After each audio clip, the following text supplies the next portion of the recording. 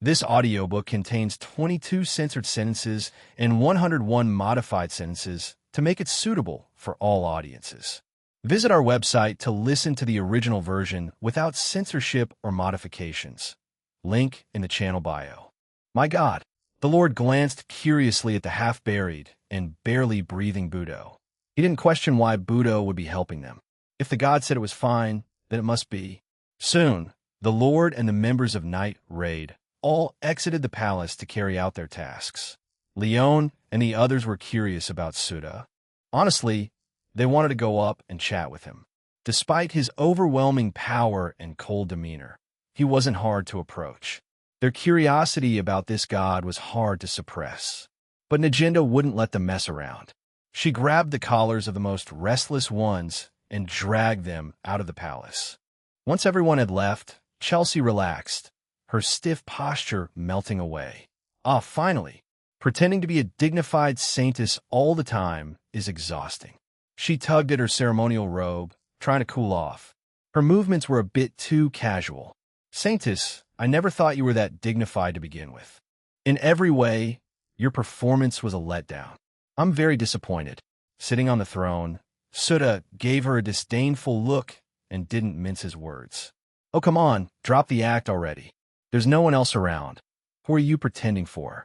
Chelsea reached out and smacked him lightly, complaining, You'll never pull off Shinobu's tone no matter how hard you try. Watch your tone and behavior. Saintess. Souta's eyes turned cold, his voice laced with scolding. All right, I was wrong, my God. Please forgive this poor, misguided lamb, Chelsea said with mock solemnity. Is that good enough? You're really not very devout toward your God. Souta waved it off. Forget it. I'm tired today. I won't hold it against you. He then ordered, Saintess, help me to bed. Tonight, you'll attend to me. Chelsea. Oh my. She quickly dropped her sarcasm and put on her little devil expression. Is that so? You want me to attend to you? It would be my honor to offer myself to my God. She slid up to the throne, sat on Souta's lap, and wrapped an arm around his neck, her voice low and inviting. I can be very devoted to you. I can handle anything. I'll make sure the task is complete no matter how demanding. Is that so? Souta replied evenly. Then I won't be picky. You'll take charge. Handle it yourself. Chelsea's cheeks turned pink, but she huffed lightly and replied as if nothing happened. Sure. And I can even turn into anyone I came, mine, shield from any age. Imagine me sitting on your lap as them, teasing you until you can't get a word out. TSK, who knew you were such a flirt? Souta stared at her like he was judging a piece of art. I'm disappointed. Huh, so you're finally acting normal? I thought you were addicted to pretending to be high and mighty. Chelsea made to stand up, but Souta pulled her back by the waist. What now? She shot him a side glance. You just said you'd prove me wrong until I couldn't speak. Forgotten already? He pointed to the throne. Right here. Sounds pretty exciting, doesn't it? Wait. You're not serious, are you?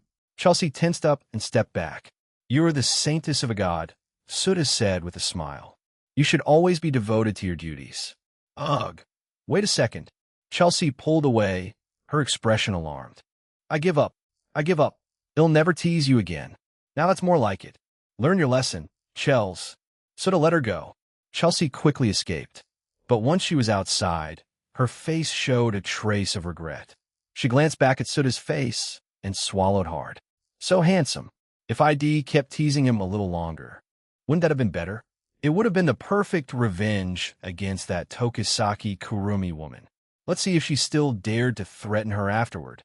Chelsea brooded for a moment, convinced Shed missed a golden opportunity. I'm immortal now. Can't marry some ordinary guy. Offering myself to a god. Might not be so bad. Next time, I won't let it pass. Next time, for sure. Just as she was lost in thought, a noise echoed from below the steps. Isdeath had stirred. Looks like Isdeath's waking up. Souta glanced down at the floor. Ugh, I really don't get along with that woman. If you can talk with her, I'm out of here. Chelsea had no interest in dealing with Isdeath. Shed read the manga. She remembered her original fate vividly. Killed by Kurome, her head stuck on a pike, and her body dissected by Isdeath for information. After failing to find anything useful, Isdeth fed her remains to Sirius Taigu, Koro. Only her head remained, a fate too horrific to forget. So no, she wasn't fond of Isdeth. Don't worry, she can't hurt you now. Only Murasame poses any real threat to you. It's not fear, it's just diverging personalities. Chelsea glanced toward the palace exit. They'll go help the Lord. This place is yours now. She ran out quickly, so it didn't stop her.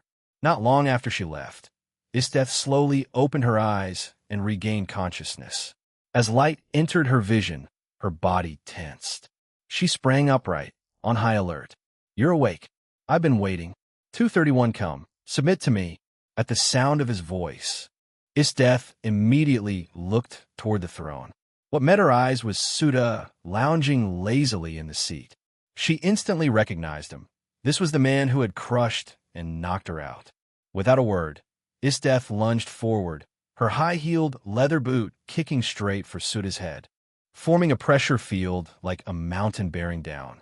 It was a spell conjured through divine manifestation. Isdeth was slammed down by an invisible force, forced to one knee before him. Pointless struggle. Pathetic.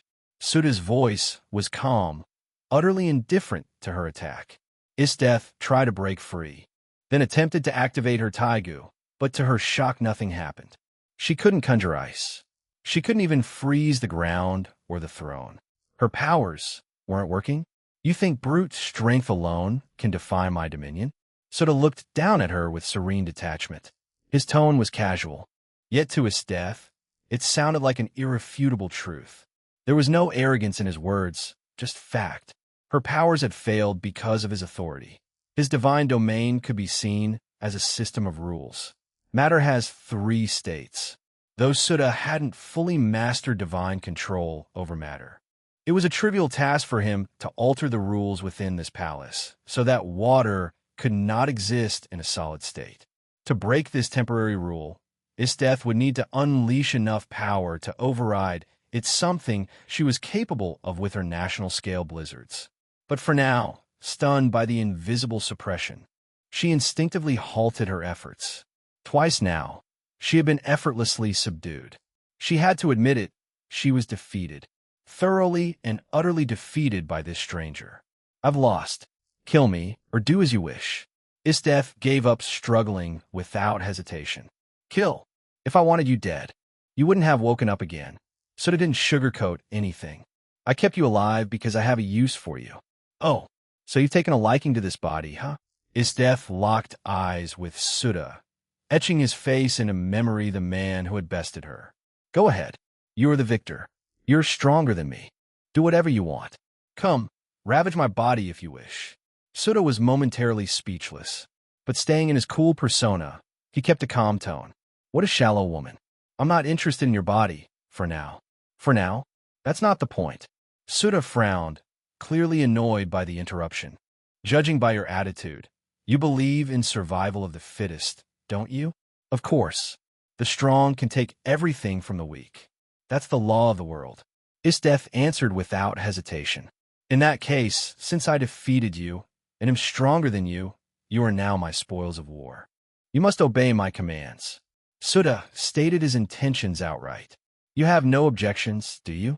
Well, trying to tame a beast, are you? You got guts. Interest mixed with scorn appeared on Isdeth's beautiful face. You are the victor. They'll follow your orders.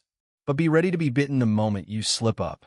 Even now, unable to move, Isdeth laughed madly. You'll regret not killing me. Not likely. Do you think I fear mortal threats? Souta stood and walked over, towering above the kneeling Isdeth, his gaze icy. If you obey me, he'll allow you to challenge me any time you wish. With a wave of his hand, he released the restraints on her. Right now, Isdeth hadn't even developed Mahaptama, yet she posed no threat. And even if she did, time-stopping wouldn't work on him. His divine shield was no joke. Immunity to time-stop something standard for deities in DD. Otherwise, what kind of god would fall to every mortal with a time spell? Isdeth felt the pressure vanish and slowly stood. She stretched her stiff body, then stared directly into Souta's eyes. After nearly 10 seconds, she finally said, with a strange mixture of emotion, You really are exactly my type. What? Not attacking anymore? I have no confidence in winning right now. Don't worry, they'll sharpen my fangs first, then tear you apart when the time comes. Her expression brimmed with interest. To think someone like you exists in this world. How surprising. Are you a danger beast or a human? Suda sat back on the throne before replying. Am not of this world. Obsessing over such labels is meaningless. Oh, so there are other worlds beyond this one? Isteth's interest deepened. Her mood visibly rose. She craved war, combat, bloodshed, but this world's people were too weak. Bede was barely decent. Eventually, she would run out of worthy foes.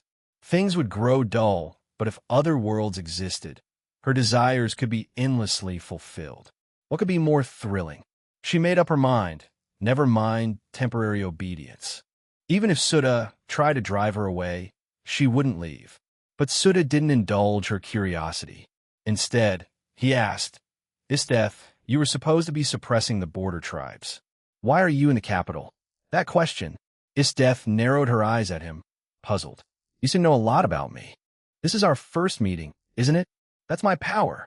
I obtain any information I want. Suda replied casually. Isteth frowned. Then why bother asking me? Because why waste divine power when I can just ask? But he didn't say that. He just looked at her and said, You're a prisoner now. My spoils of war. Isteth, if you want to keep your right to challenge me, then you must obey. The minister summoned me back. Said he needed help dealing with a group called the Path of Peace. Isteth answered without fuss. The tribal suppression is nearly finished. Whether I'm there or not won't change anything. She tilted her head and added curiously, but the minister also told me something interesting that drew me back. There were rumors of a god appearing angelic, performing miracles. That god was you, wasn't it? Suda didn't reply, but his silence was answer enough. Isteth's curiosity deepened. What's your goal? You didn't come all this way just to sit on a throne, did you? 232 Isteth. Go on, I dare you. The position of emperor can go to someone else. I just want to see the empire reach stability. Suda didn't hide his intentions, stating his goal outright. Hell, what a boring goal. Isteth instantly lost interest. Stability means no war, no battles, no excitement. I didn't expect you to be such a dull man. My decisions don't need your commentary. Suda replied bluntly, not caring at all about her opinion. So, what do you want me to do then? Isteth didn't mince words. But let me say this first. Just because you beat me doesn't mean it'll willingly help you pacify the populace. I want to do something so boring. Suda looked at her expressionlessly.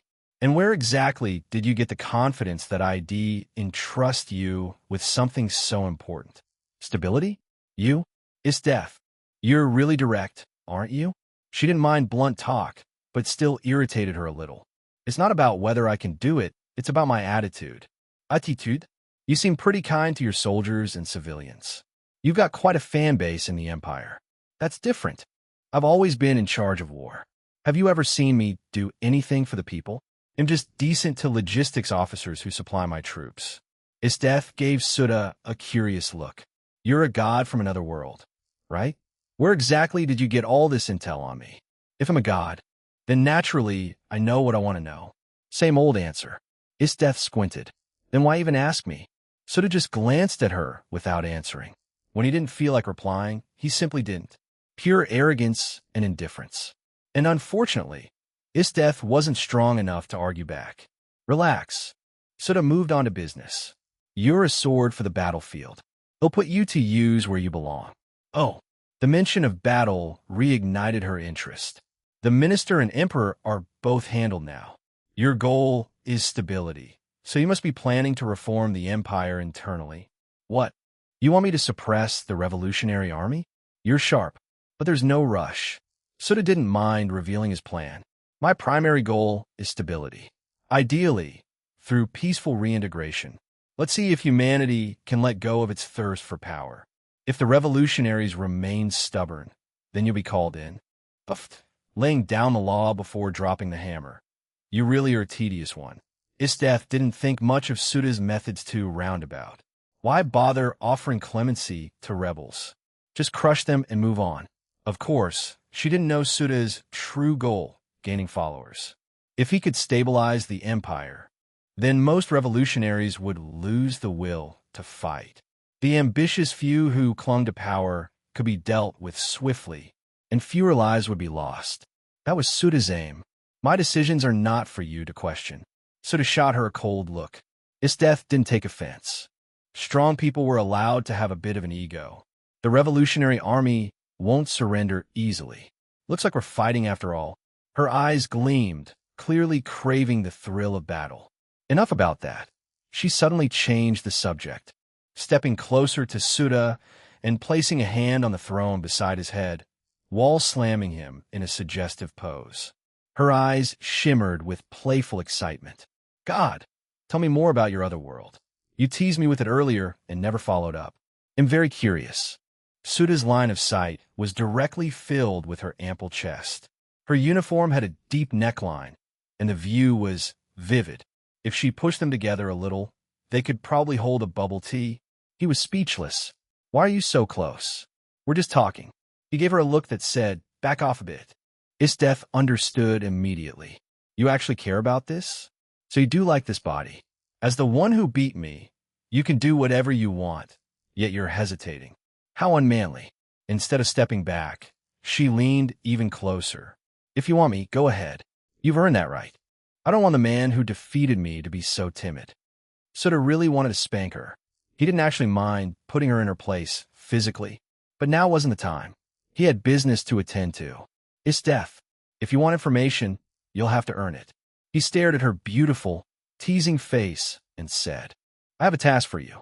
Complete it well, and I'll tell you more about the other world. A task, huh? Isdeth blinked, her icy blue lashes fluttering slightly. You've changed your mind? Gonna crush the revolutionary army now? No problem. He'll do it. No, they'll be offered peace first as planned. Suta met her eager eyes and said, I want you to gather the Empire's Taiga users and consolidate Najinda subordinates. You'll lead a covert purge, assassinate corrupt aristocrats and officials. You have 2 months. Why not just have Najinda handle it? She's in charge of integrating the revolutionaries. Fine deal. You'll do your task, and you tell me about the other world. Isdeth agreed after thinking it over. A bit of assassination before the war? Not a bad appetizer. And assassination left a lot of room for creativity. As long as they ended up dead, the method didn't matter, right? She'd get to indulge her torturous hobbies for a bit. Soon, Isdeth left the palace to coordinate with Najinda. She had no loyalty to the empire, no intention of serving the minister or the emperor. Suta's tempting offer of another world easily won her over. With both of the empire's strongest now working for him, Suta could move forward quickly. Finally, Suta could relax. He even slept in the next morning and later watched Honest's public execution. The execution grounds were packed. Citizens filled every corner. The minister was tightly bound, tied to a rack beside a row of sharp knives. Anyone could step forward, take a knife, and slice off a piece of him, one cut at a time, until there was nothing left. Exactly like the manga's ending for the minister, down to the last detail. It made Suta wonder if the world was driven by some kind of narrative force. To do something so brutal without hesitation. These people are truly terrifying. He watched until the very end. When the minister finally died, Suta summoned divine fire and burned the fat pig's soul to ash. 233 is death. Spar me or snuggle me. Suta Senpai. The death of the minister marked the beginning of a new era for the empire. After the blood-soaked execution day passed, a noticeable sense of relief appeared on the faces of the people living in the capital. It was as if a great weight had finally been lifted from their hearts, and many began to dream again about a better future. Suta had no understanding of politics, so he threw the entire mess into the hands of the path of peace as the Lord. The Lord became the empire's chief advisor, while Chelsea, disguised as the young emperor, took on the role of enacting new policies and reforms. With Budo's support, the chaos stirred up by the minister's fall was quickly stabilized. Several opportunistic schemers who tried to cause unrest were promptly sent to the guillotine. Heads rolled, enough to silence the rest. The situation was stabilizing fast. The Lord implemented sweeping reforms, giving off the feeling that the empire was being reshaped from the ground up. Of course, the noble class system remained untouched for the time being. The empire was already plagued with both internal and external strife. Now wasn't the time for drastic political upheaval. Abolishing the nobility outright would trigger a massive backlash, leading to a fractured empire ruled by independent warlords. Souta didn't have the troops or resources to fight the revolutionary army, border tribes, and feudal lords at the same time. It had to wait. My lord, the noble system must remain untouched until the revolutionary army and the border tribes are fully dealt with, the Lord said respectfully in the palace's audience chamber. Souta lounged lazily on the throne, resting his chin on one hand, as indifferent as ever. But no one dared overlook him. His presence was growing ever stronger. When people looked his way, he was all they could see, as if he eclipsed the very material world. Souta was comprehending the laws of matter. Although he didn't have system points to aid him, he remembered the sensation from his previous moment of training that allowed him to feel his way forward slowly but surely. Though the progress was agonizingly slow, it was still progress, and he felt himself getting stronger. I understand. He didn't even glance at the Lord, replying coolly, "Let Night Raid and his death begin the assassinations." "You mean the assassination campaign begins now?" The Lord asked to confirm. Souta nodded. "If we can't dismantle the nobility, then well eliminate the nobles. As expected of my God, you cut straight to the heart of the issue." The Lord looked impressed by Souta's ruthless pragmatism. "He'll coordinate with Generalist Death right away. She's already gathered a group of Imperial Arm users. They've arrived in the capital and been merged with Night Raid, along with others like Takeo, who was saved by the Saintus. Generalist Death's morale is quite high lately." "Good." Souta glanced at Chelsea, then asked, "Saintus, how was the missionary work progressing?" "Path of Peace doctrine has spread widely, thanks to using the Emperor's identity to broadcast messages." Chelsea answered with a pleased smile. "The first cathedral in the capital should be finished the day after tomorrow." Watching something grow from nothing left her feeling rather accomplished. "I can sense the increase in believers, but still far from enough." Souta's voice chilled as he issued an order. "Step up the pace." Brainwashing didn't count. Unnatural alterations of thought wouldn't yield divine power. There were no shortcuts. He had to grow his influence properly. "Yes, my lord," Chelsea responded respectfully, though in her heart, she wasn't feeling so respectful. Souta had gotten better at bossing people around, and he was really leaning into the role. And with other people present, she couldn't even interrupt him. He was playing the part so well. Chelsea was curious to see what kind of awkward slip-up he'd make once he got back to his world. She hoped Kurumi would roast him thoroughly. After they reported their updates, the Lord and Chelsea left the hall. This palace had become Souta's retreat. He had sat on the throne for days, unmoving. Comprehending laws was a slow and mentally draining task. Souta sighed. "Why hasn't anyone in the group bought my divine power? Rin? Athena? What are you two stingy women doing?" If they bought from him, he'd get points again and speed up his understanding. But he hadn't heard a peep from them. Is Rin trying to grasp the second magic? And Athena, don't tell me she found the Gorgonian and decided to just go full couch potato. He speculated to himself. At that moment, the sharp clack of high heels echoed in the hall. Souta immediately recognized it. It was his death. She had been visiting frequently these past few days, partly to fish for information about the other world, and partly to test out new techniques. She would retreat, develop new moves, then return confidently to challenge Souta, claiming she'd defeat him and make him her exclusive servant. Of course, every time ended with her being thoroughly schooled. At this point, Souta could trounce her without even standing up. Eventually, Isdeth started using him as a test dummy for new techniques. After every flashy attack, she'd ask him for feedback like a student asking a professor. Souta was exasperated. She was starting to take his patience for granted. He had considered punishing her seriously, but she was shameless. She often provoked him. Annoyed? Then go ahead and do your worst. You're stronger.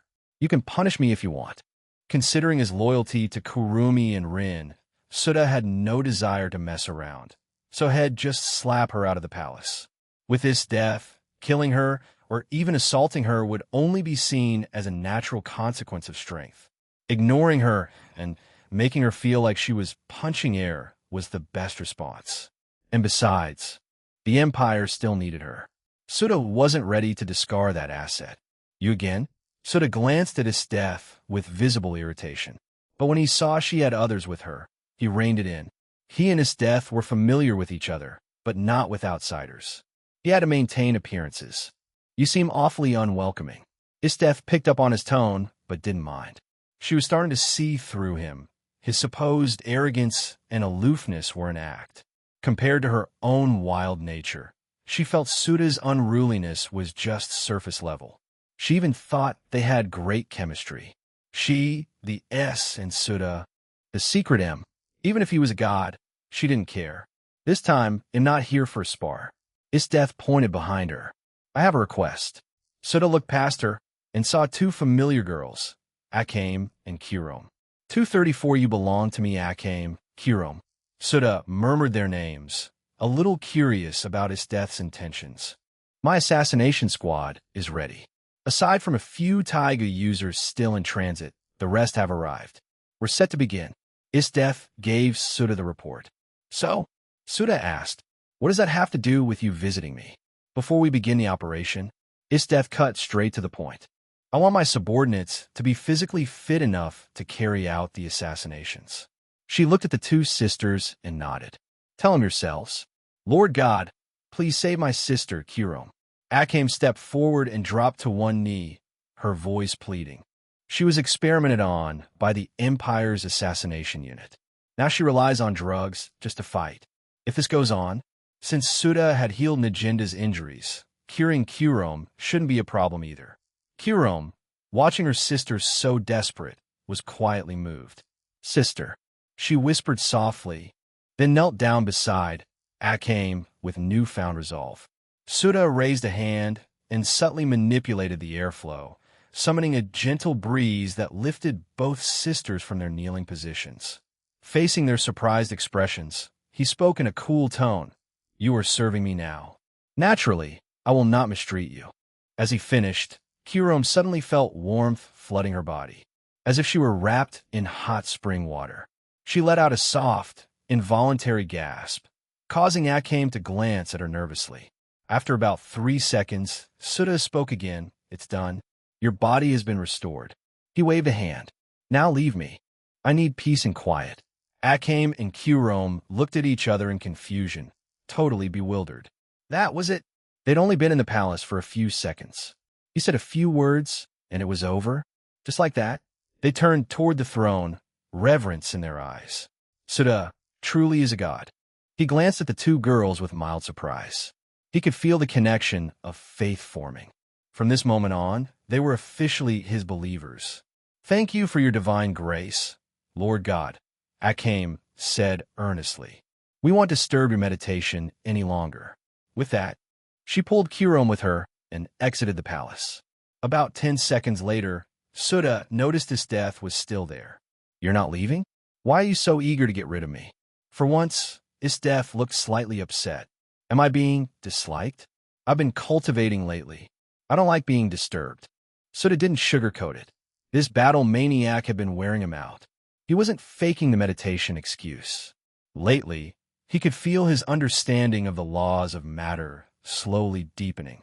The divine power needed for his eventual domain had been steadily decreasing. Honestly, it felt amazing, like hitting a cultivation breakthrough in a fantasy novel. But constant interruptions were ruining the vibe. Cultivation is useless. True strength comes through battle. Isteth walked up the stairs and stood next to the throne, looking down at Suda as she grabbed his arm. Get up. I came all this way. Spar with me again. I've developed a new Taiga move. This time, it'll crush you. Suda raised his hand, about to smack her out of the palace again. Wait. Isteth quickly shouted. You promised to let me challenge you. Are you going to break your word? I said you could challenge me when you had confidence in victory. Suda looked at her flatly. You come too often. This feels less like a challenge and more like using me as a sparring dummy. I'm not playing along anymore. God, your whole act, it's fake, isn't it? Isteth suddenly said, staring directly into his cold eyes. Suda didn't reply. He gave her the figure-it-out-yourself look. Oomph. How many times have you made that face now? She scoffed. You're not fooling me anymore. What? Are you questioning my divinity? Suda's voice grew colder. And that tone too fake, right? Suda remained stone-faced. Can we have a normal conversation? Please? Relax. I'm not questioning your identity.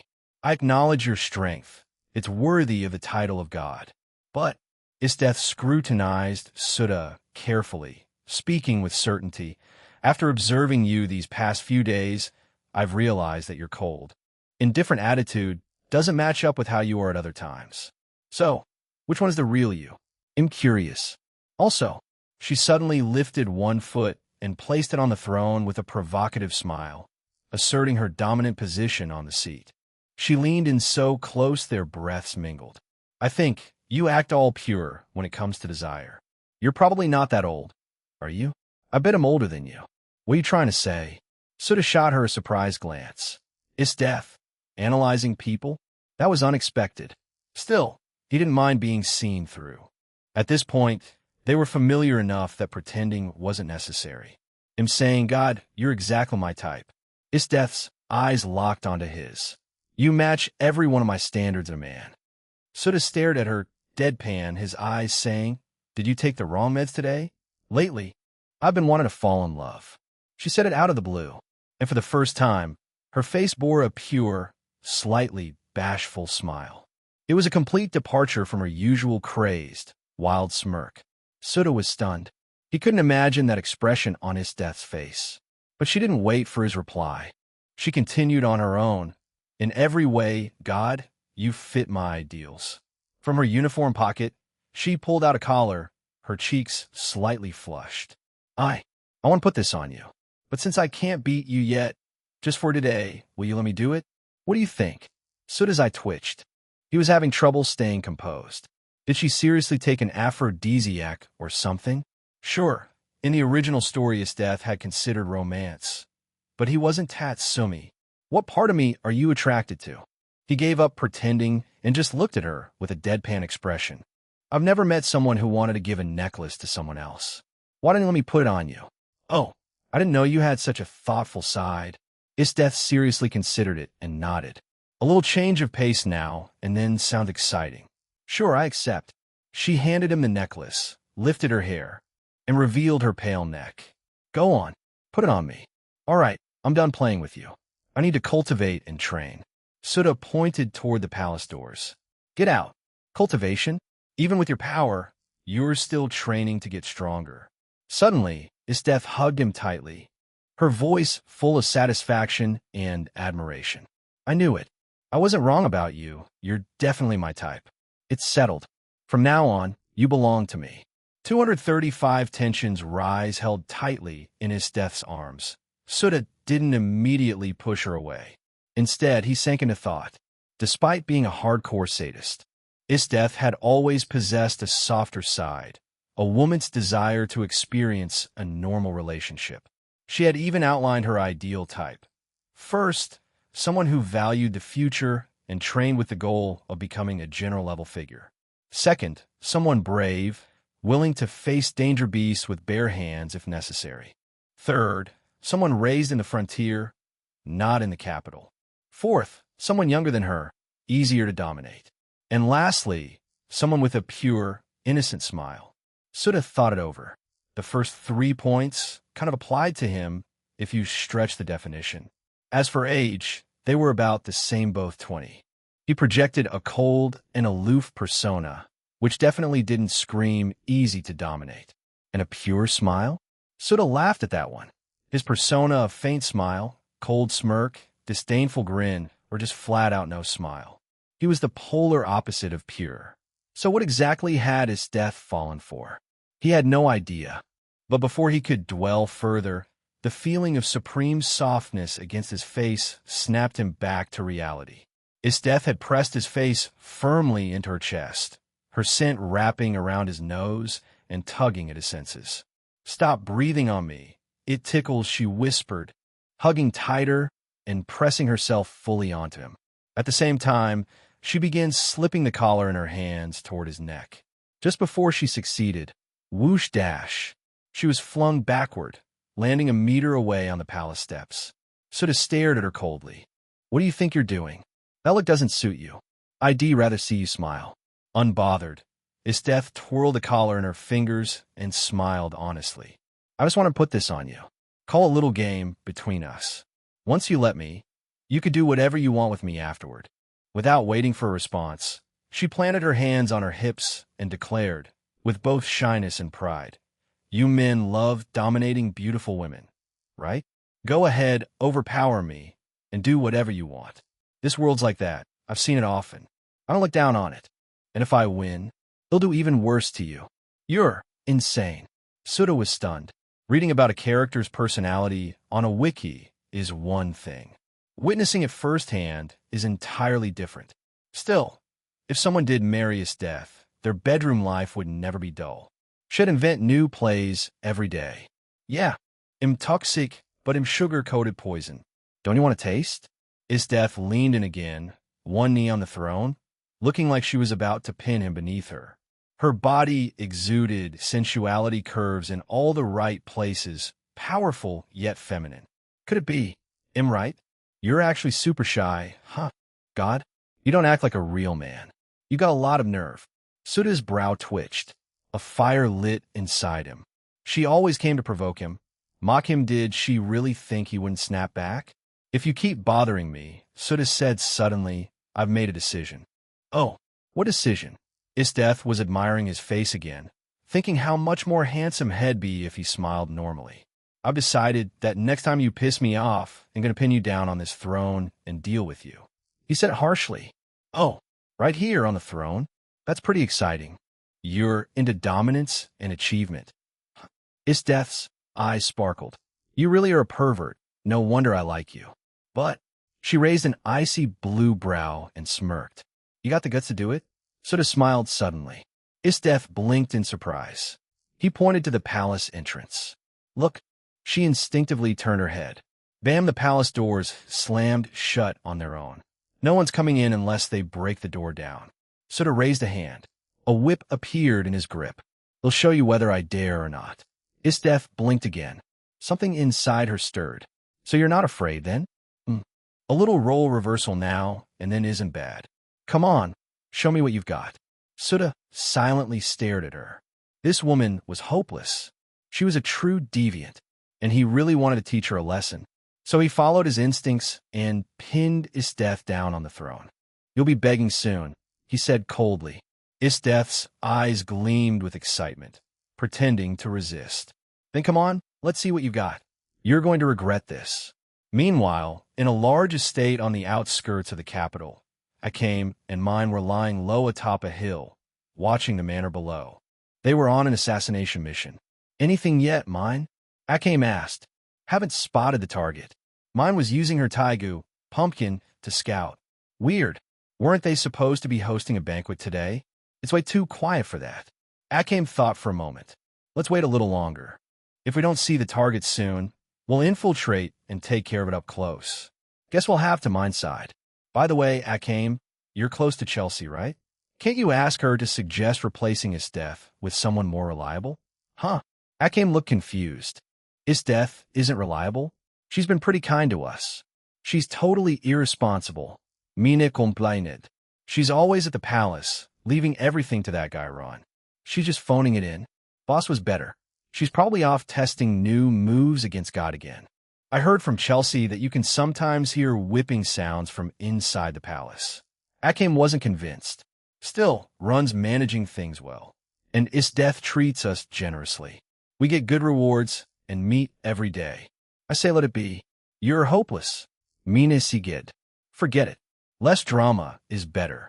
She wanted to say it was disgraceful to abandon their old boss and work under a former enemy.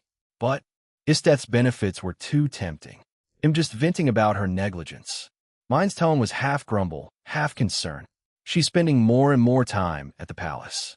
Isn't it risky to keep challenging that God? It's probably fine. Chelsea said God hasn't complained at all. He's just letting Isteth do as she pleases. Must be a generous God. Plus, Isteth's been looking a bit worn out lately. God must be training her hard.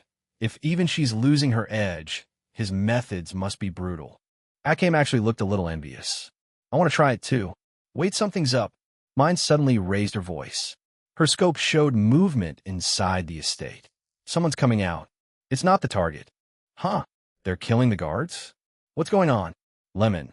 Souta's gaze lingers briefly on Isteth's figure. His hand moves almost of its own accord, reaching out toward her before he stops himself. The sensation of her flesh beneath his palm sends a jolt through him, his arousal unmistakable beneath his clothes, the warmth of it seeping through the fabric to brush against Isteth's thigh. Isteth watched Souta's reaction, a smug smile playing on her lips. She knew he was affected by her. The way he was looking at her was proof enough. With a sudden, decisive move, Souta stepped closer to Isteth, his hand gently guiding her shoulder. She turned toward him, her pale skin catching the light. He leaned in, his eyes dark with desire, and pressed a slow, lingering kiss to the corner of her mouth. Giving it a gentle tug, Isteth's eyes widen, a small gasp escaping her as she feels the unexpected pressure. Her body shifts slightly as he continues, alternating between a careful touch and a soft pinch, each sensation sending a warm shiver through her. The room seems to spin around them, the only sounds the crackling of the fire, the distant rumble of thunder, and the soft sound of his lips against her skin. She can feel the heat of his breath, the cool dampness of his kiss, and the firmness of his grip on her body. Souta leans close, his breath warm against her skin, as he snaps his fingers with his left hand. Chains of divine energy coil around her wrists, securing her firmly to the throne. She moves restlessly against her bonds. The sensation of being restrained, of being at Souta's mercy, stirs something unfamiliar in Isteth. She's used to being the one in control. But there's something exhilarating about letting go and letting someone else take the reins. Souta's eyes gleam with a mix of amusement and intensity as he takes in Isteth's reactions. He's enjoying her playful struggle, the way she squirms under his touch.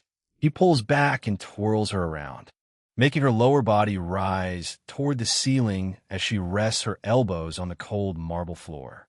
Her breath catches as she's placed in this position. He runs his hand over her, feeling the warmth of her body. He leans in close, his nose brushing against her cheek as he whispers in her ear, "You like that, don't you?" Her only response is a gasp as he slaps her ass, the sound echoing through the throne room. The sting makes her jolt, her breath catching with anticipation. With a smirk that's half challenge and half promise, Souta says, "Let's see how much of a masochist you really are, Isteth." He stands over her with an intense, dominating presence, preparing to test her endurance in whatever trial lies ahead. A symbol of the divine energy that flows through him. He runs his hand along it, a bead of fluid forming at the tip. "How do I punish a sadist?" he asks, a wicked glint in his eye. "I think I'll start with this." Souta's fingers press firmly against Isteth's body, asserting his dominance over her. He knows she's not used to this, not used to being the one receiving the pain. But he's not here to cause harm, just to give her what she secretly craves. He takes a deep breath, his body tensing with excitement. Without further warning, he presses forward against her. He can feel her tense up. She hears him shift closer, his voice low and steady. He pauses, watching the anticipation build in her eyes. "You're so eager to give in, aren't you?" he murmurs, his tone a mix of amusement and satisfaction. "Here we go," Souta says, his voice low and gruff. He presses himself against her and pushes in, slow and steady. The sound of her gritted teeth fills the room as she takes him in, inch by inch. Isteth's eyes water, but she doesn't tell him to stop. If anything, she pushes back, taking more of him, urging him deeper. She's never felt so overwhelmed, so possessed. The pain is intense, but it's a thrilling kind of pain, the kind she's always wanted but never allowed herself to experience. "Show me what you've got," she whispers, her voice hoarse from holding back her cries. "Prove yourself, so-called God." Suta's grip on her shoulders tightens, his hands gripping her as he begins to move. He can feel her muscles tense, the closeness of her body making every movement a struggle. She's slick with sweat, but the resistance she offers is real, making every shift feel like a victory. Her sighs and determined breaths fill the air, each one a testament to her endurance. He can see the sweat glistening on her back, the way her body trembles with the effort of the challenge. And yet she doesn't give in. She pushes through, her eyes locked on his. "You like a challenge, don't you?" He pants, his own endurance being tested. "You want me to break you, don't you?" As he pulls away, she gasps for air, her eyes fluttering shut. She's so close to the edge, but he's not letting her. He waits, watching as her body trembles with tension. "Look at me," he commands, and she does, her eyes snapping open. "I want to see the moment you give in." He leans back in, his body pressing against hers with a sudden intensity. She gasps again, her body shuddering. He starts a relentless rhythm. He moves inside her with complete control, because in this moment, he has it. Souta pulls back once more, watching her body respond beneath him. He can't help the smirk that spreads across his face as he looks down at her. "You should see yourself," he murmurs. "So incredibly sexy." Isteth's glare could freeze the room, but she can't deny the thrill that runs through her at his words. She's never felt so open, so unguarded, and yet she feels emboldened in a way she never has before. Again, she asks, her voice steady with resolve. "Show me." Souta grins, the corners of his eyes crinkling with amusement. He moves forcefully against her again, their bodies pressing together. He pulls back, then presses in again, the sound of their bodies meeting filling the room. They repeat this a few more times, the tension building until Souta can't hold back anymore. "I'm going to finish," he grunts, his grip tightening on her hips. "Listen carefully," Isteth orders, her voice strained but firm. Souta doesn't argue. He steps back and turns her around, positioning her so she's kneeling in front of him. Her eyes are wide and intense, and she presses her lips together tightly. He takes a deep breath and steadies himself, feeling a powerful release building. He moves with increasing intensity until, now, she whispers, and with a roar, Souta releases, splashing her face. She catches some in her mouth, swallows, and then smirks up at him. "Not bad for a god," she says, licking her lips. Isteth's smile was smug as she looked up at Souta, her cheeks flushed and eyes gleaming with victory. "It seems you have potential for being an S," she said, her voice dripping with sarcasm. "But since you've had your fun, it's time for me to show you what a real woman can do." Souta opens his mouth to retort, his divine power flaring, when his system phone, ping, absolute voice, booming, dramatic, echoing in his head. "Choose." The world freezes, colors dull, and Isteth's provocative stance pauses mid-motion, her eyes locked on his. A glowing interface materializes before Souta, like a game menu from another world, displaying two options in bold, mocking text. Absolute voice, cheerful yet menacing. Option 1. Feeling kinda mischievous. Let's cause some chaos together. I've noticed your rebellious streak. Eki. Option 2. I love it when you boss me around, boss. Souta's eyes widen, his divine composure cracking. The throne room's storm fades to a distant hum as he processes the absurdity. "Souta, what the hell is this? Newcomb, where's my system? I'm supposed to wish for outcomes with divine power, not weird stuff or mommy." He glances at Isteth, frozen in her sultry pose. Her lips curved in a taunt. Memories of Newcomb's Conade flood his mind, forced into perverse choices or face excruciating pain. His temples throb faintly, a warning of the punishment for inaction. "Souta, I know the drill. Don't choose, and he'll be writhing on the floor with a migraine from hell. But these options, Isteth's already got me on edge, and now this?" He grits his teeth, weighing the choices. Option 1's power flip makes his stomach lurch. Isteth would probably love the role reversal, but no way he's saying that. Option 2's humiliating demand is demeaning, but vaguely recalls a bizarre anime clip he once saw. An exaggerated plea for dominance. Souta, fine. Option 2's less invasive. Maybe I can play it off as a joke. Before he can decide, the voice interrupts again, impatient. Absolute voice, louder, insistent choose. The interface shifts, presenting a new set of options, as if mocking his hesitation. Absolute voice. Option 1. I live only to serve you, mommy. Option 2. Speak your will, mommy. Souta's face goes slack, his soul practically leaving his body. The world around him slows further, the throne room's braziers flickering in agonizing detail. Isteth's frozen form seems to loom larger. Her confident smirk, now a cruel coincidence. Souta, I'm dead. This is it.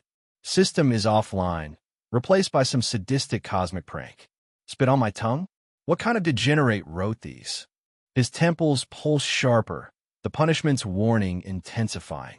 He clenches his fists, the weight of the choice crushing him. Option 2 is unthinkable too far, even for Isteth's games. Option 1, a mortifyingly submissive line, is embarrassing, but maybe he can salvage it given her dominant streak. Souta, Option 1. He'll say it, get it over with, and pray Isteth doesn't take it literally. He takes a shaky breath, and time resumes. The interface vanishes, and Isteth's smirk unfreezes, her eyes narrowing as if sensing his turmoil. Souta, with a burning face, hesitantly blurts out something embarrassing and submissive that he immediately regrets. The words tumble out, each syllable a dagger to his pride. The throne room falls silent, save for the distant thunder. Isteth blinks, her smirk faltering into a mix of surprise and delight. Isteth, oh, mommy? She steps closer, her boots clicking on the marble, a predatory glint in her eyes. I didn't know you had such specific tastes, Souta. She lifts one foot slightly, hovering it teasingly near his leg, her tone shifting to that maiden-like softness, as if testing his sincerity. Isteth, you want to step on you? That's a bold request, but I'm starting to think you're more than just a god. Maybe you're the one I've been waiting to tame, or be tamed by. Souta's face flushes deeper, his divine energy flickering erratically. He steps back, pointing accusingly at the air. Time skip, with his head now wrapped around her thighs. Souta can't help but feel the warmth and power of Isteth's body. She strokes his hair gently, a smirk playing on her lips as she whispers sweet nothings to him. Who's my good boy? She asks, her voice a seductive purr. Souta's eyes widen as Isteth takes the whip from his hand. She flicks it around him playfully, and despite his divine defenses, he feels the sting of embarrassment. Normally, he'd be impervious to such a weak attack, but emotionally, it hits him hard. He struggles against her hold, humiliated at being so completely at her mercy. She laughs, her voice amused as it reaches his ears, as she squeezes her thighs tighter around him. He grunts, not from pain, but from a humiliation of being trapped. Isteth's grip on the whip tightens, her movements becoming more erratic as she doubles her efforts. Souta's cheeks burn with embarrassment as he feels the leather dance around him, flicking and caressing with an erratic rhythm that sends shockwaves through his body. Despite his newfound position as the subordinate in this twisted game, he can't deny the allure of her dominance. His eyes roll back as he reaches his limit, his energy surging through him.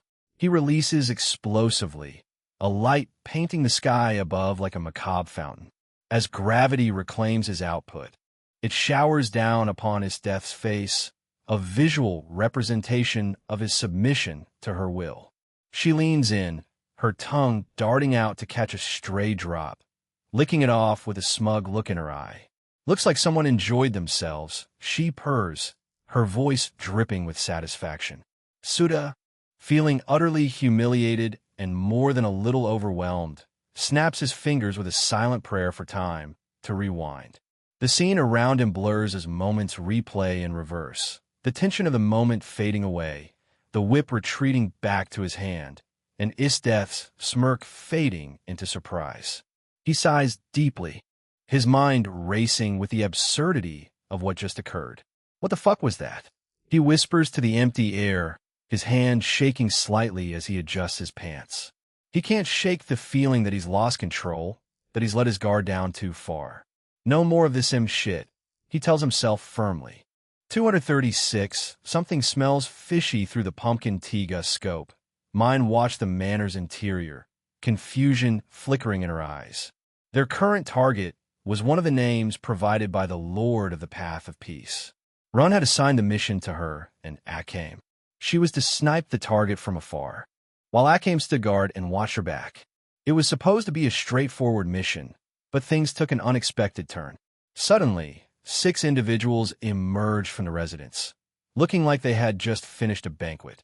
But instead of being greeted like guests, the guards rushed at them and a brutal fight broke out. In mere moments, 3 full squads of guards were wiped out by the 6. This is bad. Akame, they're Taiga users. Unknown Taiga users just appeared. Mine's voice trembled with urgency. And the one leading them looks really familiar. I think he's one of the wanted criminals posted all over the capital. Akame blinked at the mention of wanted criminals. Not long ago, she herself had been plastered all over the city walls with wanted posters. Now, here she was, hunting down other wanted men. Life's twists were unpredictable. A wanted man in the capital? Last time, Ogre got slapped to death by his death. The only one left on the posters is the minister's son, Sayura. Akame narrowed her eyes, peering into the distance. The manor was too far to make out details. Only its outline was visible. Could it be Sayura? She asked. Too far to be certain, Mine replied. But his facial features matched the sketch Chelsea gave us. IDs say it's definitely him. She kept her sights trained on the manor. So what now? Do we go in and take him out? Akame didn't act rashly. She asked carefully, how many Taiga users are there? Hold on, let me check. For have shown signs of enhanced combat abilities. So, at a minimum 4. Mine's nerves were tightening. For Taiga users. That was not something she and Akame could handle alone. Let's head back. We need to report this. Akame's voice was steady and serious. Chelsea told us if we ever spot Sayura, we have to report it immediately. All right, Mine agreed, then added, let's wait till they leave and check the manor to confirm if the target is dead. If he's still alive, we'll finish him off. Then report. Neither of them mentioned following Sayura. Chelsea had warned them long ago. Sayura was a target designated by God himself. If he showed up in the capital, their only job was to report it immediately. If God was involved, finding him wasn't their concern. Of course, what they didn't know was that Chelsea was fabricating the divine orders. Souta couldn't care less about Sayura. It was Chelsea along with Kurumi, Altair, Rin Tosaka, and others who had read the Akame GA Kill manga, who harbored deep resentment toward Sayura. Just thinking about him left a bitter taste in their mouths. After a group discussion, Chelsea volunteered to record a brutal execution video of Sayura and upload it for everyone to enjoy. So she started issuing fake orders under Souta's name. Naturally, Souta was aware and didn't care. Getting to personally punish a character who disgusted you in a manga, or even just sending someone else to do it. Frankly, it felt pretty damn good. Souta was more than happy to look the other way and let Chelsea handle it, especially since he had his hands full right now. He was beginning to develop a habit with Isdeath. The whole dynamic was starting to grow on him. Soon, after confirming Sayura and his group had left, Mine alerted Akame. The two of them quickly moved into the manor, stepping over the carnage. These people deserved to die, but this was too much. Mine muttered, eyes full of disgust. Killing was one thing, but this level of mutilation, it was tasteless. Chelsea had been right. The minister's son had twisted hobbies. He was a devil who killed without blinking. He probably stumbled upon the banquet on his return to the capital and decided to have some fun. Target confirmed, Akame said, kneeling beside one of the bodies and checking for a pulse. He's dead. Mine stepped over, raised her pumpkin, and shot him in the head. Bang! His skull exploded. As Akhame stared in confusion, mine answered matter-of-factly. Don't you remember what God said? Always double tap. What if he was faking it? Akhame nodded. You're right. Then, she drew her taigu, Murasame, and sliced the headless corpse in half. Now he's definitely dead. Let's go. Inside the private palace chambers, Souta and Isteth finished their morning exercise and began eating breakfast. The maids brought in a lavish spread. Souta looked at the food, the ornate palace, and Isteth finally understanding why so many people dreamed of being emperor. Isteth, Souta suddenly called. HM? She looked up, her icy blue hair swaying gently. He reached out to adjust her bangs, murmuring as he did. You were screaming way too loud just now. I wasn't even hitting that hard. What? Don't you like it when I respond with more enthusiasm? Isteth grinned, unbothered by his intimate gesture. She really did feel like she was in love. Souta sighed. Stop giving me weird labels. And if the maid's here, they'll definitely get the wrong idea. He was conflicted. Under Isteth's guidance, had been leaning more into his sadistic side. Holding a whip and candle made him feel like a different person. Was this really okay? Both of them were way too into this game. They barely talked before jumping into another round. Souta felt like he was going down a slippery slope. He hadn't even done that with anyone yet. And here he was diving into something far kinkier. It was like trying to sprint before learning to walk. But damn, Isteth was strong. The more she got punished, the more she enjoyed it. It felt like head taking charge. And that majestic throne in the palace? It was becoming her favorite spot. They were so used to spending time on the throne that the bed felt almost unfamiliar now. Who cares what the maids think? Isteth teased. Shall we head back to the throne today? Ahem. Let's skip today. We're doing this way too often. It's getting in the way of our training. Souta declined her tempting offer. Oh, but you look like you were having fun. Isteth's foot slid under the table, stroking his knee and thigh as she licked her lips. Your technique's getting better. Almost as good as when I interrogate prisoners. You're the one enjoying this, not me. I really need to stop being such a purr. Before he could finish, footsteps echoed outside. Without knocking, Chelsea burst in, her eyes lighting up when she saw Souta. Souta, Sayura's back in the capital. We've got fresh footage. Then she noticed Isteth sitting across from him and paused. Huh? Why are you here again? Isteth calmly replied. You're just a saintess. Do I need your permission for everything I do?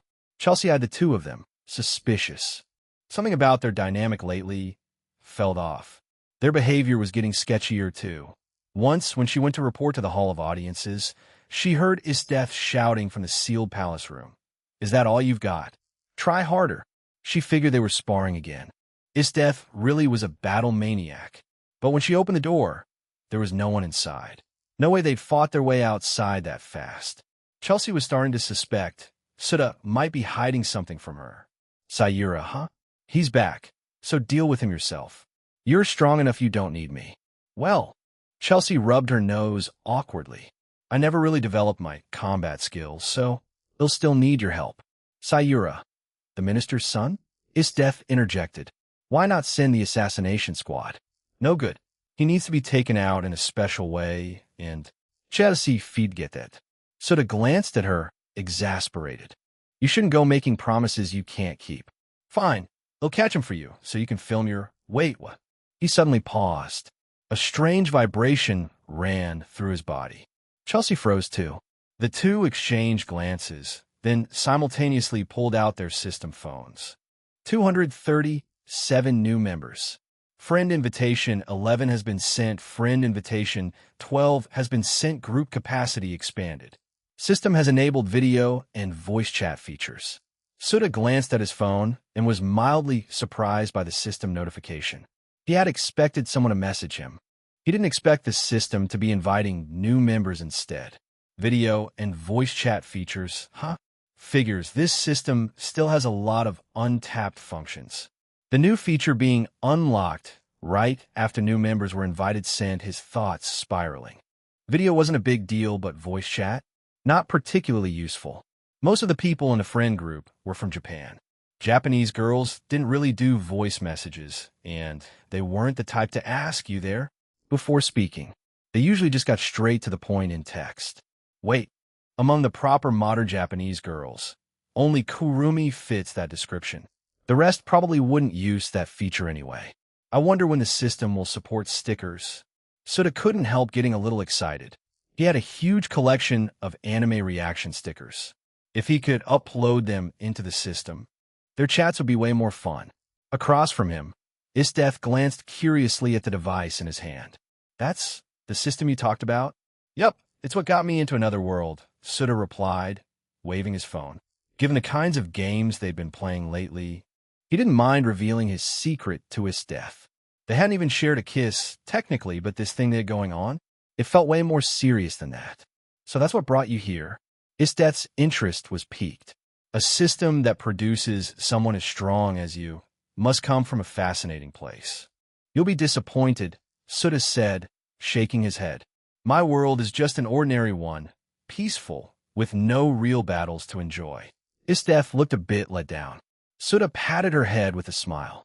Don't worry, my world might not have any, but there are other worlds I can take you to. We'll explore them together. You better not go back on your words, Suda. The look in her eyes turned hopeful, her tone openly desirous. She was always this direct about what she wanted. That honesty? Admirable. Watching them interact, Chelsea couldn't even focus on checking who the new group members were. Her expression turned one of shock. Wait a minute. You two? What exactly is going on between you two? She looked at Suda, suspicious. Why does Isdeth know about the system? She had never worried about exposing the system phone before. After all, unless you wanted them to see it, others couldn't perceive it. To outsiders, Shed just looked like she was poking the air like a lunatic. But from the looks of it, Isdeth already knew. Had all her careful concealment been for nothing? She felt like an idiot. I told her, Suda said plainly. She's one of us now. You could be more open around her. Chelsea, no need to hide anything. What do you mean one of us? There is no need to expose the system like that. Chelsea protested. It's fine, Suda shrugged. The Empire will need Isdeth to suppress the rebels and foreign tribes. It's better to be honest than secretive. Chelsea. If she believed that line, she'd chop her own head off. Sure, it would grow back, but still. That was her way of saying, not buying a word of it. There was definitely something going on here. Chelsea's instinct screamed at her. As a woman, she could feel it in her bones. Something wasn't right. Suda and Isdeth's relationship was not simple. Thinking back to the times Shed heard noises coming from the palace, was that really the sound of fighting? Isdeth's voice didn't sound like she was yelling during a fight. It sounded more like moaning. Wait, were they doing that in the palace? On the throne, Chelsea subtly studied Isdeth. A regal face of devastating beauty, slightly flushed cheeks, eyes that held a glint of allure, soft lips, and a figure that had only grown more womanly. She seemed more radiant, more sensual, and she no longer glared at Suda with sharpness. There was a softness to her gaze. Suda, Chelsea looked at him, shocked. You didn't? Suda calmly took a bite of toast. What are you trying to say? You two are shameless. Chelsea shot him a look of disdain. On the throne, in the palace, disgusting. Suda stared at her wordlessly, drawing a finger across his neck. Chelsea glared back, unafraid, though her heart was racing. Still, knowing Suda's personality, he was probably just messing with her. She composed herself quickly. For some reason, though, she felt a flicker of regret. Someone had beaten her to it, doing that kind of thing on the throne. She had always assumed Suda made her the empress because he had those kinds of intentions. She had mentally prepared herself for it. Weird. Suda doesn't strike me as the type to make moves like this. How'd he end up with Isdeth? Could it be Isdeth made the first move? That woman has this side to her too? Incredible. Chelsea hesitated. Should she message Kurumi privately and let her know? Just despite that threatening spirit a little. But then she remembered Kurumi wasn't the only one interested in Suda. This guy was clearly headed for a full-blown harem. Would this even rattle Kurumi? They might have already done it. If she was just stirring the pot for no reason, Kurumi might laugh at her for being petty. After all, harems were pretty normal in her world. It wouldn't be all that shocking. Just as Chelsea was wrestling with whether or not to DM Kurumi, her system phone buzzed again. She looked down and blinked in surprise. Tokisaki Kurumi has initiated a group video chat. Tap to join. Huh? Video chat. Chelsea Fronet. What's this? You didn't read the system message? Suda said. It just unlocked video and voice features. Kurumi's probably testing it. Let's check it out. Video, huh? Chelsea looked at Suda and smirked mischievously. Suda, do you dare click it? If it's a video chat, Kurumi will see your side too, won't she? Her smile was sly, her eyes glinting with meaning. You really dare click? Suda's finger froze above the screen. Chelsea had a point, and it made him suddenly realize the situation's awkwardness. If Kurumi saw what was going on around him his death, would she come charging in? After all, Kurumi could now travel between realities at will. If Chelsea sent her an invite, she could instantly pop into the Akame world. Should I still click? Suda patted his own cheeks. Why did he feel like a thief caught red-handed? But after a moment's thought, he decided to face it head-on. He was already planning to build a harem. This kind of situation was inevitable. Sneaking around would only make him look weak. Besides, he hadn't even done that. They just played some rough games together. That should be fine, right? With that, Suda tapped on the video. 238. What the hell are you doing? Chelsea froze when she saw Suda decisively accept Kurumi's group video chat invite. Then it dawned on her. Suda and Kurumi had definitely done it. Neither of them seemed to care. Kurumi probably had a whatever attitude about it. Otherwise, there's no way Suda would be this bold. Putting herself in that situation, she definitely wouldn't be this casual. Good thing I didn't say anything. I would have just embarrassed myself, and Kurumi might have even mocked me for being a petty snitch. She patted her chest in relief. Then, she too tapped into Kurumi's group video chat invite. Chelsea was familiar enough with the concept of video chats. She had spent enough time in the friend group to learn about modern technology from other worlds. Plus, Suda had brought an iPhone with him when he arrived in the Akame world. She often used it for selfies. With the occasional explanations from Kurumi, she had a decent idea of how video chats worked. But what kind of group video is this? Kurumi didn't say. Will everyone's face show up on screen? Curious, Chelsea started looking around her phone. She had never seen a camera on the system device. How exactly was it recording? As her mind filled with questions, the scene around her suddenly shifted. Istef vanished. The dining room disappeared. Her vision was overtaken by a new, unfamiliar environment. Fussroschlands, a bright blue sky, cottony white clouds, and the gentle rustle of wind. The sudden panoramic view left her stunned. What was going on? I recognized this place. It's that steppe in Outer Mongolia. I remember seeing Shiroisha showing off here. Ahead of her, Suda glanced down at his hands, then surveyed the surroundings before deducing. Our consciousnesses must have been pulled into this place. Or rather, this scene is being directly projected into our minds. Pointy-eared Loli in a kimono appeared in his field of view. It was unmistakably Shiroisha. Shiroisha? Suda was a little surprised, but quickly figured it out. So this video chat feature links all of our consciousnesses? More or less. But we can only observe, not interact. Altair walked over. Explaining as she did, we tested it just now. The environment around us is like a holographic projection, visible only to members of our friend group. I asked Setsuna, she couldn't see anything. Think of it like a shared VR experience. As she spoke, she glanced toward Chelsea's head, eyes filled with curiosity. Chelsea's eye twitched, but she didn't bother reacting anymore. She was used to it. Ever since Suda shared the Akame GA kill manga with the group, many had seen it. Everyone remembered her vividly as the headless assassin.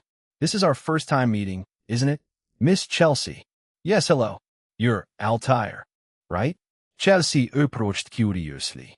That's right. Altair nodded. The two began chatting. What about the others?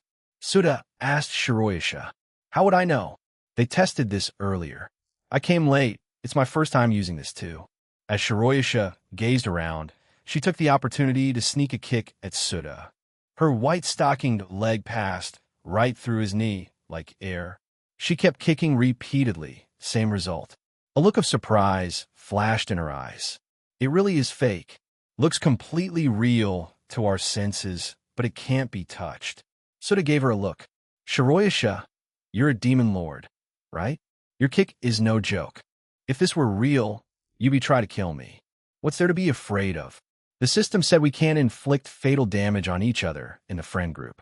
If you really were solid, I'd have tested that claim for real. Her eyes sparkled mischievously.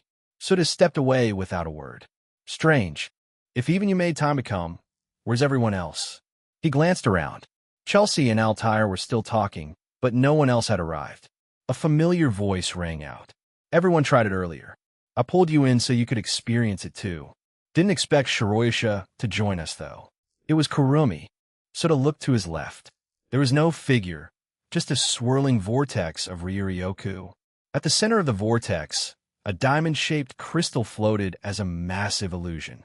Inside the hazy illusion, a naked girl curled into a fetal position could be faintly seen. Kurumi? Suda's expression shifted into concern. Are you okay? He hurried over, but his hand passed through the crystal.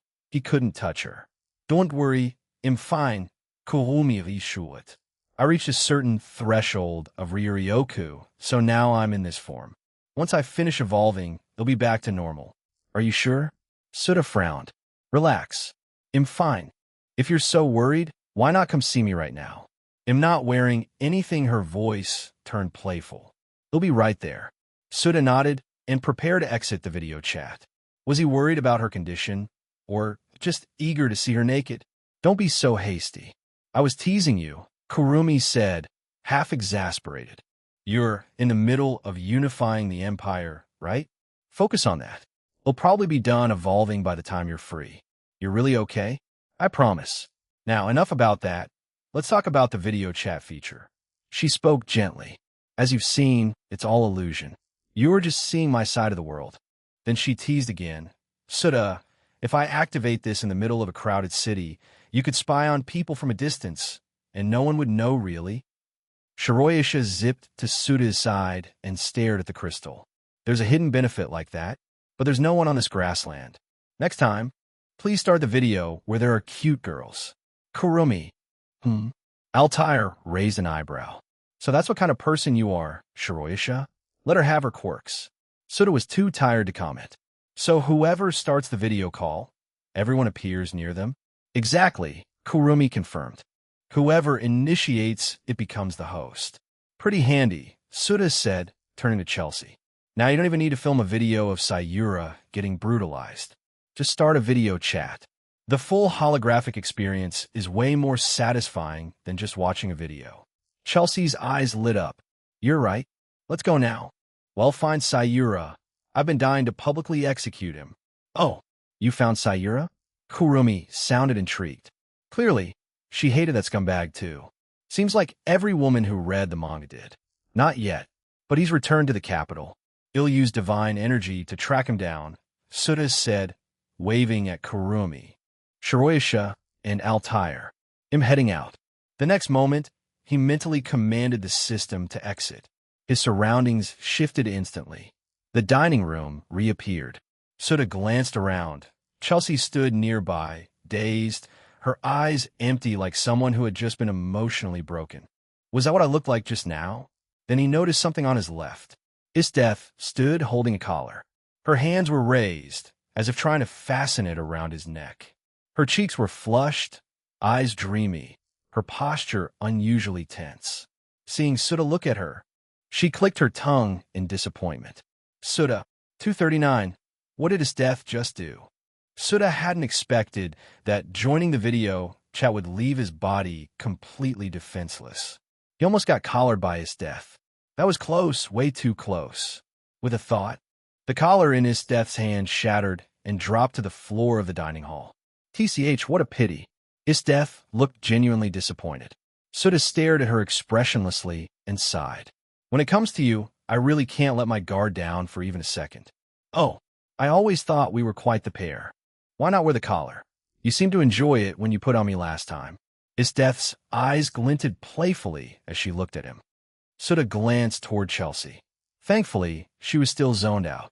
Isdef had no filter, she'd say anything, didn't care who was listening or watching. But he was a little more self-conscious. I think Suta began, you should go take a shower. He honestly couldn't deal with her right now. While his consciousness was off in the video chat, she tried to slip a collar on him, and, judging by her look, she had already gotten her satisfaction from the attempt. He hadn't used X-ray vision or anything, but his sense of smell was sharp. He could tell what kind of state she was in. After so many encounters, had memorized Isdeth's scent. All sticky. Definitely uncomfortable. Isdeth nodded matter-of-factly. All right, she asked curiously. Why were you two spacing out just now? The system just unlocked a new feature. It can project the surroundings of two or more users into each other's consciousnesses for a virtual face-to-face interaction. Suta didn't hide anything and explained, I was trying out the feature. Since my consciousness was elsewhere, my body looked like it was spaced out. Why not just walk over and talk? What a pointless gimmick, Isdeth scoffed. She bent down slightly and picked up the broken collar, still looking disappointed. I really like this toy. Oh well. They'll head out. The assassination squad has tasks waiting. She turned and walked toward the exit of the dining room. At that moment, Chelsea's awareness returned from the video chat. She blinked and looked around like she wasn't fully back yet. When she saw Isdeth walking over, she instinctively stepped aside. Don't forget your shower, Suta called out. How about? You clean me up with your tongue? Isdeth turned her head, eyes twinkling as she made the suggestive offer. Get out, Suta replied instantly. Playing innocent. You'll do it eventually, Isdeth pouted, then walked off. She really was disappointed. She had been hoping to experience a little dominant fun for once with Suta. As the sound of the door closing echoed, Chelsea gave Suta a suspicious look. What were you two talking about? I didn't understand a thing. If you could understand that from just a few lines, I'd actually be impressed, Suta said, shaking his head. Don't worry about it. Come, sit. Let's have breakfast. He clapped his hands, and the maids brought out a fresh meal. Chelsea wasn't here for food, though. She cut straight to the chase. When are you going after Sayura? What's the rush? Suta took a bite of toast. He's already back in the capital. He's not going anywhere. More importantly, let me check out who the new members are. As he spoke, he navigated his system phone. In the group member list, 2 new nicknames had appeared. Yuzuraha Inori Kuroneko Suta paused mid-bite. Wow, they're really not hiding their identities, huh? So direct. He was, of course, very familiar with Inori. Guilty Crown was basically his entry point into otaku life. Sure, otakus could be fickle, shamelessly switching waifus by the day, but had never forgotten the pink-haired, seemingly emotionless songstress. She left quite the impression. As for Kuroneko, that rang a bell too. She was from Aremo. Real name, Goku Rurian Eji, Chuyuni girl with a flair for dramatic monologues and borderline delusions. She blurred the line between anime and real life, treating fantasy like reality. Honestly, she could go toe-to-toe with Kurumis for Heavenly Kings. They probably had a lot in common, though Kurumi might deliberately keep her distance. The Kuroneko could easily remind her of her own cringy past, the kind of shame that makes you bury your face between your knees. Suta muttered, didn't expect a slice-of-life character to get invited. Looks like the system really pulls from anywhere, even worlds without supernatural powers. He opened the chat group and scrolled through the messages. As usual, Kurumi had been the first to the newbies, posting the usual welcome message and suggesting they familiarize themselves with the system. The two remained silent and wary. Now, with Suta included, the group officially had 3 lurkers. Suta, Yuzuraha Inori, Kuroneko. The system just unlocked a video chat function. If you're skeptical about its authenticity, try it. It's a solid way to verify things. It was a good tool to demonstrate the system's legitimacy. Kurumi and the others had already discussed it earlier, so he didn't repeat the full explanation. Tokisaki Kurumi. Have you found Sayuri yet? Suta. Not yet. I was just checking out the new members. What's with you all? Really that eager to see him die? Kurumi, yes. If I don't see it with my own eyes, it'll feel like I've been suffocating for days. I'll tire. Same here. I want to slice that garbage with my own hands. Rin Tosaka. Me too. I want to blow that part of him into mush. Suta's eye twitched. Rin, didn't you already do that to Shinji Matu? Are you addicted to this now? Sayura really was the sworn enemy of all women. Then again, it made sense. The Akame GA Kill anime barely touched on how monstrous he was, but the manga? It pulled no punches. After returning to the capital with his personal squad, Sayura would attack almost every beautiful woman he saw. Those he didn't kill immediately were tortured to death. He let his subordinates run wild, slaughtering civilians, tormenting women and children. Even Bol's wife and daughter, while mourning Bol's death, were caught by him and suffered the same fate. He was a character created purely to disgust readers. Especially when it came to women, he made you sick to your stomach. Suta, don't worry. I'll make sure he gets what he deserves. Suta, by the way, Rin, what have you been up to lately? Rin, I've been using the system support to comprehend the second magic. I want to master that first before focusing on a dragon core, mana storage, or mana burst. Suta, you might want to focus on the latter first. Becoming a true magus isn't easy. Plus, magic users risk being targeted by the counterforce. Best to strengthen yourself first, so you can fight back if you run into any heroic spirits. Suta, if things get dangerous, let me know. Rin, got it, Suta. Oh, one more thing I noticed when using the video chat, your physical body becomes totally vulnerable. Just a heads up, make sure you're safe before starting one. Altair, no need to worry about that. Suta, I asked the system, if danger arises during video chat, ITLL forcibly disconnect you. Suta, still, I'd rather be safe than sorry. Better to make sure no one's around before connecting. Kurumi, you keep emphasizing this. So suspicious. Did something happen while you were in the video chat? Suta, nothing happened. Although, now that he thought about it, other than trying to collar him, what else had his death been trying to do? There's no way that alone could have been enough for her just from almost putting a collar on him, right? She didn't even get on fully. What the hell did she do? 240. Why are you yelling so loud? Finding Sayura's location wasn't difficult. In the world of Akame GA Kill, people's extraordinary powers stem from Taigu. Aside from fusion types like Is-Death, most Taigu users were essentially just trained humans, not high-energy beings. So using divine power to locate someone like that didn't consume much energy at all. Suta wasn't in the mood to conserve anything. He left the palace with Chelsea in tow. He had no intention of delegating Sayura's execution to the assassination squad. After all, this was going to be a live performance for Kurumi and the others. It made sense for him to do it personally. If any of them had suggestions, he'd carry them out. He just hoped the ladies wouldn't get too twisted with their requests, or things might get a little awkward. Meanwhile, at a high-end tavern in the imperial capital, Sayura, dressed in sleek battle gear, gazed out the window, his expression dark and murderous. Damn it, how dare they treat me like a wanted criminal? He looked down at the orderly patrols on the street, itching to jump down and rip them apart. As the son of Minister Honest, had traveled the world in pursuit of strength and wisdom, aiming to surpass his father. Head explored Western kingdoms, Southern islands, and the Northern tundra, studying the martial arts of each region and forging his own unique style. Along the way, he had recruited several powerful fighters, Dorothea, Cosmina, and Shin, Champ, and Izu, 4 Taiga users and 1 swordsman on par with them. Now, brimming with confidence, Sayura had returned to the capital, only to find his wanted posters plastered everywhere. His father, Minister Honest, had been executed by the Emperor, his entire bloodline wiped out. Now, stripped of his title and status, Sayura was a fugitive. He was absolutely livid. The Emperor's just a kid. He could never have acted alone. Who the hell orchestrated this coup? He roared, completely disregarding appearances in front of his subordinates.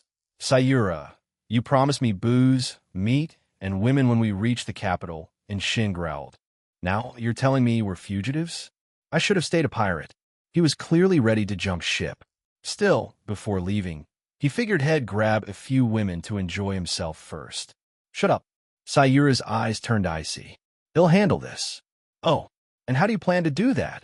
Lord Sayura, Dorothea, seated nearby, shot him a skeptical glance. Had made her plenty of promises too, but now that his father was dead, unless he had a way to turn things around, she wasn't staying. Sayura shot her a glare.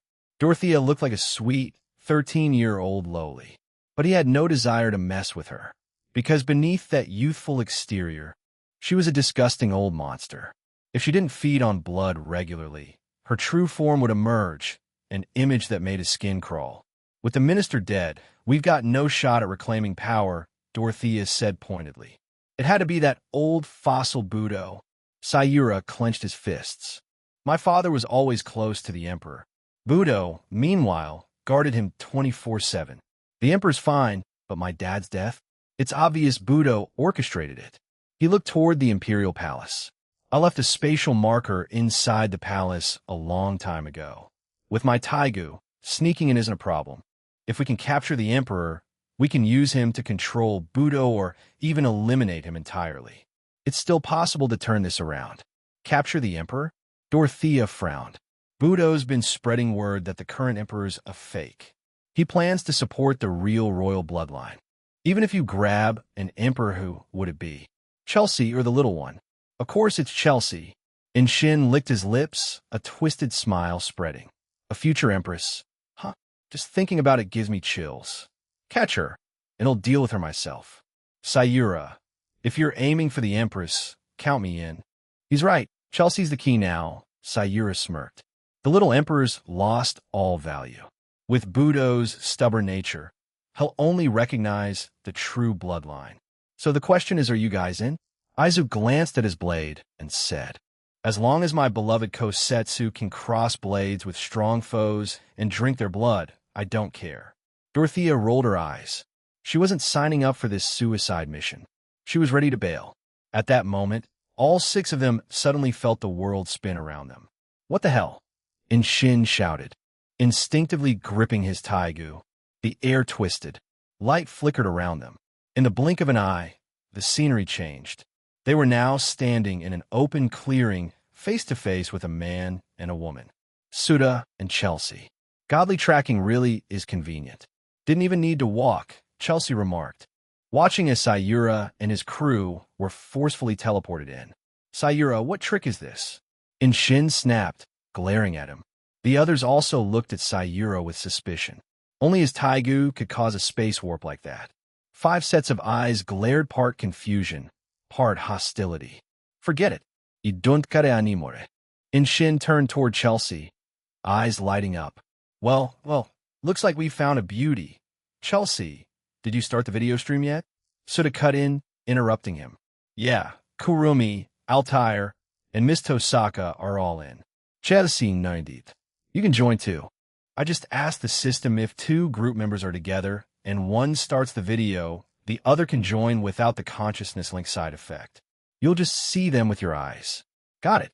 Souta tapped his phone and tossed it aside. Then he looked up at the intruders. Shin smirked. Noticing Souta une suminyoha. All that babbling, how about you die for, boom. He exploded. Didn't even finish his sentence before becoming a puddle of gore and shredded meat. Trash on Sayura's level. Dead. Souta turned, expressionless, to the next person champ. Boom! The obese man burst like a water balloon. Meat and blood flying everywhere. Child killer. Dead. Souta turned to the third Aizu. Kosetsu. Aizu roared and charged, blade raised. Souta glanced at him. Boom! Why were you yelling so damn loud? He rolled his eyes, then looked at the remaining 2 Dorothea and Cosmina. Girls? Nah, won't blow you up. Just disappear. 2 quick wish spells. Before they could even run, they dissolved into nothingness. Souta felt 0 remorse. These weren't good people. In the original story, they committed countless atrocities. As a righteous netizen, or rather, as a god, now protecting the empire, he had every reason to wipe them out. Honestly, letting them die so quickly was a kindness. Now, Sayura stood alone, trembling uncontrollably. They were all dead.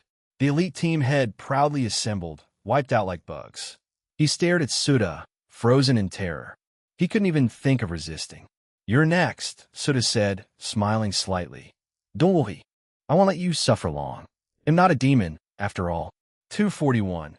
You all are really very playable. While Suta was busy wiping out Sayura's subordinates, a group of invisible onlookers, Kurumi and the others, were watching everything unfold.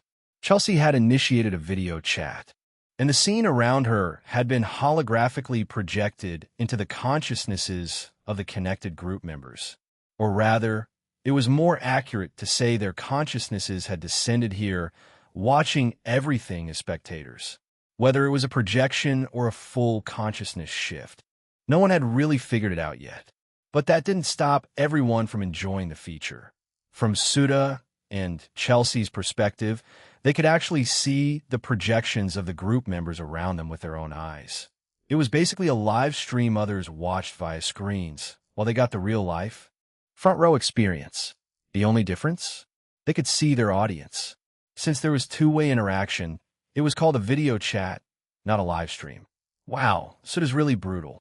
Kurumi commented as she watched 5 people get obliterated, her brows furrowed. Yeah, so brutal, Rin Tosaka echoed, also looking displeased. I agree his actions were far too savage, Altair nodded solemnly. Back in the real world, Suta had just delivered his line to Sayura. When he heard their comments, he hesitated. Now he didn't even know how to continue. Weren't they the ones pushing for a brutal punishment? Why was he suddenly the villain? Ignoring Sayura's terrified expression, Suta turned to Kurumi and the others. Was it really that brutal? Kurumi walked over and looked at him with heavy disappointment. Of course it was. You've changed. To snuff out 5 lives so easily and even kill the girls without hesitation? You clearly lack the tenderness to cherish beauty. I misjudged you. Suta was certain this was some coordinated teasing, so he responded with a shrug. All right, I didn't realize you all were so compassionate. My bad. From now on, every girl I meet, they'll treasure like a delicate flower and make sure to treat them all with care. Immediately, he was met with cold stares from Kurumi and Rin. Altair's gaze, meanwhile, looked like she was staring at a total scumbag. Suta's eye twitched, so they could tease him, but if he teased back, he was suddenly the worst. Come on now, we were just joking. Altair stepped in, though clearly aware that Suta had caught on. We asked you to handle Sayura, remember? How can we call you brutal? Her eyes turned ice cold as she glanced at Sayura, who was still paralyzed with fear. That bastard and his lackeys all had it coming. If I were there in person, I'd have handled them myself. Says the girl who once wanted to destroy the world. Suta thought silently. They definitely deserved it. Consider it a service to the people of the capital, Kurumi added, then changed her tone to something more teasing. Although, someone may have used our little joke to reveal their true desires. I agree with Kurumi, Rin said, stepping closer with a judgmental look. That line about cherishing every girl, you meant that, didn't you? You 3 are impossible. Suta sighed and pointed toward Sayura. Are we still dealing with him or not? Of course we are. This guy's 10 times worse than Shinji Matu, Rin huffed. If we don't punish him properly, he'll explode from the frustration. You just have low tolerance for poison, Suta muttered. Me? I can even watch a bullhorn plot twist in a romance manga without losing it. My mental fortitude is top tier. Rin narrowed her eyes. Something about that line sounded really sketchy. Anyway, let's talk about how we'll punish him. Suta quickly changed the topic. I could have the guards capture him, and tomorrow, subject him to the same public execution the minister went through. Let the people deal with him. Huh? The minister is dead? Kurumi asked, surprised. Yeah, been dead for a while now, Chelsea answered for Suta. He was tied to a torture rack and executed. Most of the city came to watch. Each person took a slice of flesh off him. Even after he died, they kept going until his bones were ground into dust. That's a pretty twisted way to go, Rin said, shivering slightly at the mental image. She glanced at Suta with a complicated expression, half disturbed, half judging. Kurumi also gave him a suspicious look, wondering if he was starting to crack under the pressure and develop some dark tendencies. Why are you all looking at me? Suta was speechless. That wasn't even my idea, it was the Lord. You all just saw how I handle things. Clean, quick, no nonsense. Let's move on. Suda turned to Kurumi. You're fully recovered already? He remembered she was still in the middle of evolving. She shouldn't have been moving around. Kurumi shook her head. Not yet. My boat is still immobile. But the chat feature links to consciousness. As long as I'm mentally free, I can project myself like this. Back to Sayura then, Altair redirected the conversation. I don't think we should go the same route as the minister. We should tailor his punishment to his crimes and personality, as depicted in the manga. Exactly. Forget slow slicing, I say we castrate him. Rin suggested without hesitation. But just castration feels too merciful, Kurumi chimed in, her cheeks flushing ever so slightly. How about we make him suffer at the hands of several strong men? Oh, Altair perked up. That's actually a great idea. I remember this world has dangerous beasts, right? Instead of guys, what if we used aggressive male beasts? Dosed up with heat-inducing drugs, they go wild. I support it, Rin agreed, her sadistic side showing. Make sure they're the big ones. Chelsea stood there, mouth agape, watching them. They really threw all sense of decency out the window. But then, even she felt a little tempted.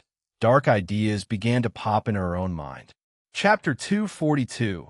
Suda, cross-dress for me, and I'll forgive you. Chelsea figured that since no one else here had any moral lines left, why should she? She despised Sayura just as much as the others did. So to satisfy her own twisted sense of justice, she offered her own idea without hesitation. How about Suda cast a suggestion spell on Sayura, making him castrate himself, then cast a hunger spell so he has to eat what he just cut off, and throughout it all, he stays fully conscious.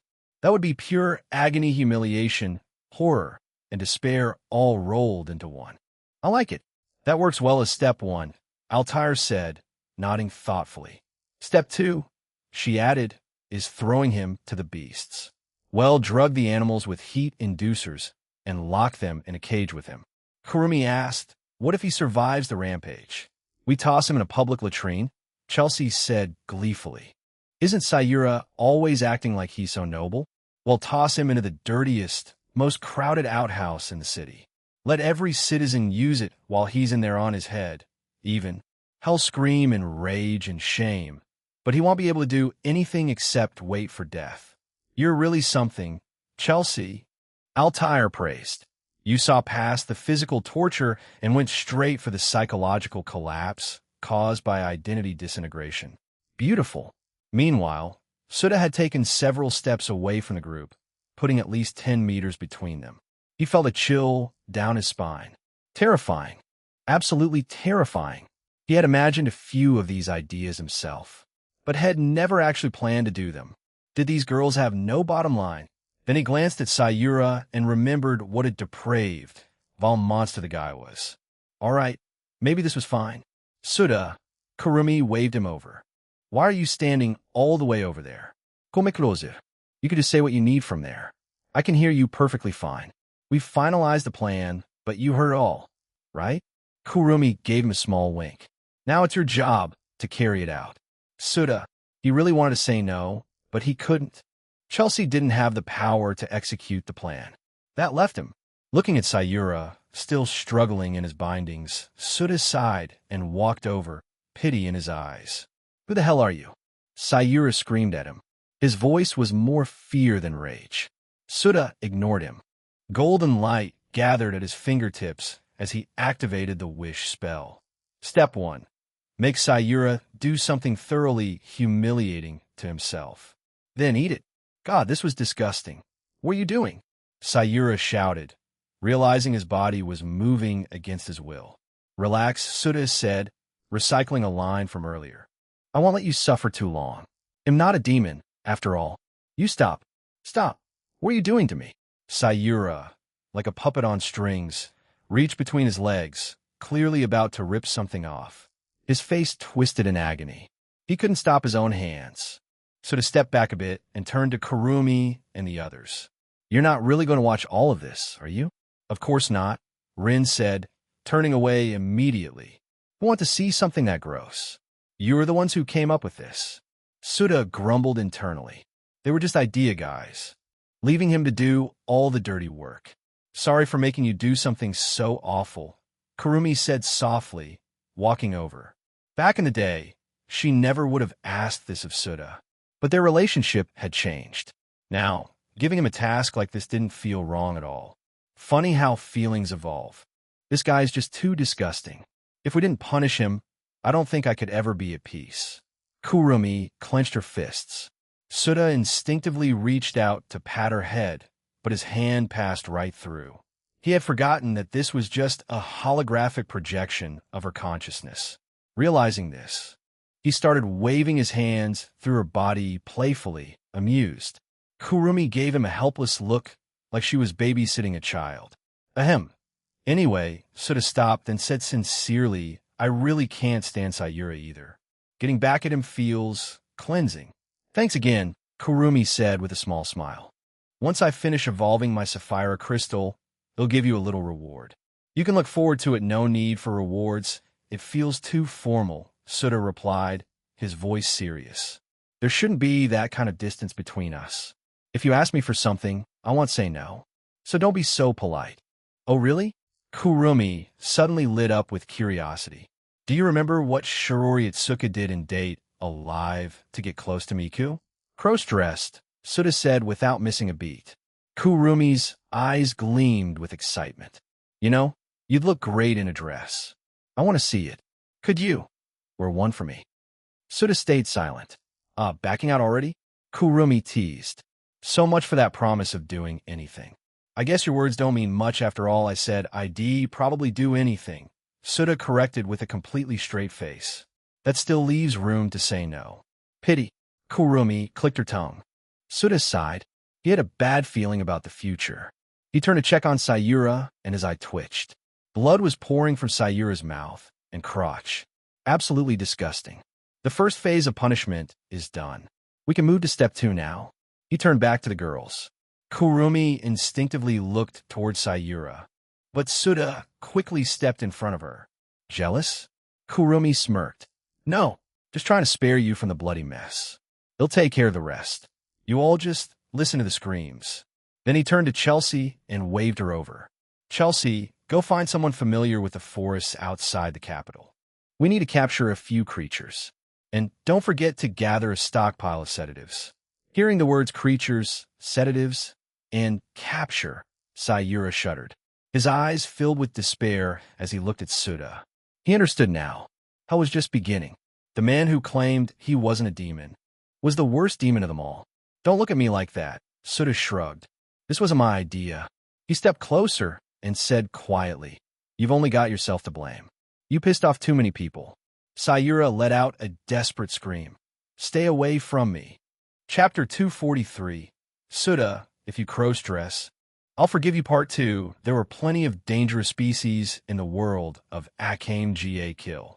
Suda had barely ventured into the mountains before capturing 5 or 6 of them, and alongside them, over a dozen wild beasts. Using the surrounding materials, he manipulated matter to collapse part of the mountainside into a massive pit. Then he tossed Sayura and 20 different beast senpai varieties right into it. Of course, he didn't forget the drugs to boost their breeding instincts. To avoid infighting among the beasts, Suda implanted mental suggestions. When they saw Sayura, they would hallucinate and perceive him as a female of their own species, and when they looked at each other, they'd just think, all my bros are here. And bros, of course, stick together, which meant Sayura was absolutely outnumbered. Why didn't Suda just grab the same species for this? Because Kurumi and the girls insisted on diversity, Sayura had to experience variety. So, could Suda refuse? Of course not. None of this was his idea. He was a good, proper person. He didn't have any weird preferences. He was just along for the ride. Really? I swear I'll kill you. Sayura's agonized scream snapped Suda out of his internal monologue. The scream quickly turned into whimpers. His mouth was probably stuffed with something. Suda, despite his curiosity, refused to look into the pit. He had a feeling it was a scene that would permanently scar his eyes, utterly NSFL. And he wasn't wrong. If one had to summarize what was happening down there, it would go something like this. Triple HHH dash. Sayura's screams died out completely. He was now in the same state as the girls he once tortured in the manga. Kurumi and the others turned red with embarrassment, curiosity getting the better of them. They started inching toward the pit. But Souta stopped them cold with some well-placed, irresistible distractions. Kurumi, I was thinking of uploading the 4 Heavenly Kings videos to the shop. Thoughts? Rin, you're running low on gemstones, right? Altair, I heard Setsuna Shimazaki is actually really cute. Is that true? Chelsea, ever wanted to be a headless horseman? Pretty badass, right? Chelsea. Souta ignored Chelsea's slack-jawed reaction. He could tolerate Kurumi and the others watching anime smut, but real-life scenes? His possessiveness kicked in hard. Yes, it was a double standard. But hey, he was human. In the end, Sayura didn't survive the second round of punishment. And yes, round here is a verb. By the time it was over, he was a lifeless corpse. So to turn back to the group and shook his head. Looks like we'll have to cancel the 3rd phase of your punishment plan. That 3rd phase? If Sayura survived round 2, they were going to drag him back to the capital and toss him into a public toilet, where he'd be defiled by the crowd, until he died in sheer humiliation. What a pity. Rin huffed. But I guess this is fine. That's how a bunch of girls died in the manga anyway. At least he got the same treatment. Still, we let him off easy. She flipped her twin tails indignantly, and Souta had the sudden urge to grab them. Too bad she wasn't tangible. Yeah, he got off light Kurumi's side, but he's dead now. That's that. I think this is a fitting ending, Altair added. It honors all those girls who suffered. They're not dead, though, Souta corrected. The timeline's gone totally off the rails after all our meddling. The manga only showed a fraction of the damage, Altair countered. Who knows how many people Sayura hurt over the years? Actually, there's still more we can do, Chelsea chimed in. Can't Souta manipulate souls? Sayura's soul hasn't dissipated yet, has it? We can still carry out the 3rd punishment phase on a spirit. Souta blinked, stunned. Damn, how deep did this grudge go? The guy's dead, and they still won't let him rest. Then again, it was Sayura. So, understandable. Yeah, his soul's still intact, Souta confirmed after scanning the pit with his spiritual senses. But it won't last much longer. If we want to keep it around, you'll need to stabilize it with divine power. How much do you need? They'll cover it with my points, Altair offered. Kurumi chimed in. I've got some spare, too. I just earned nearly 2,000, Rin added proudly. Chelsea pouted. I don't have any. Souta was floored. They were literally pooling points to torment this guy's soul. Forget offending shady guys. Never cross a group of girls with a grudge. Later, Souta stabilized Sayura's soul, so it would persist for another 10 years. It was child's play for him. He could materialize souls, so preserving one for a decade was trivial. The cost? Barely anything. He let the girls pitch in a few symbolic points, just for formality. Then, Sayura's soul was dumped into a giant latrine pit. As a bonus, Souta tweaked his spirit's sensory functions, allowing it to smell. He couldn't move. He could only sit there, suffering, until he vanished 10 years later. Justice served. Souta had to admit it was actually a pretty efficient way to earn group points. He even considered uploading series like Magical Warfare, King's Game, and so on. But then he shook his head. Better to stay human. People who give 5-star reviews to garbage shows just to spread the pain. That's too cruel. Was shame Kishshot-san wasn't around for this. Chelsea said suddenly on the way back to the capital. Kishshot? You mean Shinobu? Souta looked at her. She's over 500 years old. She wouldn't jump in just because someone pissed her off like you girls. Ada Kurumi Jiglat. Are you saying we're immature compared to Kishshot? Rin shot him a sharp glare too. Souta realized head stepped in it. But words are an art. He quickly recovered. Of course not. When I said little girls, I meant you're young, as in youthful, passionate, full of justice. That's admirable. With age comes complacency. You're supposed to be impulsive. That's how heroes are made. I respect that. Rin gave him a satisfied glance. Kurumi, on the other hand, wasn't letting him off so easily. She looked like she was plotting payback. Souta sensed it, leaned closer with a grin, and whispered, "Kurumi, remember when you said you'd give me a reward? I've decided what I want." She tilted her head, curious. Then, 5 seconds later, her cheeks went crimson. "Pervert." She turned her head away, muttering the word to hide her flustered state. Suda smiled knowingly. Kurumi talked big, but she was surprisingly innocent. She could tease you all day, even get a little touchy, but when you flipped the script, she got all shy. Of course, that only applied if she liked you. Try teasing her without that mutual feeling? Well, you better hope she wasn't low on time. Why do I feel like I'm getting way better at handling multiple women? Suda thought, suddenly reflective. He used to be the one getting flustered. Now he was in control. Maybe all that training did help with his mindset. "Chelsea, why do you suddenly bring up Kiss Shot?" he asked, glancing at her. She had her headphones on and was practically bouncing with excitement. "Because if Kiss Shot San had shown up, she could have mocked you with us." Chelsea turned to Kurumi and the others. "You guys probably don't know, but Suda's been hilarious lately. He's been imitating Kiss Shot San's tone, pretending to be aloof and cold, talking down to people with his chin up, and even..." Chapter 244, Your Majesty, Why Are You Rebelling? Chelsea suddenly stopped mid-sentence. Suda's voice echoed in her mind. "Chelsea, I've just temporarily disabled your neck's healing ability. But hey, race the thing, if this video chat doesn't end in 5 seconds, the effect will become permanent.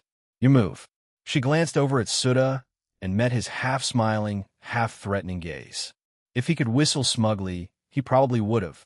"TCH, is this supposed to scare me? Seriously? You think this can threaten me? Huh, it'll show you what backbone looks like." Chelsea scoffed inwardly. "Chelsea, why did you stop?" Altair prodded. "I'm really curious, go on." "Sorry, I've got government duties to attend to," Chelsea said, forcing a helpless smile. "As the saint of our faith, I got a full schedule. Let's end the chat here for now. Catch you later." Swish Kurumi and the others turned into glimmering light and disappeared. The video chat had been forcefully terminated. Chelsea turned to Suda and asked, "How many seconds was that?" "Exactly 4, he replied. "Phew." Ignoring Suda's contemptuous look, Chelsea exhaled deeply and patted her chest. After Kurumi and the others left, Suda resumed his glorious slacker lifestyle. He sat on the throne daily, striking dramatic poses, occasionally listening to reports from his subordinates. His main focus now was understanding the laws of matter. Meanwhile, the Church of Path of Peace had blossomed in both Jarek and the Empire. With national-level promotion, its spread was nothing short of terrifying. Suda could feel the flood of faith growing by the day, practically exploding. Every day, he could convert massive amounts of faith into divine power and upload it to the system's marketplace. Like a squirrel hoarding nuts, he was stockpiling, and stockpiling. He had no intention of gradually leveling up his divine authority to inefficient. He wasn't one for installment payments. He liked to save up, and pay in full. It was just more satisfying that way. So his plan was to wait until his divine energy and comprehension of the laws reached a tipping point, then ascend in one grand move. During all this, Budo had been aggressively promoting Chelsea in the public eye, boosting her reputation. The false memory Suda had implanted Chelsea is the true royal bloodline drove Budo into a frenzy of loyalty, desperate to put her on the throne. The poor little emperor, banished to the cold palace, might end up in prison next. The late emperor's coffin lid was probably rattling from the afterlife. And of course, God descended with blessings for the new empress. "Child, when you were born, the forests outside the capital whispered your name, Chelsea. Child, I watched proudly as you grew into a symbol of justice. I once said the empire's decay would reach its end and you would be crowned as ruler. That day has arrived. Remember, rule this land with wisdom and strength." After the divine speech, Chelsea officially became empress. Naturally, Najenda didn't miss the ceremony. Watching it unfold, she was deeply moved. The old empire had finally ended. A new era had begun. She closed her eyes and listened to the wind. It almost carried the sigh of the new age. But even in her joy, Najenda was confused. Why was the god so talkative today? For whole lines of dialogue. Your Majesty, it seems the god is quite fond of you, Naginda commented as she reported to Chelsea in the palace. That blessing, it's practically more words than everything he's ever said to us combined. Is that so? Chelsea looked slightly awkward. Souta's blessing had felt more like a personal prank, but she couldn't quite put her finger on what was wrong. It sounded fine. Probably just her imagination. I understand, she replied calmly, brushing off her doubts. Then she asked, Naginda, how's the pacification of the rebel forces going? Only half have surrendered. But rest assured, Your Majesty, once news of your coronation spreads, the remaining forces will likely fall in line. She paused, face darkening slightly. However, a few have outright rejected the offer and even killed our envoys. What audacity, ignorant of thy immensity of heaven and earth, Shangri-La. Chelsea's brows furrowed in displeasure. After months of reform, the empire's corruption had been purged, talented individuals promoted, and the church had introduced new, beneficial policies thanks to Souta's otherworldly knowledge. The people were visibly happier. So what the hell were these rebels fighting for? Did they even know the public no longer wanted a revolution? They were clearly just mad they couldn't be emperor. Chelsea's tone turned cold. If that's the case, Budo, you and Isteth will each lead a force to the south, eliminate the rebels, and stabilize the empire swiftly. In the hall, Isteth glanced at Chelsea but said nothing. She had already received Souta's orders in bed. Later, Chelsea stormed up to Souta, who was lounging as usual, and barked. Souta, that speech you gave today, was that a setup? Yup. It's a line a king once said to a prince. Thought fit the occasion. Souta grinned. You should call me daddy. You perv. Yes. His shameless honesty left Chelsea feeling like she'd just punched a cloud. I'm empress now. Show me some respect. I could revoke the Chuch's national status, and no. See how you collect faith then. Souta, mid-dinner, looked up and calmly asked, Your Majesty, why are you rebelling? Chelsea froze. Something about that sentence felt off. In just half a month, Isteth and Budo crushed the rebels into submission. Another 2 weeks, and all remaining dissent was wiped out. The empire was now completely unified. Budo returned to the capital. Isteth didn't. She had gotten hooked on conquest and requested to suppress rebellious tribes in the outer regions. Souta, after instructing her not to slaughter civilians, left her to it. He was far too busy counting faith points. The Church of Path of Peace now had temples in every city. Chelsea's dual status as saint and empress, combined with her role in ending the chaos, had become the perfect propaganda cocktail. Every household in the empire now knew of the church, and with tangible benefits. Most had converted. To say the entire nation now worshipped Souta was no exaggeration. Tens of millions of followers. The faith rolling in was unimaginable. Souta had moved the separated piece of his divine kingdom from Jarek to float above the capital, and was using divine power to expand it constantly. At this rate, he estimated that if I head to the Data Live world for a bit of harvesting, then swing by Shinobu's world for some crab, I could probably finish filling my divine office. That crab's been around for centuries. Its faith must be massive. Souta had consulted the system and roughly calculated his plan. He wasn't going to spend years accumulating faith in the Akame world. That was way too slow. He'd just top it off from other sources. While making these mental calculations, his system phone suddenly buzzed. He checked the screen, eyes widening in surprise. Huh, well, this is rare. It's a solo mission. Chapter 245. The series where the female lead dies at the beginning system detected that a member of the friend group is in a life-threatening state.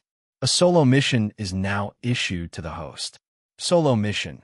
Save Inori Yuzuriha. Mission description. Your friend, Inori Yuzuriha, is currently in critical condition due to drowning and blood loss. Please immediately proceed to the world of Guilty Crown to rescue Inori and help her recover from her injuries. Mission reward. 1,000 points. After opening the system phone, Souta saw this mission prompt. A group member encountering a life-threatening situation had only happened once before when he rescued Kiss-shot Astral Orion Heart Underblade. Although Souta was surprised, he felt more at ease compared to the last urgent situation. After all, he now had the ability to resurrect the dead. So he no longer felt the same urgency when it came to saving people. Even if someone died completely and their soul dissipated, with Kurumi's help, there was still a chance to go back in time and save them. Inori drowned? That means the timeline is at the very beginning of the anime's plot. Souta recalled the plot details of Guilty Crown in his mind.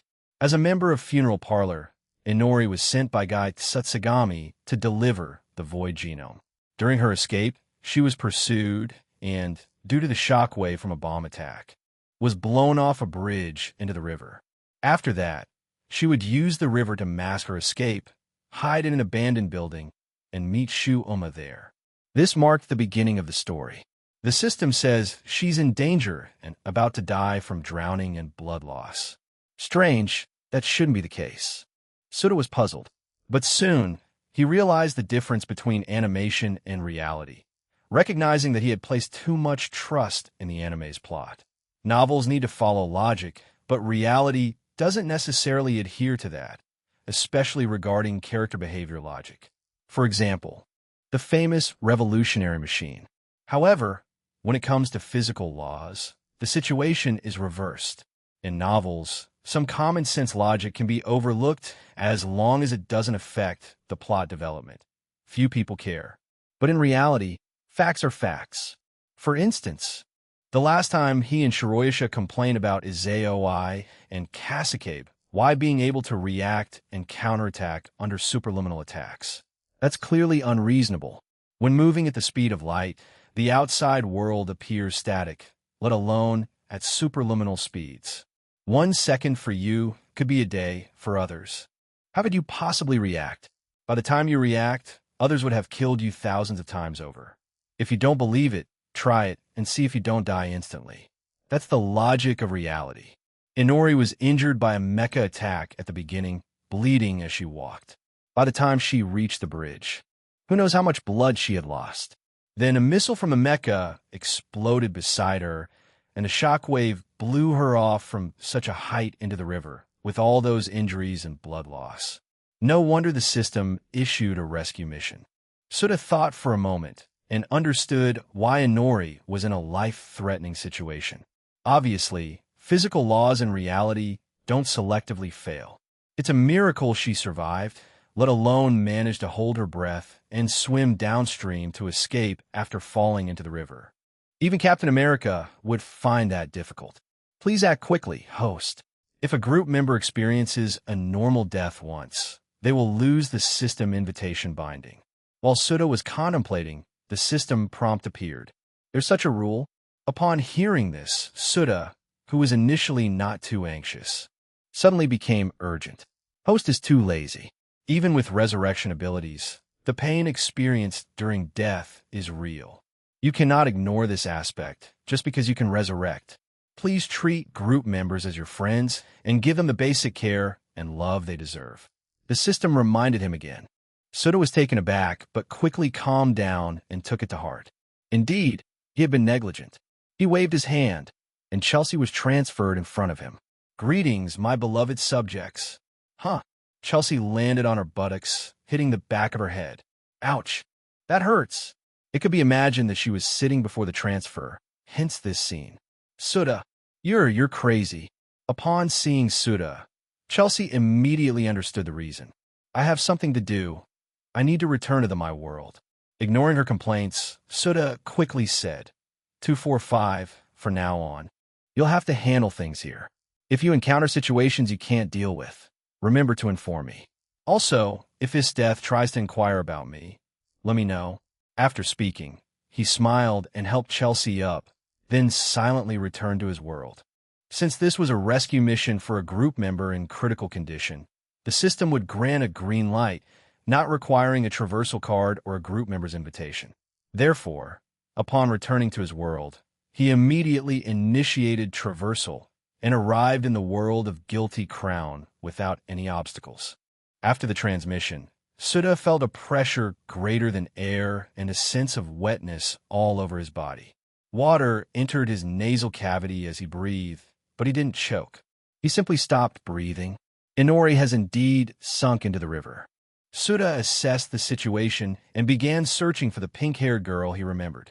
The divine shield absorbed damage conceptually, so it didn't displace the river water for him. However, as a deity, moving in water was no problem for him. He could even manipulate the water flow with his consciousness. A material superpower that was about to evolve into a divine office, granting him the instinct to control matter. It only took 3 seconds for Souta to spot a red figure in the dim river. At that moment, a look of surprise flashed in his eyes. Faith power? Souta was momentarily puzzled, but quickly refocused. Saving her was the priority now. He directly transferred the red figure over and used divine power to create an air bubble for breathing. Then, he pointed his finger at the riverbed. Silently, a section of the riverbed began to drain water, forming a vast open space. Simultaneously, his material creation ability activated, constructing a very simple underwater base on the open space. After completing all this, Souta, holding the petite girl he had transferred, instantly moved into the base's interior. Rows of bright, incandescent lights on the ceiling dispelled the shadows inside. The interior had fresh air for breathing, and the walls were painted and detailed, exuding a futuristic sci-fi feel. Material encompassed both mass and energy. Creating electrical energy was not difficult for Souta. With a thought, a bed appeared in front of him. He gently laid the petite body in his arms onto the bed with a toy Hanawa. 246. Did you get the order wrong? Letting out a light breath, Souta finally found a moment to disperse the excess moisture from both himself and the girl on the bed, wet part of the clothes in a vapor that melted into the air. A high-level drying technique, essentially. At the same time, he healed her external wounds, corrected dislocated bones, mended broken ribs, a whole pile of injuries. Considering she had been repeatedly blown up and smashed into the ground, it wasn't exactly surprising. If anything, the weird part was that she was still alive at all. Souta even replenished the bloodshed lost, so much that she had been flirting with death's edge.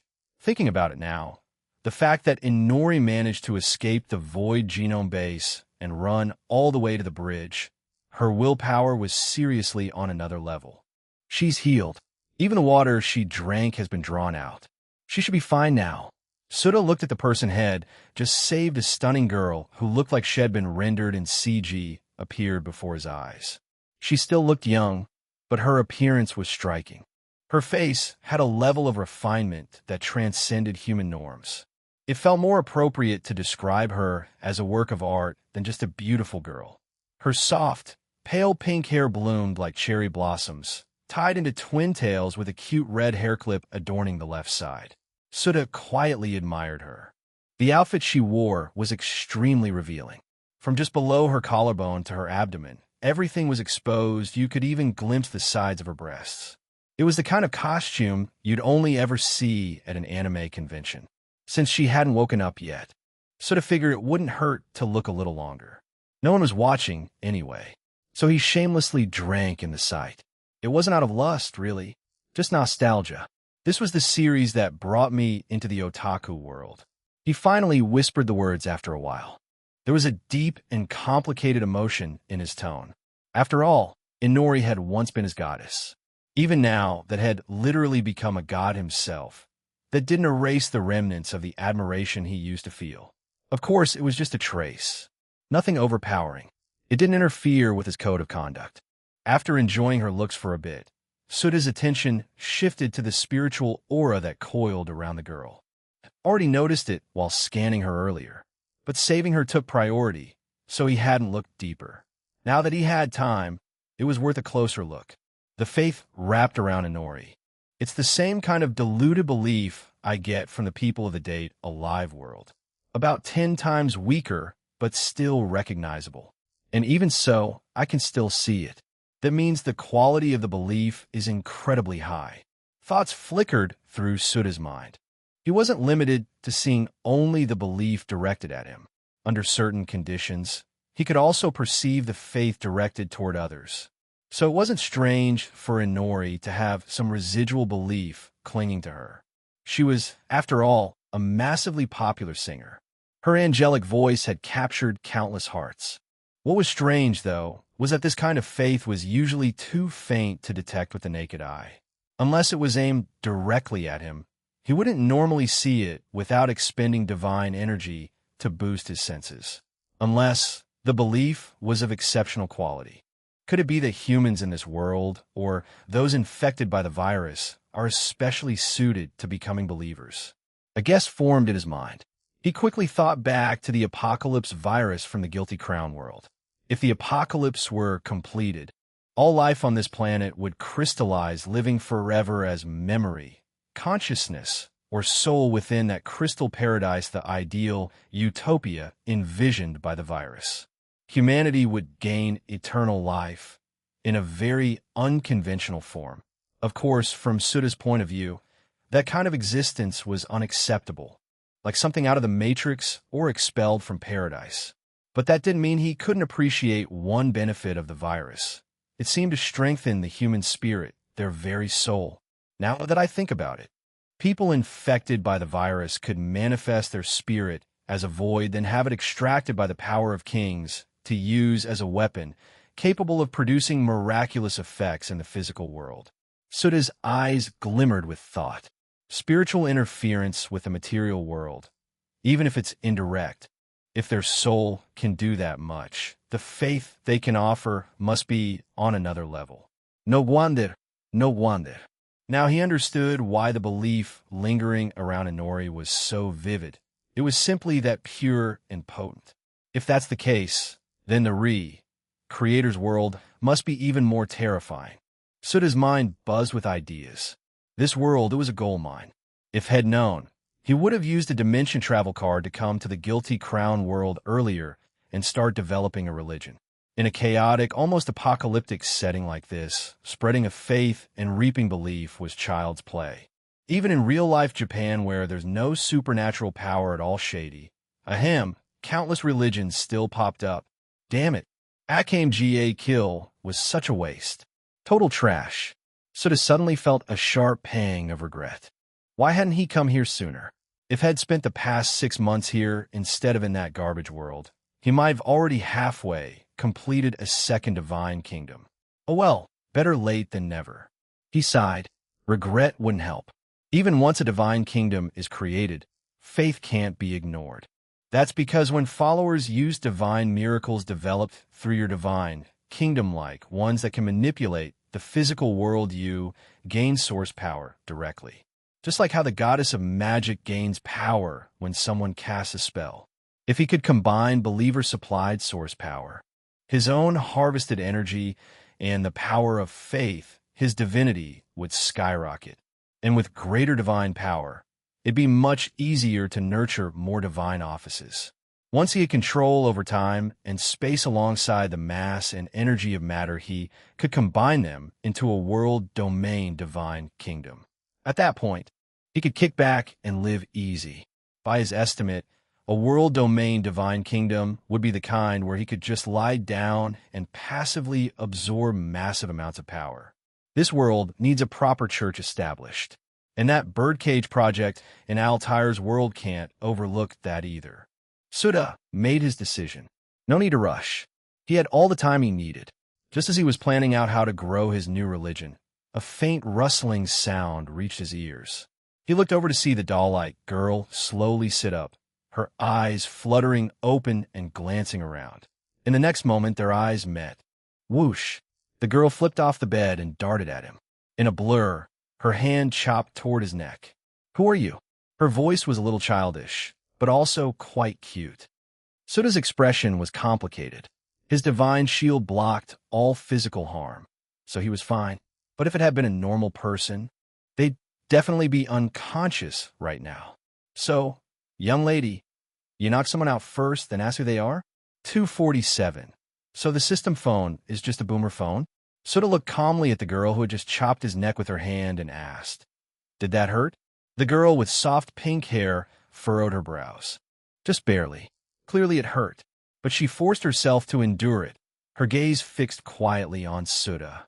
Why didn't you pass out? So, you knew I was supposed to pass out, and still hit me with a hand chop. Then asked who I was? What kind of god-tier logic is that? Suda didn't respond. Without a change in expression, he took a few steps back and sat down at the table and chairs he had conjured earlier. Steam rose gently from the cup of coffee on the table.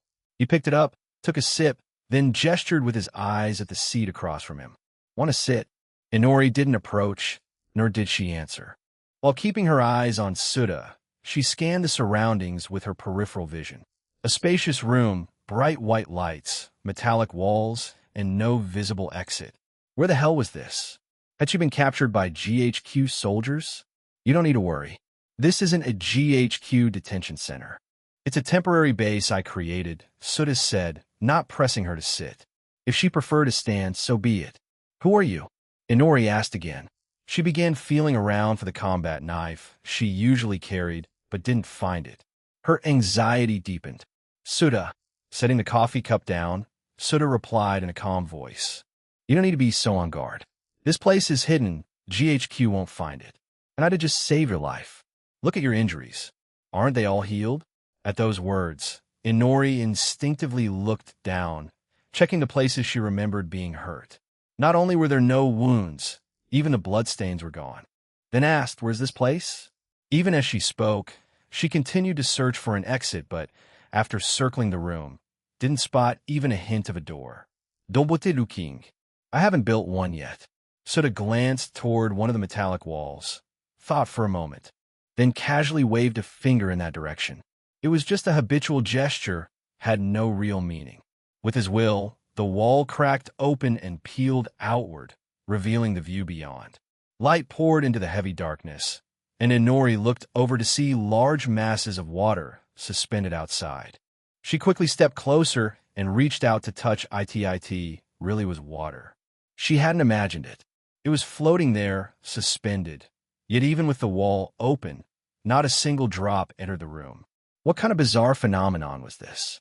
Even with her usual emotionless, expressionless demeanor, a hint of surprise flickered in her eyes. Looks like you weren't listening earlier, Suda said. I told you, this is a temporary base I created. Literally created. We're right beneath the riverbed where you fell.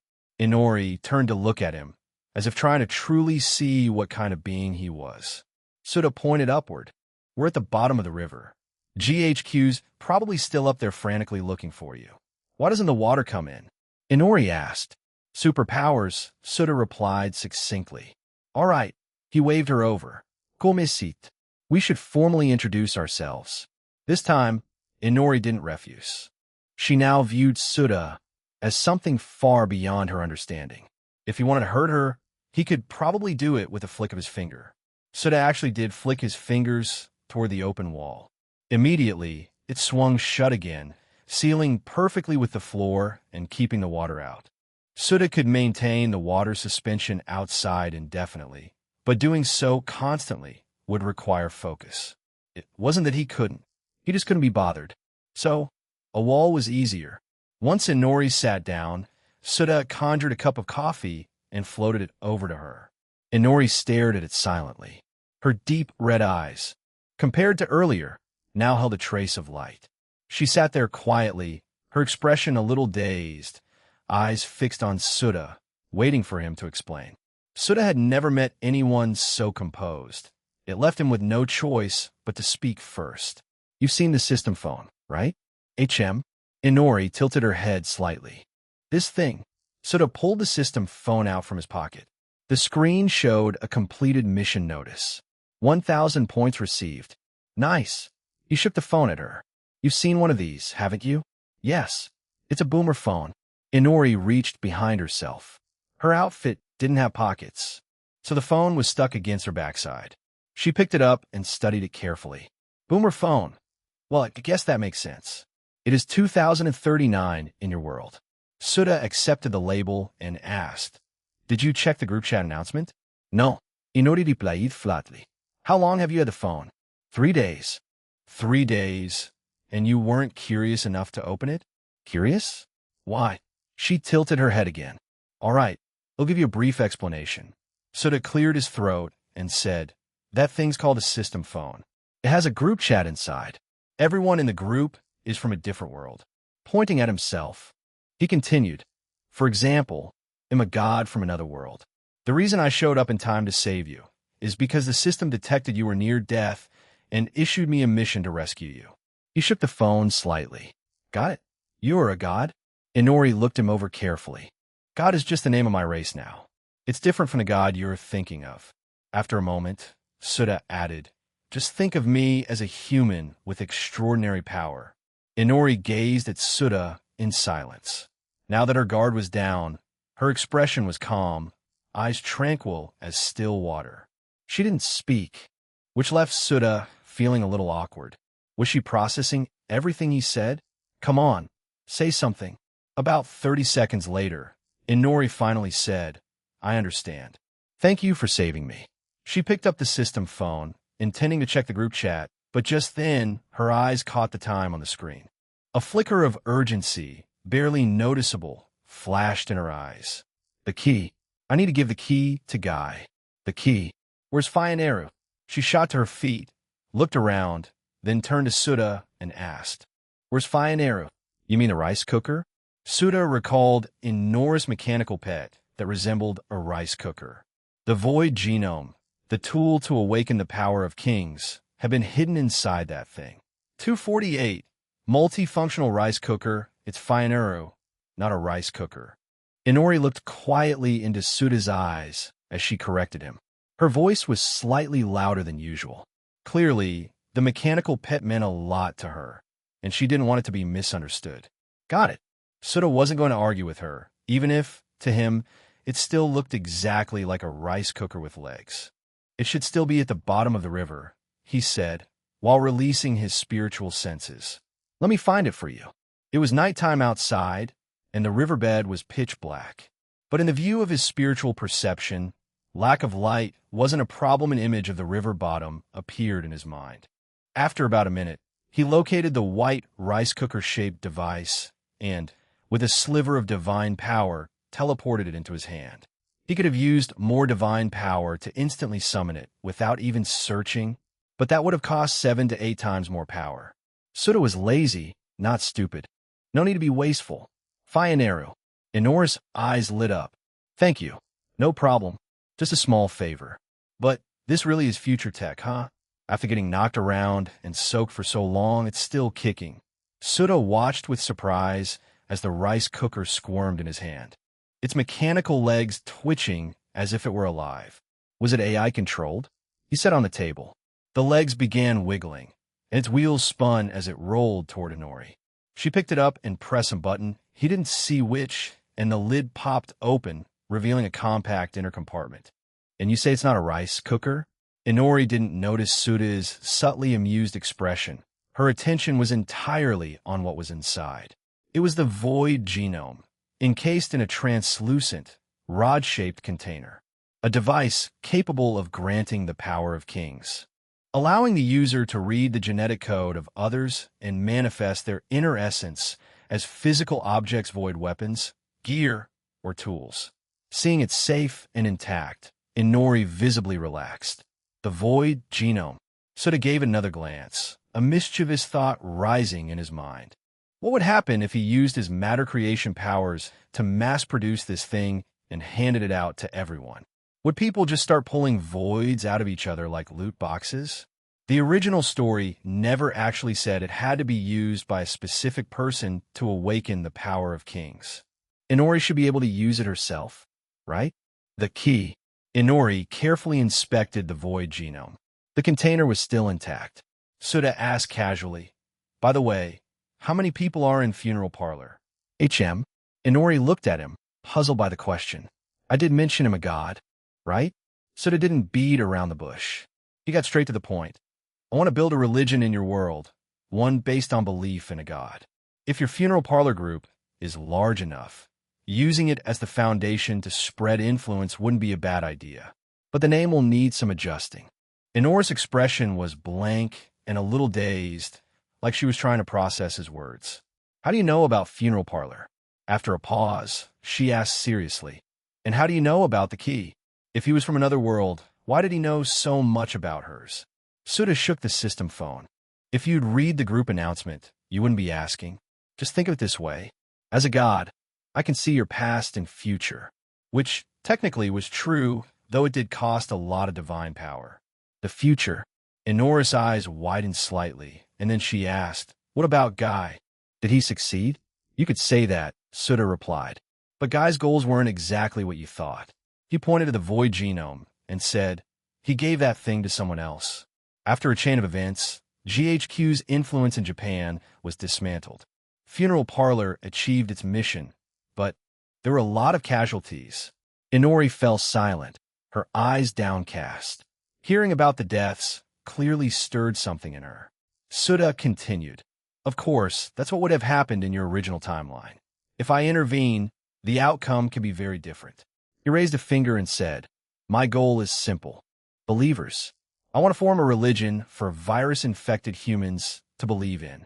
I might need your group's help to make it happen. In return, I can provide you all with power. But first, I need to see how large your organization is. I need to contact Guy. Inori said suddenly. She couldn't make this decision alone. And now it can make phone calls? Come to think of it, that fingerprint lock at Shu's house was hacked by this rice cooker, too. It was basically a bundle of black market sci-fi tech. Just as Souta was mulling over its absurd capabilities, his system phone vibrated. He opened it and saw someone complaining in the group chat. It was Chelsea. Chelsea, Souta's too much. I was presiding over Morning Court, and he teleported me to his place. Said a few words and then left me there. I had to calm the whole palace down, told them it was a divine summons. Took forever. Altair. You're already the Empress? Chelsea. Yeah. Became one about a month ago. Rin Tosaka. Rin Tosaka, wow. We've even got an Empress in this group. Ilya. Chelsea, where's Big Brother? Where'd he go? Chelsea. He went back to the real world. Said he had something urgent to handle. Rin Tosaka. Souta. Did something happen? Chelsea. What could possibly happen? I bet he's off chasing skirts again.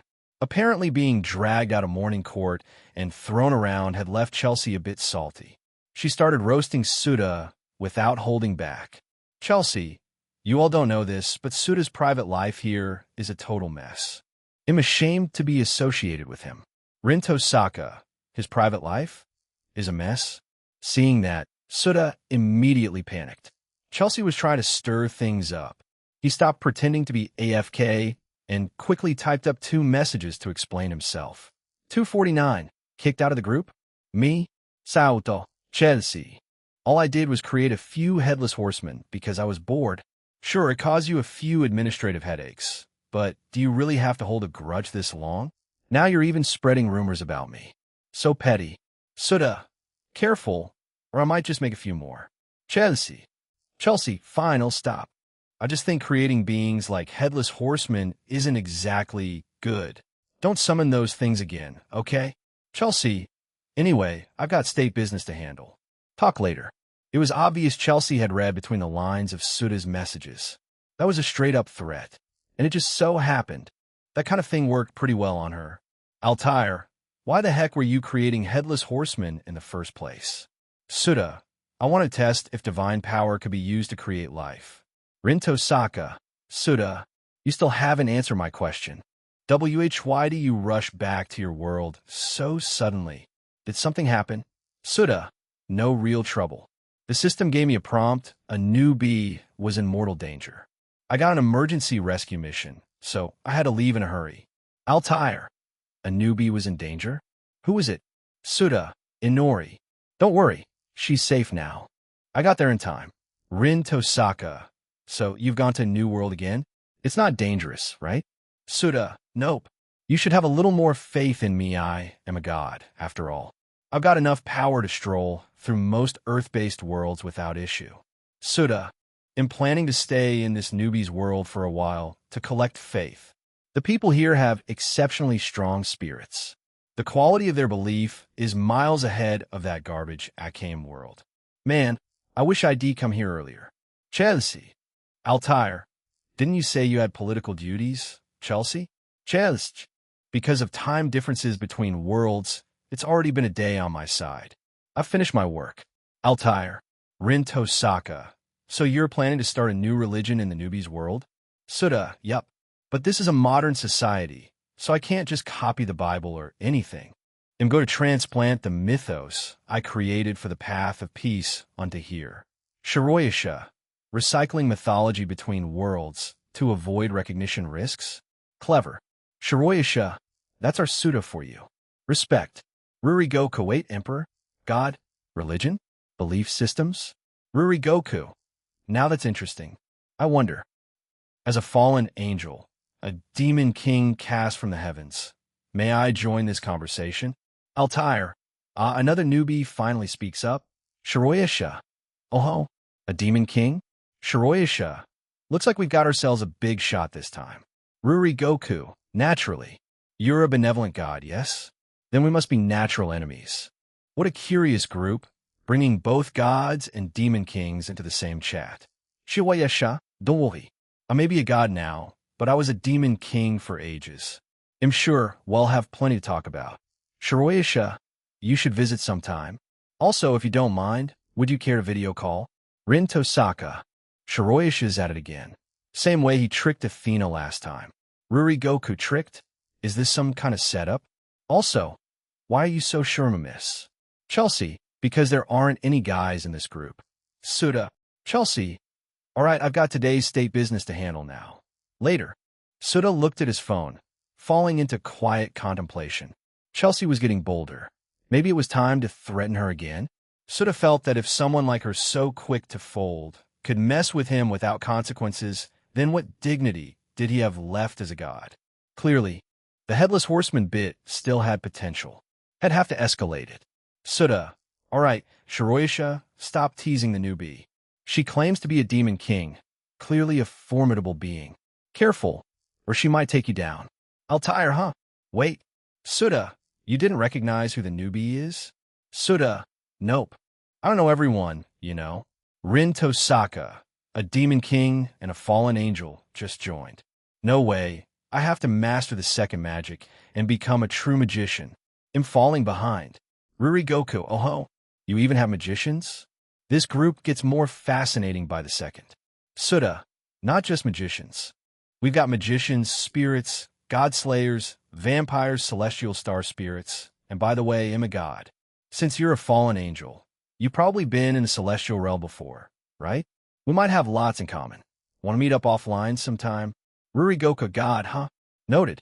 Let's talk about that meetup later. Suda chuckled behind his hand. Of course he knew who the black cat was. But if she wanted to play, he'd let her enjoy the game. No harm in it.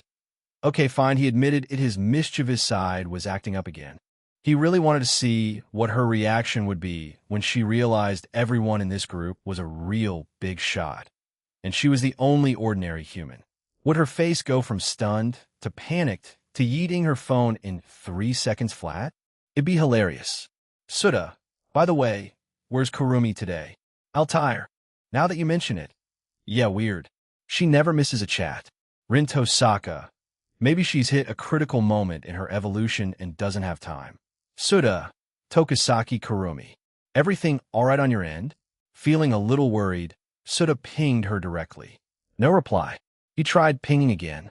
Several times, still nothing. Normally, he might have assumed she was just napping or offline. But considering she was currently evolving her spirit crystal, the chances of something going wrong were high. He couldn't help but worry. If she still doesn't respond later, he'll go check on her. He made up his mind. Just then, as his focus drifted away from the phone, a melodic nursery rhyme reached his ears. London Bridge is falling down, falling down. Suda blinked. The sweet voice carried a soft rhythm, instantly calming the mind. A picture formed in his head of a little fairy twirling and dancing with joy. For the first time, Suda felt the full charm of a pure, unadulterated singing voice. Compared to Mikus, this one held a surreal quality, something dreamlike, like a sound that only existed in fantasies. It was beautiful. A feeling of appreciation and peace welled up in him. He turned toward the source of the sound and saw Inori. singing softly as she played with a red string, folding it into patterns like a cat's cradle. "Your voice is really pretty." Souta walked over and spoke gently. Inori raised her hands, fingers intertwined with a red string. She stopped singing and asked, "Want to play?" Souta reached out and solved her intricate string pattern in 1 second flat. Inori stared, stunned, momentarily speechless. Souta chuckled. Back at the orphanage, had spent plenty of time entertaining the younger kids with games like this. There was no way He'd lose at this. "You've already contacted Guy, haven't you?" Souta asked. Inori took back the red string and gave him a location. 250. I like your voice. When Inori gave the location, Souta immediately sensed trouble. She looked at him calmly, as if confident that just naming a place was enough for him to know exactly how to get there. "Can you be a little more specific?" Souta raised his hand, pointing upward. "Like, which direction? How far is it from the bridge above us?" He was planning to teleport there directly. What kind of god wastes time walking? Inori tilted her head, thought for a moment, and then handed the rice cooker over to Souta. "Fionera will take us there," she said softly. With her clear, bell-like voice, the top of the rice cooker mechanical pet flipped open to reveal a screen. An electronic map popped up, with a red dot marking the destination. After glancing at it a few times, Souta suddenly felt the urge to take this gadget apart. Just how many functions did it have? He vaguely remembered it being able to cook rice in the original series, but the details were fuzzy. He'd need divine power to fully recall everything. "All right, let's head out." Staring at the map, Souta gauged the direction and distance, preparing to teleport. But right before he could growl, Inori's stomach rumbled. The pink-haired girl froze for a few seconds, then quickly turned away, a faint blush blooming on her cheeks. She was actually embarrassed. Souta was surprised. It was the first time He'd seen the idol girl show emotion on her face. "Hungry?" he asked. Inori didn't reply or look at him, clearly avoiding eye contact. "He'll take that as a yes." Souta smiled. "In that case, let's eat before we go." But the shift in his tone made Inori turn back to look at him. Souta continued, "I won't give you food for free. After you eat, you have to sing me a song." "You like music?" Inori asked. "No, I like your voice." After the first apocalypse virus outbreak, Tokyo was devastated. For Japan, losing Tokyo was like losing the entire country. In the wake of the outbreak, riots spread. The nation descended into anarchy. That's when the global organization GHQ arrived, suppressed the chaos, and took control of the archipelago. GHQ ruled through terror, barely treating civilians as human. At one point, they even ordered the complete extermination of all virus-infected people in an entire district. If this were a zombie movie, such a move might make sense. But the apocalypse virus didn't spread through human carriers. Massacres didn't stop the infection. Under such brutal rule, further unrest was inevitable, especially in the outbreak's epicenter Roppongi, where the streets were filled with vagrants, starved citizens, infected people unable to afford vaccines, and local thugs. Fionera's map had pointed them to a small park in Roppongi. The place was crawling with shady characters. Souta surveyed the area carefully. He realized that he and Inori had teleported to the very spot from episode 1 of the anime, where Shu first met Guy. He even spotted the same bald thug Shu had encountered. The guy, leading a gang, approached Souta, and the moment they saw Inori, their faces turned vulgar. Crude laughter echoed across the park. Souta sighed. What a mess. He recalled how, later in the anime, thugs had tried to assault Inori in a scene that was very much not PG. Of course, by then, Inori's true soul had awakened, and those thugs met a grisly end. Realizing they were surrounded, Inori instinctively tensed, slipping into a combat-ready stance.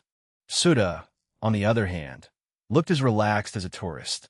As the bald thug stepped closer, Souta casually slapped him, sending teeth flying, cracking the pavement and knocking him out cold. The rest of the gang dropped instantly under the weight of Souta's divine aura.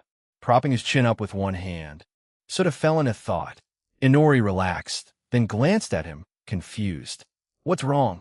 she asked.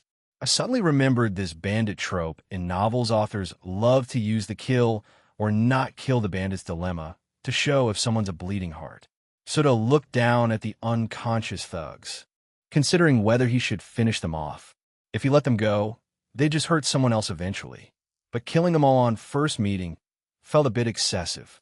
Not long ago, he was still a regular person. Now that he was a god, he was starting to treat human lives too casually. After thinking it over, Suda cast a permanent mental suggestion on the gang. If they ever tried to harm anyone again, they'd be forced to slap themselves silly and run 10 kilometers naked. It barely cost him any divine power. Shame's spiritual distortion couldn't produce faith otherwise. He could have gotten 7 or 8 new zealots. Inori didn't understand a word of what he was mumbling. She just stared at him, blank-faced. Suda didn't explain further. Instead, he led her to a bench, and they sat down to wait for the funeral parlor members. During the wait, he kept checking his system phone, mentioning Kurumi in the chat or sending her DMs. Still no reply. The system didn't warn of any life-threatening danger, but Suda was still deeply uneasy. What if her evolution went wrong? He'll have to check on her later, he decided, frowning at his phone. And while I'm at it, he'll grab the Path of Peace mythology archive from the Akame world and tweak it for this one. Though Head made up his mind, he didn't leave immediately, not while Inori was still with him. At the very least, Head wait until someone from funeral parlor picked her up. Seriously, they're taking forever. 1 meal and a song's worth of time, and they're still not here? Suda looked around. Other than the unconscious thugs, the park was empty. Inori sat beside him, hugging Finuru, softly singing another nursery rhyme from Mother Goose. Suda noticed a pattern. Inori was alone. She either zoned out or sang.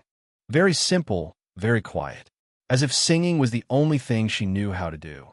Inori, let me take a look at the void genome.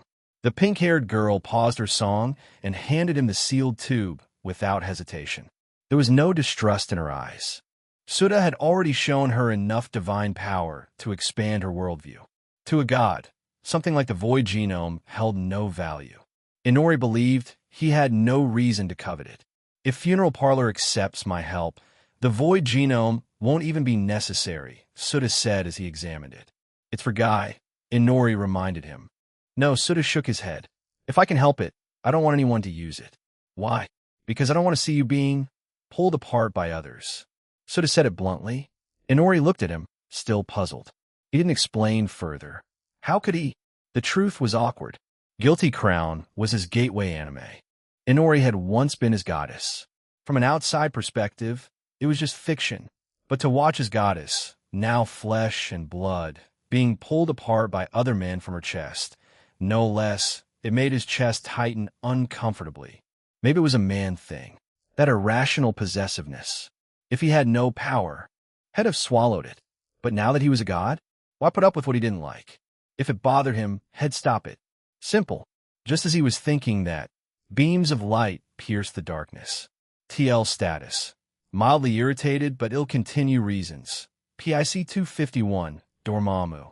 I've come to bargain. A few beams of light swept over, shining directly onto Suda's face. He didn't blink or flinch as he looked straight into the lights, his vision unaffected. Up ahead, several armed individuals were aiming their weapons in his direction, clearly on high alert. A man and a girl walked down from the stairway, illuminated by the lights. The man had shoulder-length blonde hair, a sharp, handsome face, and a cold expression. Suda was certain this was Guy Tsutsugami. Beside him, the girl looked about 14, with a mechanical headpiece shaped like cat ears. Her delicate features were tinged with arrogance, and her energetic stride made her seem full of life. That's Guy in front, and behind him is Tsugumi. After adjusting to the light, Inori spotted them and quietly introduced them to Suda. I know, Suda nodded. He remembered Tsugumi well. Funeral Parlor's hacker and tech support specialist in charge of intel warfare. A proud, no-nonsense girl who never used honorifics even with Guy, always speaking as an equal. In a word, a high and mighty lowly. As the two approached, Suda said, "By the way, Inori, your voice reminds me of someone you used to know." Who? Shuai. HM? Inori tilted her head slightly, waiting for him to explain who Shuai was. But Suda said nothing more. Instead, he stood and said, "Let's go." He began walking forward. Inori followed, clutching Fioneru in her arms. She thought Suda was going to negotiate, but his idea of negotiation was a little different from hers. Once bitten, twice shy, Suda had been burned by his speech skill one too many times. He no longer trusted in his negotiation skills. Could it work? Maybe, but it wasn't likely. Besides, Guy was the leader of an organization. The idea that he'd be swayed by a few smooth words was laughable. More likely, he'd treat Suda as a threat and try to subdue him before prying information out. Maybe that's why my negotiations always fail, Suda mused. As he thought about this, Guy stopped in front of him and spoke. "You are Ugh." Before he could finish, Suda suddenly threw a punch, landing it squarely in Guy's stomach. Guh. The pain was instant and overwhelming. Guy nearly passed out, knees buckling as he dropped to the ground, staring at Suda in shock. "Guy!" Tsugumi cried out, rushing forward as if to attack. Suda looked at her, and suddenly her body froze. She could no longer move. Her brain still worked, but her limbs wouldn't respond. Bang! Gunshots rang out.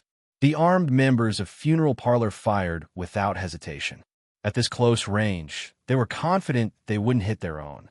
But as the bullets entered a 5-meter radius around Suda, they simply stopped, suspended in midair, motionless.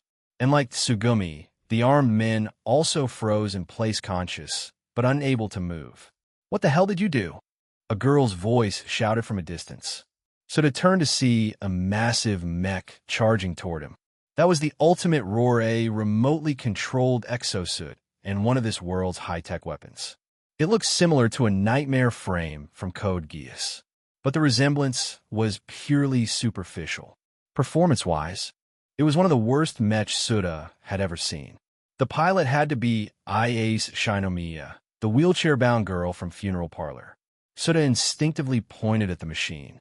A flash of golden light sparked at his fingertip. The towering mech came to an unnatural halt mid-charge, standing still like a deactivated statue 10 meters away. "Why can't I move? Who are you?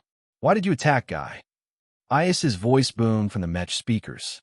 "It seems my control over matter trumps your conscious will." Suda glanced at the mech and spoke calmly. "I suggest you stop struggling. Otherwise, they'll disable you next." At that very moment, back in Funeral Parlor's headquarters, Iase gasped. She was piloting remotely, watching through the transmission feed. Suda turned and looked directly at the camera. Despite the distance, she felt like he was staring right into her soul, like she could reach out and touch him. She was anxious, but didn't dare move a muscle. Behind Suda, Inori stood frozen, wide-eyed at the sight.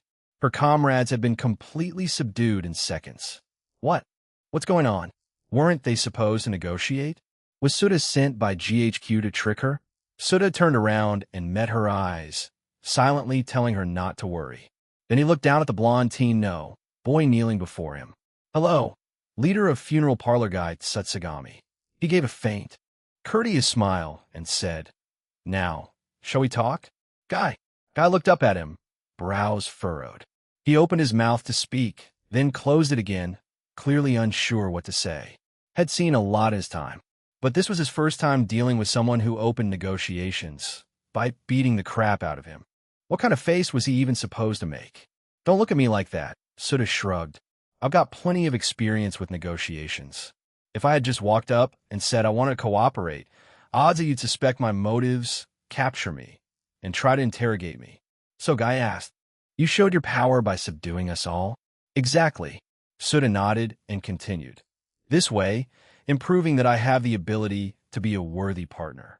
We skip all the time wasting suspicion and back and forth. As you can see, if I wanted to kill you, it'd be easy. So you'll talk, whether you want or not." MFF. Censored. MFF. Beside Guy, Tsugumi let out a muffled, angry whimper, her pale cheeks puffed up like a balloon. Suda had sealed her ability to speak. She must have had something to say and was now furiously trying to express it. 252. Just not letting you use it. Suffer with jealousy, you want to talk? Suda glanced at Tsugumi and loosened the control he had over her body slightly. You're full of it. So what if you can freeze us in place? How many of us can you stop, really? If you want to talk about cooperation, this isn't nearly enough. Now able to speak again, Tsugumi immediately fired off a rapid string of complaints. Clearly, being ambushed out of nowhere had pissed her off. Oh, not impressed by my power? Suda smiled, his tone playfully mocking. Then watch closely, he'll destroy Tokyo for you, just as a demo. As he spoke, his body slowly floated upward, a wind stirring around him, ruffling the clothes and hair of everyone present. Tsugumi looked up at him, shock flickering in her eyes. Golden lightning suddenly flashed in Suda's eyes. In the next instant, a golden bolt tore through the atmosphere, splitting the night sky and illuminating the entire city. For a moment, night vanished. Everything was as bright as day. Boom! Thunder followed, deafening and fierce. Tsugumi and Guy, now partially free to move, looked to the sky, pupils shrinking in alarm. What had been a clear night had, without warning, turned dark and stormy. Thunderclouds churned above, thick and black. A storm of apocalyptic proportions brewed overhead. Then Suda raised his right hand and slowly clenched it. The ground began to quake violently. Tsugumi lost her balance and fell. Cracks split through the park beneath them. A primal fear like the end of the world swept through everyone. Wait, we'll talk. We'll negotiate. Guy finally lost his composure and shouted. Destroying Tokyo. Coming from anyone else, it would sound like a joke. But with the ground shaking and the sky howling, Guy couldn't afford to dismiss it as mere bravado. Tsugumi, stop talking. Guy turned to the girl beside him with a warning. Her expression had changed from frustration to stunned disbelief. She tugged at her cheek with a frown. Ow, it really hurts. So it's all real. Under their gazes, Suda slowly descended back to the ground. The thunder clouds dissipated and the darkness cleared, as if the natural disaster had been an illusion. Suda wore a disappointed, frustrated expression, like someone who had had their ultimate move interrupted, visibly annoyed. It was all an act, of course, meant for Guy and the others. Sure, he could level Tokyo if he wanted. If he used his full divine power in a single wish, he could wipe out 3 cities the size of Tokyo in one go, erase them entirely from existence. But that would be a stupid use of divine energy. To destroy a city, all he'd need is an antimatter bomb. One blast, and the whole area would be flattened, with only a fraction of the cost. Probably 1/50th of his divine power, if that. But really, what kind of idiot destroys cities for fun? On the other side, Guy twitched at Suda's expression. A chill ran down his spine. Maybe he should be grateful he shouted fast enough. You came here with Inori. Don't tell me. You've already used the void genome? Guy stared into Suda's eyes, deeply suspicious. He wondered if Suda had already awakened a void. How else could a regular human manipulate storms, freeze bodies, and perform these feats? You mean this? Suda pulled out the transparent containment tube from his pocket. After Inori gave it to him earlier, he hadn't returned it. Guy's expression froze. The key was still with him. So who was this man? Then, right before everyone, Suda crushed the containment tube. Light burst forth from within, and the crystal essence floated into the air, forming glowing ribbons. Suda casually raised his hand and pulled the ribbons toward himself, binding them to his arm. He felt the resistance of another will, but he didn't care. Using overwhelming mental strength and divine power, he crushed it, forcefully forging a connection with the void. A symbol formed on the back of his hand. So this is the power of kings, huh? As the glow faded, Suda looked at his right hand with genuine curiosity, though a small doubt lingered in his heart. Why had there been resistance when he used the void genome? In the anime, Iase had tried to use it. Shu's mom didn't seem to object, so there shouldn't be a requirement for special identity, right? The king's identity was tied more to the void virus memory duplication process and the chosen partner, not the ability to use the genome. Even a fake king like Scrooge had the ability. and even Daryl Yan, a gravekeeper, butcher, had used it. Is it because I haven't been infected with the apocalypse virus? Suda turned toward Inori and met her crimson eyes. Since I bought you dinner, you don't mind if I extract it, right? Inori didn't speak. She just looked at him and gave a small nod. Suda smiled, and using the void genome's instinctive guidance, reached for her chest. A flash of light and his hand slipped into her soul, drawing out the large sword manifested from her heart. Inori didn't faint. Guy's pupils shrank at the sight. Suda swung the sword, and a shockwave cleaved the entire park in two. The power of the void. Guy watched in awe, but just as he was struck by the spectacle, Suda's voice broke the moment. Is that it? Kinda underwhelming. He released Inori's void. The sword returned to her body. Suda raised his right hand. Golden light shimmered in his eyes. Time began to rewind. In a blink, the void genome fully reassembled back inside its container. Good as new. Suda scoffed. You people fight to the death over this weak stuff? Guy, what did he just witness? This man used the void genome, disliked it, and put it back together? How? Guy's mind couldn't even begin to grasp it. It was beyond everything he knew. Suda waved a hand, restoring Guy's mobility. Now you have no doubts, right? Tsugumi said nothing. She was too shocked to speak. Who are you really? Guy asked, flexing his fingers. The world is far bigger than you think. Suda didn't beat around the bush anymore. I'm a visitor from another world. I came to check on someone else who was chosen. He pointed at Inori. Inori was chosen? Guy turned to her in surprise. Suda didn't clarify what she was chosen for. His expression made it clear he wasn't going to elaborate. Wait, Tsugumi interrupted. If you're that powerful, couldn't you do whatever you want? Why even need our help? Suda gave her a sidelong glance. Can you cook? Huh? Cook? Tsugumi blinked, but answered anyway. A bit. Do you cook often? Of course not. I'm an intel officer, not kitchen staff. She pouted, thinking it was a dumb question. Suda clapped his hands. Same here. I'm a god, not a grunt. Why do the hard work myself when I can have others do it? Tsugumi, he just justified laziness like a pro. She was impressed. It'll be blunt, Suda turned to Guy.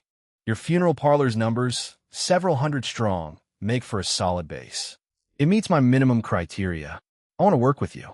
Mutual benefit. Wait, how do you know how many people we have? You know us that well? Tsugumi grew wary.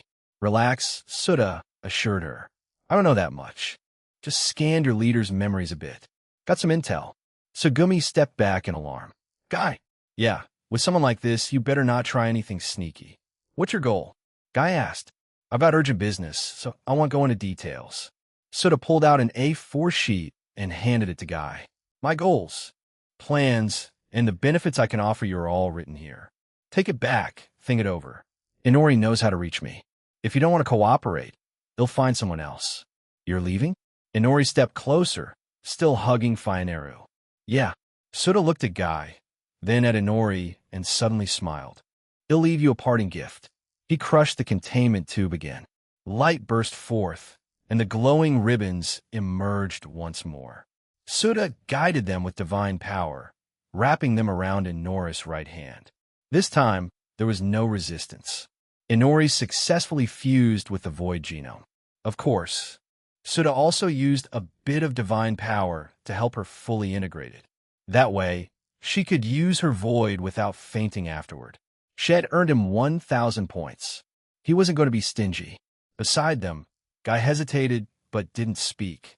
The genome was just a means to an end if this man was on their side. It didn't matter anymore. Farewell. I hope you make the right choice. With that, Suda looked toward the armed members behind Guy and released the restrictions on their bodies. Then, he whispered a return command and vanished from sight. 253. When I wake up, I'm going to teach you a lesson.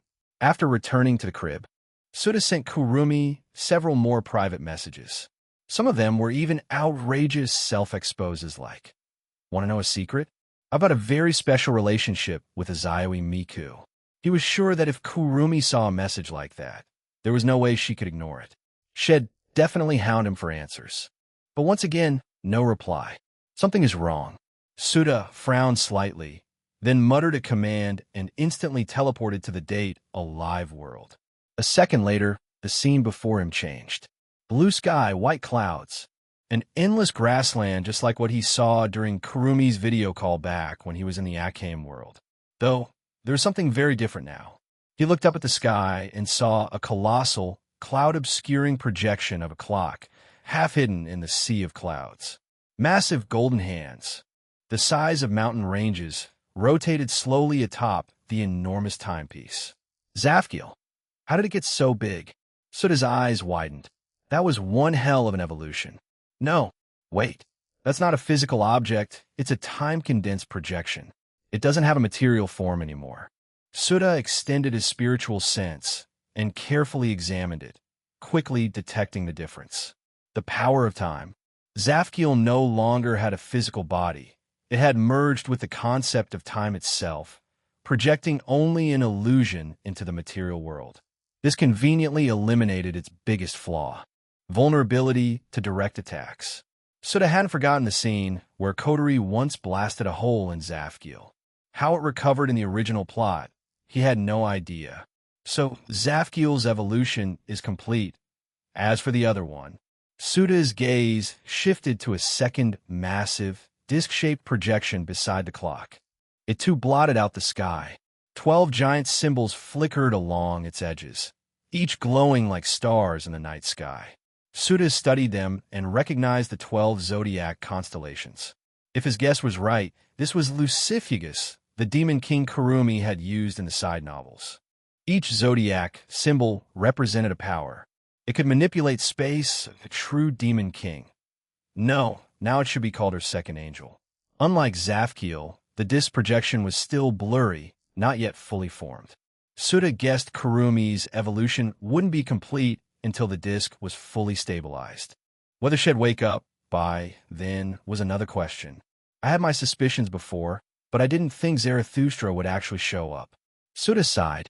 He quickly recalled Kurumi's position from the earlier video call.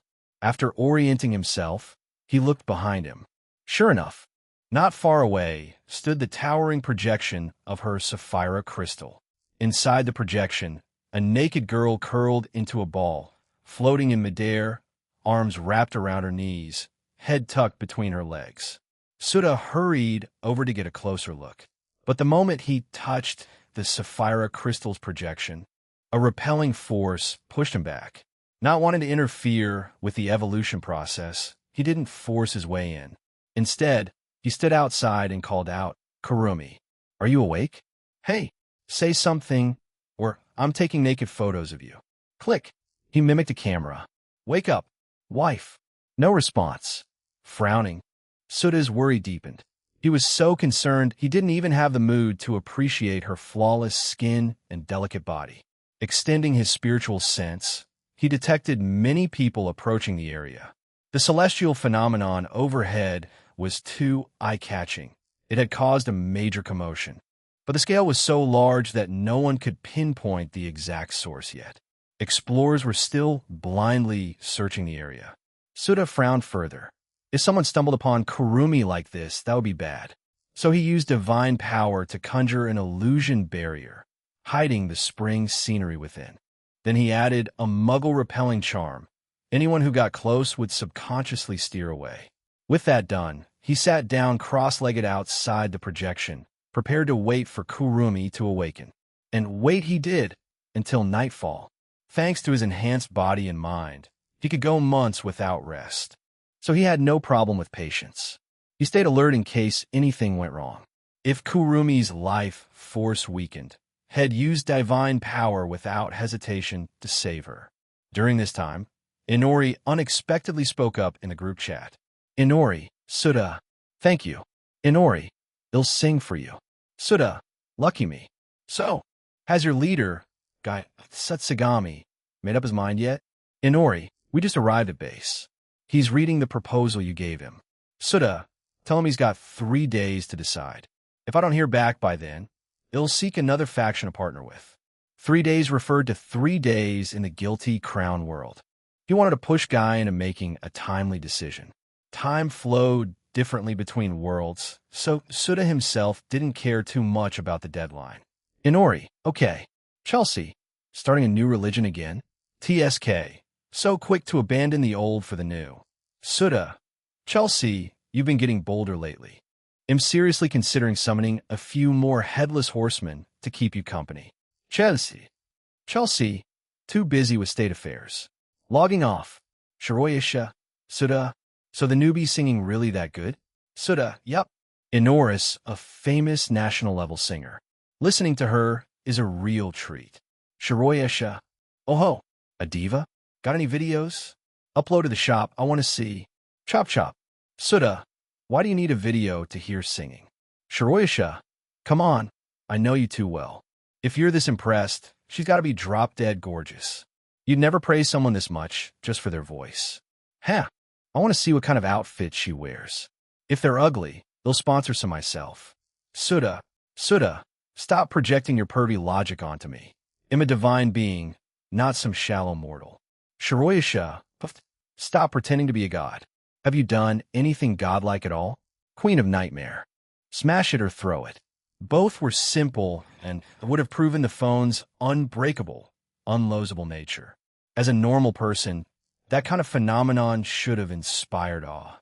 She should be taking the system very seriously. So how was she still talking like some edgy overlord? Maybe she didn't try the test, or was too frugal to break her new phone. Or maybe she did test it, but didn't feel the impact. That was also possible. Of course, the most likely explanation, she just didn't read the announcement. Too long, didn't read. Souta, I'm with Kurumi right now. Once I head back to Anor's world, they'll upload her songs so you can all enjoy them. Altair, you're with Miss Kurumi? Is she okay? Nothing went wrong, right? Souta, not sure yet. She's been in a deep sleep and hasn't woken up. I'm staying here to keep watch, just in case. Author's note, P.S. I'm hitting the 500k word fatigue zone. My thoughts are slow, and writing feels heavy. Updates might be slower for a few days. I suspect it'll hit the same slump around 1 million words too, but I'll try to pace myself. 254, just you wait till I wake up. Altair, she still hasn't woken up? I suspect she's at a critical stage of evolution. Altair, if anything goes wrong, please let me know. My holopsican ability might help. Souta, relax, Altair. Hopefully we won't need that. Because if even I can't help, there's no way you can. Altair, Chelsea, it's true, but wow, Souta, only you could make something so brutally honest sound even more hurtful. Ha ha ha. Altair, Shiroyasha, that's so you kid. Altair, Chelsea's words were pretty hurtful too. Chelsea, oh, saw the, Rin Tosaka. You'll get used to it, Altair. That's just standard Souta behavior. Altair, I understand. Souta, why is no one considering that I might just be teasing or joking? Rin Tosaka, oh please stop pretending. You know how often you roast people? It's practically a reflex at this point. I'm so used to it. It feels weird when you don't sass me. Souta, didn't know you were that much of a masochist, Rin. Rin Tosaka, who do you think trained me into it? Queen of Nightmares, Altair, you have a power called Holopsican? That's quite an interesting name. Mind sharing your identity? Altair, identity? Souta, she's asking if you're a devil, angel, god, demon king, magi, etc. Altair, I guess. I'd be considered an Esper. Queen of Nightmares, oh, we got Espers too? This group's getting more interesting by the second. Souta, by the way, Miss Queen of Nightmares, have you read the group announcement? Queen of Nightmares, too long, didn't read. Souta, did you try throwing the phone after picking it up? The system phone only triggers its return effect if deliberately thrown or left far away. Without testing it, the user may not notice anything unusual. Souta himself didn't discover its special nature for over 10 days. Queen of Nightmares. Throw it? Why would I do that? Souta. All right, I get it. Queen of Nightmares. Souta, let's do a video chat sometime. It'll show you what divine power looks like. Queen of Nightmares. Oh ho, I'm looking forward to that. But as a demon king, I won't go down easy. Queen of Nightmares. Altair. Miss Altair, could you tell me more about your holopsican ability? Don't worry. In return, they'll share my background too. Altair, your background? Queen of Nightmares, my powers as a fallen angel. Interested in trading info? Altair, sure. I've always been curious about beings like fallen angels. And just like that, the two began their interdimensional chat. Midway through, Shiroyasha jumped in and started praising Rura's immense power, claiming she was stronger than Suda and even took a jab at him. Suda felt nothing. If anything, it was amusing. Watching the chatter was surprisingly entertaining. He didn't linger too long, though, and put his phone away. Unless someone tagged him directly, he had notifications turned off. He glanced over at Kurumi. The girl was still curled up, completely motionless. He sighed and tried to suppress the worry in his heart. Right, I just got 1,000 points. Since I'm doing nothing anyway, might as well work on understanding the laws. Suda recalled the points he earned from helping Inori. With what Kurumi and the others had sent him previously, he now had over 1,100 points, enough to buy 11 minutes of system assistance time. Last time, 50 minutes pushed me forward significantly. Maybe 11 more minutes is enough to awaken a divine authority. He felt a surge of anticipation. Kurumi probably wouldn't wake up during that short span anyway. All right then, let's begin. He opened the system shop, spent the 1,100 points, and activated the session. That mysterious state descended upon him once again. Suda quickly shut his eyes, focusing entirely on his comprehension. Having experience now, he dropped into the state even faster. Time flew by. 11 minutes passed in a blink. Suda opened his eyes calm, focused, filled with clarity. The mental storm inside his mind stirred the winds around him, blowing open the floating clouds above. When he looked ahead, the rising grass flattened completely under his gaze, turning smooth like glass. Matter reshaped itself at his will. With a glance, he altered the local terrain, and it hardly cost him any divine power. My control over matter has grown again. I wonder how much divine energy ID need to awaken my authority now. Maybe it's enough? His eyes gleamed with eagerness. But a glance at the still sleeping Kurumi calmed him. Her evolution was still underway if something went wrong. All the divine energy he had would be needed to save her life. Reviving someone by bypassing logic and laws through a divine wish cost a lot. Power was great, but nothing compared to his wife. He restrained the urge, focusing back on her. Finally, as morning sunlight spread across the plains, Kurumi's spiritual presence stirred. Suda noticed immediately and stepped up to the edge of her sapphire crystal projection. Kurumi, are you awake? He called softly. Her lashes quivered, and slowly she opened her tired eyes. Suda, why are you here? When did you? You disappeared from the group. I came to check on you. He got straight to the point. What happened? Why did you suddenly fall into a coma? Sorry, I was exhausted. Just wanted to sleep, that's all. She tried to comfort him. Don't worry. It's just a side effect of evolving.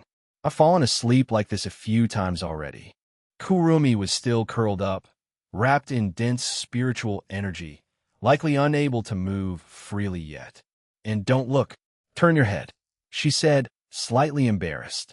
Guess she finally got shy. Okay. I'm not looking. Suda turned his head away. There'd be plenty of chances to see every inch of her later. No need to rush. Even open her up and look into him. No need to get ahead of himself. You've been evolving for quite a while now. Still not done? Can't help it. I absorbed the spiritual vein completely, but it's massive. Takes time to digest. Kurumi estimated, at the current pace, ITLL take another half-month for the crystal to finish evolving. It'll probably sleep again during that time and won't be awake for long. I see. As long as you're okay. Suda sighed in relief. Oh, worried about me? Kurumi teased with a soft smile. If you're lonely, you could come in and pat your head. Wait, I can go in? He asked, pointing to the crystal barrier.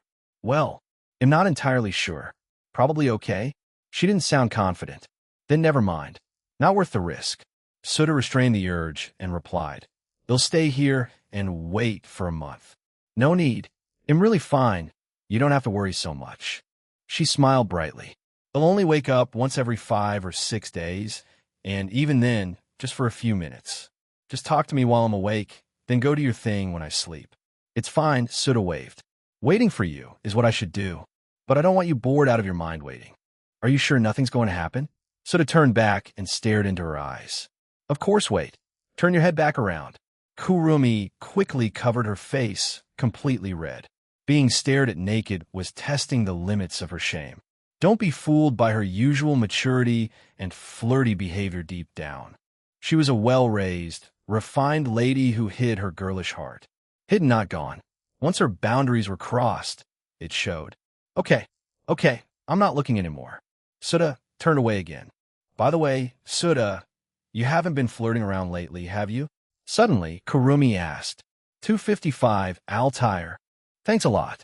The moment Kurumi asked the question, Suta's expression froze. His heart skipped a beat, and it felt like a giant red danger sign lit up over his head. Fortunately, Kurumi was still looking at his side profile and didn't notice anything suspicious yet. Suta quickly composed himself, silently debating how to respond. Lie? That feels wrong. My conscience wouldn't survive it. Be honest? Would she come at me with a kitchen knife?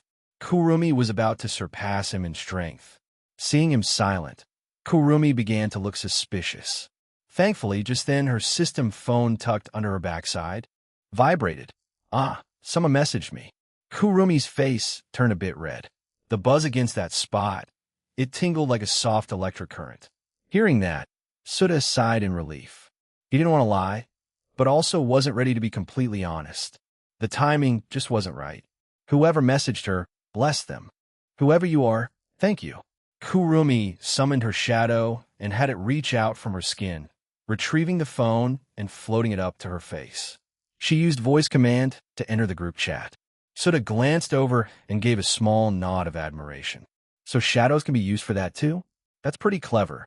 Wonder who she picked that trick up from. It's Altair. She tagged me to check how I'm doing, Kurumi said, smiling gently. Clearly, being cared about made her feel good. She dictated her reply aloud. Kurumi Tokisaki. Sorry for making everyone worry. I'm in the middle of evolving. Dowoli no sing donjol. I just keep falling asleep. Altair, as long as you're okay. Suta checked his phone and smiled with relief. So it was Altair who bailed me out. Not bad, not bad. I did let her tag along for some point farming back with Nezuko, so I guess that favor wasn't wasted after all. Just then his phone buzzed too. Inori. Suta. Guy says he agrees to cooperate. When will you be coming over? Kurumi. Cooperate? What cooperation? Altair. Suta accepted a mission to rescue a new group member and found their world perfect for building up faith. So he's planning to set up a religion there. Miss Inori is the one he saved. Altair. But when he suspected something might have happened to you, he dropped everything and rushed over. Kurumi. So I made him neglect his important business? Suta. It's not that serious. Building a religion can wait. Don't overthink it, Kurumi. Suta. Inori. Got it. Have Guy wait a bit. Something came up on my end. Once I wrap this up, it'll head over. Inori. Okay. Suta. Oh right. Inori, don't forget to send me an invite. Otherwise, I won't be able to cross over. Ask the system how to do it if you're unsure. Altair. Oh, by the way, Suta, you might be losing your third place ranking. Suta. Huh? What ranking? Altair. The power rankings in our chat. Shiroyasha is first, Kissshot is second, and you were third. But after chatting with Queen of Nightmares, we've concluded she's stronger than you, so you're bumped to fourth. She and Kissshot are about equal in power. Suta. Who made this list? Altair. Shiroyasha did. Suta. Seriously. What a waste of time. Shiroyasha. You're just jealous, kid. Even if Queen of Nightmares surprised me, I'm still number 1 undefeated and unmatched. Haha. Suta. Who dares claim invincibility? We're the undefeated now. Even the mighty empires fell. Shiroyasha? Ignoring Shiroyasha's bragging, Suta tossed out a niche quote and pocketed his phone. Right before he did, he got the invitation from Inori. He left it alone for now. The guy matter wasn't urgent. He planned to let funeral parlors stew for a bit. After spending his points to advance his comprehension of the laws, he was more interested in seeing whether he had enough divine power to awaken a divine authority. Ever since gaining divinity, the authority issue had been a pain. had fought tooth and nail for so long. It was time to enjoy the fruits of his labor. Just then, he felt a sharp gaze land on him. Confused, he turned and locked eyes with Kurumi. This time, she didn't shyly look away. She stared straight at him. After a full 10 seconds, she sighed and said, "Suta, when did you meet Izayoi Miku?" "Suta, quite bold of you, sending me that message," Kurumi said with a smile, but her eyes sharpened like blades. "Was that meant to provoke me?" "Ah, so that's what I forgot." Suta's heart sank. Back when he feared something had happened to her, he sent a probing message. "Want to know a secret? I have a close relationship with Izayoi Miku." If she replied, he'd know she was okay. If not, she might be in trouble. He hadn't planned to keep Miku a secret forever. It was something he'd eventually come clean about. But now, that bait had just blown up in his face. Damn it. I was just thanking Altair for bailing me out, and now she's tossed me into a deeper hole. Thanks a lot, Altair. Suta sighed inwardly and braced himself. I was testing to see if you were in trouble. If you didn't reply, I'd know something was wrong. Then, was your confession true? Yes. When did it happen?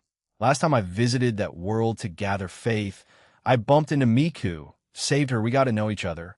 Then when I went back to fix the origami incident, I spent some time with her as a child. I think she developed feelings for me too. Since the cat was out of the bag, he figured it best to lay everything on the table. Wait, there's origami too? Kurumi's temple twitched. She took a few deep breaths and asked, "Anyone else?" "Rin Tosaka. You. And Ilya." Kurumi looked exhausted, her tone flat as she added, "You forgot Kiss Shot." "Well, things with Kiss Shot are complicated. Calling it romance feels off. It's more like mutual dependence." "You really are?" Kurumi was speechless. She had mentally prepared for this, but not for so many girls at once. It was a bit much. There's a saying, the more you hold back, the angrier you get. Kurumi was done holding back. She lowered her voice and said, "Suta, turn off your divine shield." He obeyed. A hand extended from her shadow, gripping her system phone, and slammed it into Suta's face. The phone triggered its return function and teleported back to Kurumi's backside. She smashed it into him again. 5 times total. Suta rubbed his face. It only stung a little, nothing serious. If it helped Kurumi vent, it was worth it. After all, he had caved to temptation. 5 girls, 5 smacks. That's your punishment. Kurumi huffed. She was frustrated and upset, but not hateful. She had known this would happen, and still chose to stay close to him. Being mentally prepared made a difference.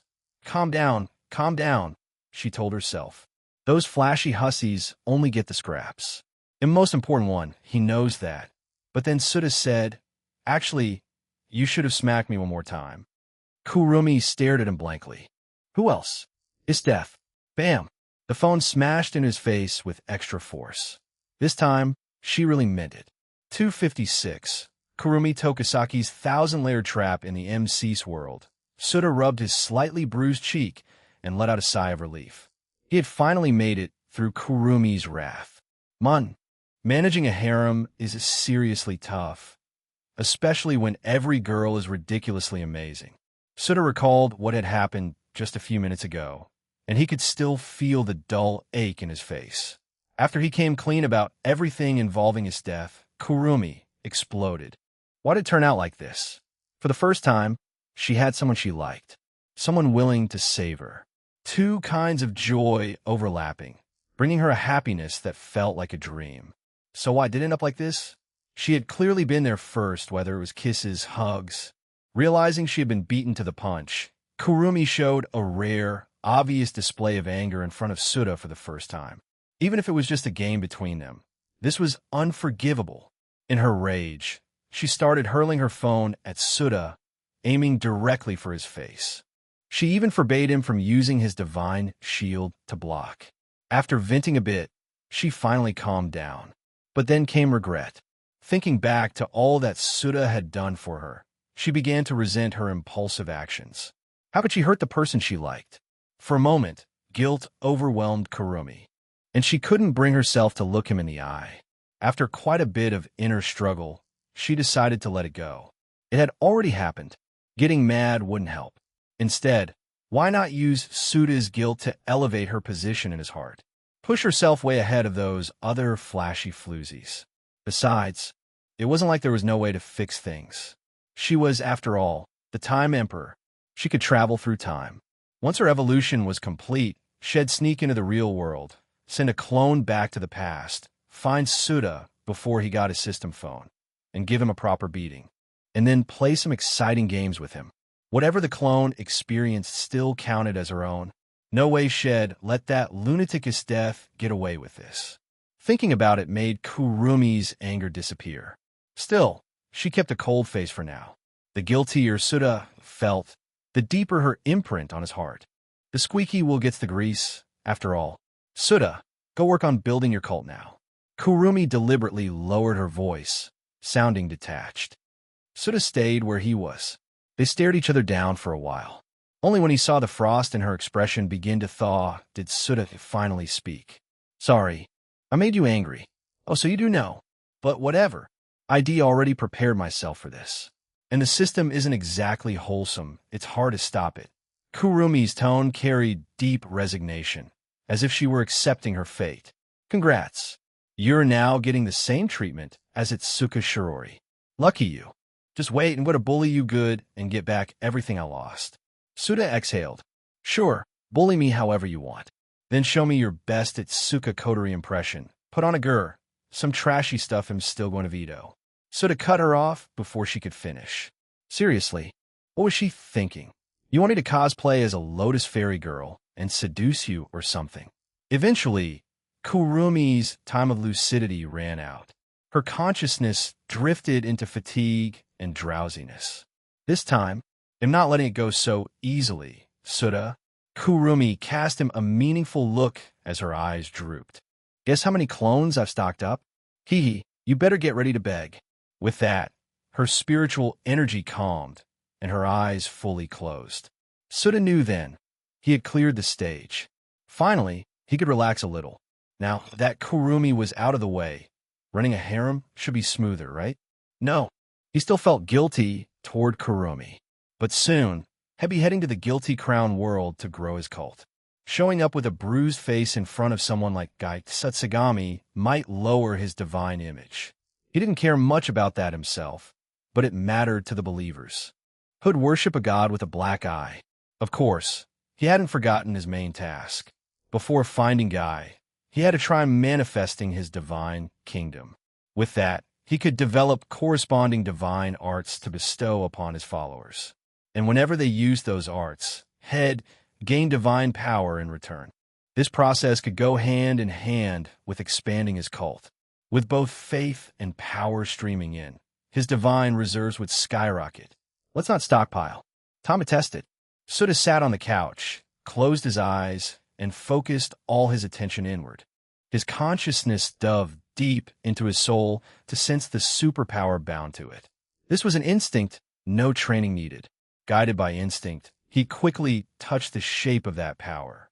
Like unlocking a floodgate, the vast divine force within his god realm surged forth. Golden light flooded into the depths of his soul, wrapping him in warmth.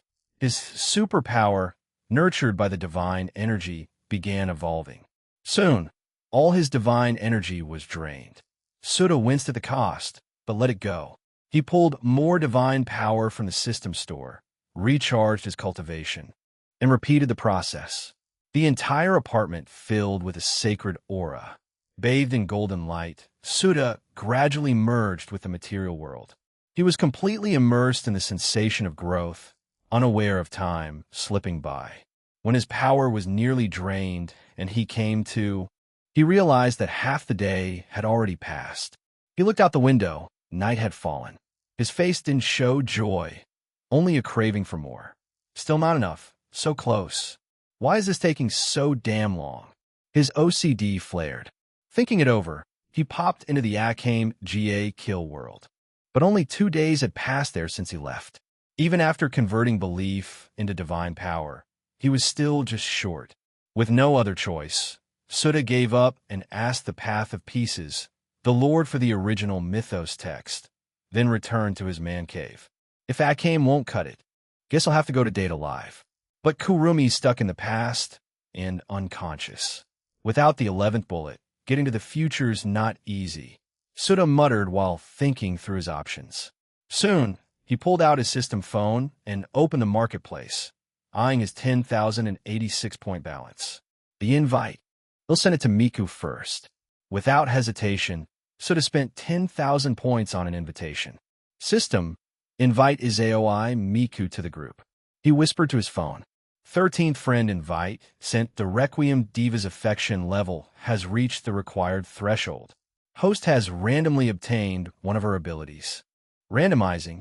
Congratulations. Host has acquired mental manipulation. The Requiem Diva. Is that Mika's nickname? Souta was a little surprised by the system's follow-up.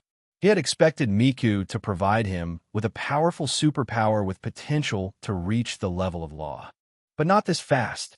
She had just joined the group, and he was already receiving benefits. So the affection system didn't even require face-to-face interaction. Meaning, online romance works too?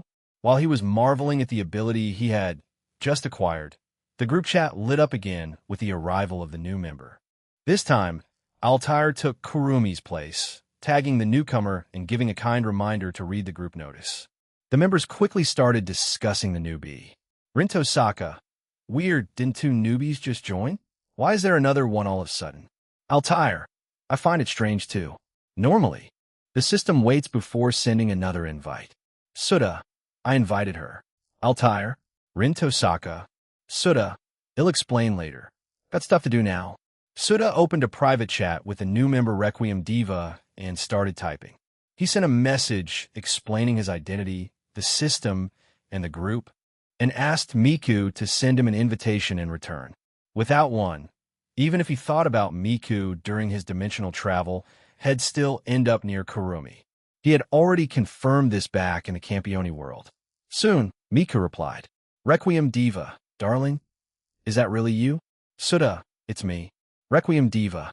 Wait just a moment. I'll invite you right now. Mika moved quickly. Just seconds later, Souta received her invitation. He tapped accept immediately and was transported straight to the date alive world. 2:57.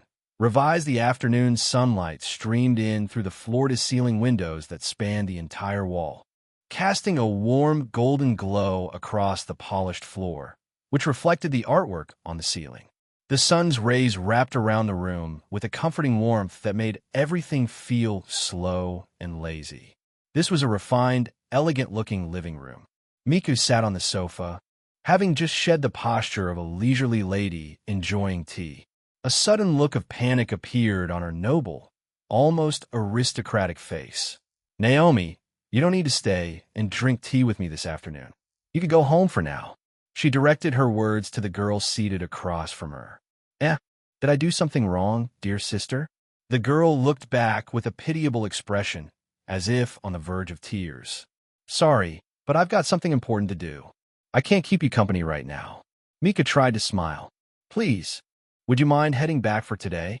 I'll give you an autograph later to make up for it. Okay, I understand. The girl looked a little disappointed, but unable to resist Mika's gentle pleading, she stood and quietly left the living room. Phew! Once she heard the door close, Miku let out a relieved sigh and patted her ample chest. She couldn't risk Souta seeing her inviting a beautiful girl over. It would definitely lead to a misunderstanding about her cheating.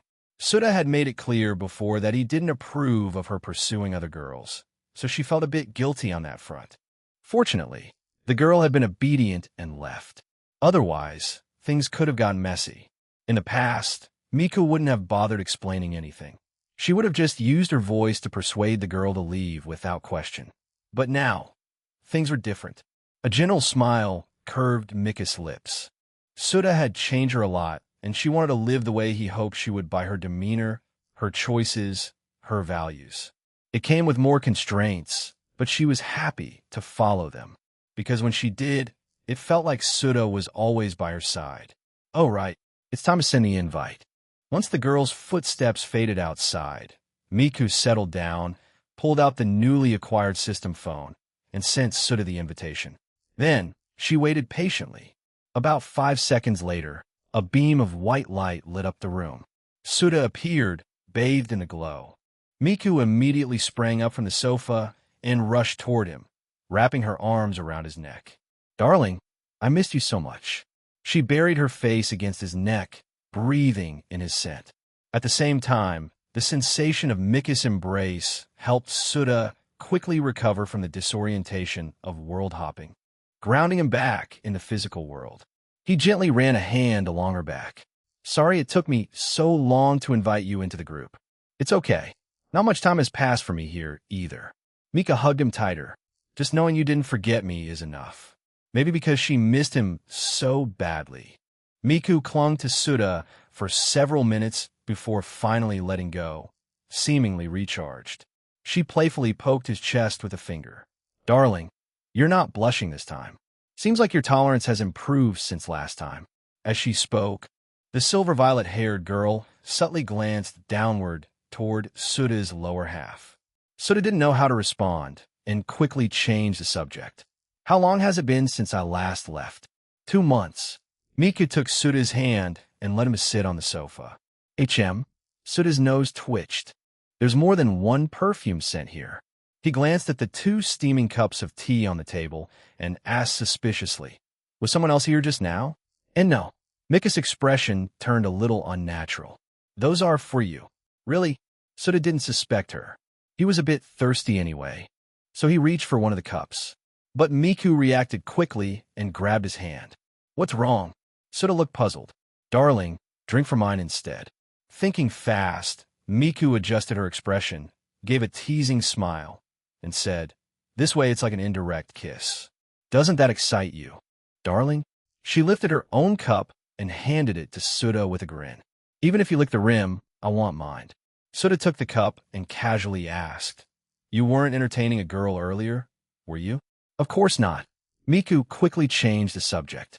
"Darling, did you come here for something?" Her guilty conscience made her lie instinctively, and it struck her she hated liars, like the fans who once betrayed her. But now, here she was lying without even thinking. It made her feel a bit complicated and quietly upset. "Can't I come just to see you?" Suta took a sip of tea, set the cup down, and looked at her. "Miku, don't be so careful around me. If you act like this, it makes things awkward for both of us." He asked, "There was another girl here just now, wasn't there?" "Well, don't worry, I'm not mad." Suta gently patted her head. "Sorry, Elite." Miku lowered her head. "It was a kind lie. You didn't want to upset me." Suta smiled. "That's different from malicious deceit. Don't be so hard on yourself." "Darling, you're too good to me." Miku suddenly lunged and clung to Suta's arm, rubbing her cheek against it. Suta caught her arms and gently pushed her away. "Okay, if this keeps up, I can't promise I won't do something." "Well, let's see what happens then." Mika giggled, lips curled up. "Compared to last time, you're not turning me down anymore." A hint of mischief lit up her face. "Want to stay for a while?" "Miku." Suta stared into her violet-silver eyes and asked seriously, "Are you really ready for what comes with being with me? You know about my relationships, right?" "I know. There's Kurumi-san and your favorite Shiroyasha." "Huh?" Suta looked baffled. "What does Shiroyasha have to do with me?" "I've told you. I'm not an Alolas. That comic was all just embellished by Hanjo Nia. It's fine, darling." Mika smiled. "I don't mind." Seeing her so resolute, Suta decided not to bother explaining. Pathetic. He tells the truth, and no one believes him. But then he thought of Ilya. Fine, maybe it's true. If she's beautiful, be it a lowly or mature lady, it didn't matter. "You're sure? You won't regret it?" Suta asked seriously. "No regrets." Mika gave a warm smile. "As long as I have you." Not only did she not mind, she even welcomed Suta having more girlfriends. Suta was hers and his girlfriend's. Why couldn't they be hers too? Rather than jealousy, she actually felt curious about meeting the others. Suta didn't pick up on Mika's deeper intentions, but he was touched by her effort and understanding. He took out his system phone and sent Miku an invitation. "What's this?" Miku asked curiously. "My invitation to you. With this, you can visit me into my world anytime you want." After pocketing his phone, Suta looked out the window, then back to Miku. "Miku, do you have plans today?" "Nope. It's the weekend, so no school, no company events. I'm free all day. She smiled expectantly. Are we going on a date? Not exactly a date. More like taking you along for a trip. Besides visiting you, I need to go to the neighboring city for something. Suda hadn't forgotten his mission to harvest faith, to avoid drawing the attention of Mio Takamiya. He had hidden a partition of his divine kingdom beneath the nearby city. Since 2 months had passed here, the faith collected should be enough to refine more divine power. It was time to go and harvest. It might be a bit boring. Want to come along? Suda asked. Of course. Mika nodded. Then let's go. Suda took her hand, and the two left the living room. He gave up on using his remaining divine power to teleport, choosing instead to ride in a car with Miku. He still had a sense of romance, after all. 258. A divine law secured Suda couldn't be completely sure whether Mio Takamiya might take the time to monitor or check up on specific spirits. Now that he existed as a potential threat, there was no way she'd just leave the spirits, key pieces in her plan, unattended. So staying too close to Miku was a bit risky. With that in mind, after collecting a batch of faith and taking Miku on a short stroll through the neighboring city, he returned to his basement. After all, he didn't have much divine power left. If Mio suddenly decided to attack, it would be awkward. As for the spirit Miku and the others, they'd be safe at least until Mio's plan was complete. Now all he had to do was wait for Kurumi to finish her evolution and come back to beat Mio into the ground. That expression on Mio's face would be priceless. This should be enough now. Sitting on the couch in his apartment, Suda looked at the faith stockpiled within his divine kingdom and felt a rush of anticipation. He closed his eyes, focused entirely, and began the tedious process of converting divine power, nurturing his divine law and refining it further. Having done this before, he moved through the steps smoothly. Suda continued the repetitive process for about an hour. Then suddenly, his figure vanished from the room. No, not vanished. His body was still seated on the sofa, but it was as though he had completely merged with the surrounding environment, indistinguishable from it. The sacred aura in the room surged to its peak. Golden light burst forth, flooding every corner. Bathed in that golden brilliance, Suda slowly separated himself from the environment again. When the merged separate process completed, he opened his eyes once more. In those black pupils gleamed deep joy and satisfaction. He had done it. He had successfully cultivated a divine law. In that moment, Suda felt his divinity ascend. His divine rank advanced from level 5 to level 6. He had officially transcended demigodhood and stepped in a lesser godhood. Suda closed his eyes. His mental power spread outward, mapping the surrounding cityscape into a crude, holographic model in his mind. His spiritual power had grown immensely. His body evolved in tandem with his divine rank, every stat significantly boosted. Lesser divine power. He allowed a breath. But then a question popped up. Why did ascending a divine law instantly upgrade his divine rank? System, does nurturing a divine law automatically trigger a rank up after demigod?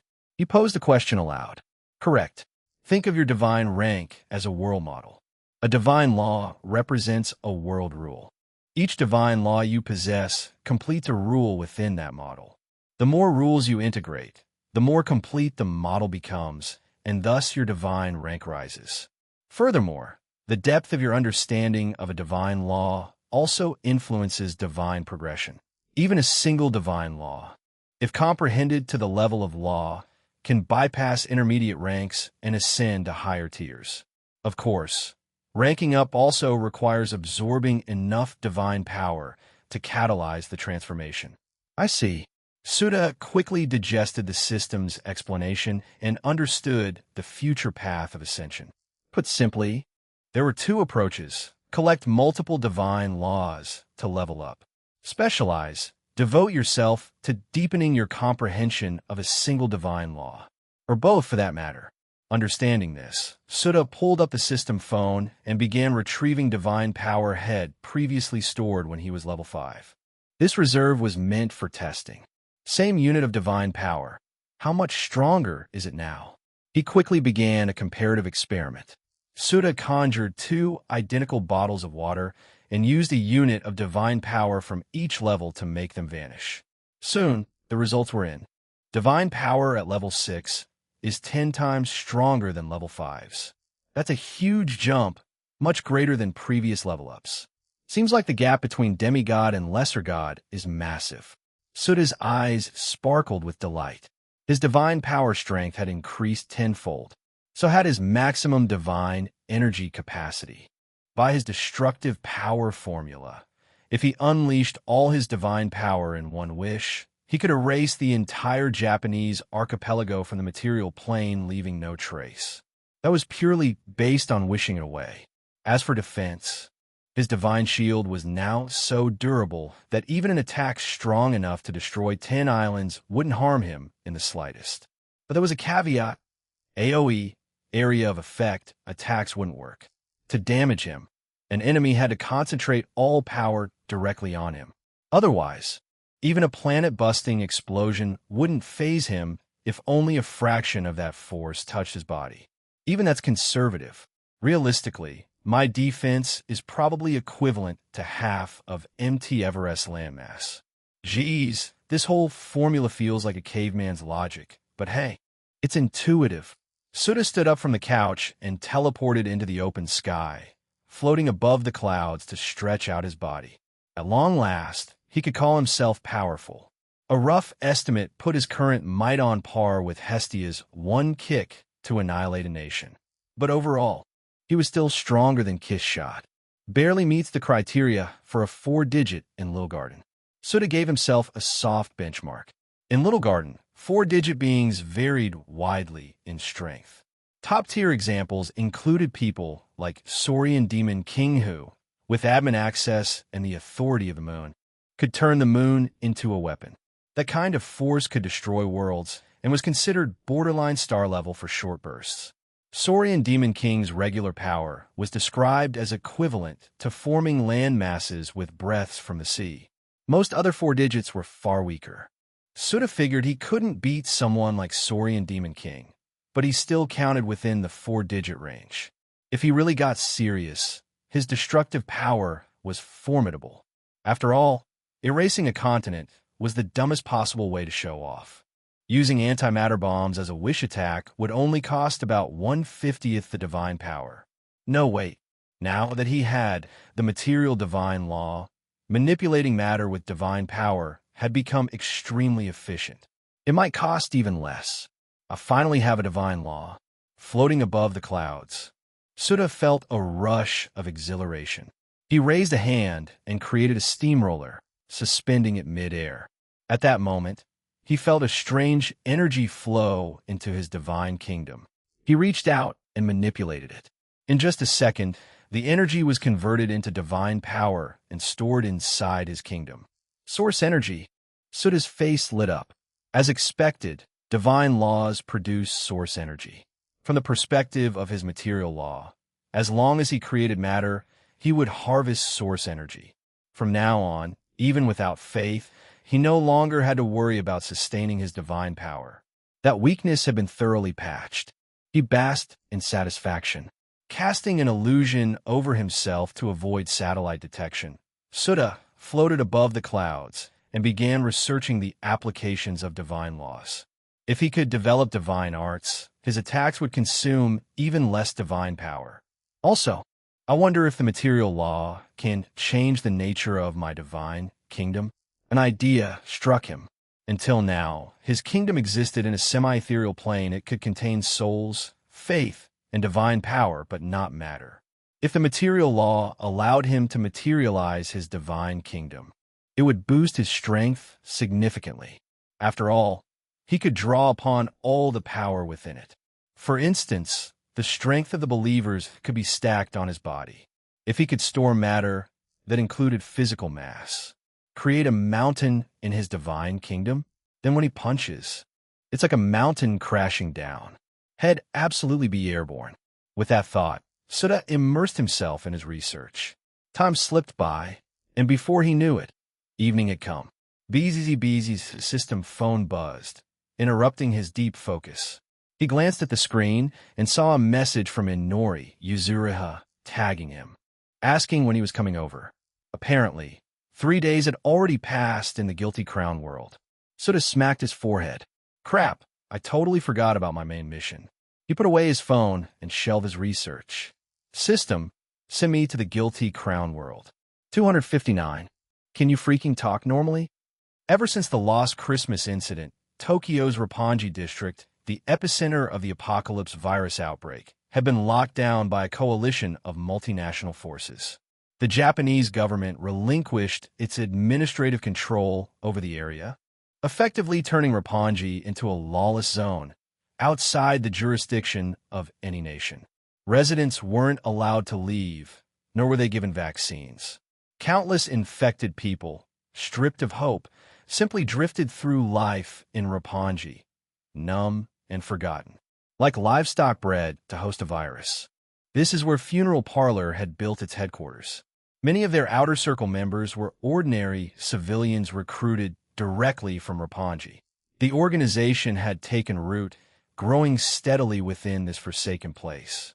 So among the local thugs and delinquents, Guy Tsutsugami's name was infamous. Someone you absolutely couldn't afford to mess with. This is the current state of Funeral Parlor. Inside a conference room within an underground base, Guy looked towards Souta, who stood in front of the large wall-mounted screen, and said, "Everyone here today is a core member of Funeral Parlor. They're all trustworthy and reliable. You can count on them." After Souta returned to the Guilty Crown world, Guy immediately summoned the inner circle for this meeting. The main purpose was to formally introduce Souta's true identity as their collaborator, and to discuss future plans. Those gathered included Guy, Inori Yuzuriha, the prideful girl Tsugumi, and Ia Shinomiya, who sat in her wheelchair. Besides the four of them, there were 3 unfamiliar faces: Funeral Parlor strategist Shibunji, the knife and melee combat specialist Argo, and the silent giant Awagumo. Only 7 core members. Souta couldn't help but sigh a little. This organization of yours really isn't much. I might need to consider other options. Everyone in the room tensed at those words. Especially Guy, his eyes flashed with anxiety. After reading the information Souta had provided, he had made up his mind. This god, he was going to worship. He had to secure this partnership. The tables had turned. Souta was no longer the one approaching them for cooperation. They were the ones begging him after learning the truth. Guy quickly said, "It's true that our core members are few, but our outer circle is extensive. If you're planning to grow a cult, Roppongi is ideal due to its lawless status, and Roppongi just so happens to be our base. Working with us will save you a great deal of trouble. I could also just go straight to GHQ, the current rulers of Japan. I don't have to grow the faith in Roppongi," Souta casually countered, his tone light. "GHQ isn't that easy to deal with." Guy shook his head. "They're a multinational force, powerful and arrogant. If they discovered someone like you, their first instinct wouldn't be negotiation, it'd be to capture and dissect you." "It's fine," Souta said nonchalantly. "If they try to capture me, they'll resist symbolically, wipe a few countries off the map, and they'll behave." Guy nearly choked. "The hell? Can you even have a normal conversation?" He started wondering if Souta was just mentally unstable. If he really had the power to steamroll GHQ, then why even bother coming to them? Why give Funeral Parlor false hope by appearing here, only to dangle vague threats like this? Are you here to cooperate or not? But just as the tension peaked, Souta suddenly smiled and shifted his tone. "I don't like GHQ. Plus, I don't want to cause too big a commotion. Too much of a hassle. Since Inori, who like me has been chosen, is with your group, it'll give her some considerations and work with Funeral Parlor." Relief swept across the room. Everyone present, except the strategist Shibunji, had seen Souta's power at the park last time. If someone like that sided with GHQ, Funeral Parlor would be completely doomed. "You really are a sadistic bastard." Tsugumi, wearing her sensor-attached suit, shot him a glare. She could tell Souta had deliberately toyed with him earlier. Souta calmly ignored her pouty little stare. He had no intention of replicating his flashy antics from the Akame GA kill world here. To strangers, Head maintained the persona of a god, but among those who knew him, pretending all the time was exhausting. There wouldn't even be room for normal daily life. So he didn't mind having a few people who knew what he was really like. Take the Lord from Path of Peace, for example. Had probably seen through the act ages ago. But that guy still offered genuine faith, far more than any regular believer. It showed that as long as the job was done right, the faith would come. Do you have any plans yet? Guy pulled the conversation back on track. For now, I recommend unifying Roppongi as your cult's base. There's no government oversight here, so it's easier to grow. Guy, mind if I call you that? Suda gave him a meaningful look. What? You trying to get me to act as your free muscle and drive out GHQ's antibodies from Roppongi? The antibodies were GHQ's Special Pandemic Response Unit. Their official name was the Special Virus Disaster Response Bureau, led by Shuichiro Kido. They operated under a separate command structure from GHQ's military and were equipped differently. Their mission was to handle the apocalypse virus. The antibodies had the authority to identify, isolate, and in some cases, execute infected individuals. Naturally, Roppongi's residents lived in fear of them. He had no choice but to restrain the arrogance he usually carried as a leader. This is a partnership, he said. If you take care of the antibodies, we can focus on building our organization, or rather, your cult. Everyone in Roppongi would become your follower. You're good with words. Suda dragged over a chair and sat down. Relax. Since this is a partnership, I won't withhold the support I promised. In fact, I might even offer some in advance, like 260. Suda got a taste of being the system, for example. Suda said, meeting everyone's gaze. Do any of you have a wish you want fulfilled? A wish? Before Guy could reply, Iace Shinomiya, seated in her wheelchair, was the first to react in surprise. Yeah, Suda said generously, the cult business will be entirely your responsibility. As a reward, I can grant each of you a wish. This is my way of showing sincerity. Of course, despite his magnanimous tone, he had an ulterior motive. He wanted to use the wish-granting process to make these core members truly, from the bottom of their hearts, regard him as a god. Because his next plan was to develop divine arts and bestow them upon the cult's inner circle, creating the first wave of priests loyal to him. Suda had one principle. Power must only be granted to believers. So, the core members all had to become his faithful. Anything at all? Sugumi stepped forward eagerly, her eyes sparkling with anticipation. Suda glanced at her. Her expression made it clear how excited she was. That's right. Anything, he nodded lightly. Then I wish for infinite. No, make it 10 wishes. She thought about it. Infinite was a bit greedy. 10 was safer. Suda stared at her in disbelief. Are you a hacker or something? Wishing for more wishes? Trying to loophole the system? Wait, wasn't she a genius hacker? Come to think of it, her bug-finding instincts were probably on par with his. Suda nearly recited an old man's wisdom on the spot. When you give an inch, the saying goes that they'll take a mile. Sugumi, unaware of his thoughts, continued brightly. For my first of 10 wishes, I want to test if you're bluffing. So, make me a second moon in the sky. Suda silently stared at the prideful girl. Seriously? A second moon? Not impossible. Technically, he could do it by entering a loop of create matter, gain source energy, convert to divine power, create matter again. With enough time, he could build a moon. But clearly, Tsugumi meant create one instantly, just to prove his divine credentials. That he couldn't do. Of course, he'd never admit that. Can't do it. Just fake it. What's the matter? Can't do it. Tsugumi smirked. Didn't you say you could grant any wish? I can make you a moon. But that wish is beyond what you can afford to pay. Same goes for those 10 wishes. You don't have the price for them. Suda looked in her eyes and said seriously, to make it fair, it'll grant you immortality. But in return, your body and soul will belong to me. You'll be my eternal servant, doing anything I command, whether you want to or not.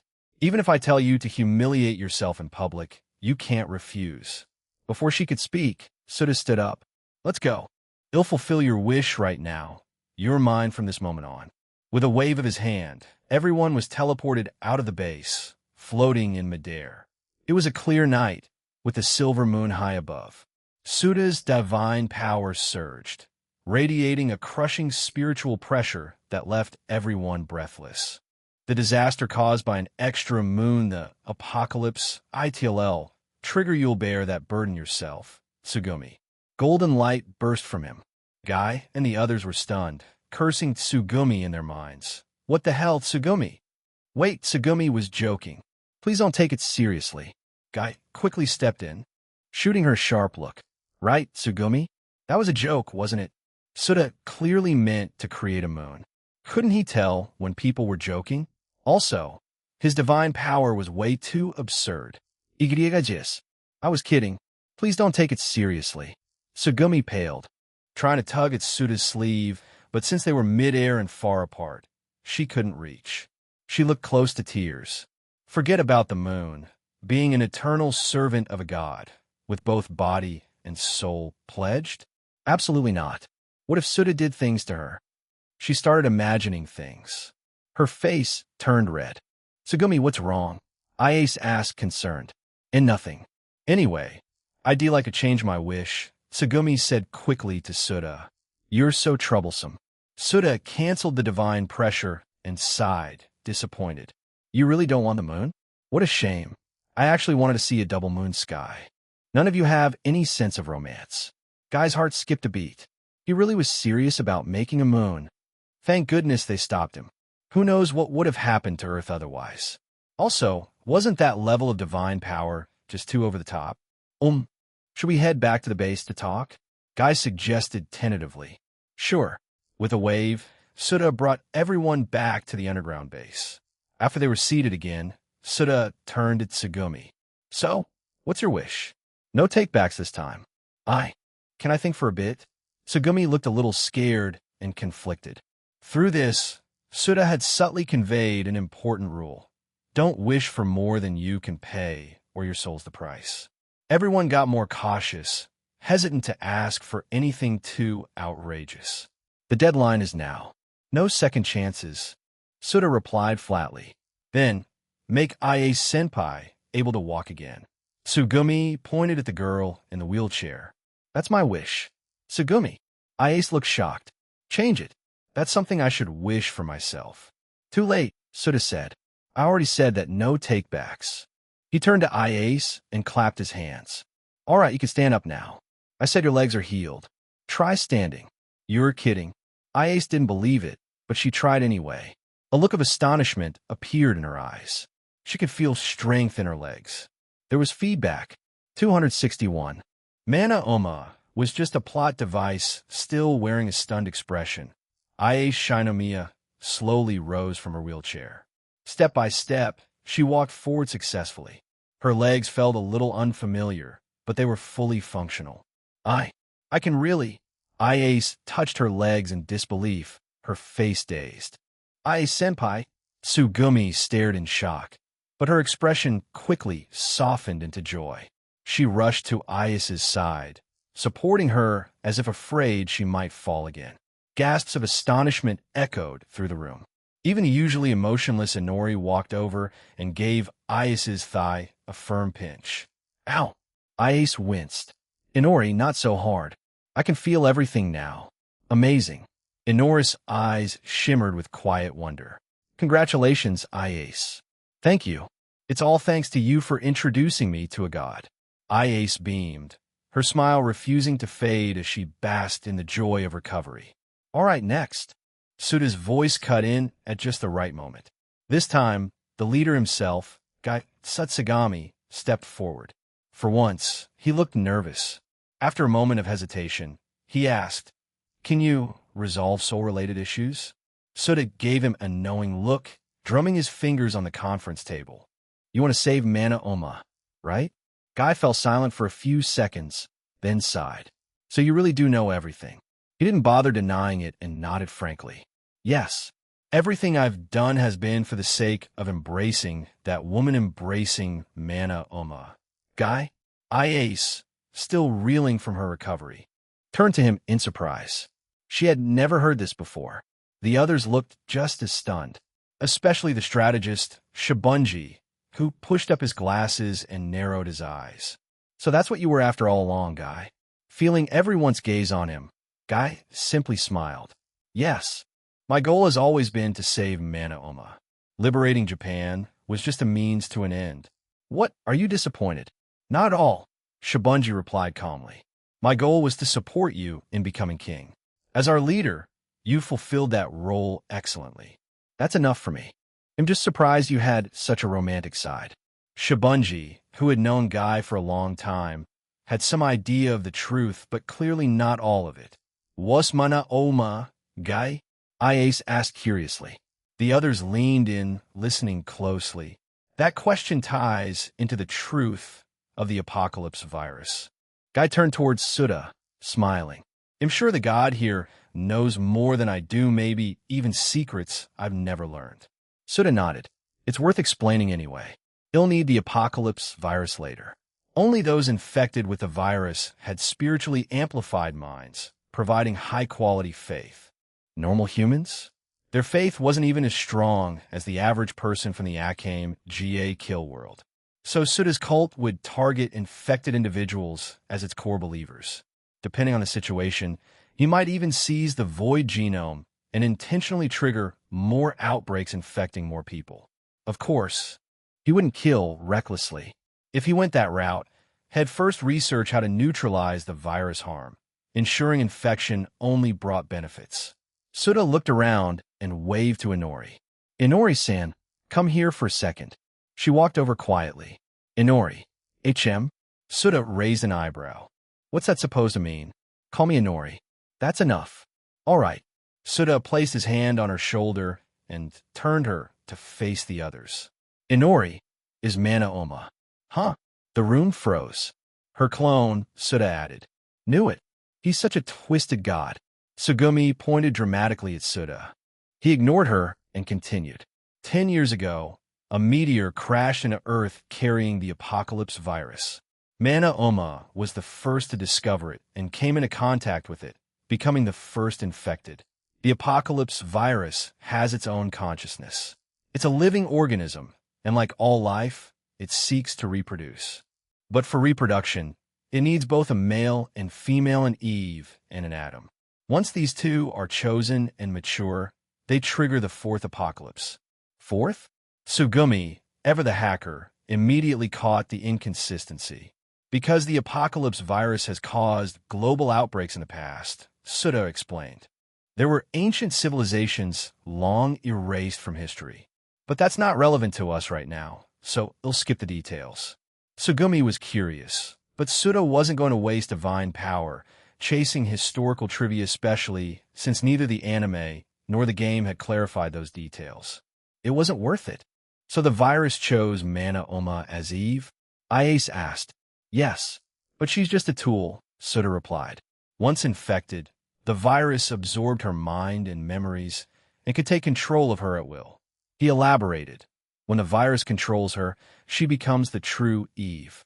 Eve will choose Adam and initiate the fourth apocalypse, wiping humanity from Earth and preserving them as memory data within crystals, a twisted form of immortality. Then, Adam and Eve will create a new human race. How exactly? Sugumi asked. Souta glanced at her, but said nothing. Sugumi paused. Then, as realization dawned, her cheeks flushed and she stuck out her tongue. Puffed. If Mona's Eve, then who's Adam? Iase redirected. There are two, one official, one backup. Souta glanced at Guy. The official one is her younger brother, Shu Oma. The backup is Guy Tsutsugami. 10 years ago, the fourth apocalypse was set to begin, but Shu rejected Mana. She broke down mentally, lost control, and her body was destroyed, leading to the Lost Christmas incident. 262. What a messed up circle. Death to Lilicons. Eve died? Sugumi blinked. Then did the will of the apocalypse virus die with her? Maybe their strategist, Shibunji, knew these details, but Guy had never told the others. Of course not. The virus didn't die. Mana Oma's body may have vanished, but her soul still exists, and the virus is entangled with it. Later, you guys from Funeral Parlor rescued her from the lab. She gradually developed her own consciousness. That's the real story. So that's Inoura's identity. Ayase finally understood how it all connected. Wait a second, Tsugumi interjected. I know Shuichiro Kido, the director of the antibodies. But who the hell is the Gravekeeper? Never heard of them. The Gravekeeper isn't a person, Souta explained. It's the mechanism that governs human will, divine will, the will of natural selection. That made zero sense. Tsugumi frowned. Can you explain that in plain language? If you don't get it, just remember this. The Gravekeeper is your enemy. Souta didn't bother explaining further. Hell, he didn't really understand it either. How was he supposed to explain it? The Gravekeeper sounded like Fate's Stay Night's Aleya, but without any of Aleya's power. Its only real feature was its immortality and possible infinite lifespan. In terms of strength, if it could be beaten by Shuoma, it couldn't be that tough. Souta figured he could probably obliterate it with a flick of his finger. So your goal is to free mana from the virus control? Ayase asked, looking at the silent guy. Guy was quietly comparing Souta's version of events to what he already knew. Undeniably, Souta's intel was more complete. That explanation had cleared up a lot of lingering questions. When Ayase asked him that, Guy nodded without hesitation. Yes. That wish has carried me forward all these years. A shadow passed over his eyes as he recalled the past. Mana, she was terrified. Before the Lost Christmas incident 10 years ago, she begged Shu and me for help. That was the real her, still herself, still scared of the virus consuming her, desperate to escape its control. But Shu called her a monster and pushed her away. And I had no power back then. I couldn't do anything. I could only stand and watch. Guy turned to Souta and bowed his head deeply. O Divine One, I have only one wish, to save Mana, to free her mind from the virus. They'll pay any price, even if it means giving you my soul. Keep your soul, Souta replied nonchalantly. Just do your job with the cult. It'll not only free Mana, it'll bring her back to life. But no rush. He'll need the apocalypse virus later anyway. Saving Mana will just be a bonus along the way. Guy finally relaxed at that. Compared to his own shaky rescue plan, Souta's promise backed by divine power felt far more reliable. Oh, right, one more thing. Souta added casually. Eve chooses Adam by kissing. So Mana kissed her little brother and Guy? Ayase asked, stunned. Kissing her blood-related little brother. This was seriously messed up. And Guy? Was he some kind of side piece? This was so chaotic. That's right. She kissed both. Souta glanced at Guy. Also, Mana was 12 when she died. Your fearless leader has been obsessing over a 12-year-old girl for a decade, calling her his woman, dreaming of holding her in his arms. Tsugumi took a step away from Guy, wary. She was only 14, not far off from 12. Dangerous territory. Ayase's face grew a little conflicted. She never expected the man she admired to have this kind of taste. Wasn't this just something inappropriate? Even Inori gave Guy a few extra looks. Guy, even with all his thick skin, he still felt a bit awkward. What the hell was with Souta's phrasing? Wasn't this the sort of thing you just don't say out loud? Next came the others' turns to make their wishes. Considering what happened with Tsugumi, and knowing that asking for too much might get them enslaved forever as Souta's tools, everyone treaded carefully. Ayase's legs were already healed, so she didn't know what to wish for. After some group discussion with Shibunji and the others, they decided to combine their wishes into one. They asked Souta to help them achieve Funeral Parlor's ultimate goal, freeing Japan from GHQ's oppression and ending the mass slaughter of civilians. No problem. Once the cult is properly established, it'll give you a satisfying conclusion. Souta promised them. To unify Roppongi and convert the population into believers, having a vaccine on hand would really help. Guy shared his plan. So, while eliminating the antibody forces here, we're also planning a raid on GHQ's vaccine storage. But we may need your help with that. Vaccine? GHQ's vaccine is garbage. Souta shook his head. Give me a few days. I'll make one myself. Perfectly neutralizes the virus side effects. Until then, hold off on your plans. Guy was a little stunned. You can make vaccines? Souta didn't answer directly. Instead, he asked, Inouri's blood suppresses the virus, right? Yes. Give me a room. Bring Inuri. He didn't explain why. Guy didn't ask. He just did it. Soon, everyone else left except Inuri, who stood quietly, staring at Souta. He turned to look at her and noticed the unease in her eyes. What's wrong? He stepped closer. Mana, the virus. Am I really me? Inuri looked into his eyes, searching for the truth. Souta paused, then realized. His talk about her being a clone earlier must triggered something. She was likely terrified, afraid of being nothing more than a vessel, a replacement. You're Inuri. Your consciousness is unique. Souta gently patted her shoulder, his voice calm and reassuring. Don't be scared. The system chose you. You're my friend. With my help, you'll always be you. Neither Mana nor the virus can change that. Friend? Inuri repeated. Yeah, a friend. Souta smiled. You don't need to worry about Mana. You're your own person. That's something I, as a god, can promise you. Okay. Inuri gave a soft nod. It wasn't much, but the tension in her face seemed to ease. Souta felt like a tightly wound thread inside her had finally relaxed. 263. I'm a lowly. Part 1. Inuri's fears weren't unfounded. She was created as an interface to connect with Mana Oma's soul. Mana's consciousness, or rather, her virus-possessed consciousness would occasionally awaken within Inuri and take control.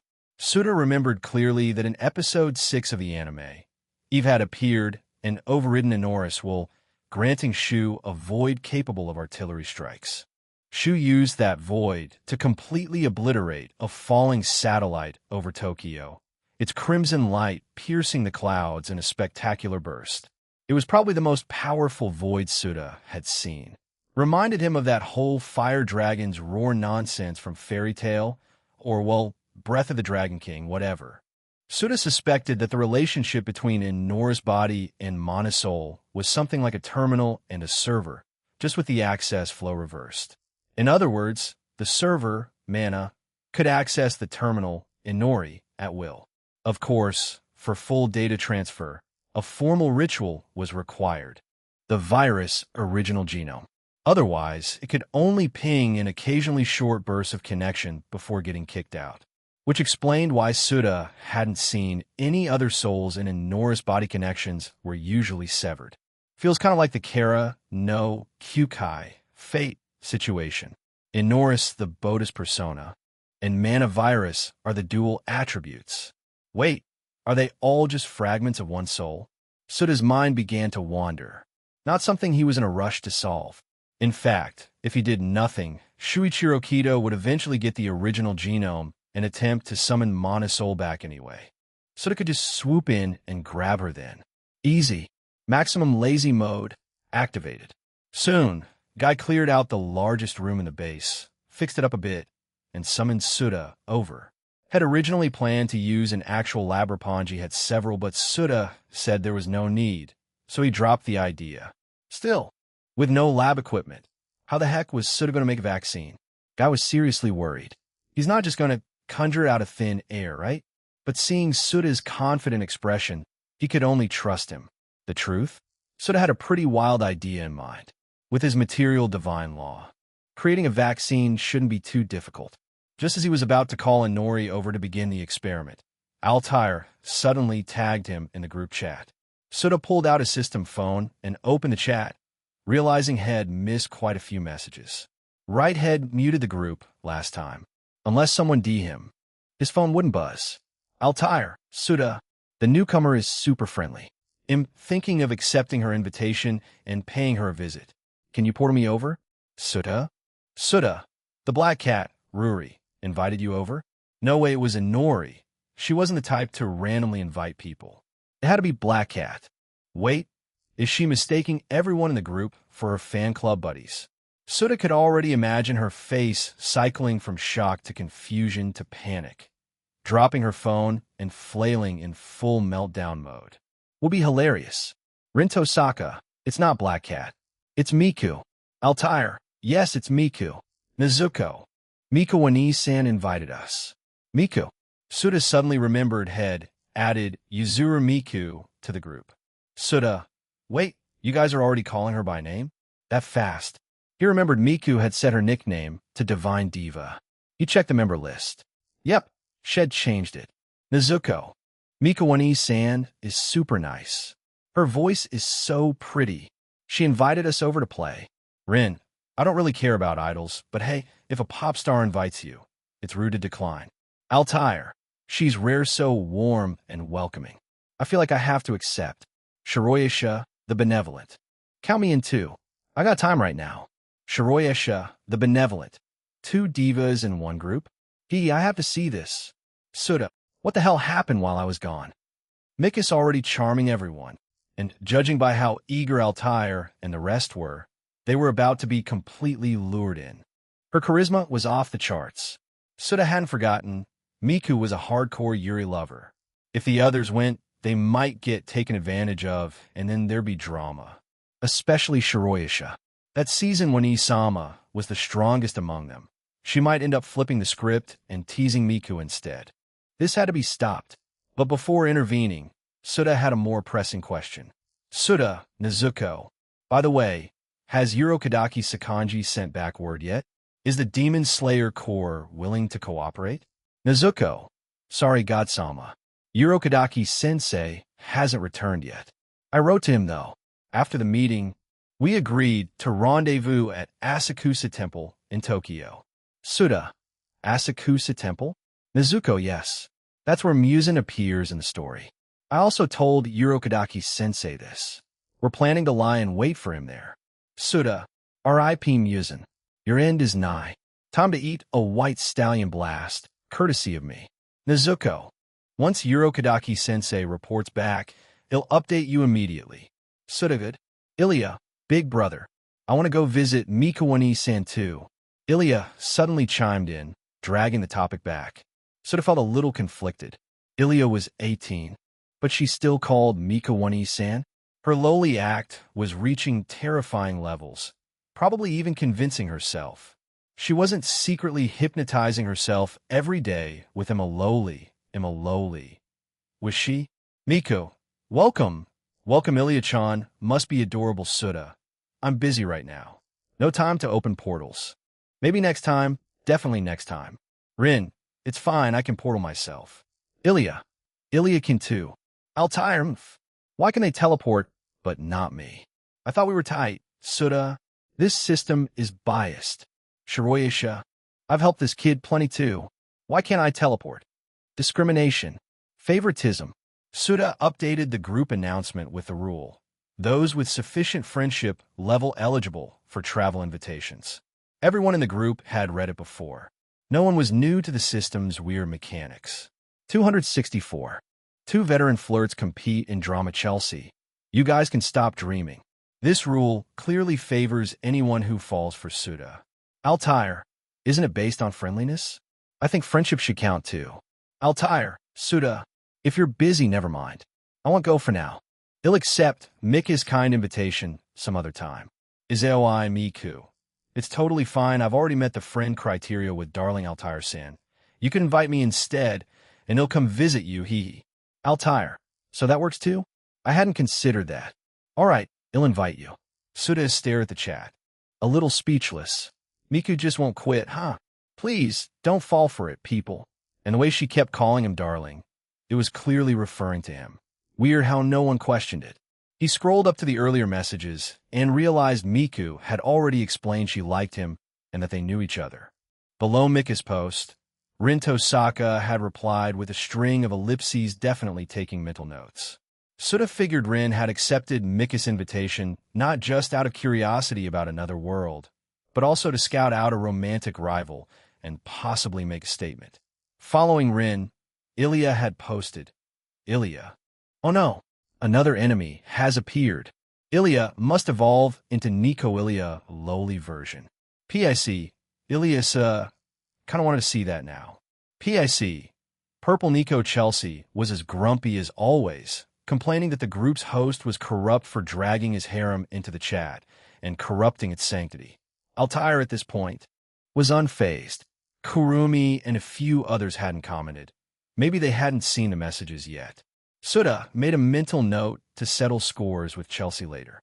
Probably getting cocky from being an empress now. She needed to be dragged back down to her throne and corrected thoroughly.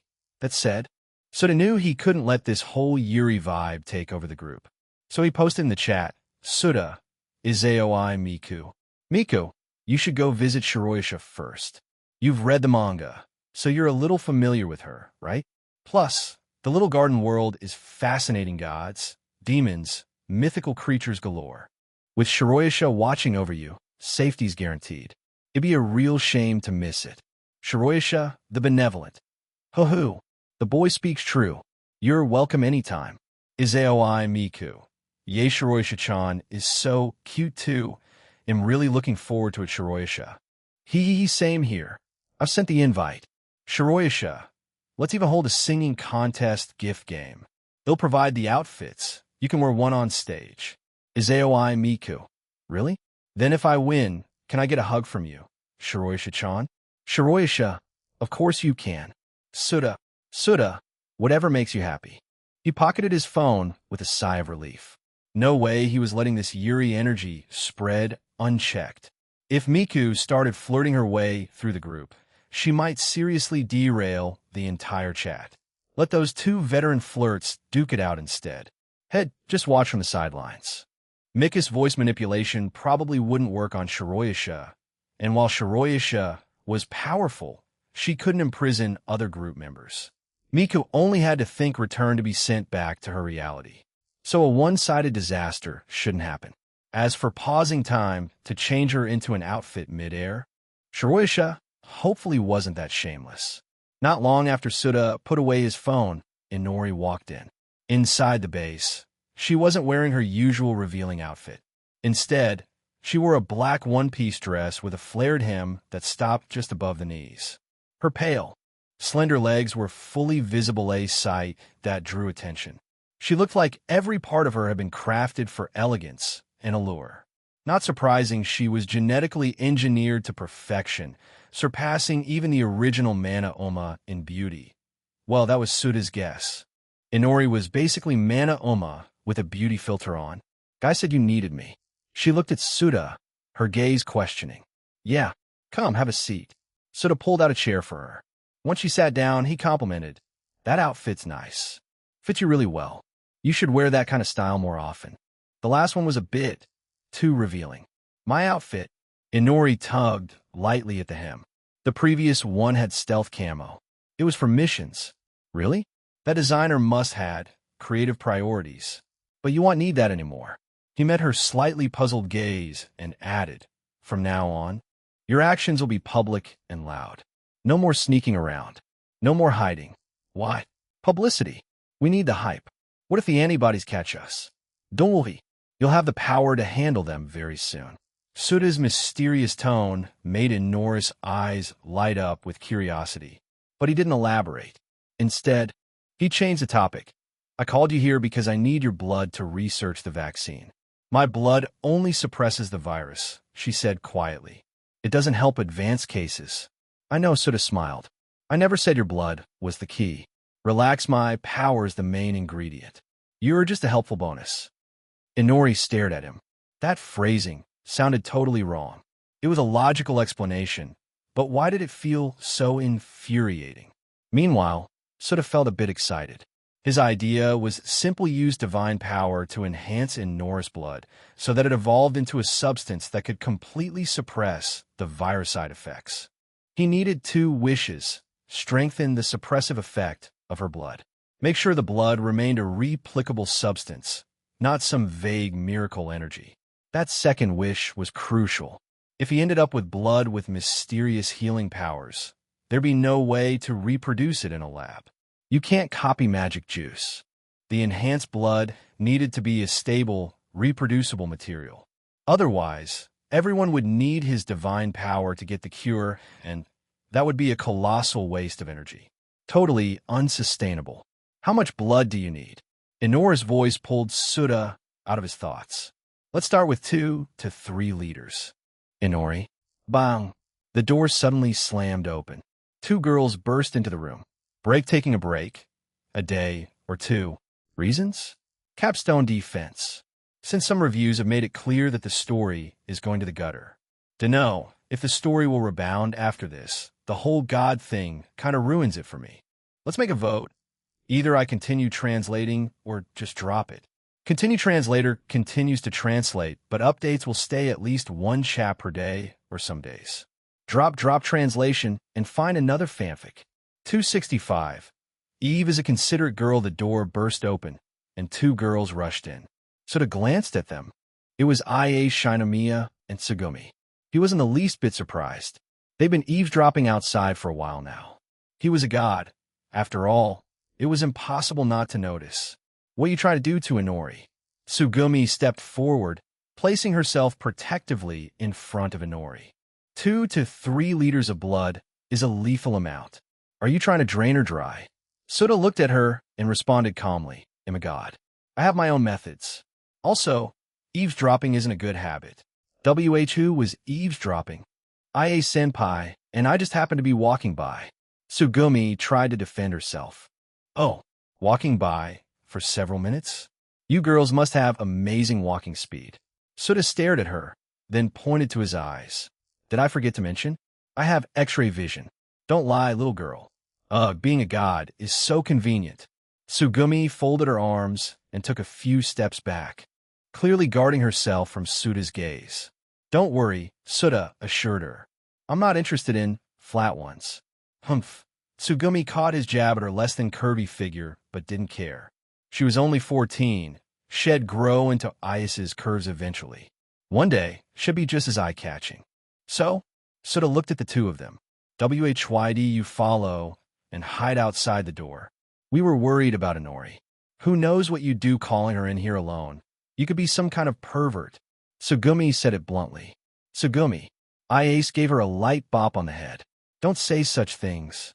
She then turned to Suta, apologetic. Sorry about that. Tsugumi's just like that. He'll scold her later. Under Suta's gaze, Iase gave a deep bow and said firmly, Thank you for letting me walk again. Truly, thank you. So, you two came just to say thanks? Yes. Iase tugged at Tsugumi's sleeve. Tsugumi, don't be stubborn. Fine, Tsugumi muttered, glancing shyly at Suta. Thanks for helping Iase-senpai. He'll admit you're a good god, I guess. No need to be so formal. Suta waved it off. I granted your wishes so you'd help me in return. It's a partnership. Please rest assured that I'll do my best to help you build a church. Ias's tone was resolute. It sounded both like a vow to Suta and a pep talk for herself. Suta vaguely remembered that Iase, the wheelchair girl, was a staunch believer in independence, someone who didn't like being helped. Whenever she owed someone, she'd go out of her way to repay the favor. He respected that kind of personality. By the way, Iase asked cautiously, Are you really going to draw that much blood from Inori? Yep. Suta nodded. But don't worry. With my powers, even if I drain her completely, she'll be fine. What can Inori's blood even do? Tsugumi leaned in curiously. You don't know? Suta raised an eyebrow. Her blood can suppress the virus side effects. Guy is a virus carrier. He hasn't been vaccinated, but he's fine because Inori's blood keeps it in check. You guys work in the same organization. You got to know this, right? Guy's infected. Iase was shocked. That's news to me. She recalled how Guy would occasionally spend entire nights alone in a room with Inori. So those times were to suppress the virus. I thought he was, well... Her cheeks turned red. She'd misunderstood the situation completely, thinking they had that kind of relationship. So, Tsugumi jumped on the key point. You're using Inori's blood to make a vaccine? Exactly. Suta raised a glowing fingertip. As a god, my power is omnipotent. The GHQ vaccine is weak. I plan to develop one that completely neutralizes the virus side effects. Creating the vaccine was a win-win for Suta. If he succeeded, he could freely spread the apocalypse virus in other worlds, boosting people's spiritual power. In other words, mass-producing high-quality believers. Whether or not they believed in him didn't matter. He wouldn't force anyone to worship him. Sure, forcibly infecting people might be morally murky, but if the virus posed no threat and functioned more like a vitamin shot, what's the harm? People would understand. He looked at Tsugumi and Iase. I think I mentioned this before, didn't I? But you never said Inora's blood was the key. Tsugumi thought for a moment and asked. I mentioned your goal was to spread the virus to strengthen humanity's minds, right? Correct. Then why not just modify the virus? She suggested. Remove the side effects and keep the benefits. Then it's not a virus, it's a gene enhancement serum. Isn't that closer to your goal? Souta. Huh. No wonder she's a genius hacker. Her loophole detection skills were top-notch. And she's exactly my type, this feisty little lowly. Her suggestion aligned perfectly with his usual logic. If solving the problem is hard, solve you instead. Why build a counter when you could just remake the thing causing the problem? Tsugumi, you're a genius. Souta praised. Oomph. She looked away, flustered. Flatter me all you want. I'm not happy about it. Souta gave her a strange look. Is she at Sundra or just proud? Hard to tell. I've thought about that idea too, Souta said, shaking his head. But for now, vaccine first. The virus threat plus vaccine relief, the stick and the carrot, are the best tools for growing the church. Virus modification would come after the church was firmly established. After all, if infection meant no risk, people would ignore him when he preached. Better to wait until faith had taken root before introducing such changes. You're kind of evil, you know that? Tsugumi said bluntly. You only think that because you're looking at it from a moral high ground. Souta replied calmly. In truth, if I don't make the vaccine, a lot of people will die. Isn't that worse? Tsugumi had no retort. She stayed quiet. Wait, IA said, the virus or Eve really has a consciousness, right? Even if you modify the virus, she won't cooperate with human enhancement, will she? Don't worry.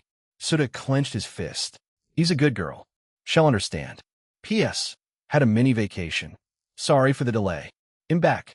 Those who are still interested in the story, then I'll start to continue this FIC. 266. Holy crap, so ruthless. Seeing Souta clench his fist, both Iase and Tsugumi instantly got what it meant. Their expressions were a bit awkward, but they didn't say anything more. Iase turned to Inori. Inori, can you help me draw out my void? Inori glanced at her, confused. Iase, what do you need your void for? We'll be fighting the antibodies stationed in Roppongi soon. Having our voids will give a big boost in combat power. Iase explained, I want to get a feel for how to use it smoothly. At least get used to it before a real fight. All right. Inori nodded and raised her right hand. Ever since Souta fused the void ability with her, she hadn't used it yet. Just then, Souta suddenly spoke. I wouldn't recommend using voids in battle, Shinomiya-san. You could just call me by my name, Iase reminded gently. But why not use the void? Voids are fragile. Even a single bullet could shatter them, and if a void is destroyed, its user instantly crystallizes and dies. This kind of crystallization has nothing to do with the virus, so the vaccine won't help. Souta's tone was dead serious. He wasn't even sure if all voids had the same durability. Inora's sword seemed sturdy. It had lasted from the beginning of the anime to the end without breaking. But the rest? Paper thin. Souta remembered clearly. When Shu broke his arm in the anime, a furious girl charge guy got her void shot by a cannon blast and died a very unceremonious death. Another example, Yahiro's younger brother. His void got shot and snapped in half, leading to instant crystallization. Too fragile. Not worth the risk. If the void breaks, we die. Iase's face went pale. Tsugumi looked nervous too. Then what do we fight with? I told you, they'll provide help. Souta smiled mysteriously. You'll see. Just wait a few days and stay put. Now that had fully unlocked his divine authority, it was time to strike while the iron was hot and develop some divine rituals to grant his believers, make himself truly a god. And no, this wasn't just to help Funeral Parlor fight the antibodies. Buffed. Antibodies? He could go single-player fruit ninja mode and slice through Roppongi to Tokyo Bay, mowing down everything in sight without breaking a sweat. No, the real goal was to spread divine miracles. Once his followers started using God-powered rituals, he'd start passively gaining source power. All right, you two should leave. I've got some research to do. Souta waved them off. No way. I'm staying. I need to protect Inori, What if you try something pervy? Tsugumi argued fiercely. Of course, that wasn't her real reason. She was just curious about how Souta was planning to make the vaccine. Come on, Tsugumi. Don't be childish. Ace played the big sister card and dragged her away. What a kid, Souta muttered as he watched her go. Inori. Suddenly, she walked up and blocked his line of sight. If I give you my blood, sing me a song in return. Huh? What for? Souta asked. In exchange, Inori said calmly. Imhongli. I want to eat the food you conjured underwater last time. If you can name them all, Souta said, squinting at her, it'll make a deal. Inori paused, thinking hard. Then, fried chicken with watermelon salad, smothered chicken with watermelon pickles, chicken and waffle sliders with watermelon salsa, barbecue chicken with watermelon barbecue sauce, jerk chicken with watermelon chutney, chicken gumbo with watermelon cornbread. She rattled off 10 dish names with perfect recall. Fine. You win, Souta sighed. He would never understand foodies. The next day, Souta created the new vaccine. It wasn't a magical substance. I feel normal. The dull pain from cellular crystallization is gone. My cells must revert to normal. After using it, Guy gave a firm nod. It works. I disagree. Souta shook his head. Your infection wasn't deep. This isn't a good enough test. Let's do this instead of a Halphus test. Have Inori sing Euterpe, the one Mana used. Let the virus resonate with your genes for a few hours. Then we'll see if you survive. Guy stared at Souta, deadpan. What if I die? Then the vaccine failed. It'll use more divine power and make a better one. Souta answered casually. Guy. Ahem. He cleared his throat, clearly uncomfortable. Isn't that a bit much? Souta thought for a moment and nodded. You're right. Inori would get exhausted after singing for hours. Let's make it 10 minutes instead. He turned to Guy. 10 minutes should be enough. Don't let me down. All right? I really don't want to make this thing again. Such a pain. Guy. In the end, the vaccine proved solid. Once injected, it rewrote the user's genes, creating a protective mechanism against the apocalypse virus. Even with Inori singing the Euterpe beside him, Guy remained perfectly fine. The medicine worked. Creating it cost a fortune in divine power, but it was worth it. Genetic manipulation on that level shouldn't be cheap. If it had been too easy, he would have doubted its effectiveness. I finally understand the coldness of gods, Guy muttered with lingering dread. Souta had used him, a supposed partner, as a guinea pig without hesitation. It was borderline sociopathic. Souta tapped his head. Think, what did I promise when we talked about mana? Guy paused and said, You said you'd bring mana back to life. Then what's the issue? None, right? He was overthinking it. Souta never intended to treat him as disposable. Still, getting almost killed by the virus would have sucked. Souta pulled out a stapled A4 papers and handed it to Guy. These are some mythology drafts. Clean them up and turn them into proper lore. We need solid doctrine for preaching. Guy took the papers and began reading. After a while, his expression turned serious. These stories are really profound. Did you write them? Yep. Souta nodded. All original. Guy looked up, genuinely impressed. He hadn't expected Souta to be so scholarly on top of being powerful. I guess we're ready to act. Now that we have a vaccine? Yep. You handle the proselytizing. Souta waved a hand. Head do the easy stuff. Leave the messy parts to someone else. All right, no problem. But we may need you to perform a miracle to speed things up. Otherwise, converting people will take too long. Guy thought for a moment and added, Let me hype up the vaccine first. Once public interest peaks, you can make a dramatic appearance in front of the Roppongi crowd. How's that? What kind of miracle? Haven't decided yet. They'll brainstorm and let you know. Guy turned to leave, then suddenly stopped. Oh, one more thing. Do we need to rename Funeral Parlor? Call it the Illuminati. Souta replied casually. No Marvel comics in this world anyway. Might as well borrow the name. Chapter 267. First thought was to live off a woman. Midnight update. After entrusting the task of establishing a religious order to Guy Tsutsugami, Souta finally found himself with some free time and began researching miracles. He wasn't worried at all about Funeral Parlor's operation in Roppongi. Inori Yuzuriha possessed the power of the king, And in terms of combat experience, she far surpassed Shuoma. If she was involved in the mission, even if she didn't steamroll everything, she definitely wouldn't be kneeling before grunts. If Shu could manage, there was no reason she couldn't. So for now, there was nothing to worry about. System, all worlds have source energy, right? Once he calmed down, Souta began asking the system questions. To develop miracles, he needed to be thoroughly prepared. Yes, Souta continued, then with the modified version of the divinity system. Can I create my own harbingers? You can, but they'll be quite different from the original version. What kind of differences? Souta was intrigued.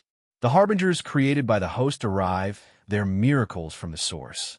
Followers who believe in the host can, through a channel the host establishes, communicate and interact with a specific source to use miracles developed from that source. For example, the host can help followers communicate with the source of matter, allowing them to use miracles related to material manipulation.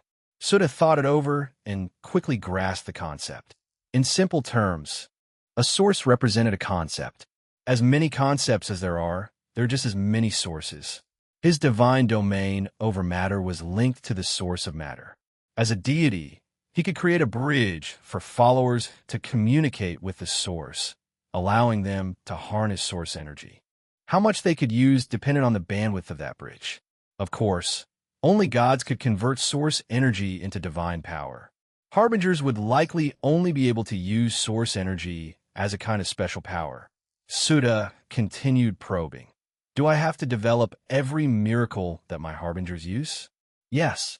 Allowing believers to connect to a source gives them the energy for miracles, but without actual techniques, they'd have raw power with nothing to channel it through. Miracles are granted directly by the host. Of course, it's not impossible that a truly gifted follower could develop their own techniques based on their understanding of the source. Oh, my harbingers can develop their own miracles? Souta was a bit surprised. Extremely rare geniuses might manage it, and any technique developed this way will be immediately comprehensible and usable by the host. The system's response delighted Souta. It felt like he could gather the wisdom of many to enrich himself. Harbingers, they're kind of like magi from the Type Moon universe. Source energy is like mana. Miracles are like magic foundations. Souta made the comparison and realized the similarity. They also remind me of something. If I remember right, they always end up being cannon fodder. This kind of power couldn't be handed out carelessly. In the wrong hands, it could lead to serious problems. He would have to use faith as a filtering metric to decide who was worthy of being his priest, and had need to create a divine scanner to detect good or evil intent. Souta definitely didn't want villains gaining his harbinger's powers. He began seriously considering the rules for granting such power. As he thought more about it, a strange realization struck him. Wait a second. Souta quickly asked the system. My harbingers can communicate with source energy directly, but I can only obtain source energy by doing things related to my domain. Isn't that kind of backwards? Why? He was the god. Why did he have more limitations than his harbingers? They had direct access, and he had to go the roundabout way? Harbingers only interact with source energy. What the host does is extract and convert source energy into divine power. The host can also interfere with source energy directly. For example, when you casually manipulate matter, you don't use divine power because you're instinctively interacting with the source of matter. That's a thing? Souta pondered a moment and asked, then why do I use divine power when I manipulate matter on a large scale? Simple interference with source energy has limited effects. Only miracles can properly guide source energy to create order and manifest phenomena. Wait, so if I develop a miracle, then when I use it myself, I'm pulling from ambient source energy and not my own divine power? Correct. However, frequent interference with source energy will consume mental stamina. Mental stamina comes back after sleep, right? Yes. That was a nice bonus. A faint smile appeared on Souta's face. Had finally found a way to fight without burning through his divine power. He was starting to feel like a proper spellcaster. If he could develop a ton of miracles, not only would he enhance his combat strength, but but had essentially fight for free in terms of divine power. If his mental stamina was high enough, he could toss around world-ending spells like candy. This is a straight-up bug. Souta felt both amused and amazed. No time to waste. Let's start developing miracles. 2 days passed. After holing up at his base for 2 days, Souta hadn't created a single miracle. Not even a clue where to start. I knew it wouldn't be that easy. He sighed. The dream of free casting was shattered. Of course, it was also because Head aimed way too high. Had been thinking only about world-ending spells for 2 whole days. Things like a matter-based moonfall, or an energy-based gamma-ray burst. Maybe miracles based on the 4 fundamental forces like wide-area electromagnetic silence, celestial manipulation, or supergravity cannon, all theoretically within the scope of the source of matter. The result? Like a tiger trying to eat the sky. No way to even take a bite. If Head started with a low-level miracle, maybe Head have made progress by now. Whatever. I'll put myself aside for now and focus on the followers. Reluctantly, Souta changed his priorities. The more powerful a miracle, the longer it would take to develop. Maybe a lot longer. Decades, or even centuries, like researching a legendary spell. His current goal was enabling his followers to use miracles and bring him source energy. With that in mind, small-scale miracles would suffice. This time, Souta planned to cheat. Had used the system's auxiliary functions, besides helping understand laws. The auxiliary tools could also help develop techniques. Perfect for this, because even for simple miracles, he estimated the time required wouldn't be trivial. Without cheating, it would be a slow grind. Souta pulled out his system phone, opened the store, and checked his point balance. So broke. He sighed. No choice left but to shamelessly rely on someone else. With Kurumi in a deep sleep, he thought for a moment and sent a private message to Rin Tosaka. Souta, Rin, how's your progress on the second magic? Chapter 268. Souta, thanks a lot. Not long after Souta sent his message, Tosaka Rin replied. Tosaka Rin, well, this is rare. You're the one contacting me first? Souta, Rin, am actually very proactive. You are the passive one here. Tosaka Rin, how am I being passive? Souta, did you forget what happened last time when you ran away? He was referring to when they returned to the real world from the Demon Slayer universe. In the apartment, Head tried making a move on Rin, but the twin-tailed girl chickened out at the critical moment and bolted. He even had to use divine power afterward to cool off his frustrations. A pretty awkward memory, to say the least. Tosaka Rin, I wasn't running away. Something came up suddenly, so I had to head back to Fuyuki. Souta, what was it? Tosaka Rin, we'll tell you next time. Definitely next time. Souta, you're free now, right? He'll come over and finish what we didn't get last time. Tosaka Rin, perv. Shameless. Seeing her response, Souta smirked and put his phone away, leaving her hanging for about 5 or 6 minutes. It didn't take long before Rin got restless and messaged him again. Tosaka Rin, why aren't you replying? Tosaka Rin, ugh. Are you mad at me? Souta, being looked at like that. Even I feel a little hurt. If you really don't want it, I'll never touch you again. Tosaka Rin, I just wasn't ready. Tosaka Rin, sorry. I shouldn't have said that to you. Souta, it's fine. As long as you're not disgusted by the idea. Anyway, I need your help with something. Hey, race the situation. He briefly explained the current difficulty he was facing. Tosaka Rin, so basically you need points? Souta, exactly. I'm planning to trade divine power for your points. How's your progress on the second magic? Do you have any left? Tosaka Rin, I think I'm almost there. It feels like I'm just a step away from opening the door to Akasha. Probably just need around 200 more points. He'll transfer the remaining 500 to you. Souta, Rin, you're in a dangerous state right now. You might get backstabbed by the counterforce at any moment. If something happens, teleport to my apartment right away, or better yet, stay at my place for a while. Tosaka, don't worry. I can handle it. Souta, when you complete the magic, don't forget to call me. It'll help you with the physical evolution. Tosaka Rin, pervert. Souta, what did he say? Giving her a dragon core, enabling mana release and other skills, completing a true Magus evolution. How was that perverted? After getting the points from Rin, Souta dove into developing miracles. His first priority was a protection-type miracle. Humans in this world had fragile bodies, even those with the power of the king. Considering his followers' safety, protection spells were a must. On that front, Souta already had some ideas. Last time I tested it, my matter divinity can slowly materialize my divine realm. It's just really slow. Head tried this experiment once in the clouds of the real world. A divine realm exists between reality and illusion. It's not physical matter. But with the matter divinity, that limitation was gone. He could now materialize his divine realm, albeit at a snail's pace. Just turning one mountain in his realm into physical matter took ages. But the benefit was obvious. For example, if his divine realm had a certain mass, then a punch from him would carry that same mass, as if the whole mountain was striking. If his divine realm evolved into a miniature world, his casual strike could feel like an entire continent crashing down. It was like wrapping enormous mass around himself conceptually and using it for offense. A very handy skill. Souta planned to use this idea to develop a conceptual matter-based protective shield. For instance, wrapping the concept of steel around his body for defense. That way, Head gained full protection without restricting movement. He wouldn't feel the mass himself, but if someone else crashed into him, they'd feel it. A double-standard divine skill.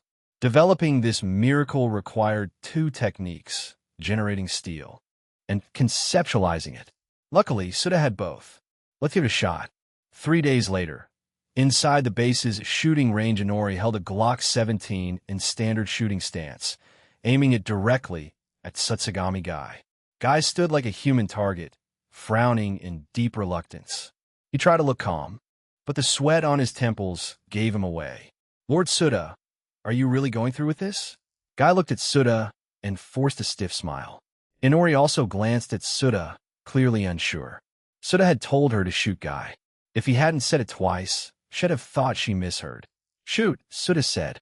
There are several more miracles to test. Let's not waste time. At that, Guy felt like he was being utterly screwed over. When the virus vaccine was being tested, he was the guinea pig. Now, it was miracles, and again, he was the test subject. Was this personal? He started to suspect Souta had it out for him. Don't take it personally. Souta noticed Guy's expression and explained, right now, among everyone in the Illuminati, your faith in me is the strongest. The width of the channel I create to connect followers with the source depends directly on faith. The others I've blessed can't channel as much source energy as you. Want me to use them instead? He turned to Tsugumi, who had been enjoying the show on the side. Tsugumi, if Guy won't do it, you're up. Her amused expression froze, her face turning stiff. She said nothing, pretended not to hear, and played ostrich. He'll do it, said Ace Shinamiya, stepping forward. If Guy's scared, he'll take his place. Guy's expression turned complicated. Was she saying that on purpose, cutting off his escape route? If Ace took the hit instead, as a man, he'd be socially dead in the order. So he couldn't back down? Souta, was this your plan all along? I'm gonna shoot now, Guy. Inori warned. Go ahead. Guy gritted his teeth. Souta chimed in, aim for the head. If we're testing, we might as well go all in. Aim for vital spots, the forehead and heart. You can handle that, right? No problem. Inori nodded gently. I'm a good shot. At this range, they'll definitely hit both. Cough. Guy interrupted quickly. How about somewhere else? If it's full body protection, then anywhere should do, right? That's where you're wrong. Souta shook his head. What if the experiment fails? A shot to the head or heart will kill you quickly. No pain. But if you get shot somewhere else, you'll suffer. Guy, wow. Thanks so much for your consideration. Chapter 269. This miracle is seriously just physics. The experiment ended without a hitch, and Guy finally breathed a sigh of relief. As expected, Lord Souta was trustworthy. All that devotion wasn't for nothing. His faith had paid off. A sniper rifle couldn't even break through. This is just a level 1 miracle? Tsugumi circled Guy once, Noticing he looked a bit disheveled but completely unharmed, her face showing surprise. In concept, it's equivalent to 0.5 meter of depleted uranium armor. Plus, it redirects the received kinetic energy into the ground. As long as it's within the shield's tolerance, there won't be any injuries. Souta was quite pleased with his creation. Depleted uranium has 2.5 times the density of steel. Using that as a base, he developed a conceptual shield with full 360-degree protection and 0 blind spots. The miracle was built using 3 key techniques: material construction, conceptual transformation, and minor electromagnetic interference. Of course, he didn't forget to separate a portion of his divine realm and suspend it directly above Roppongi. Aside from collecting faith, his divine realm served another purpose. For instance, within that realm, Souta constructed personal channels to the source for core members like Tsugumi, Iase, and Guy, allowing them to draw on source energy. After all, Souta was lazy and wouldn't stay in this world forever. So maintaining the channels had to be an autonomous function of the divine realm. He also added a character scanning mechanism into the separated portion of his realm. People with twisted morals wouldn't be able to gain his favor or his power. To build this entire system, he nearly drained all his divine power. Good thing he could now replenish it with source energy, otherwise it would have been painful to spend so much. Oh right, don't try blocking artillery shells with this level 1 miracle. Even if the defense doesn't break, the kinetic force from a shell can't be fully redirected into the ground. It'd be like getting flipped inside a car. You'd still get hurt. Souta warned them. Who the hell's going to stand there and take a shell to the face? Tsugumi muttered in complaint, then asked, "What's this miracle called?"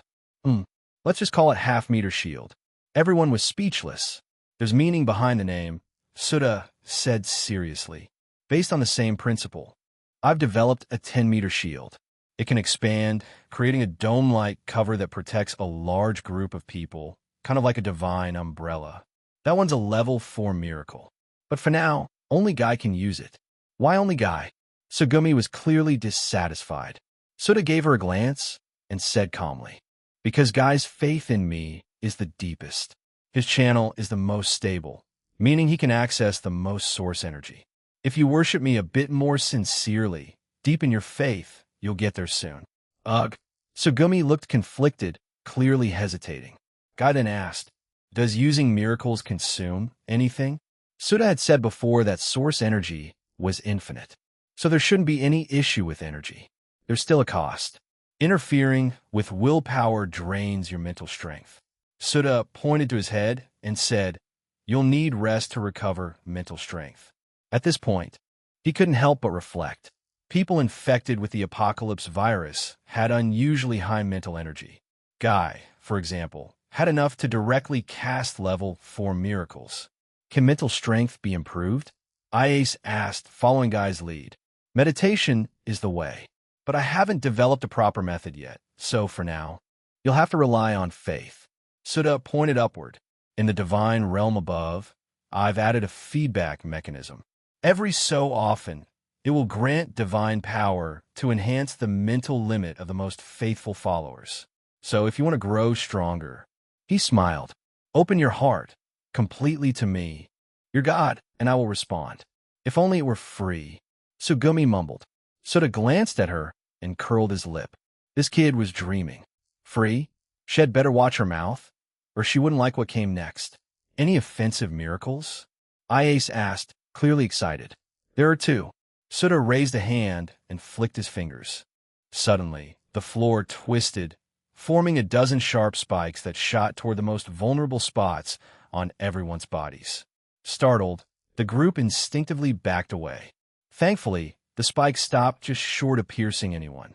Otherwise, the entire core team would have been wiped out, though a few reacted quickly enough to activate the 0.5 meter shield, earning Souta's approving gaze. This one manipulates the shape of matter. It's called matter control. The condition is you must touch the material. He explained. You didn't touch the floor just now, though, Tsugumi quickly pointed out. "I'm a god," Souta replied with 3 simple words. Tsugumi fell silent. Fair enough. Suda stomped the floor, restoring it to its original state. Then he waved his hand. The air instantly heated up, and the wall in front of him suddenly erupted in flames, melting into a gaping hole. The floor glowed red-hot and bubbled like lava. The incoming heat wave made everyone retreat in shock. What's this one? Ayes's eyes lit up. She really liked this miracle. It accelerates or slows molecular motion. Basically fire and ice attacks, Suda explained. So, let's call it cold hot. Ayes's excitement took a sudden hit. What kind of genius-level naming was this? For now, that's all the miracles we have. Suda continued. Just like half-meter and 10-meter shields, the other two also have strengthened level 4 versions. Don't worry as core members. We'll make sure you're capable of fully using them. His main goal in developing these miracles wasn't to boost his followers' combat power. It was to let them use miracles and feed him source energy. If things really went south, he'd handle it personally. There are still too few people who can use miracles. It's not enough to turn the tide, Guy sighed. You don't need to worry about that, Suda said, closing his eyes to sense the situation. Lately, more and more people in the Illuminati are turning to me. I'll start granting basic level 1 miracles to them. As we increase the number of arts, it'll be enough to drive the antibody squads out of Roppongi. Right after speaking, divine power surged within him. Everyone present suddenly felt new knowledge bloom in their minds. At the same time, a refreshing clarity washed over them. Their mental strength had increased. A special bonus, courtesy of Suda. Without this, only Guy would have had the mental capacity to handle a level 4 miracle. From now on, no more hiding in the shadows. Suda looked around at his core members and said, "Don't worry about your powers being exposed. They'll protect you. Use your strength freely." Chapter 270. Big Hero Squad. As the original epicenter of the apocalypse virus outbreak, Roppongi was crawling with infected individuals. Out of every 10 people, at least 6 were probably infected, some more seriously than others. Officially, GHQ claimed that Roppongi residents refused to take the vaccine and thus had to be quarantined. Naturally, that was a lie meant to fool the outside world. Who wouldn't take a free vaccine? You'd have to be an idiot. But with how expensive the vaccine actually was, how many residents of Roppongi could afford it?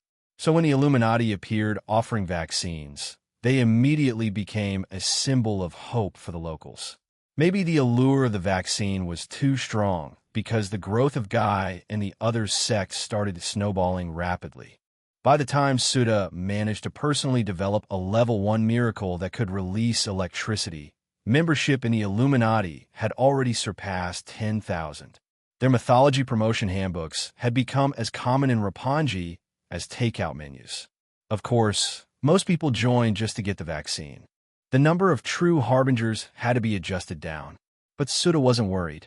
With miracles as bait, a wave of fervent faith was just around the corner.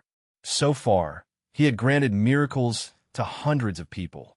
Many of them began treating the local thugs like mini-bosses in a dungeon, running back and forth every day to grind. Gang hideouts were smashed left and right. Soon, no one dared to be a thug anymore. The rules of the Illuminati began to spread across Roppongi. This lawless zone was starting to become orderly. As for the GHQ-affiliated antibodies, they were forced to flee under the pressure of so many superpowered individuals. After all, how could they fight people who weren't afraid of bullets? You shoot them, nothing happens. They shoot you, you're dead. Who would continue infantry combat like that? Even GHQ's prized land-based mecha, the Jespenst, got twisted into a pretzel when someone walked up to it behind a divine shield and casually touched it.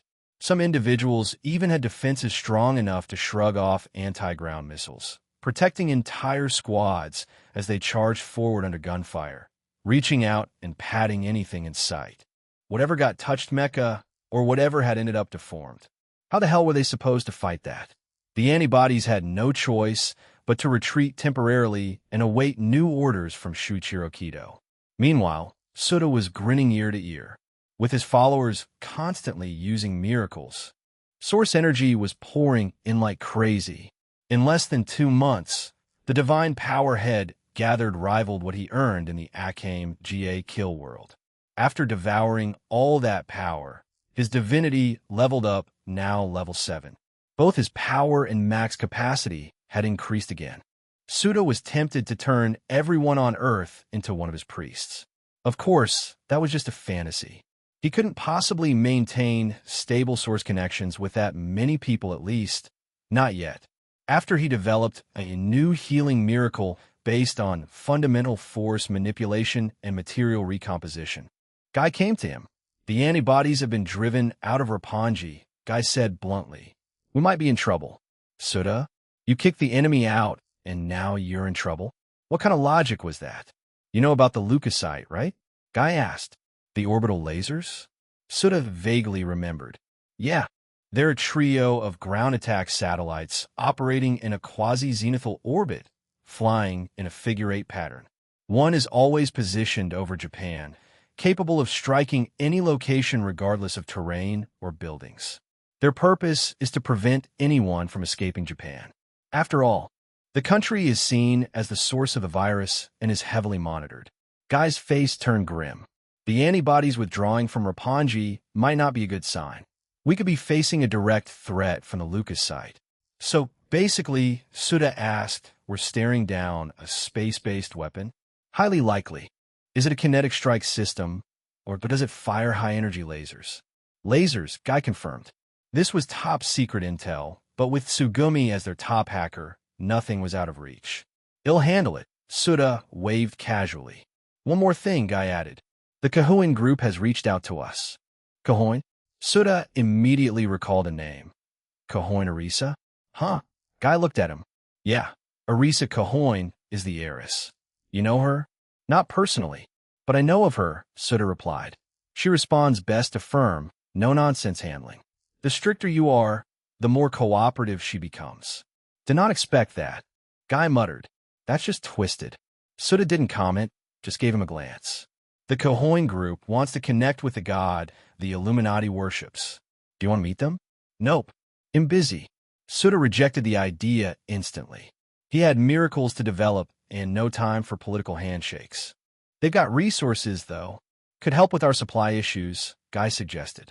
The order's growing fast, and we're starting to run short. No need for all that. Souta waved it off. I can create supplies. And soon, the Illuminati will spread beyond Roppongi. We'll have partners lining up. Kahoin isn't special. Just tell them, give if you want. If not, then get lost. You think anyone could just meet me? Okay. Guy was starting to notice that Souta had grown more reclusive lately. But when a god speaks, you obey. Suddenly, the door burst open. Tsugumi rushed in, face full of panic. GHQ announced the attack in advance. I suspect they're trying to destabilize us and cause panic, the strategist Shibunji said calmly. They likely have another goal in mind. Souta, what should we do? Inori asked urgently, stepping closer. Souta rose from his seat and gently patted her head. This is an opportunity, he said with weight in his voice. An opportunity to put on a show. You mean, Guy's eyes lit up, you're going to act? Exactly. Souta nodded. But before the performance, we draft the script. We need a plan? Tsugumi asked incredulously. Aren't you just going to charge in? Whack. Souta punched her on the head without warning and said calmly, show some respect, brat. Chapter 271. Come to my room tonight. I'll take precautions, ugh. Tsugumi groaned in pain, glaring resentfully at Souta. No one came to her defense. Everyone was used to it by now. Even Iase calmly ignored the scene. Over the past 2 months, Tsugumi had been bonked by Souta more times than she could count. Tease, then get corrected. It was her daily routine. Everyone had gotten used to it. In fact, if there ever came a day Souta didn't smack this little brat, someone might actually find it suspicious. Didn't you hear what Shibunji said? This isn't as simple as it looks. Souta faced everyone and continued. Why did JHQ announce the attack on Roppongi the moment Shuichiro Kido was captured? You think that's a coincidence? You mean Kido might be scheming something? Guy asked. He was getting a strange feeling, too. Kido was a shrewd man. Why would he get captured for no reason? Very likely, Souta said with a smile. And we can find out directly. Find out? Sugumi rubbed her head. How? Like this. Suda waved his hand, and a large mirror appeared in front of everyone. Ripples spread across the mirror surface, and soon an image formed. Inside a prison cell, two people were having a conversation. A middle-aged man and a teenage boy. Guy's pupils shrank. He recognized the man immediately. His father, Shuichiro Kido, head of the antibodies. Suda clapped his hands. A deep voice echoed from the scene. I've already ordered the antibodies to activate the Mana song tomorrow. It will resonate with the apocalypse virus and spread the infection, eliminating GHQ. As for Roppongi, the threat of the leukocyte will throw the Illuminati into chaos. I don't know if the god they worship is real. Even if he is, he'll have to deal with the satellite strike. He won't have time to worry about anything else. You, while they're in disarray, bring that vessel Inori back. In the image, Kido calmly shared his plan with the teenager. Oh, Kido, still clinging to the dream of becoming Adam. Huh? Should I be impressed? The boy's voice was slightly youthful. But maybe you're underestimating that god? Humph, if that god were really powerful, he wouldn't have been hiding in Roppongi for so long. Kido scoffed. He's probably a fake. The Illuminati is just using void power. You know that as well as I do. I haven't checked for myself, so I can't say for sure, you replied, refusing to jump to conclusions. At that moment, Suda clapped his hands again to bring everyone's attention back. He pointed at the boy in the image and said, Nice timing. We caught them chatting live. Everyone, pay attention. This thick-browed teen is you, the envoy of death. His true form is a consciousness construct, immortal, capable of drawing power from the void. Not particularly strong, but he does have spatial movement abilities. Be careful not to get caught off guard. As he was talking, the scene continued playing. Whether he's real or not, my mind is made up, Kido said. Even if Eve didn't choose me, I can still forge a contract by using the apocalypse virus to control her. I will ensure the fourth apocalypse takes place and create a new humanity with Eve. That's your goal too, isn't it you? You'll help me, right? Disgusting. Suda pointed at Kido, his tone full of contempt. Filthy old perv. Still obsessed with a little girl named Mana. She was only 12 when she died. You guys tell me, isn't that pure degeneracy? No one responded. The whole situation felt surreal. They were all just grateful that Suda wasn't on the enemy's side.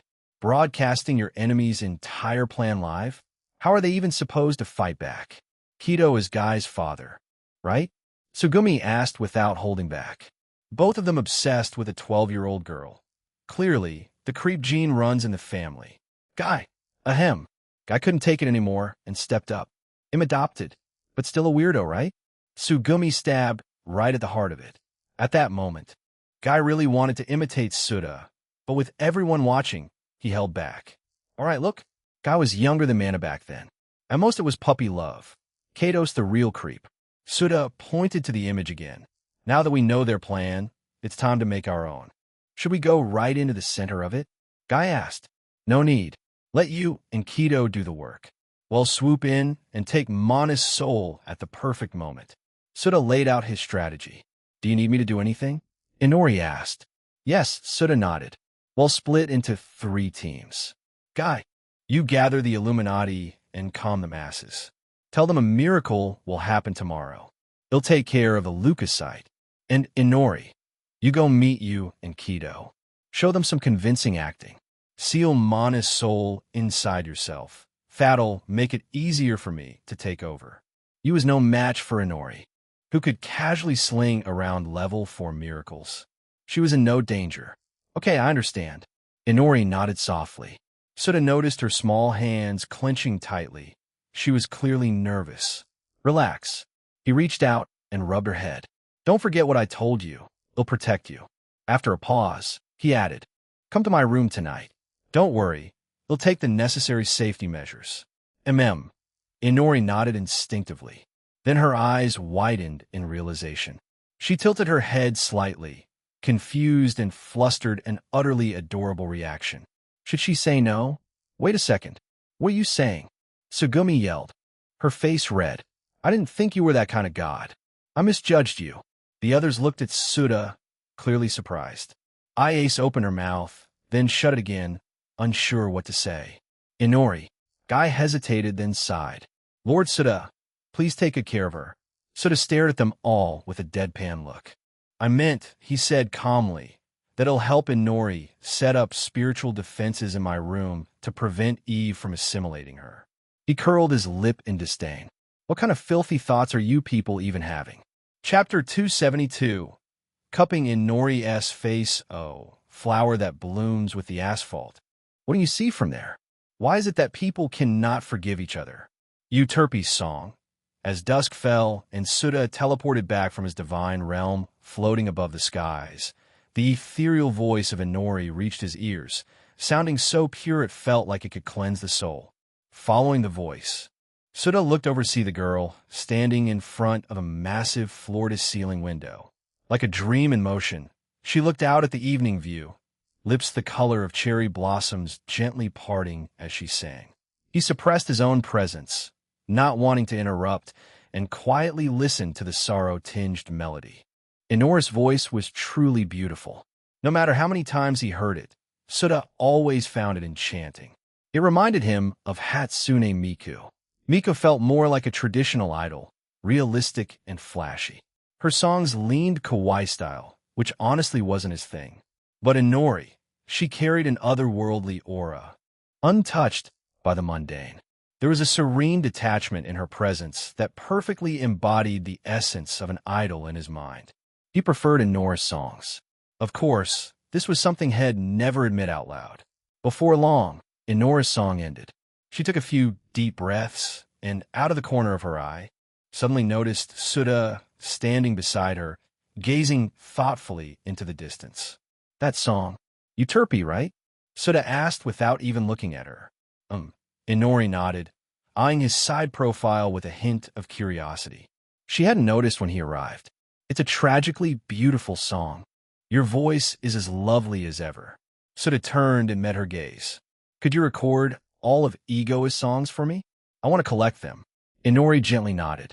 Southern fried chicken with watermelon salad, spicy Nashville hot chicken with watermelon slushy, honey glazed fried chicken with watermelon salsa, jerk fried chicken with watermelon cucumber skewers.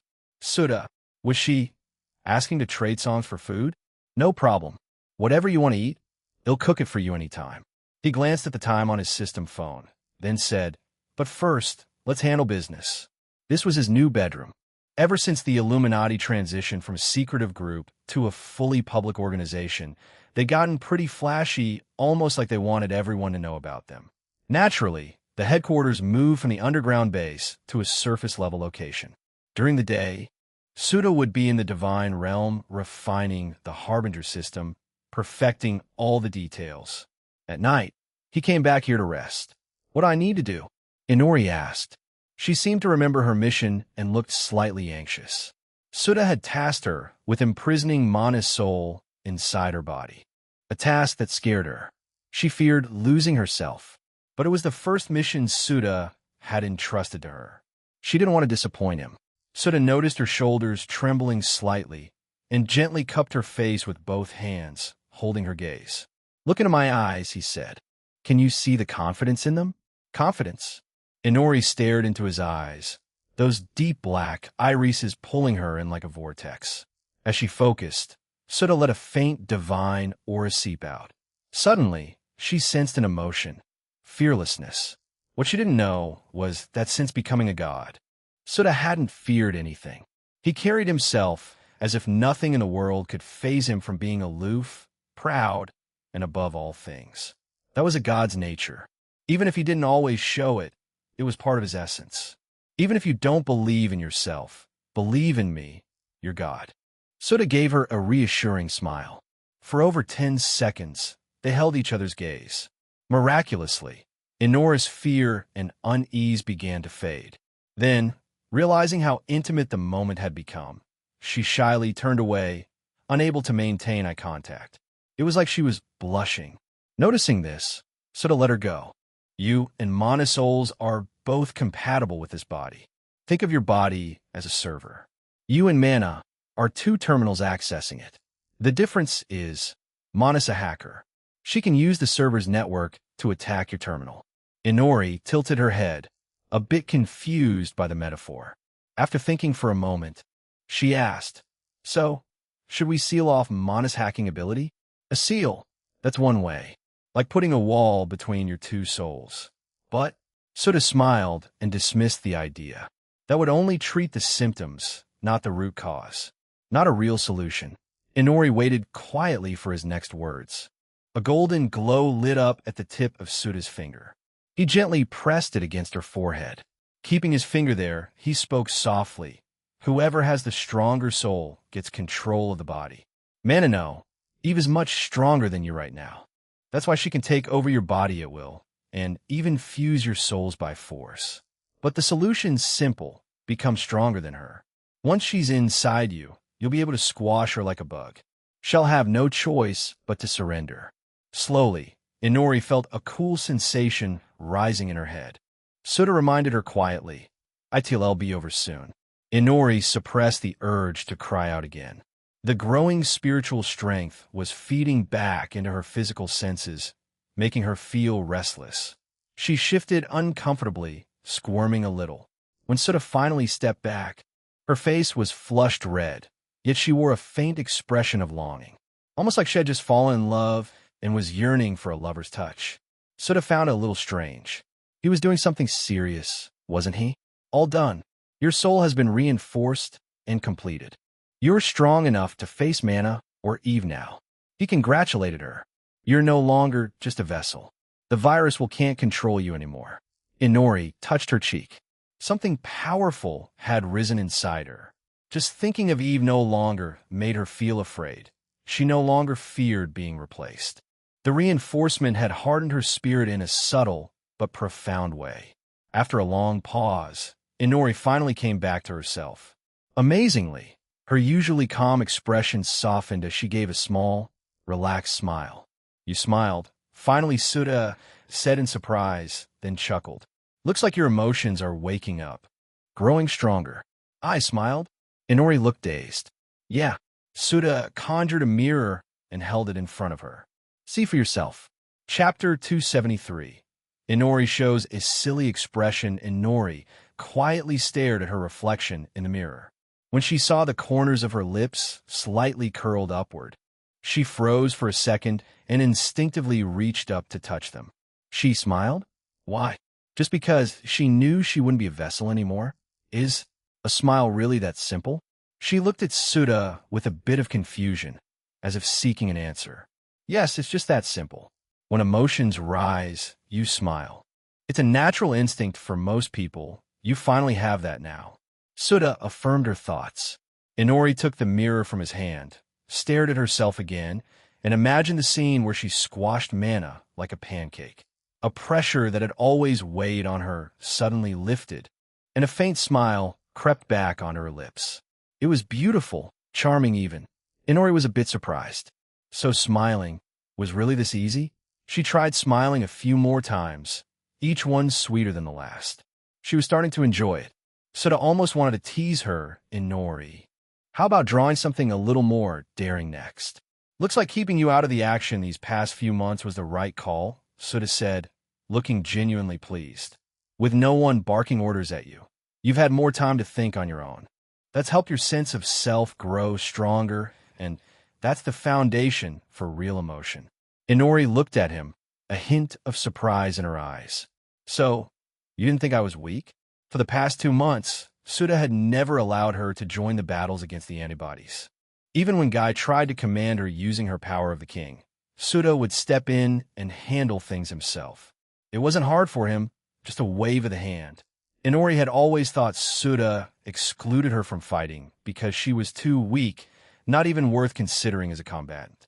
What are you thinking? Why would I think you're weak? Suda ruffled her hair. In my eyes, you're all weaklings. What difference does it make? Inori, she felt an unexpected twinge of irritation. But then she remembered all the moments she had been annoyed by him and suddenly felt at peace. Habits really were terrifying things. Your body was cultivated a long time ago, Suda said as he recalled the details.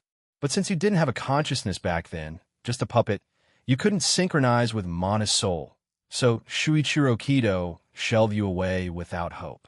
It wasn't until the funeral parlor brought you out from that abandoned lab that you began to develop awareness.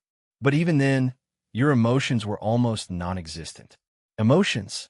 Inori tried recalling her past, but she couldn't quite grasp the meaning of the word. Do you like killing? Suda asked. No. Then why did you fight the antibodies and shoot people? Guy told me to. That's the problem. You lack strong emotions. Suda gently rubbed her head again. Because you've only just awakened to self-awareness, and because you started as a vessel, your emotions need nurturing. If people keep ordering you around, and you live only for others, how are you supposed to find your real self? So, you don't need to follow anyone's orders. You don't need to fight. But, Inori hesitated. If I don't fight, then what do I do? Suda didn't answer. Instead, he asked back, what have you been doing lately? Inori thought for a moment and replied, eating, sleeping, practicing divine miracles, singing for you. Which part do you like most? He asked again. Kung Pao chicken, fish fragrant pork, mapo tofu, sliced beef ox tongue, and chili sauce. Dompa pork? She answered without thinking. Suda sighed. Patiently, he redirected her. I mean, aside from eating and sleeping, what do you like doing the most? Singing for you. Her answer came without hesitation. Suda smiled. Then keep singing. Live as a singer, do what you love. Leave the fighting behind. But what about the Illuminati? And everyone's goals? That's their business. Suda knocked lightly on her head and sighed. Why are you always thinking about other people's problems? Looking at her silence, he added, all right, they'll compromise. Maybe it's too soon for you to live only for yourself. So let's make a deal. Any task you don't want to do, but have to, they'll handle it for you. In return, Suda rested a hand on her shoulder. You have to sing for me regularly. Deal? Sing regularly? Inori looked at him, her eyes reflecting shimmering light. Even though her responsibilities hadn't changed, something inside her felt different. Suda's words had lightened her heart, as if had taken her burdens upon himself. She was no longer just a vessel, no longer Guy's puppet. She could live the way she wanted. Inori showed a bizarre mix of wanting to laugh and wanting to cry. The mirror caught that moment. She saw herself. She blinked, confused. What is this expression? She touched her face. What's happening to me? Didn't I tell you? Suda reminded her. Your emotions are catching up to those of normal people. When they surge, your face reacts. That's normal. Inori stared into the mirror and murmured. What emotion is this? Probably being moved. Suda smiled. Just as Inori was about to leave, Suda suddenly thought of something. All right, he called out as she opened the door. Since I made you a promise, you don't have to worry about Eve anymore. They'll handle it. The idea of having you and Kido summon Eve while Inori acted alongside them hadn't come from some deep strategy. Suda was just lazy. Had planned to finish the leukocyte incident, then casually show up and collect Eve for himself. If he had to do it all personally, it'd require effort. And he couldn't just skip steps and wish for Eve to appear. Wishes like that consumed a massive amount of divine power. Even aside from the energy drain, he was already investing power into materializing his divine realm and preparing for the next god-tier upgrade. With two major drains, Suda figured small waste was fine, but big waste? No thanks. No, please leave it to me. Inori turned back, her voice suddenly filled with determination. He'll complete the task perfectly. You don't have to push yourself. I'm not pushing myself. She cut him off firmly. This is something I want to do. With that, she didn't wait for a reply and stepped out, closing the door behind her. Suda looked at her in surprise. Where did this sudden fire come from? Chapter 274. Tsugumi. No one can look down on me at noon the next day. Suda arrived at the intelligence division. The glow from virtual projection screens lit up the room. Tsugumi was inside, hard at work. Dozens of projection panels swirled around her. She was wearing a sensor-fitted bodysuit, spinning and tapping on each screen in a motion that looked like dancing. Full of energy and, honestly, pretty cute. How's the situation? He asked, glancing at the swirling data. I've already hacked into GHQ system. While the leukocytes control unit is isolated and untouchable, They'll be notified the moment JHQ issues a fire command. She turned her head briefly to glance at him while she spoke casually. Have we created the illusion that the Illuminati is in chaos? Yep. IACE is leading a group pretending to scatter and panic. They're staging incidents. The order appears to be in disarray. Now we're just waiting to see how Shuichiro Kido reacts. She gave a quick status summary, then added, "Oh, and Inora's out in a very visible location. If he shows up, he should find her quickly." Then she looked a bit worried. Inori won't be in danger, right? What if her acting's no good and she gets exposed? She'll be fine. You can't beat her anyway. Suda wasn't worried. If anything went wrong, Inori could just unload a bunch of level 4 divine miracles and force you to retreat. Besides, after reinforcing her soul, she could now block the power of the king from probing her heart and ideals. You couldn't knock her out by extracting void anymore. And what about you? Sugumi pointed upward. That satellite floating in space? How exactly do you plan to fight that? You'll see soon enough, Suda said with a smirk. Looks like today might be the day this long conflict finally ends. Where's Guy? That stupid perv? He's calming everyone down. Sugumi pouted. GHQ's threat has everyone on edge. If we don't control the panic, it might actually turn into chaos. So that little pervert's handling it. Huh? Suda blinked. You two fighting again? Yeah, he's totally holding a grudge over me calling him a perv yesterday. She ground her teeth. And this morning, he smirked and called me shorty multiple times. That smug little freak. I feel like you two are evenly matched, Suda thought, but didn't say aloud. He kept his EQ intact. No need to stir more trouble. You're only 14. You got plenty of time to grow. Why even care about that nickname? He said lightly. Besides, being short's not all bad. Think about it. Doesn't everyone have to bow their head to look at you? Makes you look powerful, doesn't it? Suda, you're too funny. Sugumi laughed, patting her belly as her small fangs peeked out. Well, I'm in a good mood now. She threw him a cheeky look and mockingly posed. No need to bow anymore, servant. Your loyalty is acknowledged by this lady Sugumi. Suda looked at the top of her head, feeling an itch in his palm. Should he smack this cocky little brat again? Just as he was about to act. It's here. It's happening. GHQ just issued the attack order. Sugumi suddenly shouted. Got it. Suda walked up, patting her shoulder. Stop working for now. Go look out the window. Today, they'll show you what a starry sky looks like up close. With that, he teleported straight into the sky. His vision pierced the atmosphere, locking onto a white dot in satellite orbit. A beam of red, high-energy laser light fired from it, powerful enough to vaporize a whole city block. The light speed strike descended instantly. Suda raised one hand and blocked it. The searing heat and energy blast had no effect. In that moment, guided by the instincts of his matter divinity, he manipulated the light itself, scattering the red beam in the next second. It rippled outward in the sky like waves, bathing the entire city in crimson. Everyone in Roppongi looked up and saw something terrifying. Suda, ever the showman, even used divine power to expand the light ripple for dramatic effect. The result? All of Roppongi and the surrounding district were now wrapped in glowing red light. Meanwhile, in GHQ's Tokyo branch, officers stared at their satellite feed in disbelief. They watched a humanoid figure block their space weapon. The space weapon was stopped. What the hell is that thing? Don't tell me. Is that really a Kami-sama? Fire again. Hurry. Some officers stared at the ripple of light that enveloped Roppongi, frowning. Wait, was the leukocyte's laser always that powerful? Back on the battlefield with the attention of every Illuminati member and civilian focused upward, Suda struck back.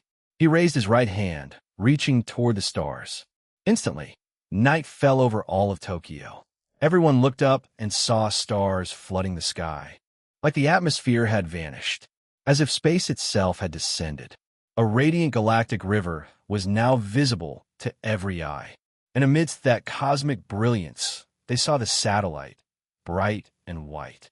The distance between Earth and space had been obliterated. Suda pinched his fingers together.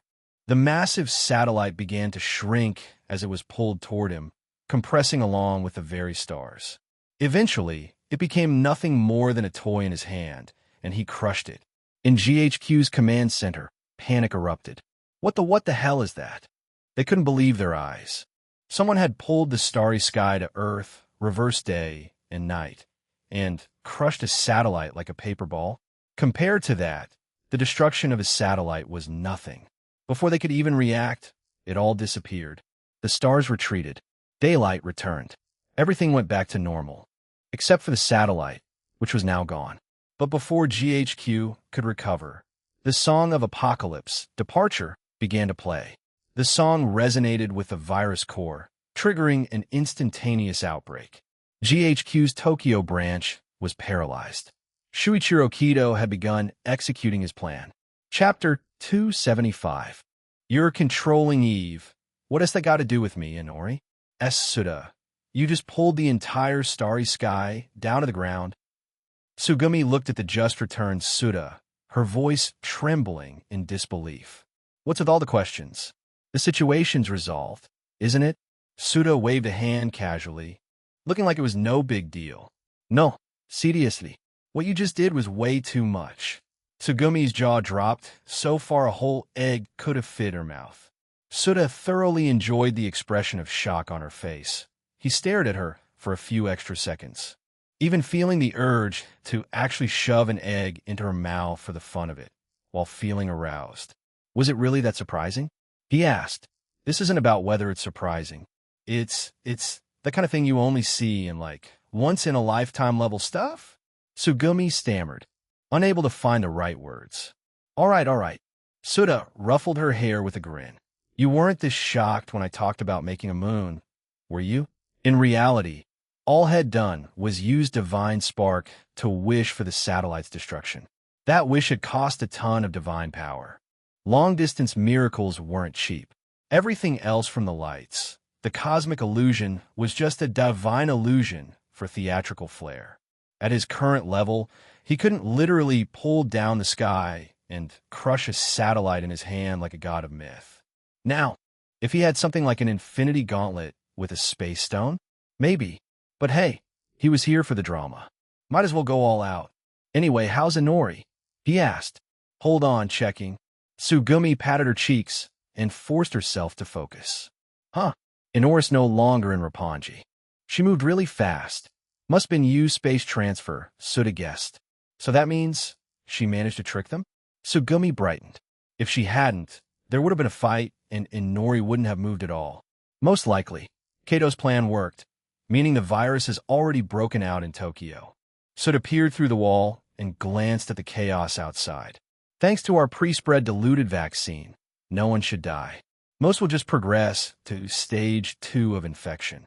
Now, let's go with the original plan. The entire Illuminati mobilizes, take the vaccines out for a public relief effort. Time to expand our reach beyond Roppongi. Got it. They'll tell Guy right away. Tsugumi nodded and sprinted out. But at the door, she stopped and turned around. Wait, what about Inori? Are we just waiting for her to come back after sealing Eve? I'll go check myself. Might as well settle Mana's soul while I'm at it. Wait, weren't you supposed to save Mana? Tsugumi looked stunned. Suta gave her a flat stare. I meant resolve the issue of Mana's soul, bring her back to normal. Were you dense? You were the dense one. Tsugumi stuck out her tongue. You just don't know how to talk properly. And with that, she dashed out, probably to avoid getting bonked again. Suta looked toward the southeast, muttering, You should be done by now. Time to go reap the rewards. While Suta was putting on a sky-bending show elsewhere, you brought Inori back to the top floor of GHQ's Tokyo HQ. Shuichiro Kido was already there waiting. Keido, looks like you've got everything set. You secured the unconscious Inori onto a ceremonial apparatus. There were complications. Keido's face was grim. You went off to get the vessel. So you didn't see what happened. That god the Illuminati worships, he's not what I expected. Oh, you raised an eyebrow. If he could surprise you, now I really want to meet him. Kido shook his head. If you'd seen it, you wouldn't be saying that. Still, I'm not entirely sure what I saw was real. He looked at Inori. So, did you run into resistance while capturing the vessel? No. When I found her, She was alone, you replied with a strange look. Actually, she passed out by herself. I didn't even have to fight. She passed out on her own? Yeah. She's used Void Genome and has the power of kings. But apparently she doesn't know how to use it. She tried to extract her own void to fight me, then just collapsed. I didn't even move. Keto analyzed. Her power must still be in stage 1. She didn't seem very smart, you added. Probably just developed her awareness recently. Emotional maturity of a toddler. Keto shook his head. Let's get started before anything else goes wrong. Forget the Illuminati for now. Agreed. You pulled out the virus essence and began summoning Mana's soul. 5 minutes later, Inora's eyes slowly opened. Those crimson eyes stared calmly at you and Keto. The soul-binding ceremony can begin, you said. Virus crystals appeared in the air and, under the core's influence, shaped themselves into 2 wedding rings. Keto put one on, and, just as he reached for the second to slip it onto Inori, cracked the restraints, holding Inori shattered and twisted, falling apart. She stood up free. You and Keto were stunned. Inori raised her right hand toward you. Advanced thermokinesis, she said softly. Water vapor in the air condensed rapidly. Everything around them froze over. In seconds, thick ice blanketed the entire hall. You, caught off guard and unprepared, was frozen mid-expression, encased like an insect in amber. Inori turned her gaze to Keto, calm and unfeeling. You, how are you resisting the apocalypse virus? Keto staggered back several steps. This made no sense. How could Eve, under the apocalypse virus control, still move freely? You're controlling Eve. Inori tilted her head. What's it got to do with me? Keto. Before he could react, thermokinesis, a second ice sculpture appeared. Inori felt Eve's will still struggling within her. She strengthened her soul's suppressive force. Time to go. She turned toward the door. Just then, a ripple shimmered through the air. Souta materialized in the hall. Their eyes met immediately. He glanced behind Inori and spotted the massive frozen sculpture. Huh, it's already over? Chapter 276. Release. Souta stared in surprise at the ice sculpture behind Inori, momentarily at a loss. He had more or less anticipated this outcome. Still, seeing both the mid-tier and final boss of the series go down in under 10 minutes, and both at the hands of Inori, Souta couldn't help but feel like times had changed. Souta? Inori was a little surprised to see him appear so suddenly. He must come because he was worried about me. Thinking that, a hint of delight crept into her heart, and the corners of her mouth curled up unconsciously. Souta walked closer and asked, Inori, do you have a grudge against Shuichiro Kido in you? No. Inori shook her head. Why do you ask? Souta reached out and tapped the corner of her lips with a finger. Then why are you smiling like that? I thought taking it down really lifted your spirits. Inori blinked, then reached up to touch her lips, a bit conflicted. Now that her emotions had reached a normal human level, it wasn't all good. She wasn't used to it yet, so her emotions were completely visible on her face. It was kind of embarrassing for Souta to see her like this. Eva's inside you, right? Souta shifted the topic. Yeah, she's struggling, Inori nodded. I'm suppressing her. No wonder she's so quiet. Souta glanced at the ice on the floor and the walls. It was clearly the result of a level 4 divine miracle, advanced thermokinesis. Beneath the ice were countless apocalypse virus crystals. If not for the interference, Eve would likely be using those crystals to attack them now. Souta then looked at the massive ice sculpture containing you, examining it closely. What is it? Inori noticed his gaze. Yu's body is probably just like yours, artificially cultivated. Souta made a quick deduction in his mind. If the envoy of death, Yu, doesn't vanish, then bodies like his can probably be produced endlessly. Then how do we destroy him? A touch of seriousness appeared in Inora's eyes. To her, Yu was an enemy that had to be eliminated. Let me think. Souta fell into contemplation.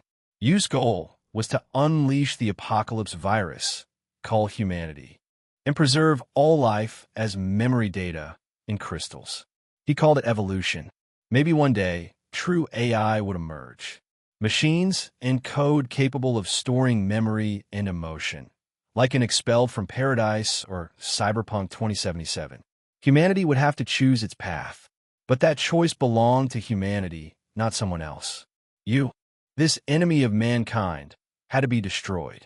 No one could say when he might return. Wishing with divine power to kill him directly probably won't work. Even if he's weak, you's still a part of the counterforce of this world. TLN. There's no counterforce in Guilty Crown. Erasing an existence with divine spark cost exponentially more power than just cutting it down with a blade. Souta couldn't yet erase a weakened form of the counterforce. Kind of like that Angra Mainyu in Fuyuki. Maybe I should burn him with divine flame? Suddenly, an idea came to him. Got it. He turned to Inori and grabbed her soft, fair right hand. We'll need your king's power for this. Feeling the contact, a faint blush colored in Nora's cheeks. Souta didn't notice her shy expression. With a wave of his hand, the ice around you dissolved into liquid. You, whose body had been frozen and necrotized, collapsed to the ground. He still had a breath left. Stimulated by Souta's spiritual energy, he opened his eyes. You glared at Inori, trying to attack, but his dead limbs wouldn't move. Inori, extract, or rather, rip him open. Souta pointed at you. Okay. Inori smiled sweetly and locked eyes with you. Instantly, the trigger for the king's power activated. A ghostly blue glow lit up on Yu's chest. The gateway to his mind opened. Souta seized the moment, surging divine power through the link into Yu's inner world. Then his divine flame spread, burning. Dash! Yu screamed. Terror and dread filled his gaze as he looked at Inori. He could feel his unifying will, his essence, being disintegrated by an intangible force, as if he was being incinerated to nothing. What? Are you monster? Yu spat weakly at Inori. Inori just looked at him, confused. Souta increased the intensity of the burning. After more than an hour of dull waiting, Yu's spirit finally vanished completely without a trace. So weak. That angry mango in Fuyuki, I burned him for days. No, not fair to compare. I was much weaker back then, too. After another spiritual scan confirmed you was truly gone, Souta finally relaxed. Infiltrating someone's void and destroying their heart and ideals. It's a solid method. Souta thought of the new ability he'd gotten from Miku, mental manipulation. He glanced at Inori. Try to connect with her inner world without the void's help. It didn't work. He hadn't mastered the rules of the mind to that extent. He could brute force it by spending more divine energy. But with the void, there was no need to waste it. Let's go ahead and free Mana's soul now, Souta suggested. How do we do that? Inori asked. Mana's true consciousness is trapped in the virus ideal world, a world made of memory, essentially her inner world. We can use the void to enter and rescue her. Souta looked at Inori and said, Lend me your king's power. Then, let Eve take control of your body for just a few minutes. He'll use the void to access her mind. Within Nora's current soul strength, she had complete control over her body. Eve couldn't resist her at all. Even if Eve was in control, Inori could take her body back at any time and suppress her again. So Inori didn't hesitate and offered her right hand. Her expression was full of unwavering trust. Souta smiled and took her small hand. You're not afraid at all anymore. Because you're here, Inori whispered. I believe in you. Her expression reminded Souta of a clingy kitten. All right, the king's power has transferred. Souta watched as virus crystals, representing the void, twined around his hand. He gave her a reminder. Inori closed her eyes. After just a few seconds, she opened them again. But her gaze had changed, no longer so clear and pure. Now it held a hint of malice, a touch of seduction. Finally I've taken it back. A triumphant smile lit in Nora's face, but her eyes flickered with rage and coldness. Made me go through all that trouble. Just a damn puppet. All right, enough howling, Souta interrupted. Time to rip you open. 277. I created a lowly you insolent wretch. With Eve now controlling her body, Inori shot Souta a frosty glare. A crystallized virus spike formed in her palm and lunged straight for Suta's throat. But before it even touched him, the crystalline weapon disintegrated in midair. Your object control is pretty trash, huh? Suta grabbed Inori by the neck with his left hand, lifting her so that only her toes grazed the ground. Let go. Who are you? A vicious expression bloomed on Inori's delicate face. Seeing that expression on such a flawless visage gave Suta a peculiar thrill. He didn't answer Eve's question. Instead, he locked eyes with her and activated the king's power. Instantly, a ghostly blue light glimmered at her chest. The gateway to the mind flung wide open. Suta's immense spiritual power flooded and unchecked. Eve screamed, "No! You're overwhelming me. Pull back. Ugh! Don't push deeper. Stop. Ow!" Her expression contorted, eyes nearly rolling back. Suta was speechless. What the hell are you yelling for? What did I even do to you? All I did was enter your mind with massive spiritual energy. What's with the whole too big nonsense? You make it sound like this is some kind of JV scene. Get out, you bastard. Oof. Scream all you want. Scream till your throat gives out. No one's coming to save you. Suta grinned wickedly. Accept your fate, you lowly virus. With no one around, Suta really got into character. Why be polite to a virus? He closed his eyes and plunged his consciousness into the ideal world formed by the virus, a realm of pure memory and thought. There, he saw countless fragments of Mana's memories. He didn't dwell on them. He headed straight for the core. After a bit of searching, he finally found the weakened consciousness of Mana. Her soul remained within Inori's body, but had been hijacked by the virus. Mana's sense of self and her awareness were buried deep within this mental realm, as if forever trapped in the memories of 10 years past. Suta had long suspected that Inori, or rather, Mana's void taking the form of a sword was no accident. Deep down, she probably wanted to sever her bond with the virus, because the virus had turned her into something she wasn't. Of course, it could also be that she wanted to protect someone dear, and so became a blade. If I can just suppress the virus will, that should be enough. Suta channeled divine power into the mental world. With a single thought, he freed Mana's consciousness. Mana regained control of her soul. Suta stopped the king's power and drew her soul out from Inori's body. The virus, still carrying Mana's thoughts and memories, remained within Inori was now just a pitiful puppet, completely suppressed once again. Inori's crimson eyes opened, clear and unclouded. She calmly looked at Suta, who still had her by the neck. "Sorry, forgot to let go." Suta quickly released her and explained, "Eve was acting up, so I had to put her in her place. I saw everything." Inori wasn't angry. Her heart felt a little strange. After 2 months together, this was the first time she had seen Suta act so forcefully. When there's no one else around, Suta seems unrestrained, almost indulgent. "Is that Mana?" Inori looked at the soul enveloped in divine power beside Suta. After her soul was strengthened, she could now vaguely see such incorporeal beings. "That's right," Suta nodded. Mana's soul had already awakened and was staring blankly at them. Within the divine field Suta had constructed, she temporarily regained her senses and physical sensations. Mana was noticeably shorter than Inori, her body matching that of a 12-year-old girl. Just as Suta had guessed, she wasn't as beautiful as Inori. In fact, you could say Inori was what Mana would have become with a beauty filter turned all the way up. At that moment, a ripple of spiritual energy came from the soul. It was a telepathic message, thought communication. As a god, Suta could understand it clearly. "Me? Am the one who rescued you. Then can wait for now. First things first." Suta studied her figure closely, estimating her height, proportions, and other physical data. Once he had a solid mental image, he said, "I'll make you a body first. It's been 10 years. I think you'll want to see the world again." When Suta and Inori returned to Roppongi with the little girl, Guy was the first to arrive. The pink-haired girl stood before a massive floor-to-ceiling window, quietly taking in the vibrant world outside. Her eyes were filled with curiosity and, more than anything, the joy of freedom. Guy saw her side profile. His memories aligned with the girl before him. He froze in place, unable to move forward. Mana? His voice came out hoarse.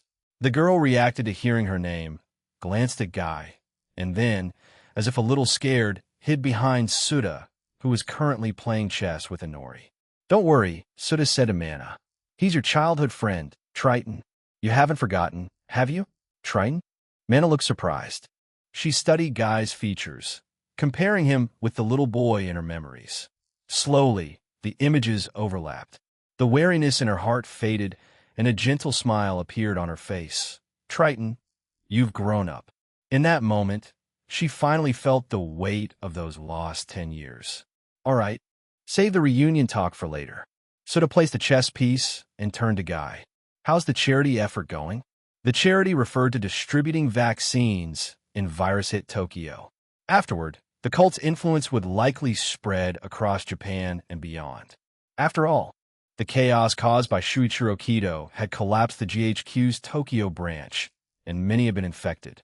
And most of them had seen divine miracles firsthand, like when Souta obliterated leukocytes. Real miracles, combined with a vaccine, no doubt the church would take root within GHQ and attract plenty of believers. We've just begun, Guy replied, suppressing the emotions in his heart. I sent half our members to the infected zones. While distributing vaccines, they're also preaching. Enough clergy are with them, no risk of mishaps. Good. Some GHQ executives will probably join. If you want to liberate this country, this is your chance. Then Souta added a warning. One thing I forgot to mention, the cult won't stay confined to one country. So I've imposed a restriction. Divine power can't be used in national warfare. Grow the organization, but don't overstep. No witties. I accounted for that long ago. Guy nodded solemnly. Souta had never favored any one country. Guy had known that for a while. After resolving the current crisis, Souta would focus entirely on expanding the church. Leaving Japan was only a matter of time. There's one more task for you. Souta stood and handed Guy a translucent orb. What is this? Guy asked. Something that can save someone's life. Souta explained. It'll grant you the king's power. Use it to extract Shu's void. Then, absorb the voids of the other students at his school. Those voids contain fragments of Eve. They'll help her become whole again. After that, Souta patted his shoulder. Oh, one more thing. He suddenly used spiritual power to transmit a message directly into Guy's mind. While you're collecting voids, help me kill a few people. I've sent the intel directly to your brain. They'll be waiting for good news. 278. Yurso Lude Souta had 3 people he wanted dead. Hirohide Namba, Takarada Ritsu, and Takatora Sudu. The reason was simple. He was disgusted by them when he first watched the anime. It was one of his first entries into the otaku world, and had held a grudge ever since. In the latter half of the story after Guy's death, when the students were trapped in the school, these 3 attempted to assault Shinomiya Ace. Though the act was never completed, the intent was crystal clear. Their behavior throughout the series was revolting, always as nasty as they could be. Namba even coerced and manipulated Kaho and Arisa through threats to get what he wanted from her. Souta didn't have any particular attachment to Arisa. It was just that Namba and the other 2 made his skin crawl. He wanted to crush them like flies. Now, with the virus outbreak, the high school where Shu studied had to be in chaos, just like in the original story. Those 3 would inevitably do something vile. So why not eliminate the scum early? He assigned a task to Guy. The order was clear. Maim first, kill after, and make them suffer before they died. Guy gave Souta a surprised look, but didn't ask questions. He memorized the 3 names well. Anything a god commanded, he would execute flawlessly. He was already devoting his entire future to the divine cause, almost a fanatic now. Naturally, he wouldn't question whether a god's morality was correct. Even if Souta had ordered him to kill 3 innocent citizens, Guy wouldn't have hesitated. They'll head to the school now. Guy bowed and turned to leave. Wait, Souta called out. Do it tomorrow. Since Mana is back, let's throw a small party for her. It's been 10 years. Reconnect first. Guy paused, looked at Souta, then at Mana. and bowed his head with genuine gratitude. Thank you for saving her. 2 days later, Guy returned with what Souta had requested, Shu's Void. Shu's Void had the ability to absorb other voids and the Apocalypse virus. Now, it contained the voids of hundreds of students. 10 years ago, during the Lost Christmas incident, Eve went berserk and fragments of her genetic material scattered into the voids of nearby children. Those fragments had now been recovered. Souta handed them to Inori, allowing Eve inside her to absorb the pieces and regain her complete form. What exactly do you want from me? Eve demanded a conversation with Souta. Inori, annoyed by the noise in her head, granted her a few minutes of control. Once she had the body, Eve furiously stormed up to Souta. How long are you planning to keep me locked up? Souta gave her a sidelong glance. Speaking indifferently, locked up is a harsh term. Without Mana's soul anchoring you, you are like a rootless weed. If you leave Inori, you'll fall into dormancy. I'm helping you. He had considered giving Eve her own body again, but for some reason, Inori had volunteered to contain her. Souta figured that having Eve inside Inori would make it easier to spread the virus across other worlds later. Plus, with Inori's now powerful soul, Eve posed no threat to her. So he agreed. I'm Mana. Eve corrected. I have her thoughts, her memories. I'm Mana. Don't get it twisted. Souta didn't bother arguing. He simply pulled out Shu's modified void. This contains the Apocalypse virus, now harmless thanks to my alterations. The goal is simple. I want you to help me spread this virus worldwide, quietly ignite a fourth apocalypse, and strengthen humanity's collective psyche. Once the task is done, they'll give you your freedom. I could even create a perfect body for you. You're a virus, so reproduction is in your nature, right? You can go indulge all you want. I won't say a thing. You've shot him a cold glare. You got me all wrong. I am Mana, not just some walking virus. And that kind of talk is seriously offensive. I would only ever choose one king. Shu. He rejected me so cruelly back then. My expectations for him are rather low now. Eve gave Souta a curious, almost teasing look. You're a god, aren't you? And a male god at that. Compared to human genes, yours are infinitely more noble. Stop right there. Souta cut her off, exasperated. I have zero interest in being Adam. I can sense it. You like that puppet quite a bit, don't you? Eve's lips curled into a sultry smile. Using Inora's exquisite face, she wore a look that was both innocent and suggestive. The contrast sent a faint, illicit thrill through Souta. I could give you something better than that puppet. Why not consider becoming my king? Souta suddenly realized this Eve was way lewder than the one in the anime. Maybe it was because she no longer had Mana's soul restraining her, letting her true nature shine through. He really wanted to quote that meme. You're so lewd. But considering Inori was probably watching, he restrained himself. Not interested. Souta waved her off. Back to business. Your power, combined with Inori's singing, should be able to create a resonance between the virus and all human DNA. So your next task is to make an album with her and distribute it worldwide. That's it. Eve looked surprised. She thought Souta would exploit her much more ruthlessly. Oh, you think making a global hit is easy? Souta scoffed. Where'd you get that kind of confidence? From Oprah? There are easier ways to collect faith. Eve proposed seriously. Revert the virus to its harmful form and keep the vaccine to yourself. When the virus spreads, show up with the cure. You'll gain believers faster. No thanks. Souta shook his head. I'm not that dark. The cult has a strong foundation now. We don't need to be that aggressive. Besides, he looked at her meaningfully. You want the virus reverted for personal reasons, don't you? Give it up. I already reworked the virus core. From now on, any virus spread will be harmless. Eve's eyes showed a trace of frustration, but she didn't argue further. Truthfully, reverting the virus wasn't essential. It was just something she wasn't used to. Now that the virus was harmless, the malicious instincts within her had dulled. It made her feel off. Fine, forget it. Eve dropped the argument and changed the subject. By the way, what was Eve about to say? Souta was curious.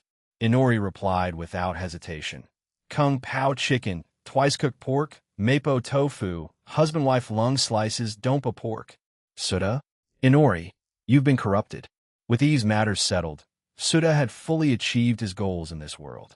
But at his current pace, that would take years. During this period, Inori started visiting him more often. Since she couldn't find him during the day, she came to his room at night. Sometimes, she let Eve out, who would then say or do something very bold. After this happened a few times, Souta realized the real reason she kept Eve inside her. She probably treated Eve like a teacher. A week passed like this. Then, suddenly, his friend group pinged. Kurumi tagged him in the chat. Tokisaki Kurumi, Souta, I'm almost done. 279. What did Shiroyasha do to Miku? Tokisaki Kurumi, Souta, I'm almost there. Upon receiving Kurumi's message, Souta paused his divine miracles development. He felt a bit sentimental. Kurumi's Sapphira crystal evolution was finally nearing completion. Though not much time had passed on Kurumi's end, it had been nearly half a year from his perspective. Souta, almost there? That's a pretty vague way to put it. Tokisaki Kurumi, it's an instinctual feeling. Anyway, I want to be falling unconscious again. You'll be seeing me soon. Altair, at long last, the day has come. Souta? Souta, Altair, why are you getting so hyped? Altair, because I want to see Kurumi fight Mio Takamiya. You've all said how strong she is. I'm excited to witness a true clash of titans. White Knight Demon, Shiroyasha same here. It's been a while since I've seen a proper fight. Two four-digit powerhouses clashing? That's something worth watching. Shinobu, I'm a little interested too. Let me know when it starts, alright? Shinobu, Souta, you know to find me. Don't forget. Tosakarin, mind if I watch too? Tokisaki Kurumi, of course. Tokisaki Kurumi, since so many people are interested, they'll host a video call. That way, no one has to make a special trip.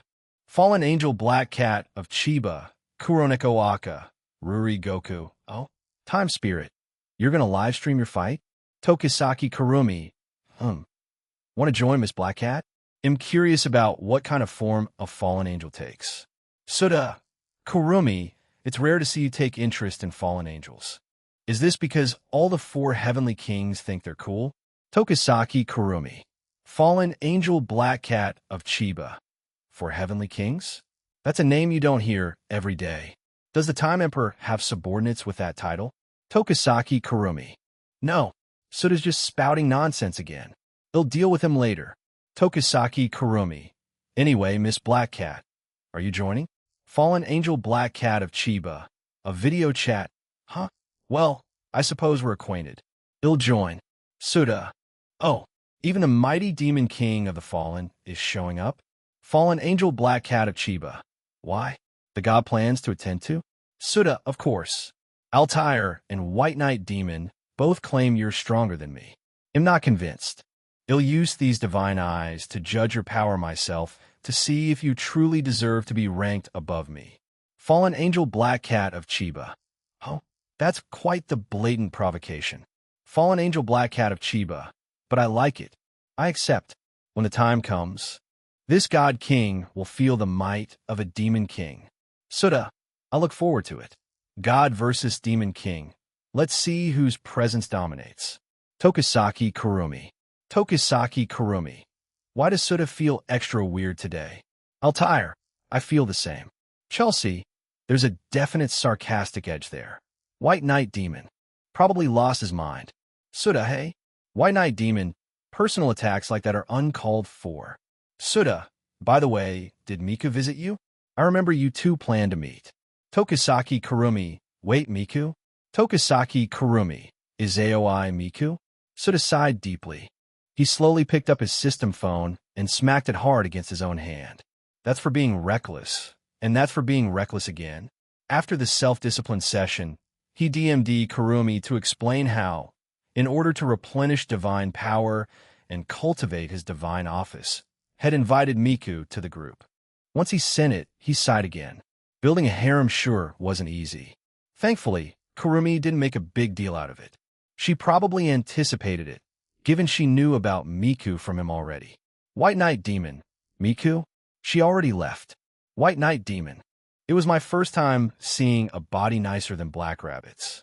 In terms of ball handling, ID crown Izaoi Miku, the undisputed champion.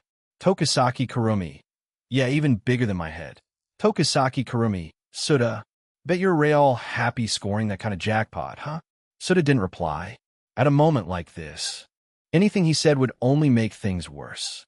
Better to play ostrich and stay quiet. White Knight Demon. Izaoi Miku. Come visit again sometime. I've got loads of cute outfits just for you. Izaoi Miku. Izaoi Miku. I'm really busy lately. Maybe another time. Tosaka Rin. Izaoi Miku. When are we meeting like we planned? Can I come over now? Izaoi Miku. No. Tosaka Rin. Izaoi Miku. There were some unexpected developments. I can't meet anyone right now. Sorry, Rin-san. I'll make it up to you next time. Tosaka Rin. All right then, next time. Izaoi Miku. Yes, definitely next time. Izaoi Miku. Oh. And Miss Rin, just to check, do you have time-stopping powers? Tosaka Rin. No. Why ask? Izaoi Miku. Good. That's good. Izaoi Miku. Suda. Almost forgot to tell you. That mosaic you warned me about. She came after me again. Suda. HM? Takamiya Mio came after you? Izaoi Miku. Yeah. She seemed determined to catch me. I warped to your world to avoid her. Haven't returned to the city yet, so am still hiding here. Tokisaki Kurumi. Izaoi Miku. Don't go back yet. Mio's behavior has diverged from the plot. It's too risky right now. Suda, did anything strange happen before she targeted you? Mio wouldn't come after you for no reason. Izaoi Miku. Not really. I've just been dodging this girl, named Itsuka Shirori. She kept asking me out, but I wasn't in the mood to see any girls lately, so I turned her down. Suda. Tokisaki Kurumi. Well, I think we found the cause. Suda. Izaoi Miku. I'm coming to you. Let's go check your world. I'm worried Mio is up to something. Izaoi Miku. Darling, hurry. He'll be waiting. Tokisaki Kurumi. Suda. Don't fight Mio until I get back to the present. Suta, don't worry. I want. He put away the system phone. Brows furrowed slightly. Something was definitely wrong in the Data Live world. Otherwise, Mio wouldn't be targeting Miku just because Shirori got turned down. Could it be Mio's losing patience? Is it the butterfly effect from my actions? Whatever the cause, he had to go check. With that in mind, Suda teleported back to the cult's base and summoned Inori, Tsugumi, and Guy before him. I have to leave. Something urgent's come up. Guy blinked, then nodded. I understand. They'll take care of things here. Wait, you're leaving? Tsugumi asked nervously. To another world? Yes. Will you come back? Ah, you're gonna miss me that much? Suda ruffled her hair with a smile. Don't worry, they'll come back to see you. Who said I'd miss you? I don't need you to come back. Tsugumi turned her head away, flustered, unable to meet his eyes. Seeing the once proud girl morphed into a classic tsundere, Suda smiled warmly. Like head, gained a little sister. His hand itched again, looking at the top of her head. Inori, I'm going. If anything comes up, just call. He turned to Inori, whose expression clearly revealed her reluctance. Her emotional range had grown richer. He wondered when she'd be ready to open up more. When? Will you be back? Just like Tsugumi, Inori asked with a hint of tension. No idea, but if you want to see me, just call. He lifted his system phone. It's got video chat. Super convenient. He smiled gently. So don't look so gloomy. Keep singing and make that album. I'm waiting for you to become a world-class diva. Inori nodded softly. See you. Suda waved and activated the return spell. But just as the portal opened, the system chimed in his mind. Inori's affection has reached the required value. You will now randomly acquire one of her abilities. Random ability selection in progress. 280. Suda. Letting loose when no one s around random ability selection in progress. Congratulations, host, you have acquired the ability, Guardian Sword. As the teleportation activated, the system prompt echoed in Suda's mind. Before he could even react with surprise, his body vanished from the world of Guilty Crown and reappeared in his world. As his feet touched solid ground again, Suda opened his eyes and recognized that he was back in his rented apartment. When returning to his original world, he would always reappear at the location Head departed from. So this place had become his default teleport anchor. Guardian Sword? The system's message genuinely surprised Souta. It wasn't the affection score that shocked him. Inori had kept Eve around as a teacher, even occasionally handing over control of her body, so Eve could do live demonstrations of seduction. If anything, that alone proved Inori had deep feelings for him, possibly to the point of wanting to sleep with him. Under those conditions, it made perfect sense that her affection would reach the required threshold. What surprised him was that for once the system had actually given him something useful. He thought He'd get stuck with another useless cutesy ability like with Rin and Ilya, something like singing or Kaderi. Emotionless girl mode, but this time he got something pretty damn good. Guardian, huh? Was my guess about mana wrong? Souta felt a pang of regret. Had been quite confident in his theory. Inori's Void was inherited from mana, so it was a sword. And Souta had hypothesized that Mana's Void took the form of a sword because, deep down, she wanted to sever her connection to the virus. That longing to escape manifested in the form of a blade that could cut through anything. Classic literary interpretation. But the system had just given him the correct answer. The sword symbolized Mana's resolve to protect Shuuma. Her determination to protect the one she loved had hardened her spirit into a blade. One that would slash down any obstacle or enemy, even if it meant defying the world. Yeah, that's more in line with peak Chuyuni. It is called Guilty Crown after all. Letting that go, Souta turned his attention to this so-called Guardian Sword. The moment he gained the ability, a new instinct had been imprinted on him. Come fort, Guardian Sword, blade of my resolve. Souta raised his right arm and shouted dramatically. No one was around, so he let himself go. As his voice fell, the air trembled. Space itself compressed and twisted like a sponge being wrung. The spiritual and physical dimensions connected, and Souta reached into the center of the distortion. There he grasped the physical embodiment of his will to protect. From the depths of his soul, he pulled out a long sword. It looked very similar to in Norse Void, but more domineering, more extravagant. Unlike a katana, it was a double-edged European-style blade. Roughly 1.5 meters long and 8 centimeters wide, it looked massive. The blade gleamed with a cold, bluish light, refracted through the golden sunlight pouring in through the window. That chill glow was unnerving. Everything touched by it from the floor, the couch, the coffee table, the windows had cracked under its pressure. Souta hurriedly willed the blade to withdraw its glow and restored the damaged furniture and fixtures. What surprised him was how much divine power it took to restore the material damage, several times more than normal. This thing's seriously overpowered. He was astonished. Its destructive potential matched its intimidating appearance. He teleported into the air, summoned the steamroller head created last time from the shop, and raised the sword.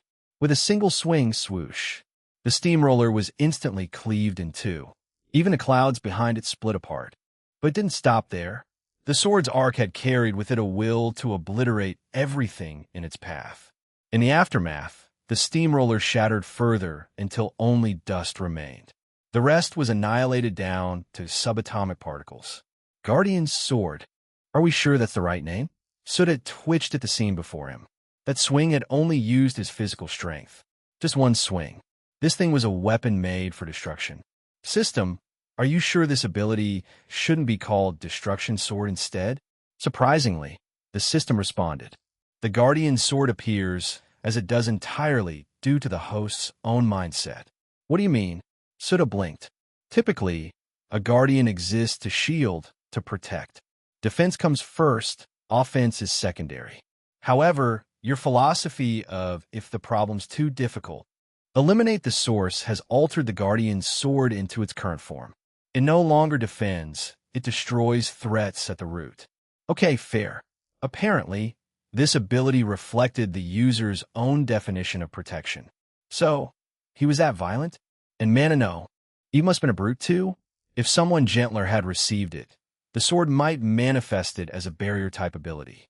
It could still cut, sure, but it wouldn't have been this OP. By the way, I remember voids are pretty fragile. Is this sword the same? No. The Guardian's sword is not a void. It is the materialization of a protective will, a sword of spirit. As long as your will endures, it remains indestructible. An indestructible sword. A gleam of delight appeared in Suta's eyes, like a kid who just got a new toy. He loved this ability.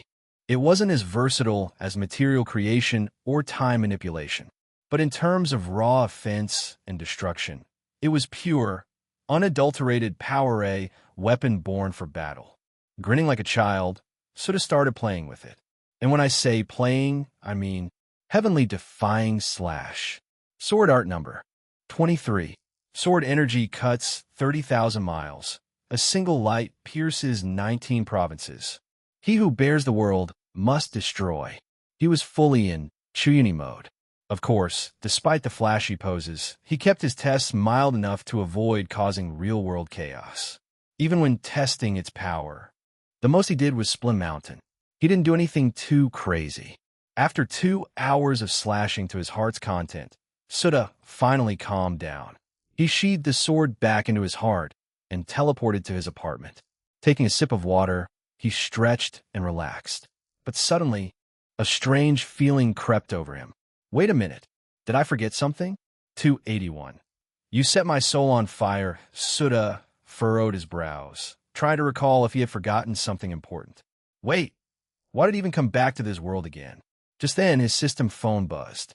It was a private message from Izaoi Miku. Izaoi Miku. Darling, are you here yet? I've been waiting for over 2 hours. Izaoi Miku.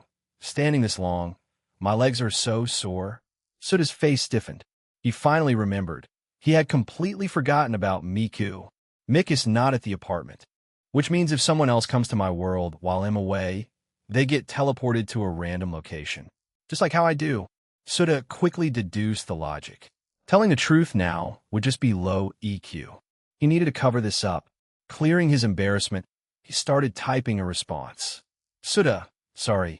Time flows differently between worlds. I just arrived on my end. Suta, tell me where you are, they'll come get you. The system phone came with a translation function for group members, bidirectional. Miku could just ask someone nearby to learn her location. Izaoi Miku. Hold on, I'll ask someone. Soon. She sent a location.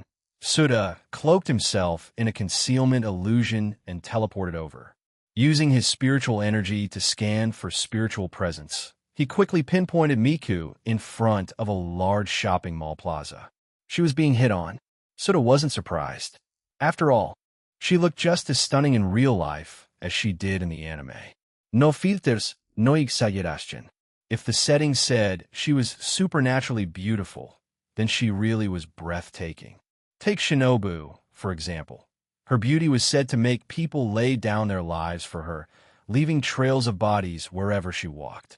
Suta felt that was fair. She carried a natural aura of seduction. Mika wasn't that intense, but it was like she had a top-tier beauty filter on all the time. And with that eye-catching, curvy figure of hers, she was an absolute magnet. No man could easily resist her. So, getting hit on? Totally expected. Suta gradually made his presence known, revealing himself as he approached Miku. Darling. Mika spotted him immediately. Suta grabbed her hand and led her toward the Starbucks on the mall's first floor. The guy hitting on her frowned and followed. But before he could speak, Suta cut in. You really need the restroom right now. Go, don't hold it in. The man stopped in his tracks. His irritated expression faded, and he obediently went to find a bathroom. Darling, your power. It's like mine. Mika looked curiously at him, her hand still in his. Suta met her gaze and explained. It's the mental manipulation power I got from you. Makes sense that it feels similar. He briefly explained how reaching a certain affection level lets him acquire one ability from the other person. Then he asked, why didn't you just use your powers to drive that guy off? Because I promised you I wouldn't casually use spiritual power on ordinary people. I've been very strict about it. Her expression practically screamed, praise me. Suta chuckled and gently patted her back. You waited 2 hours. Must've been a lot of creeps, huh? Yeah, super annoying. I changed spots a few times, but they still came like flies. Mika's tone was tinged with frustration. For someone with homophobia, it had to be a pretty rough experience. Next time, just use your power. Souta said. You don't mind? You misunderstood what I said before. Souta clarified. I meant you shouldn't go around manipulating people on a whim. Don't be the one causing trouble. But if someone bothers you first, don't hold back. Then he added with a laugh. Feel free to interpret that a little loosely. No need to be overly strict about it. They reached the cafe. Souta ordered 2 coffees and found a quiet corner for them to sit. Originally, he intended to sit across from her, but Miku pulled him down beside her instead. Darling, my legs are so sore from standing. Rub them for me? Leaning against him, she asked in a playful, slightly pouty tone. Souta didn't refuse. He placed his hand on her thigh, over the fabric of her skirt, and gently began to massage as he gently takes a whiff to the musk. Her legs were soft and smooth, with hardly any fat at all. No wonder she managed her figure so well, like a true idol. When Mio Phantom found you, did she attack right away? Souta asked. She said a few things first. Mika replied, a little shaken. I couldn't match her at all. If I hadn't run, she would have caught me for sure. Souta patted her head to comfort her and asked, what did she say? Mika mimicked Phantom's voice quite well. So you found someone you like? I'm sorry, but to accelerate the plan, they'll have to take away your most important memory. Please forgive me. What does that even mean? Miku asked. She probably wanted to erase your memories of me. Then Itsuka Shirori could recapture you from scratch. Souta summarized the plan, along with Shiori's identity, in a few brief lines. I see. Miku suddenly puffed up her cheeks, clearly upset. Trying to make me forget my darling? That woman's evil. Totally vile. If she's willing to do that to you, she'll do worse to others. My presence must have pushed her to act faster. Souta frowned. He was starting to worry about Tabichi Origami. Mio, forcibly interfering in the spirit capture process, was never part of the original plot. He feared she might start escalating her methods even further. He had to check on things immediately. Miko, wait for me at my place. I'll go scout out what Mio's up to. Shouldn't I go with you? Miku asked. T.O.B. continued. 282. Danger, Souta. Danger faced with Mika's question, Souta thought for a moment and said, now that Takamiya Mio has her sights set on you. If you go back too, we'll almost certainly end up in a fight with her. Unless you stay away from home and keep hiding, it's unavoidable. So, staying at my place is actually the safer option. Okay, he'll listen to darling. Miku suppressed her desire to follow him and put on an obedient expression. Souta patted her head and smiled. Don't worry. Once I confirm it's safe, he'll text you to come back. If you're bored, try watching Day Day Live. It's a story about you spirits. No, I'm not watching that. Mika shook her head slightly. Souta was intrigued. Why not? You mentioned it before, right? That story's about the male lead romancing me and the other girls? Mika hugged Souta's arm and giggled softly. Now I only like you, darling. Why would I want to watch a story where I fall for some other guy? That just means I'm not watching it. All right then. If not Date Alive, maybe check out the series where White Knight Demon appears. Souta suggested. The manga info from Nia Hanju isn't very complete. You've met White Knight Demon before, right? If you're curious, the related series might help. Suddenly, Mika's expression froze. She even shivered a little. Did White Knight Demon do something to you? Souta's expression turned odd. Darling, that ability you mentioned, getting one of someone's powers once their affection hits a certain level. Can I use it too? Mika didn't answer the question instead. She asked her own. That's a group owner privilege. Souta shook his head. You can't use it. What a shame. Miku sighed. If I could, I'd cozy up to Kurumi-san and get her time control ability. Why would you want time control? To defend myself from time stops. Miku looked at Souta, frustration in her tone. Darling, have you ever had the experience of being frozen in time, while your mind stayed active watching helplessly as someone did this, and that to your body? Souta could more or less guess what had happened. He hugged her and gently said, You've had a tough time. Stay away from White Knight Demon in the future. Her standards are even lower than I thought. What a degenerate. But in his heart, he wasn't quite saying the same thing. White Knight Demon might be shameless and lack all restraint, but she was surprisingly effective. After all, hadn't she just cured Mika's Yuri tendencies? Though Souta wasn't sure how long that cure would last. He briefly considered, if Miku ever relapsed, should he cosplay as White Knight Demon and follow the same procedure to treat her? No, that's way too shameless. Let's save it on a good occasion. He quickly suppressed the thought. After all, he wasn't that much of a demon. You be careful too, darling. It was very humiliating.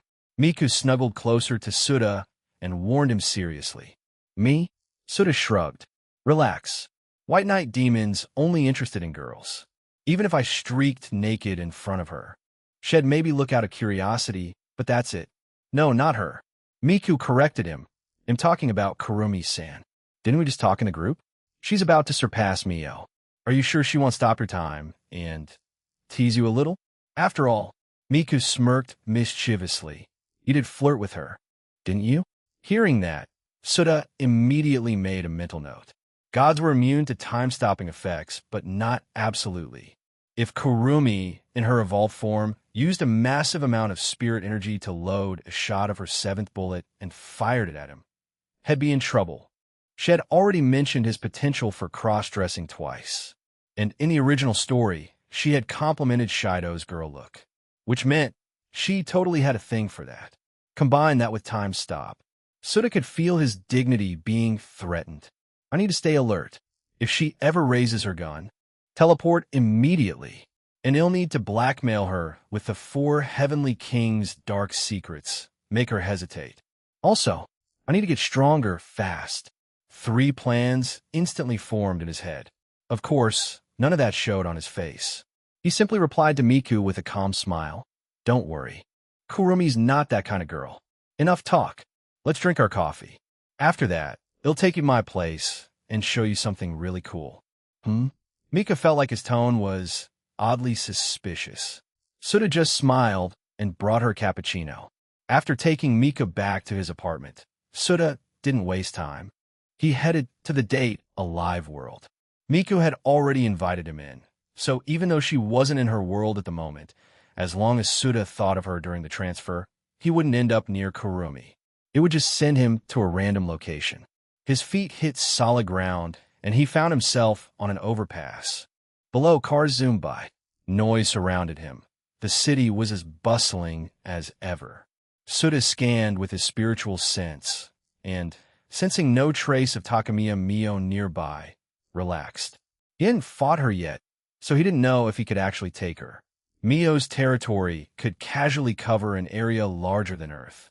Never mind her 2 other angels, just one of them, compressed and used at full power, could probably overwhelm him. Even though the current mommy Mio had been nerfed, Souta had no idea just how much. So he had to stay cautious. Let's find Origami first. See how she's doing. He glanced at his system phone's date. Yup, this was the timeline after Shirori Itsuka and Origami had returned from the past. 2 sets of memories for Origami. I wonder if they've merged, or if she's still split between 2 personalities. Souta suddenly recalled little Origami. Since it was Sunday, the city's public high school would be closed. No point going there.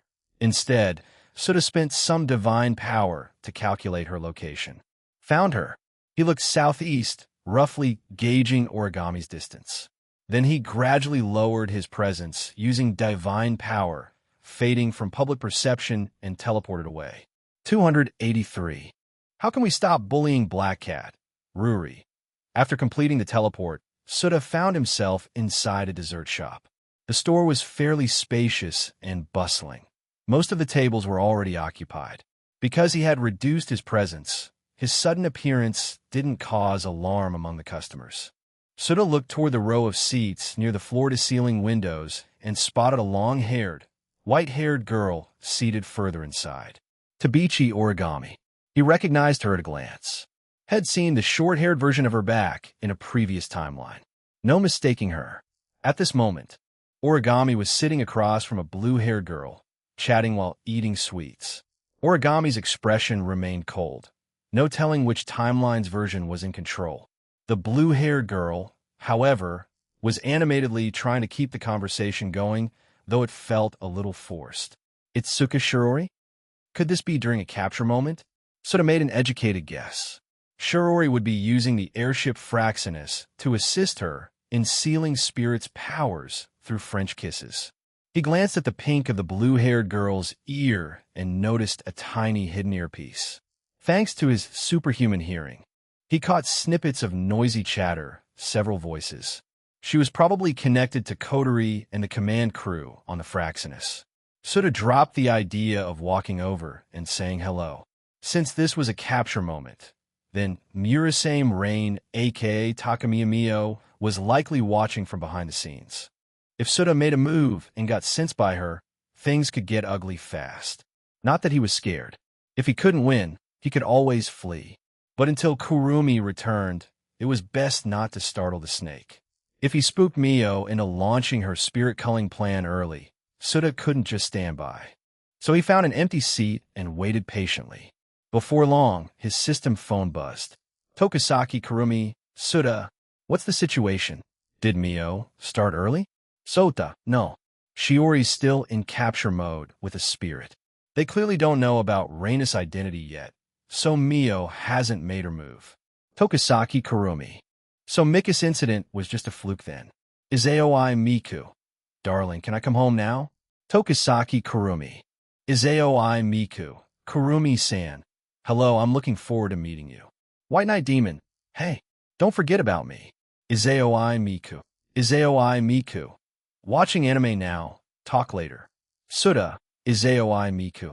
Mio, might be watching your home. Don't go back yet. Stay put for now. Suda. Tokisaki Kurumi. Kurumi. How much longer until you return to the present? Tokisaki Kurumi. Within 5 hours. The two angels of time and space are complete. I'm just digesting the last bit of Ryuryoku. Tokisaki Kurumi. Actually, I have a question. What time point will I return to? Normally, she'd return to the moment she left the present. But with the current situation, that was uncertain. She might return directly to the moment Suda was in. Suda, I've thought about that. Our system phones link us. I got a headache just from reading this. Suda, can't help it. Time powers always cause logic holes. Altair. So Kurumi will start a video call in about 5 hours? Altair. I'm looking forward to seeing Mio get wrecked. Shinobu. If I recall correctly, Altair used to be a villain too, right? Similar to Mio's role. Altair. Altair. Miss Shinobu. I haven't been a villain in ages. Let's not bring up the past. Suda. In that moment, I shall enact divine judgment upon the realm of gods. I will destroy the world that wounded you. Explode, reality. Shatter, spirit. Disappear this world. Altair. Shut up. I never screamed anything that embarrassing. And I told you, I'm not a villain anymore. I have no plans to destroy the world. Fallen Angel Black Cat of Chiba. What's wrong with being a villain? I'm labeled as one too. Demon King of the Fallen is such a cool title. Don't you love it, Altair? Altair. Wait, Miss Black Cat, you chose villainy because you thought it was cool? Fallen Angel Black Cat of Chiba. Of course. Altair, I'm speechless. Should I say, typical Demon King behavior? Suda, don't forget our showdown, Miss Black Cat. We're going to see who has the stronger presence. Fallen Angel Black Cat of Chiba. Don't worry, I remember. In 5 hours, they'll don my battle outfit, and we'll settle it in the video call. Kukuku, try not to cry when you lose, Godling.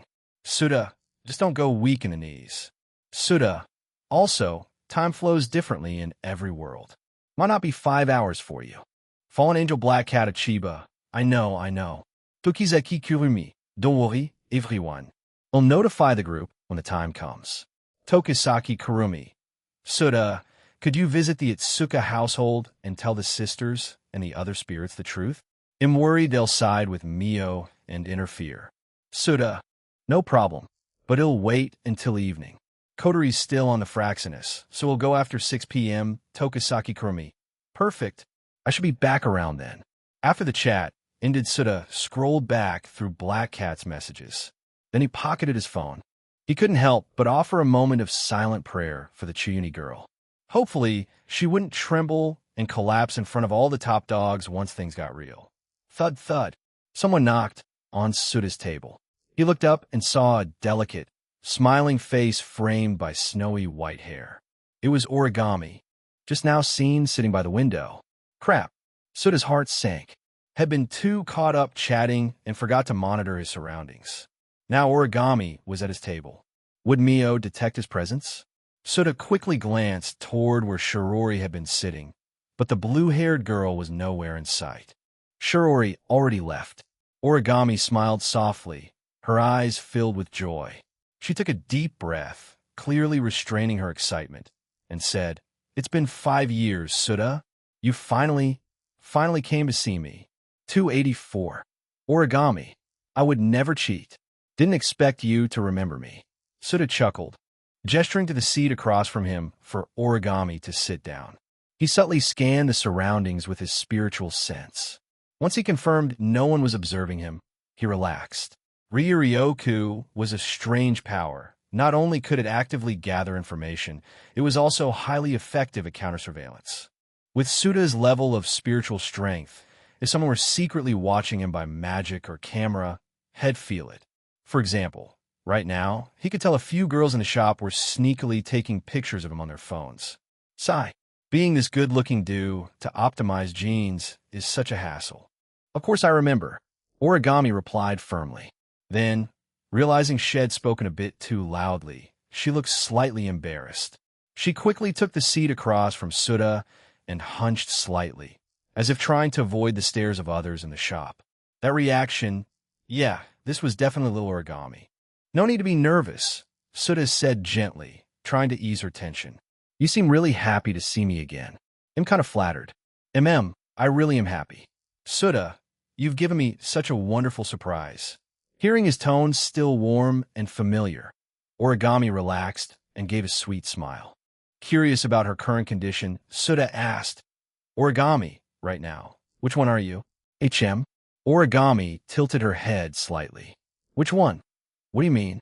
Let me rephrase. Do you have memories from the other timeline, or are the Origamis from each world line 2 separate personalities? I see what you mean now. Origami nodded. We're 2 independent personalities, but we share the same memories. As she spoke, she suddenly recalled something less wholesome. Her pale cheeks turned pink. That other me. She's a total pervert. She tried to lick the spoon Shirori used just now. Suta paused mid-sip of his coffee. And that's not all. It seemed Origami had found a familiar ear in Suta, or perhaps just slipped back into their old dynamic, because she launched into a tirade. I didn't even want to go on that date with Shirori, but she hijacked my body while I was sleeping. Got up at 5 a.m. Put on this super racy lingerie. The date was at 11, and she went to the meeting spot at 6 a.m., just stood there waiting for hours. When Shirori arrived, she lied and said she just got here, so now my whole body is sore. She dragged Shirori to an adult shop, bought tons of stuff. I got such weird looks from the staff. Ugh. She kept getting way too close and touchy with both of us, even tried to kiss Shiori's cheek. If I hadn't stopped her, things would have gone way too far by now. She's totally out of control. Suta's hand trembled slightly as he held his coffee. Imagining those scenes playing out on Origami's delicate face, he felt an inappropriate surge of excitement. No doubt about it. Origami was a true veteran. She knows how to play. Sorry, I just keep complaining, realizing how much Shed overshared.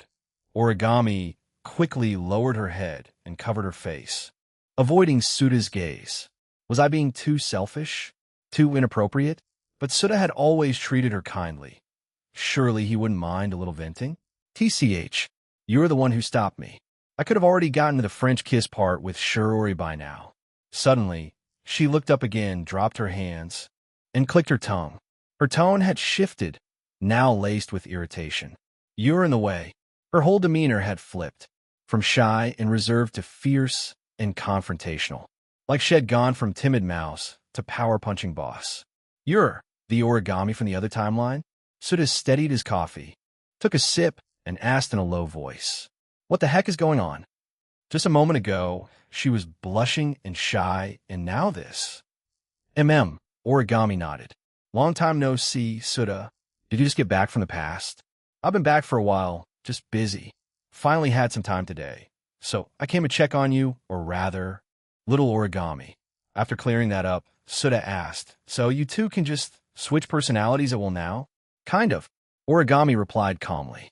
We usually take turns based on a schedule. But if we both want out at the same time, we compete. Whoever wins gets control. I feel like I'm living inside a psychological thriller now. Suda twitched, then asked, so, you forced control just now because you had something to say to me? Yes. I came to give you a warning. Origami stared at him seriously. You can't make a move on me. My first time belongs to Shirori. PFT. Suda spat out his coffee, frantically grabbing tissues to clean up, and set his cup down. For a moment, he genuinely had no idea how to respond. After much internal debate, he tried asking, why would you think? I'd try anything? Because the other me likes you a lot. Just like I like Shirori. She's missed you for 5 years. She might not be able to stay away. Even if you don't make a move on her, she might try something on you. She's inherited some of my habits. She spoke calmly, as if she were talking about someone else entirely. Since I share her memories, I want to thank you, Suda. Thank you for saving my parents. Thank you for stopping me from killing them. Thank you for the life-saving gear you left behind, which helped them survive. Thank you for staying with me from 5 years ago and giving me so many happy memories. If I hadn't met Shirori, you probably would have been the most important person in my life. But the one I love most is still Shirori. Origami locked eyes with him, firm and unwavering. I would never cheat. So give it up, Suda. He suddenly felt like head stumbled into some over-the-top romantic soap opera, unable to wrap his head around the situation. Wait, did I ever say I was going to make a move on you? Why did this suddenly turn into a don't sleep with me conversation? Not gonna lie, very tempting. 285.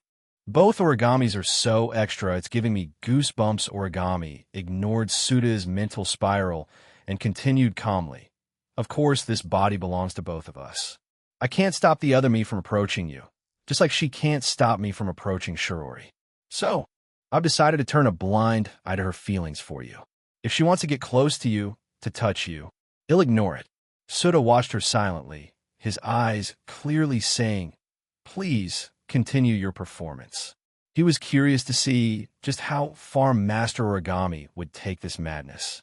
However, if she were to give you her special attention, that I absolutely cannot tolerate, that kind of meaningful connection must go to Shirori, from me.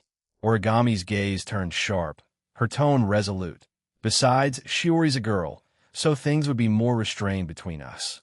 You don't mind that, do you? I think you're totally going to do extreme things to her. Suda couldn't help but comment. Are you trying to stop me? Origami narrowed her eyes dangerously. You've done a lot for me, I won't deny that. But when it comes to Shirori, I won't back down. If you try to interfere, I will retaliate. Suda waved his hands quickly. No, I'm not trying to stop you. I'm just curious. He looked at her and asked, if little Origami really does, become close with me like that, wouldn't that technically be wrong towards Shirori? Doesn't that bother you? If I'm not the one in control of the body when that happens, then it's not my fault. Origami stated, totally deadpan. It would be an involuntary physical betrayal. But since my thoughts remain loyal, Shirori will forgive me. Shiori's probably going to beat you up, Suda was beyond exhausted trying to mentally process this logic. And for Origami to drop the phrase so casually with such a blank face, she was seriously something else. Master Origami, indeed. Just then, Origami's body wobbled, and her head dropped forward about to slam into the table. Suda quickly caught her and asked with concern, You okay? She grabbed his hand for support, steadied herself, then looked up and shook her head. I'm fine. No, wait. This isn't the time to worry about that. Her previously pale cheeks now blushed a deep red right up to her ears. Suda, she called out firmly. What's up? Suda blinked. Yup. Big Origami had logged off. Little Origami had logged in. Just now, Origami looked shy and annoyed. Everything that other me said was total nonsense. She's a pervert. Please don't take any of it seriously. So what you're saying is, Suda smirked a little mischievously. Her claim that you like me, that's also fake? Ooh, I. Origami stammered. She wanted to shake her head, but was too embarrassed to go through with it, because denying it would be like confessing. She mumbled for a bit, unable to form a sentence, her expression flustered. Seeing her like that, Suda stopped teasing. He gently patted her head. It's fine. I already know. You don't have to say it out loud. Under his light touch, Origami quieted down. She nodded slightly, touched by Suda's gentleness and understanding. Actually, Suda shifted the topic. I came to see you today because I wanted to help with your body situation. I kind of saw this coming. That got Origami's attention. She looked at him intently. Souta continued, don't worry. It'll extract the other Origami's personality and give her a new body weight. No, you're two personalities in one soul. Just extracting her personality isn't enough. Without a soul, she can't inhabit a new body. I'd have to create a whole new soul. He paused, thinking deeply. It suddenly dawned on him that this was going to be harder than he thought. Sure, Divine Spark was a universal fixer, but it wasn't truly omnipotent. It could enhance souls like what he did for Inori. But to create a soul from scratch, could he really do that? If it were so easy, then all those DD gods wouldn't need to harvest faith anymore. They'd just mass-produce worshippers in their divine realms and farm power endlessly. Suda figured even gods, if they could create souls, paid a heavy price for it. So instead of committing, he softened his stance. Don't worry, Origami. I'll do my best to help you both become independent. He'll work on it. Whether or not he could create a soul, he'll need to experiment first. Origami hesitated. Actually, the way we are now is kind of nice. You don't need to stress too much about it. Seeing his confused look, she added, the other me is still me. I don't dislike her, so I'd rather keep things the way they are. Suda frowned. Why? I just don't dislike her. So, yeah, let's leave it as is. She was clearly repeating herself. Suda studied her carefully, trying to read her intentions. Is it just me? Or have I seen this before? Wait a sec. Wasn't this exactly like Inori and Eve? Had once offered to separate Eve's consciousness and give her a new body, only for Inori to insist Eve should stay inside her. Inori's goal had been clear, to learn from Eve, let her occasionally take control, and coach her live on how to seduce Suda. Cough. Could Origami's reason be the same? Suda felt like he'd cracked the code. In the other timeline, Origami was a master, a goddess of relationship tactics. It wouldn't be strange if little Origami saw her as a mentor wanting to learn from her directly. His logic made sense. All right, Suda said, understanding. If you change your mind, just let me know. Origami nodded obediently. Whether her other self wanted to stay bound didn't matter. Once Shed drained her of all her knowledge and skills, she could revisit the separate housing issue. After all, they were still the same person, Shed understand. And besides, she loved Shirori. Hugging and cuddling with another girl didn't count as cheating on Suda in her book. Perfect. By the way, Suda remembered the original reason he was here. Shiori's supposed Celia Ririoka, right? Why did she leave without succeeding? 286. You really are a clever one. Suda was still puzzled by Shirori Itsuka's early departure. He had expected the one talking to her to be Origami Master, not Little Origami. Given how obsessed the former was with Shirori, there was no way that date should have gone wrong. When he asked about it, Origami's face turned red again. She hesitated for a few seconds before speaking, clearly embarrassed. Because the other me, she made some extreme demands to Shirori. First, she insisted they get a hotel room before Shed agreed to a kiss. She even made a demand in front of Shirori, claiming that the ritual required a very intimate kiss and undressing, or she wouldn't agree to it at all. She also insisted they remove their clothing during the act. Origami's voice got quieter and quieter until she stopped altogether and concluded, flustered. Anyway, I was afraid she'd go too far, so I took control back and told Shirori we'd continue the date tomorrow. Suda was silent for a few seconds. As expected of Origami Master, He could already picture Shiori's utterly bewildered face. Who was seducing who? It was pretty obvious. You don't mind letting Shiori seal your Ryuryoku? Souta asked. I don't care. I can't use that power anyway. Only the other me can. I have no control over it. Origami replied nonchalantly.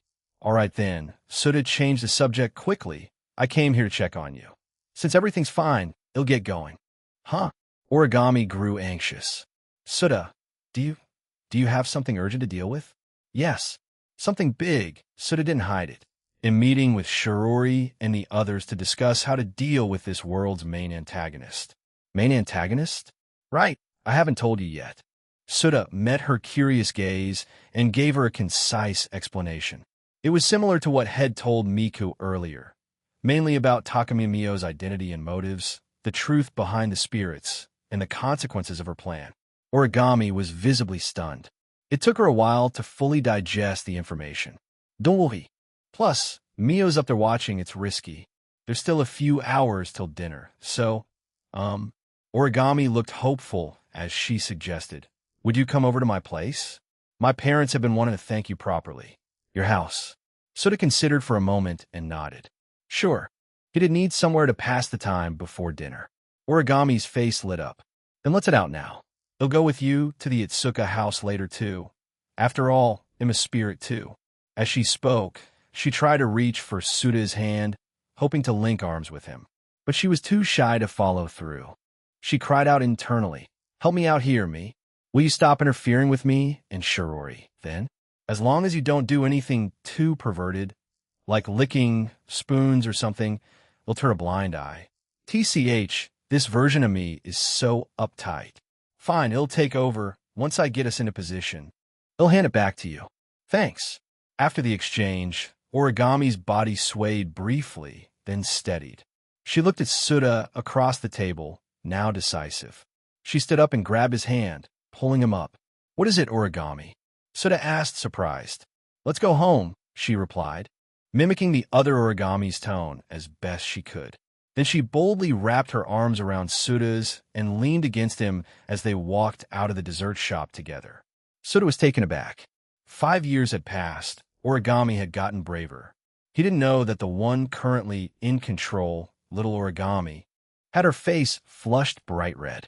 Though overwhelmed by shyness, she clung tightly to his arm. Her heart was a blend of embarrassment and happiness. Having someone you like was such a blessing. Sunny days are for meeting. Rainy days are for missing. Master Origami from the other timeline wasn't interested in anything besides Shiori. So, she hadn't tried to take control again, just lazed in the background. Of course, what Souta didn't know was that they had switched a few times already, like when they played the Pocky game, or when Origami pushed him onto the bed and tickled him. There were many such moments of intimacy, but those are side stories, not worth dwelling on. By 6 p.m., they set out for the Itsuka house. Since it involved matters with the spirits, Master Origami took over and little Origami yielded control. All right, Origami, you heard what I told little Origami about Takumi and Mio, didn't you? Souta asked as they prepared to leave. I did, Origami replied calmly. As long as we don't block each other out, our senses are shared. Then since you already know, it'll leave the negotiations and truth-telling to you. Just make sure they agree not to interfere in our battle with Mio. Huh? Origami looked puzzled. Why don't you do it yourself? And what do you mean just in case? What are you worried about? Just do as I say. Don't ask too many questions. I need a reason. Souta had no intention of telling her the real reason. He didn't want her laughing at his complete lack of negotiation skills. With a mysterious smile, he said, I can do it, sure. But if Shiori gets hurt because of me, don't say I didn't warn you. Origami. She looked at him, more confused than ever. Aren't we going there to negotiate? Why would Shiori get hurt? Souta didn't answer. Origami waited for a response, but got none, and eventually gave up. If it involved Shiori's safety, she could indulge Souta's weird quirks, just this once. What a troublesome man. Let's go. Souta placed a hand on Origami's shoulder. Well, teleport saves time. Chapter 287. Harsh words from the Black Cat. At 6 p.m., Tengu City was bathed in the golden glow of the setting sun. Souta and Origami teleported directly into the living room of the Itsuka residence.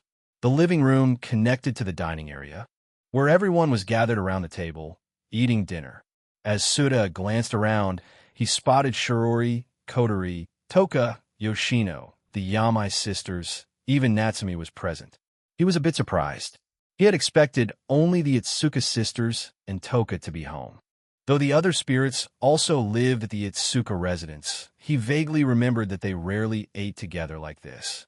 On the other side, the sudden appearance of two people in the living room startled everyone. Kotori jumped to her feet in alarm. Her twin red ponytails swayed as the chair behind her scraped harshly against the floor. "Who are you?" "Wait, Origami. And the other one is—" Her shout snapped the others to attention. Toka eyed them warily and quickly shielded Shirori behind her. Yoshino, shy as ever, retreated to the back. The Yamai sisters stood up, their curious gazes falling on Suda and Origami. Natsumi, always driven by curiosity, looked intrigued too, but without her spirit powers, she lacked her usual poise and chose to hide beside Yoshino. "It's you again." Toka glared at Origami. "Trying to steal Shirori again? I won't let you." Origami gave Toka a cool glance. "I came to finish the date with Shirori that was interrupted. What's it got to do with you? Move."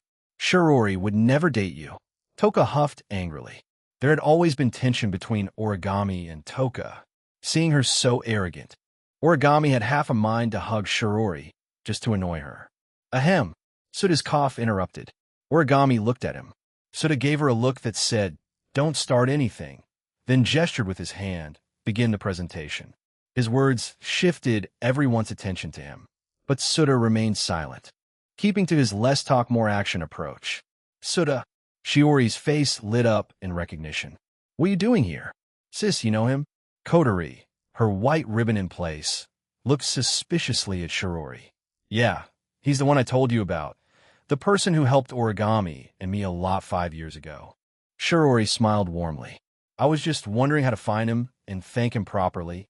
I can't believe Suda showed up on his own." "Shirori, we're here to talk." Origami stepped forward, getting down to business. "Talk?" Shirori blinked. "About what?" "Wait, sis, let me handle this." Kotori dashed to her room and returned shortly after. Gone was the cute little sister aura. Now, a commanding presence surrounded her, subtle but undeniable.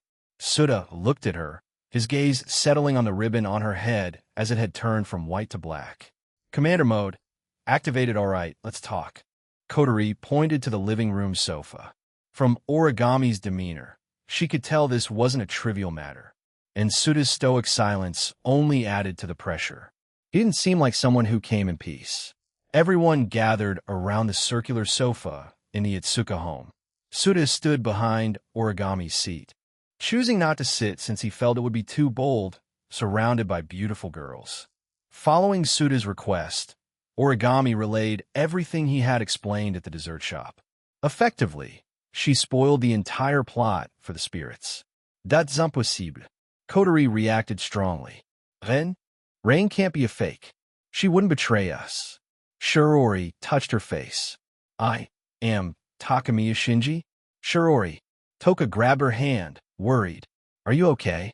"I'm fine, just—" Shirori looked dazed. Everything Origami said was foreign to her. She had no memories of it. "Don't worry," Souta interjected calmly. "You and Takamiya Shinji are two distinct personalities. Once we deal with Takamiya Mio, it'll help separate them." Suda's calm tone reassured Shirori a bit. "Then he'll thank you in advance, Mr. Suda." "Shirori, why are you believing him so quickly?" Kotori stomped on her foot under the table. "What they're saying might not even be true. Do you think Rain would betray us?" "Whether it's true or not," Origami said, "once Suda finishes preparations, a simple test will reveal everything. Suda told me he doesn't expect you to believe him outright. Just promise not to interfere when we confront Mio." "Wait a second." Kotori frowned. "Why isn't he speaking for himself? Why are you doing all the talking?" "I'd like to know that too," Origami said, glancing at Suda. Now that the groundwork was laid, Suda felt confident the conversation wouldn't derail. He exhaled and finally spoke. You all know origami. Hearing it from her is better. If I said everything myself, you'd be on high alert. You might even treat me like a threat and cause unnecessary conflict. And I'd rather not have to beat all of you into the ground just to be heard. That last part, he kept himself. Kotori thought for a moment, then accepted his reasoning. She rubbed her temples and asked, Rain, will Takamiya Mio really kill all of us spirits? If her plan proceeds, yes, Suda said solemnly. Shirori may have absorbed your spirit powers, but your links still exist. At any time, the power could flow back to you. That means, as long as you exist, Shiori's powers might return to you. You don't deny that, right? That's already happened multiple times, Shirori said quickly. Mio won't allow that to happen. Suda explained further. Her goal is to evolve Shirori into the perfect life form. From her perspective, the power flow reversal is a fatal flaw. So, she will eliminate all of you and strip away any residual Sapphira crystal fragments from your bodies. She had really killed Toka and the others? Shirori asked, shaken. She would. She's killed many people already just to refine those crystals. Though Kurumi and I managed to revive them, her ruthlessness is all too real. Suda didn't dwell on it, simply stating, if you don't believe me, just help with our test. It'll lure Mio out, expose her identity and plan, and declare my intent to save you all.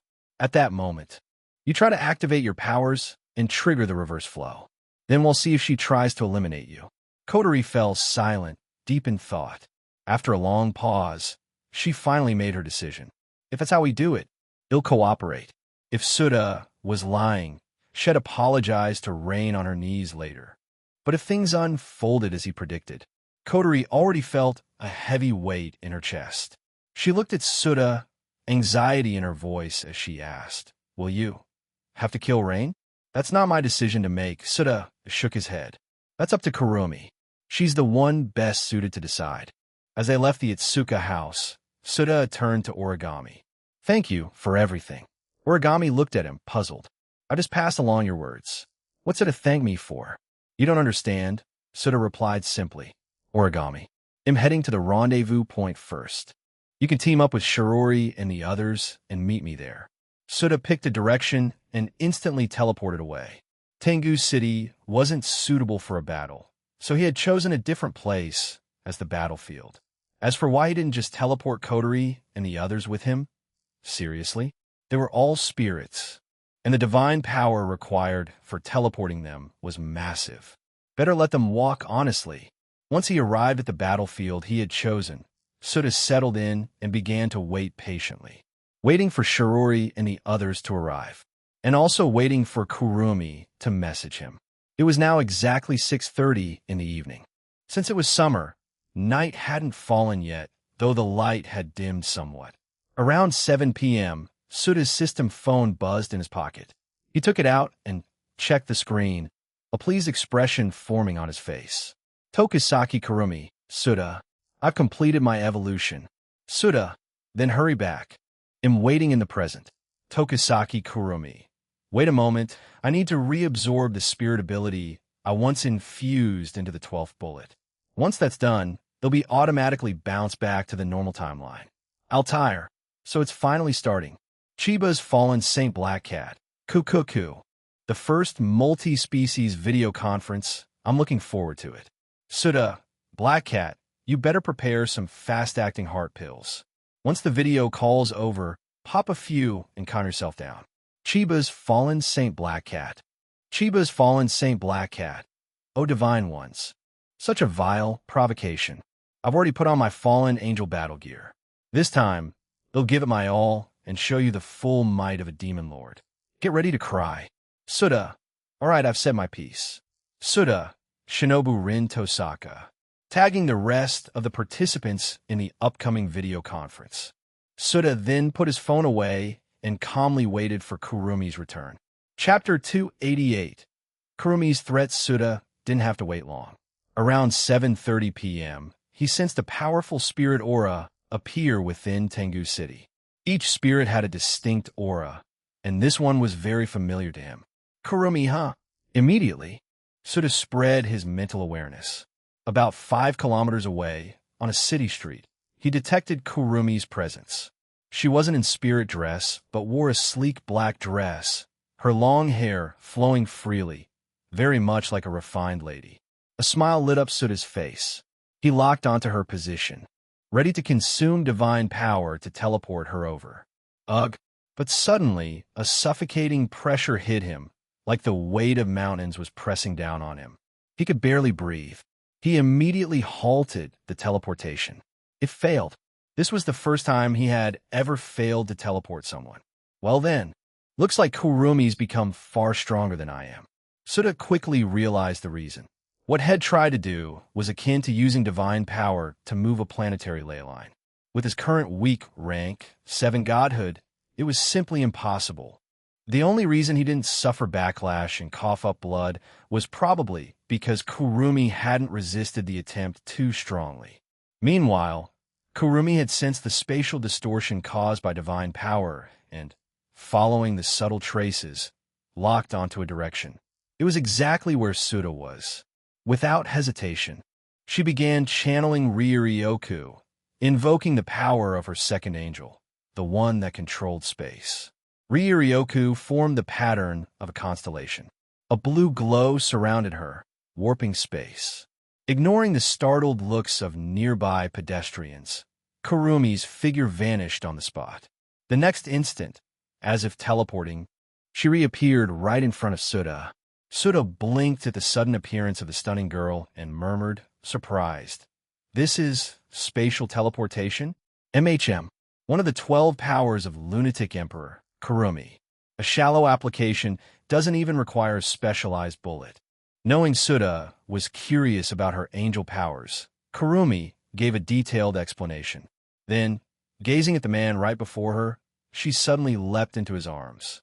In the next second, her arms wrapped around his neck, and she buried her face into his chest, nuzzling softly like she was inhaling a familiar, comforting scent. Suda wrapped his arm around her slender waist, chuckling gently.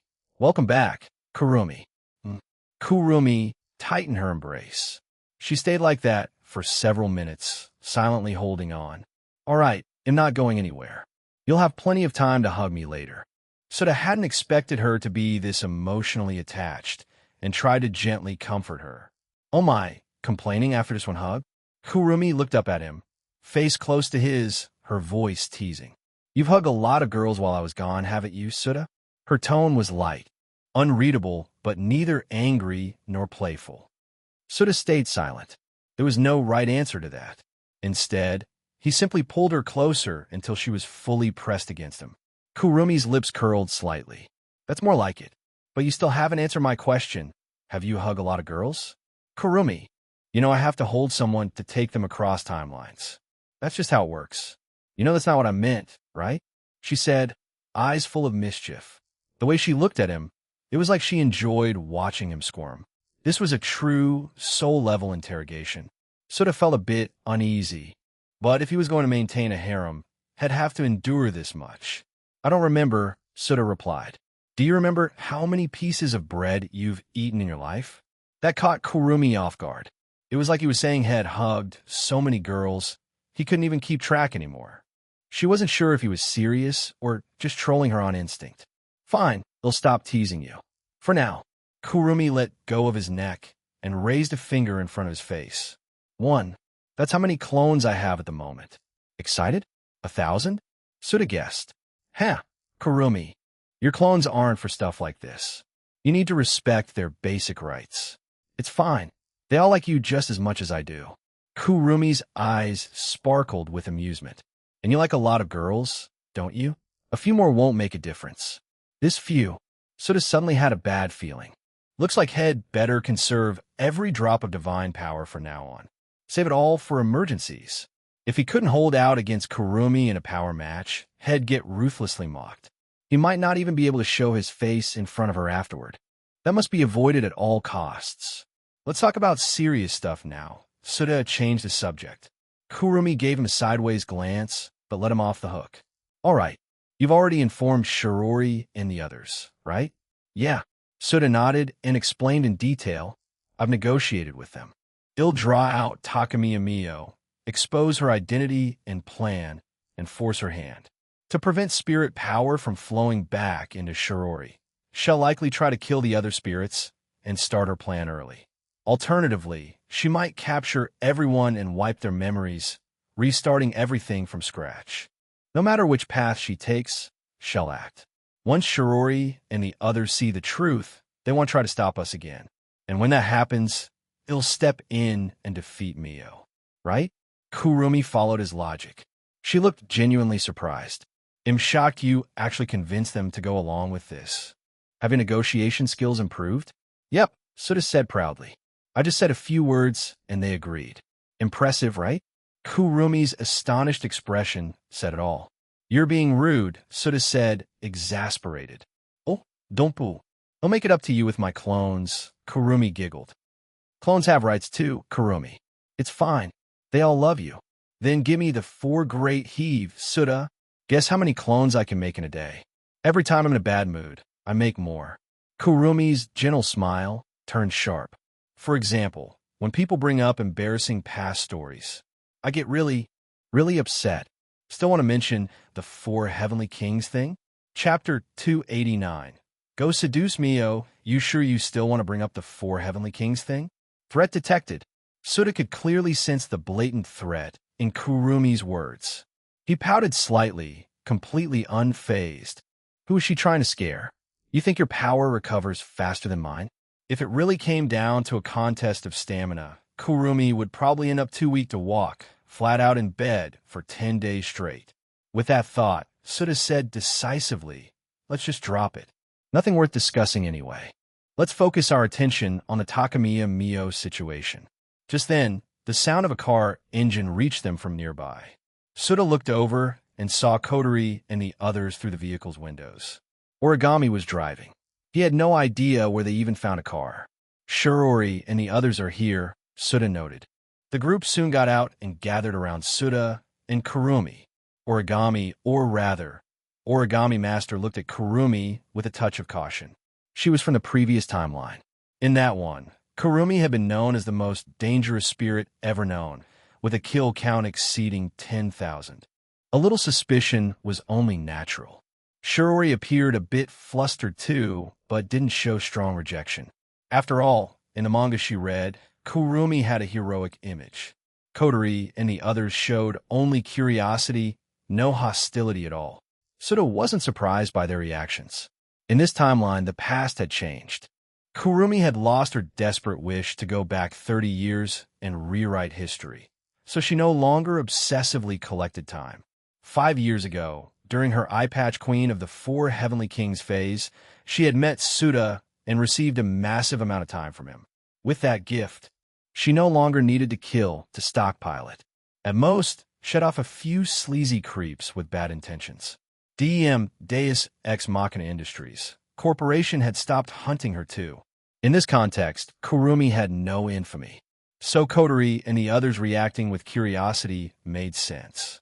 I wonder if in the previous timeline Kurumi ever pretended to be a hookup girl in sting operations to lure sleazy guys and then harvest time from them. That stray thought passed through Suta's mind as he observed the group.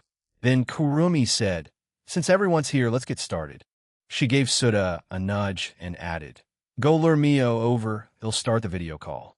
No, you start the video call first, then he'll go Sutakami and lure her over. Suta corrected himself, looking at Kurumi.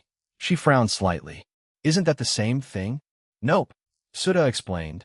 I want to see a certain guild member's reaction before we get into the real action. If I miss it, he'll regret it. These calls can't be recorded. HM, who are you talking about? Kurumi's half-lit gaze had a dangerous glint. Ahem, it's not what you're thinking, Suta whispered. Remember the bet I made with Black Cat? About whether a god or a demon lord has more presence. I just want to settle that first. Kurumi gave him a suspicious look. Didn't expect you to care about such things. Then she smiled.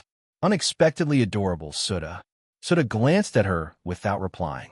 Kurumi pulled out her system phone and began notifying everyone in the chat group. Tokisaki Kurumi. Starting a video call, don't miss it.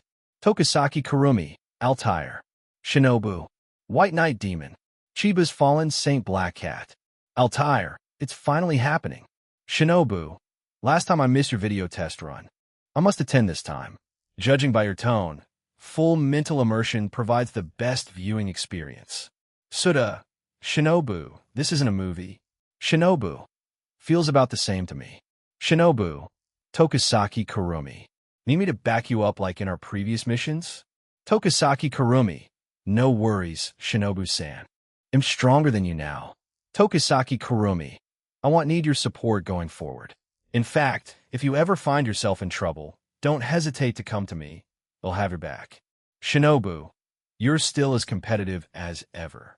My bond with my companions isn't what you imagine, so don't treat me like a rival.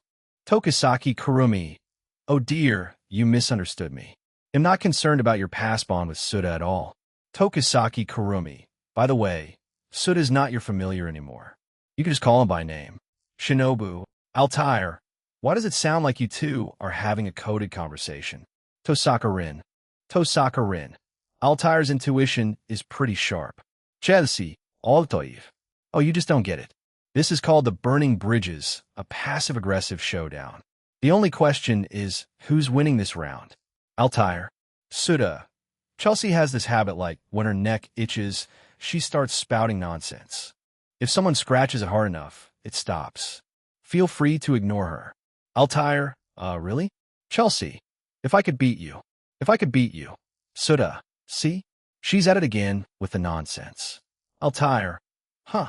You weren't joking. I thought you were just teasing. Chelsea. Ilya, big brother. Hasn't the call started yet? Chiba's fallen Saint Black Cat. I'm getting impatient too. Oh, divine beings, don't be frightened by my battle gear later. Challenge a fallen angel, and even a god will be punished. Suda, Chiba's fallen Saint Black Cat. By the way, this phone's battery is amazing. Doesn't it ever need charging? Suda, Kurumi, start the call. Suda, Miku, you can come back now. They'll give you the location. Miku is AOI. Everything safe now? Suda, yes. We're about to confront Mio. She won't have time to monitor your place anymore. Miku is AOI, got it. On my way back.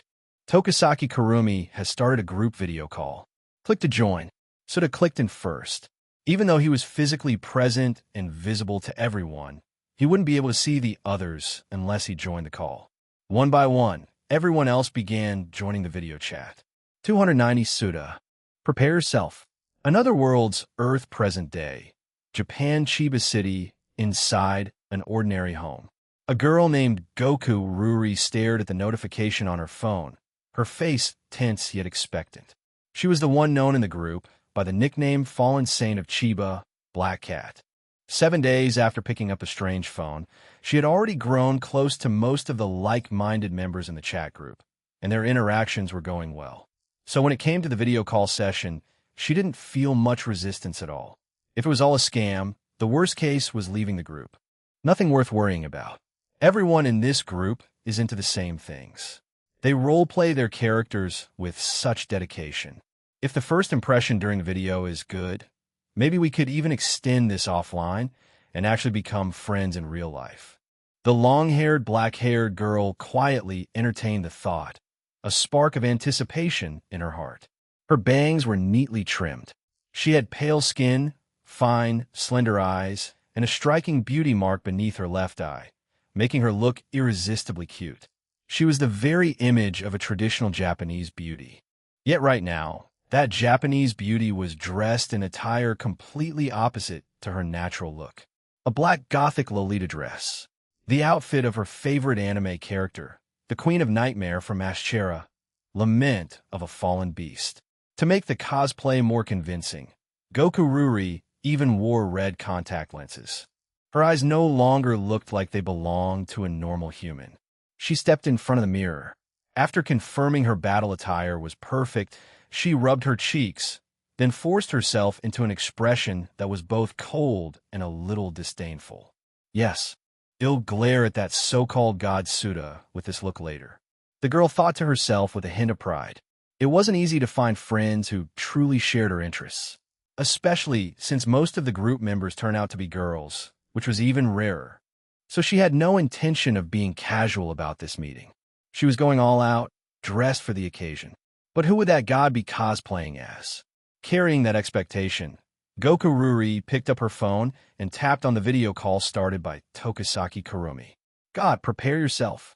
The moment she spoke, her vision underwent a drastic change.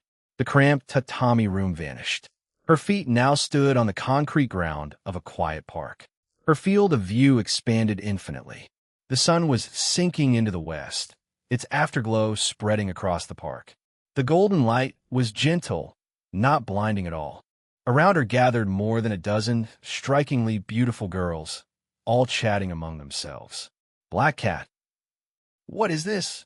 Her expression shifted from confusion to doubt to shock and finally to pure terror, which, honestly, looked rather amusing. Just now it had been noon. Hadn't it? How did it suddenly turn to evening? No, wait.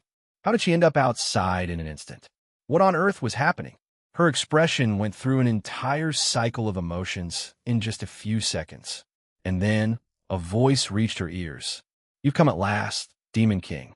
Black Cat froze, forcing her stiff neck to turn toward the right. A cold, overwhelmingly imposing young man was walking toward her. The pressure he exuded weighed down on her chest, making it hard to breathe.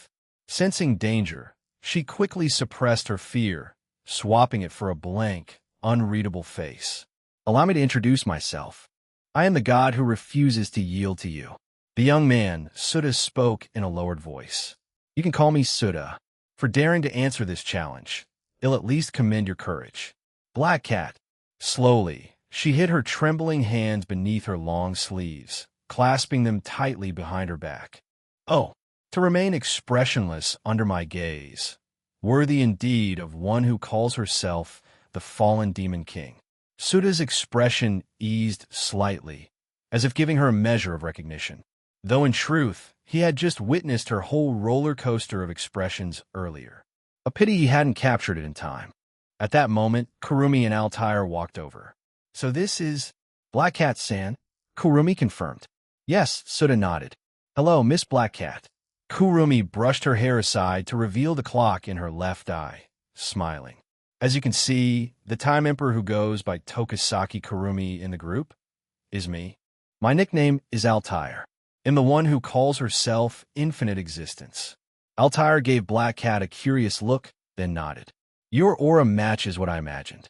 You really do give off the feeling that you could unleash black magic any second, truly fitting for a Demon King.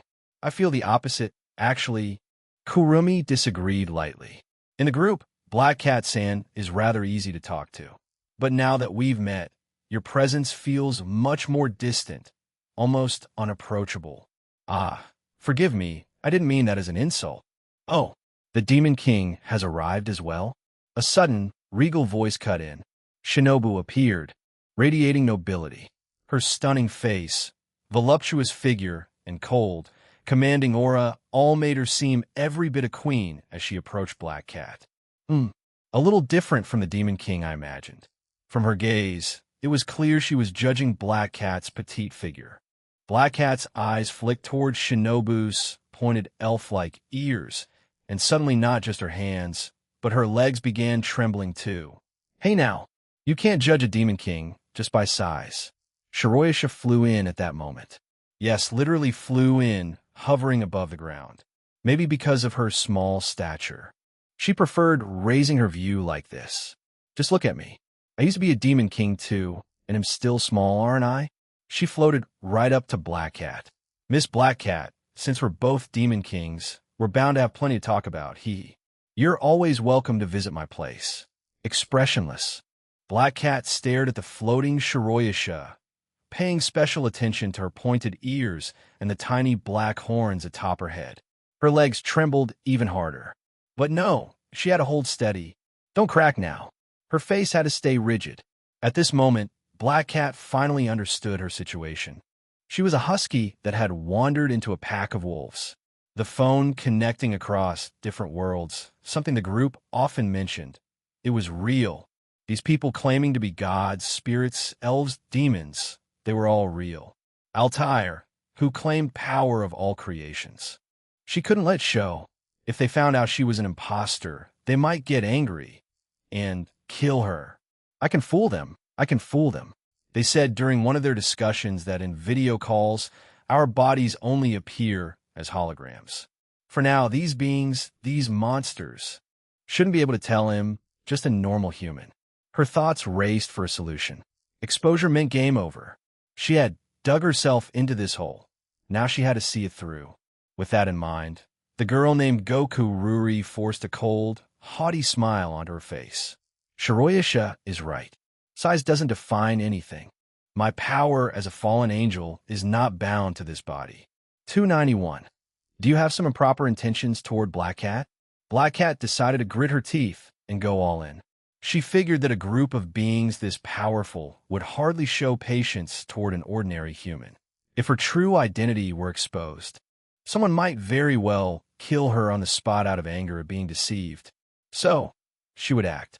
As a demon king, my strength naturally lies in magic and mana, not in my physical body. After saying this, Black Cat turned to Shinobu and asked, "Could it be that you are Miss Vampire?" "I am no longer a vampire," Shinobu replied firmly.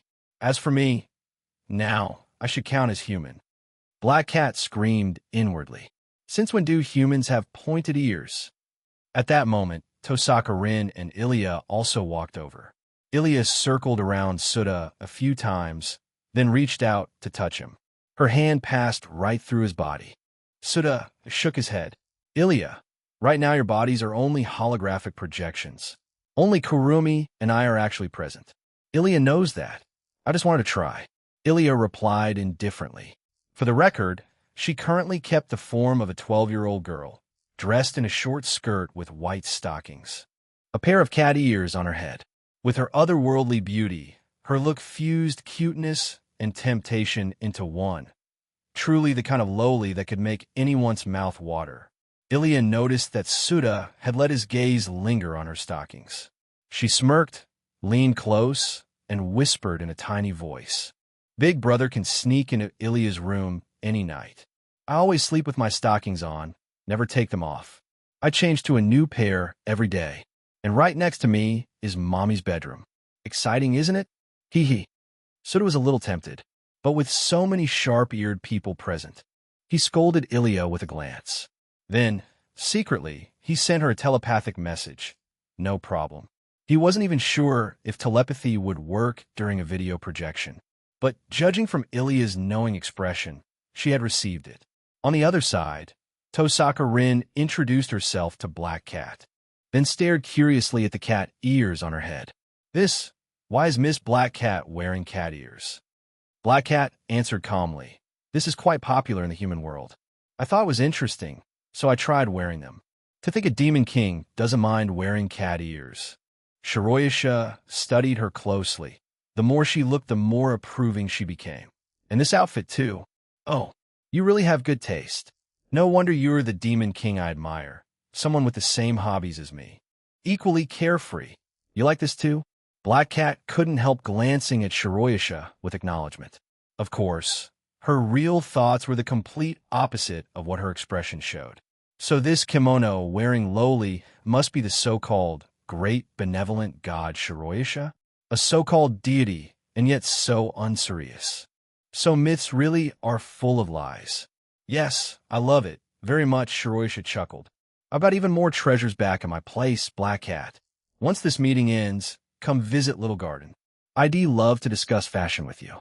Next time, Black Cat tightened inside, but managed to keep her expression calm, as she promised. Definitely next time. All right, everyone, let's not forget the real matter here.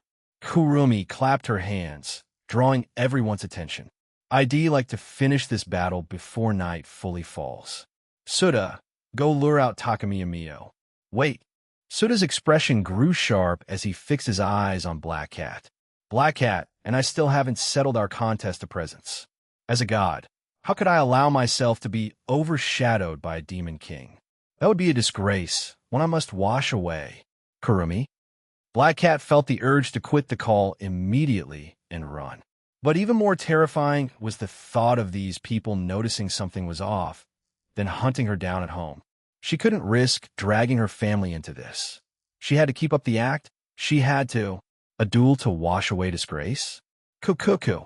Though you are a god, you seem awfully eager to fight.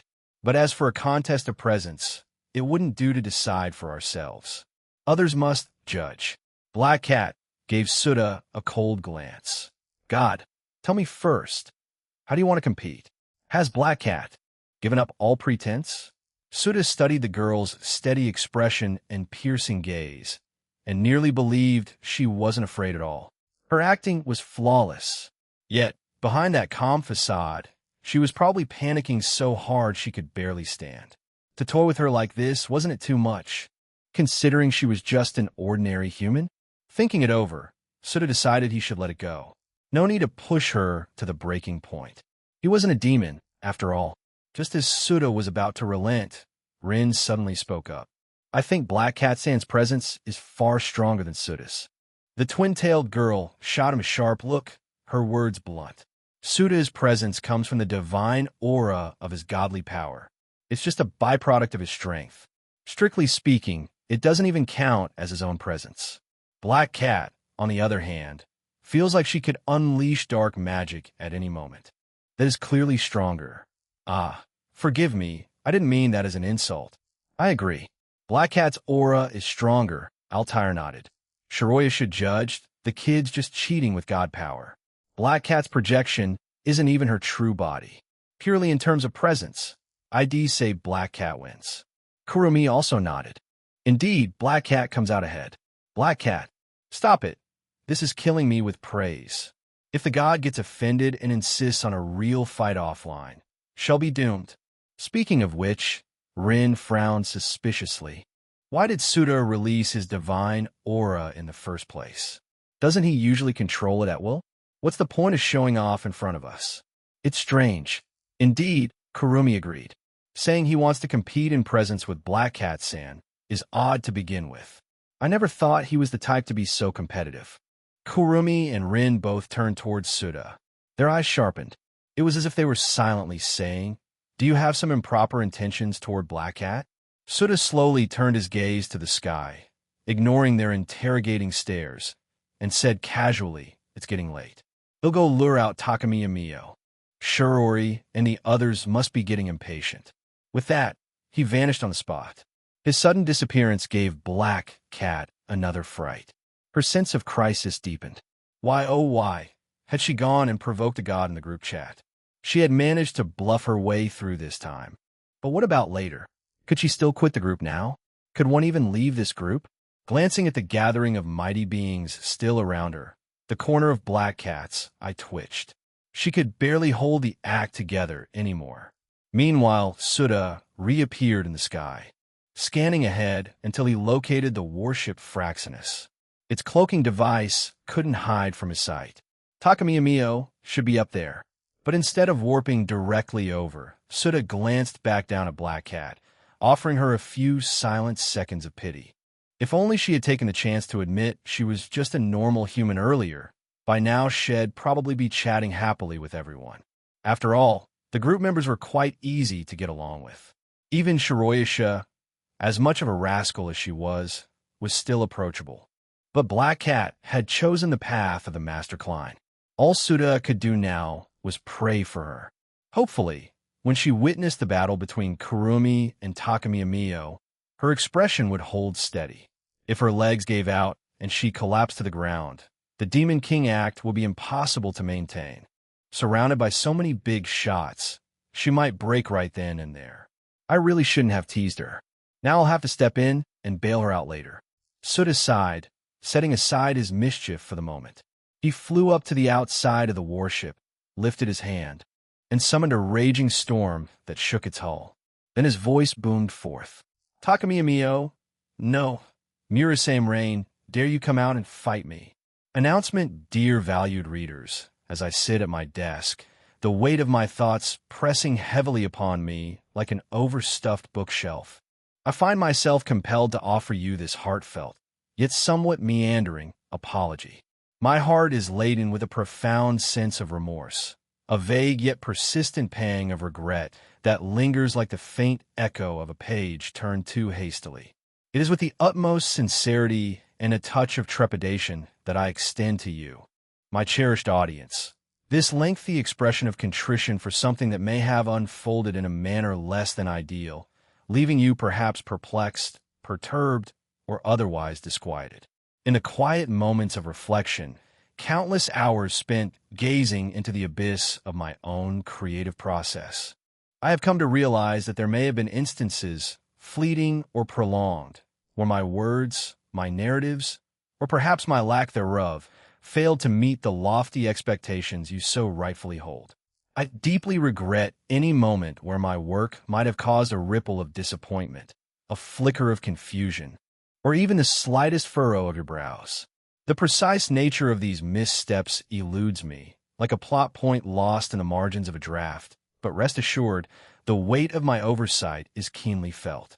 Oh, how I wish I had taken different paths, ones that now seem so achingly clear. Perhaps I could have woven the tale with greater clarity, chosen words that resonated more deeply, or avoided something entirely. The possibilities haunt me, each one a missed opportunity to elevate your reading experience to the heights you deserve. If only I had paused to reconsider, to refine, to reimagine, I might have sidestepped whatever vague misdeeds have prompted this outpouring of regret. I am truly, profoundly sorry for any lapses in my behalf, be they in pacing, characterization, or some intangible quality that left you wanting. My heart aches at the thought that I could have done more, been more, delivered more. The specifics remain frustratingly elusive, like a half-remembered story idea that slips away in the morning light. But my remorse is no less genuine for its lack of precision. I could have, should have, approached things differently, and for that, I beg your indulgence. Please know that my intention has always been to captivate, to inspire, to transport you to worlds unknown, even if, at times, I may have stumbled along the way. I regret any moment where my work failed to spark joy, provoke thought, or meet the unspoken contract between writer and reader. Should you find it in your hearts to forgive these unspecified shortcomings, I promise to strive harder, to reflect more deeply, to craft with greater care, though the exact shape of that improvement remains, for now, a nebulous aspiration. In closing, I offer you my sincerest apologies for whatever it is that has prompted this verbose confession.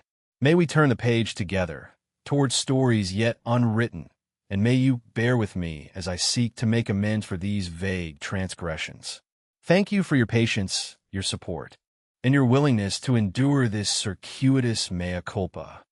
By the way, guys, I'm taking a vacation for some days, so see you next week. 3292 Black Hat. I really want to strangle Rokuhara Souta's shout wasn't loud, no louder than an ordinary human's voice, but with divine spark behind it. The sound pierced straight through the steel walls of the airborne warship, echoing in every corner of its interior. Since Murasame Rain was inside, there was no way she wouldn't hear it. And, just as Souta expected, she did. Inside the ship, where she was studying data on his AOI Miku, Murasame Rain froze the moment the voice reached her ears. Her expression first turned to shock, then quickly to anxiety. Someone had called out her real name, Takamiya Mio. Her identity was exposed. Rain immediately went to the command room. Inside the wide chamber, Kanazuki Kyuhei and other members of Ratatoskr were already watching the massive screen ahead, tense and ready. On the display, Souta's figure appeared clearly. When Rain saw his face, her pupils contracted slightly. She recognized him. It was the very same man who had escaped from her 5 years ago. Ren? What's going on here? Kanazuki Kai turned toward her, his tired eyes made darker by the deep circles under them. Do you know this person? Should we attack him? Have you contacted Coterie? Rain asked. We already sent word to the commander, but there's been no reply. She's not answering calls either. Concern flickered in Kyuhei's eyes. That's unusual. The commander should be at home right now. There's no reason we shouldn't be able to reach her. A bad premonition tightened in Raina's chest. Her gaze locked on the figure on the screen as she weighed her options. Why had he appeared so brazenly? Was it revenge for that day, 5 years ago? Should she seize the chance to slip outside and suppress him now? As Rain wrestled with her thoughts, Suta's voice spread again, reverberating through the ship. Your commander, Itsuka Kotori, is in my hands. I advise you not to act rashly, or she dies. And you, Murasame Rain, drop the act. I know you're Takamiya Mio. Itsuka Shirori is also in my hands, as well as the other spirits. Your plan is exposed. I've told them everything. Come out, I want to duel you. Instantly, Raina's eyes went icy cold. She glared at Suta's arrogant figure on the screen. Her fury ignited.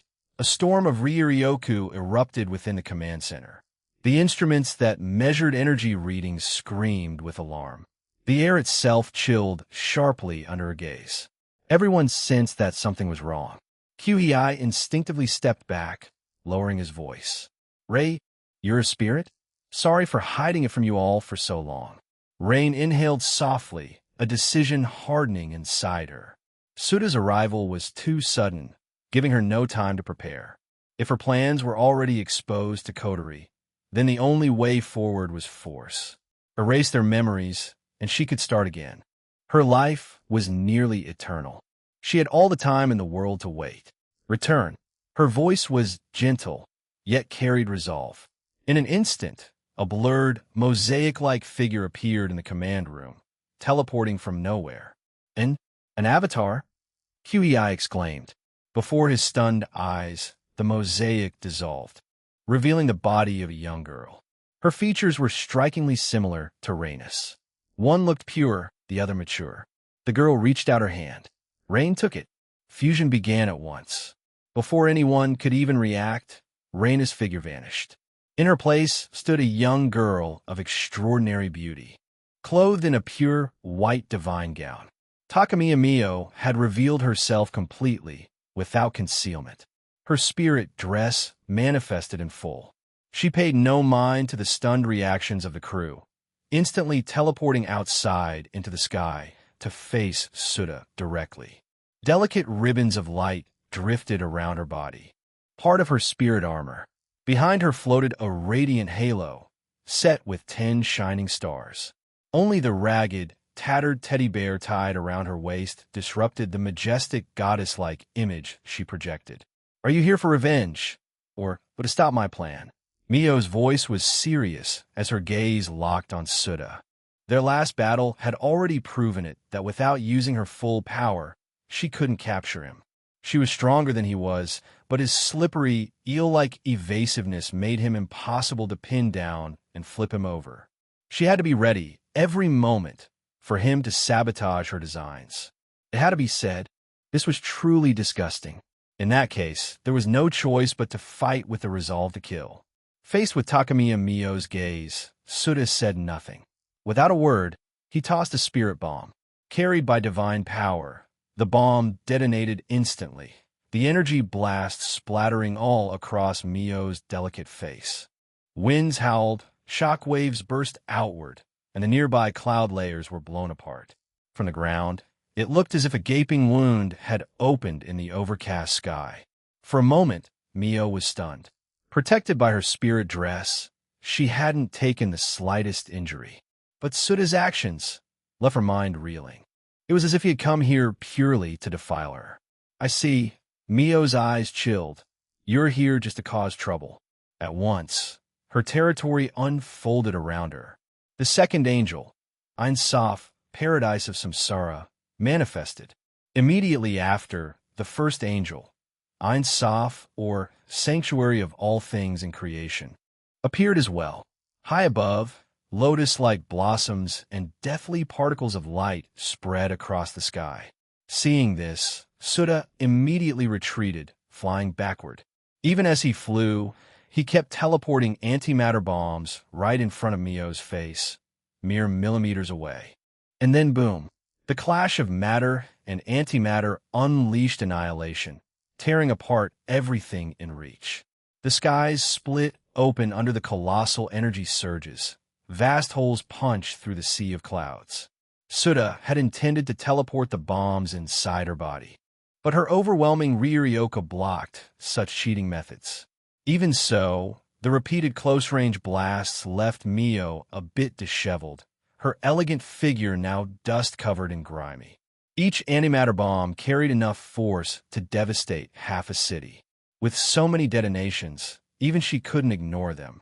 Their figures streaked across the heavens, the heat from the violent clashes dyeing the skies blood red. The cloud layers split apart like a mountain-sized sword had carved through them. Rolling thunderous booms shattered every window in Tengu City. Panic-stricken citizens screamed, fleeing desperately into shelters. Meanwhile, in a suburban park, Kotori and the others gazed up at the distorted sky, stunned. Toka's voice rang with amazement. Did that guy cause all this? Incredible. Kotori, look. The entire sky over Tengu City. It's been split apart.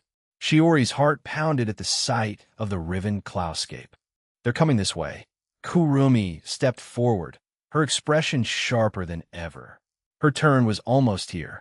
She suspected she was stronger than Mio, but until they actually fought, nothing was certain. She had to be on full alert.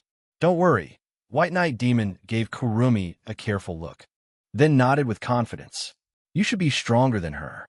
I've smacked her over the head once before, so I remember her strength. Suta's grown stronger, Kiss Shot remarked, eyes fixed on the distant sky. Based on the stats he's mentioned before, yeah, he's stronger now. But Altair's expression turned odd. Isn't his fighting style a bit too simple? He just blows things up? It's probably just a way to annoy the enemy, Rin Tosaka added.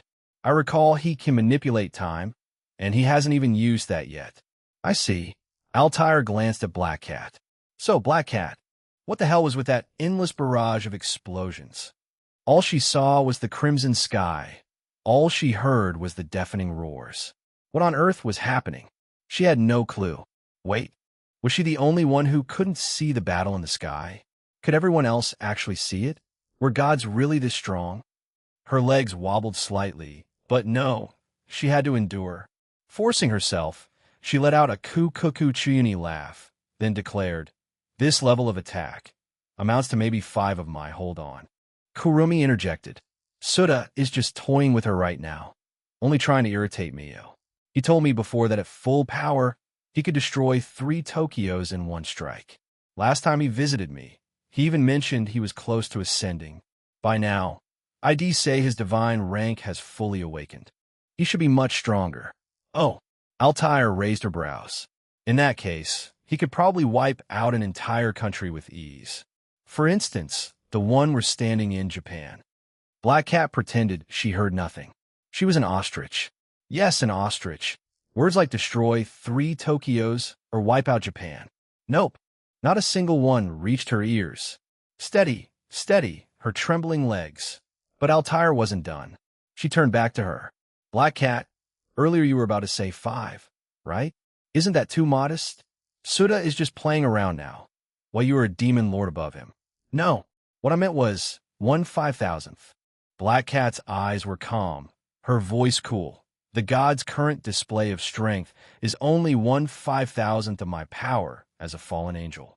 If this is all he has, then in the rankings, he'll forever remain beneath me. I see. Only 1/5000th.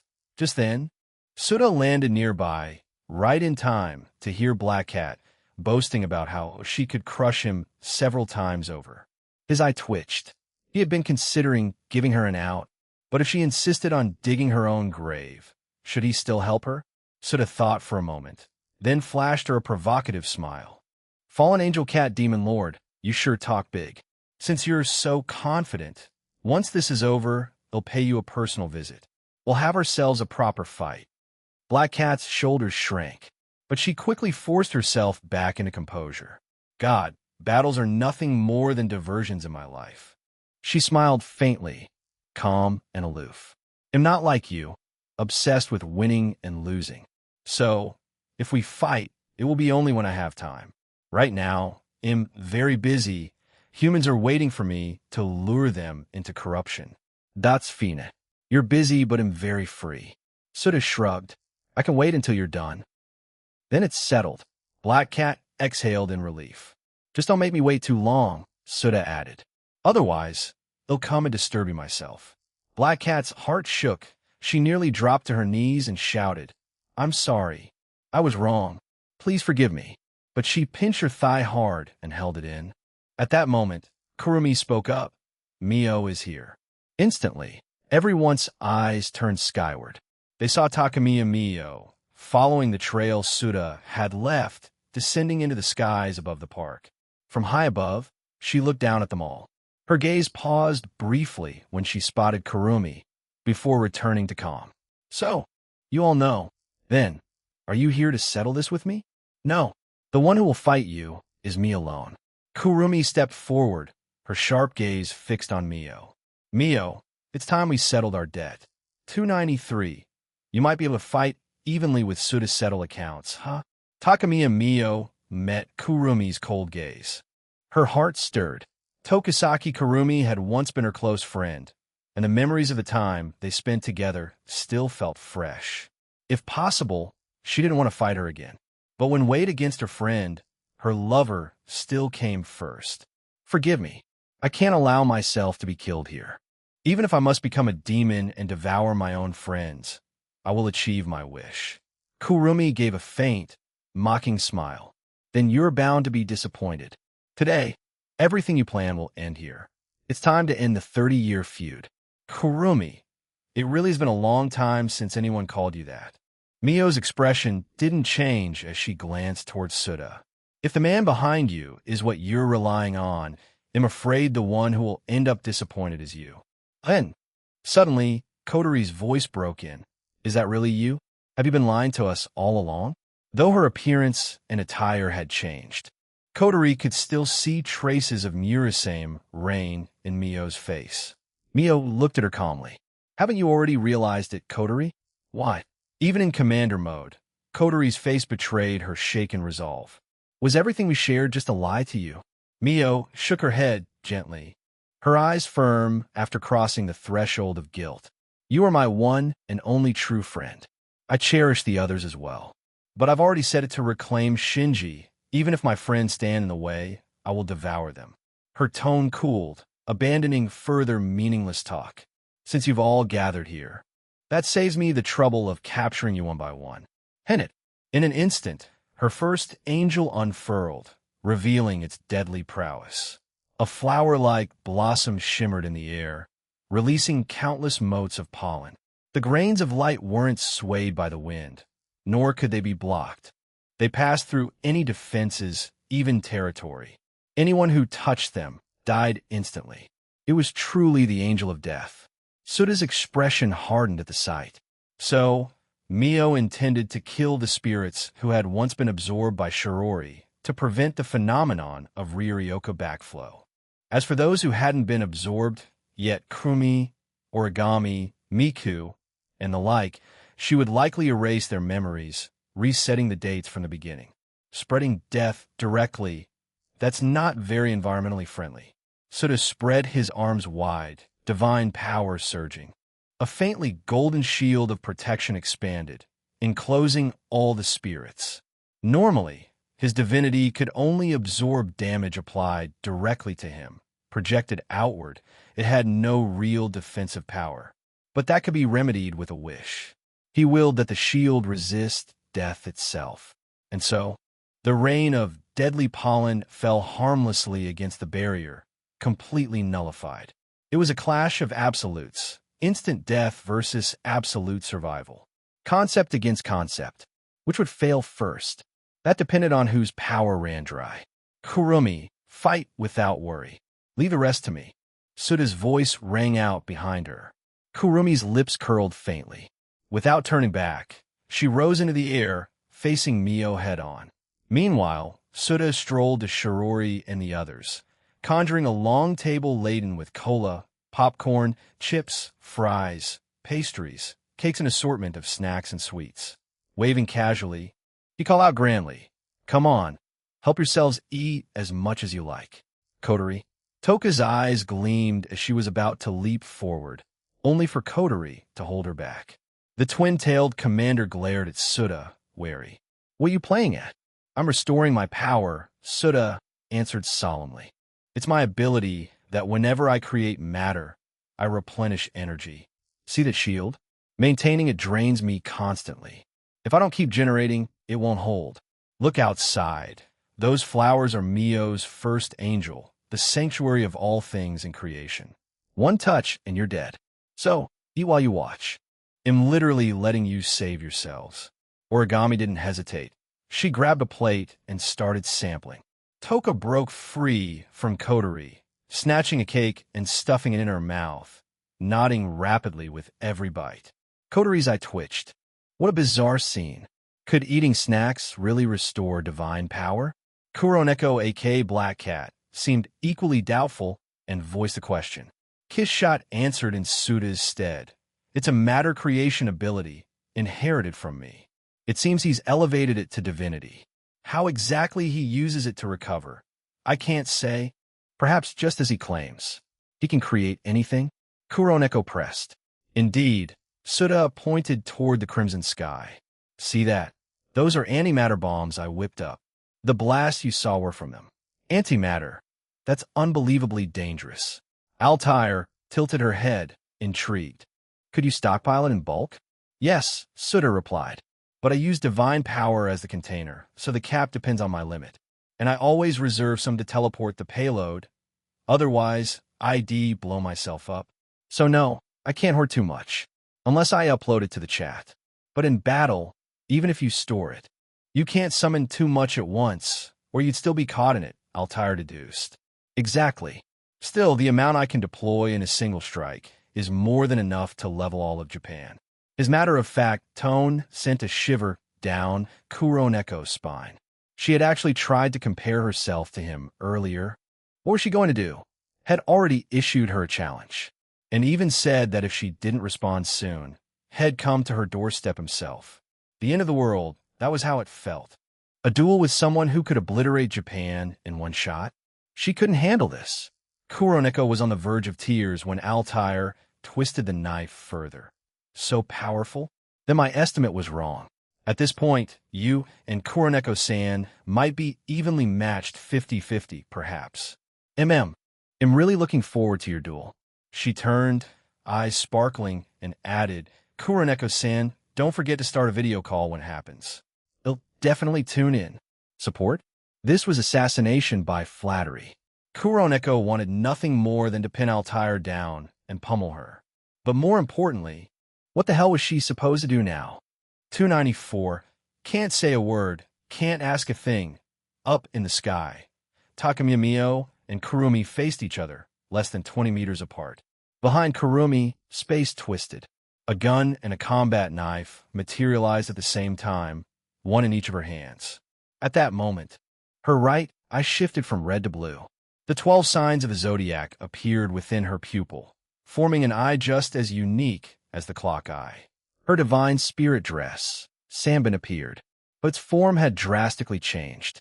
One half was red, the other half pure white. Even her hair reflected the transformation with a black and white strands, each color claiming one half of her long twin tails, fluttering wildly in the wind. Even her stockings had split from white silk on one slender leg, black on the other. The stark contrast only made the sight more striking and alluring. One angel, Zafkiel, the Time Emperor, and one demon king, Lysifugus, the lunatic emperor, time and space united. The result was this new form of hers. A playful, almost mocking smile curled at Kurumi's lips. Every inch of her radiated unshakable confidence. This new stance caught Mio by surprise. Have you mastered the Demon King's power? Did you undergo inversion? She asked cautiously. Kurumi's voice brimmed with pride as she felt the ocean of Ryuryu coursing through her. Is the precious gift given to me by my beloved. Her crimson lips curved higher, her excitement bubbling. Mio, just as you sacrificed everything for Shinji Takamiya, there was someone who gave just as much for me. It's the power of love that let me evolve into this. Kurumi raised her antique pistol, pointing it straight at Mio. You, who went mad for love, will now fall to love's strength. Tell me, what better ending could there be for you? For a moment, Mio faltered. Then understanding dawned in her eyes. I see. So you found it too. Her expression hardened, no longer calm and composed. That fathomless tide of Ryuryoku, surging from Kurumi, filled her with danger she had never felt before. It seems you stand as my equal now. Out of respect, I won't hold back. I'll fight with everything I have to erase you. Hennet. In an instant, countless motes of luminous pollen condensed into beams of light, blasting toward Kurumi. That was Death's radiance, an attack that ignored all defenses, killing instantly upon contact. Lascivious. Kurumi's voice rang coldly as she pulled the trigger. Behind her, a colossal blue disk manifested, so massive it blanketed the sky. Her bullets had evolved. Now they were wide-area attacks. The moment the trigger clicked, the Ryuryoku-loaded bullet didn't target a single point.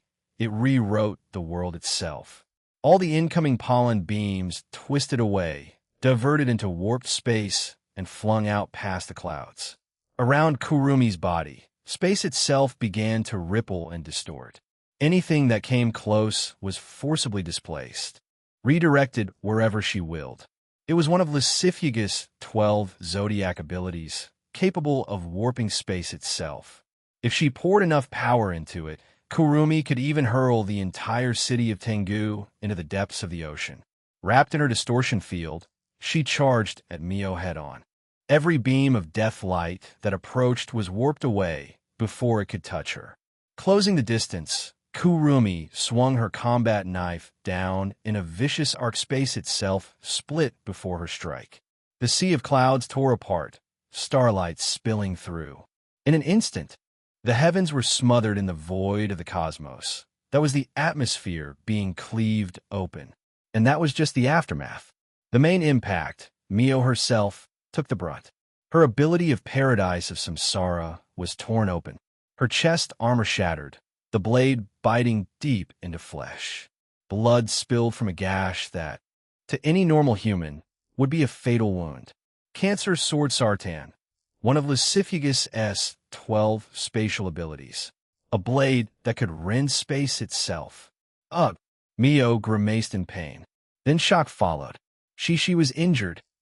Kurumi had actually cut through Paradise of Samsara. Her perfect defense. That had never happened before. Not even Souta's 20-times strengthened Zarbomb had so much as singed the hem of her dress. Immediately, Mio retreated, refusing to let Kurumi get closer. Her form flickered and vanished. That was her teleportation. You're not the only one who can jump through space. Kurumi let out a short laugh. Her body twisted in and out of warped space, relentlessly pursuing Mio. Her Cancer Sword Sartan carved slash after slash into the sky, ripping the atmosphere into pieces. Vacuum spread across the heavens. Air rushed in to fill the void, spawning massive storms that raged across the sky. Occasionally, a stray slash carved down to the earth, cleaving mountain ranges neatly in two and leaving vast canyons in their place. It was a scene of utter apocalypse. Down below in the park, Souta's eyes darted rapidly, tracking the two as they blinked in and out of space. To let the others see too, he channeled divine power to project a massive screen, replaying every scene in vivid clarity. Kotori and the others were left frozen in disbelief. The battle raging between Mio and Kurumi sent chills running down their spines. On the screen, both fighters moved at speeds far beyond mortal sight. Kurumi had accelerated herself with time manipulation, surpassing even Mio's speed. Mio countered with the Anaf, branch sword, an upper-tier skill of Paradise of Samsara, meeting Kurumi's blade strike for strike. Each clash of tree blade and combat knife unleashed violent Ryuryoku, rippling through the sky in waves of spatial quakes. Had those blows landed on the ground, Tengu City would have been wiped off the map in seconds. Kotori swallowed hard. In a fight like that, she wouldn't last even a second. Kurumi's faster. Mio's covered in wounds, the tides turning against her. Altair's lips curled in admiration. At this pace, Mio's defeat is inevitable. Zafgil has evolved. The bullets are now area of effect. One pull of the trigger, and she can freeze an entire region of space-time. She doesn't even need to aim anymore. Suta's voice was tinged with astonishment. If not for the sheer power required to stop Mio, this battle would have ended the moment it began. Now, Kurumi no longer needed her bullets to hit in order to activate. But the process of charging them with Ryuryoku couldn't be skipped. At most, she could fire a seventh bullet instantly. But even that, though immensely strong, could only stop Mio for a moment. During that frozen time, Kurumi could slash her once before Mio would resume moving. That one strike, while devastating, still wasn't enough to kill her outright through Paradise of Samsara. A shame. If she had had more time to prepare before this fight, she could have crafted a bullet strong enough to completely stop Mio. Suta sighed with regret. Wait, so the more Ryuryoku she pours into a bullet, the stronger the time stop effect becomes? There aren't any limits? Tosaka Rin joined in, raising a sharp example. If Kurumi kept charging a single bullet for days, letting her spirit recover in between, couldn't she eventually make one that could stop even Shiroyasha? What nonsense! Shiroyasha scoffed, crossing her arms. Time stop barely works on true powerhouses. The higher your level, the more you can bend space-time on your own. How can time freeze someone like that? Celestial star spirits like me ignore time stop completely. Yado, Suta suddenly muttered a name. HM? Shiroyasha tilted her head. What was that? Nothing, Suta shook his head. Shiroyasha's scope of knowledge was still too narrow. The strength of time abilities depended entirely on their scale. Take the most obvious case. A time-related divinity could never rival a true principle of time. The name he had mentioned, Temiyato, was from Dai's Ire, a domineering god, even stronger than the King of Silver. With his law of the infinite crimson hell, Yado could freeze the time of entire multiverses. Against that level of time stop, Shiroyasha would be frozen stiff, completely helpless. Kurumi mostly uses her time abilities for support. It's her other angel that carries the offensive edge, Kiss Shot commented, watching the massive screen. As for Kuroneko, fallen demon cat king, Aka Gokururi, she had completely shut down, playing ostrich. She didn't even dare look at the screen. It was too terrifying, her nerves couldn't handle it. If she kept watching, she was afraid she'd break down completely. She couldn't say a word. She couldn't ask a thing. 295. Farewell, Mio. While Suta and the others were still discussing, Kurumi and Mio's battle gradually reached its end. Mio, slashed far too many times, her body drenched in blood, was barely holding on. Looks like it's over, Mio. Kurumi gazed at her, chest heaving from ragged breaths, and declared her victory. You've lost. There's no point in struggling anymore. Kurumi, your spirit abilities, looks like you went back to the past and absorbed the ley lines. Mio's voice was weak. After fighting this long, she could more or less guess why Kurumi had become so powerful. She was no longer bound to anyone. Her Sapphira crystal had evolved to the level of her own prime. No longer the spirit she had once created. Mio had even tried to wrest control of Kurumi's angel, but it was useless. I have one question. Mio drew a deep breath. If you really absorbed the ley lines, I shouldn't even exist anymore. Why am I still here? It's simple. 1,000 years is enough for the ley lines to recover. You mean you went back 1,000 years? Mio's eyes widened in shock. That's impossible. So far back in time, even in my prime, even if I used all my Ryuryoku with, I couldn't possibly go that far. Mio, that's the power of love. Mio gave up chasing the logic. For now, it didn't matter. Instead, her eyes turned regretful. Kurumi, I never wanted to use this power.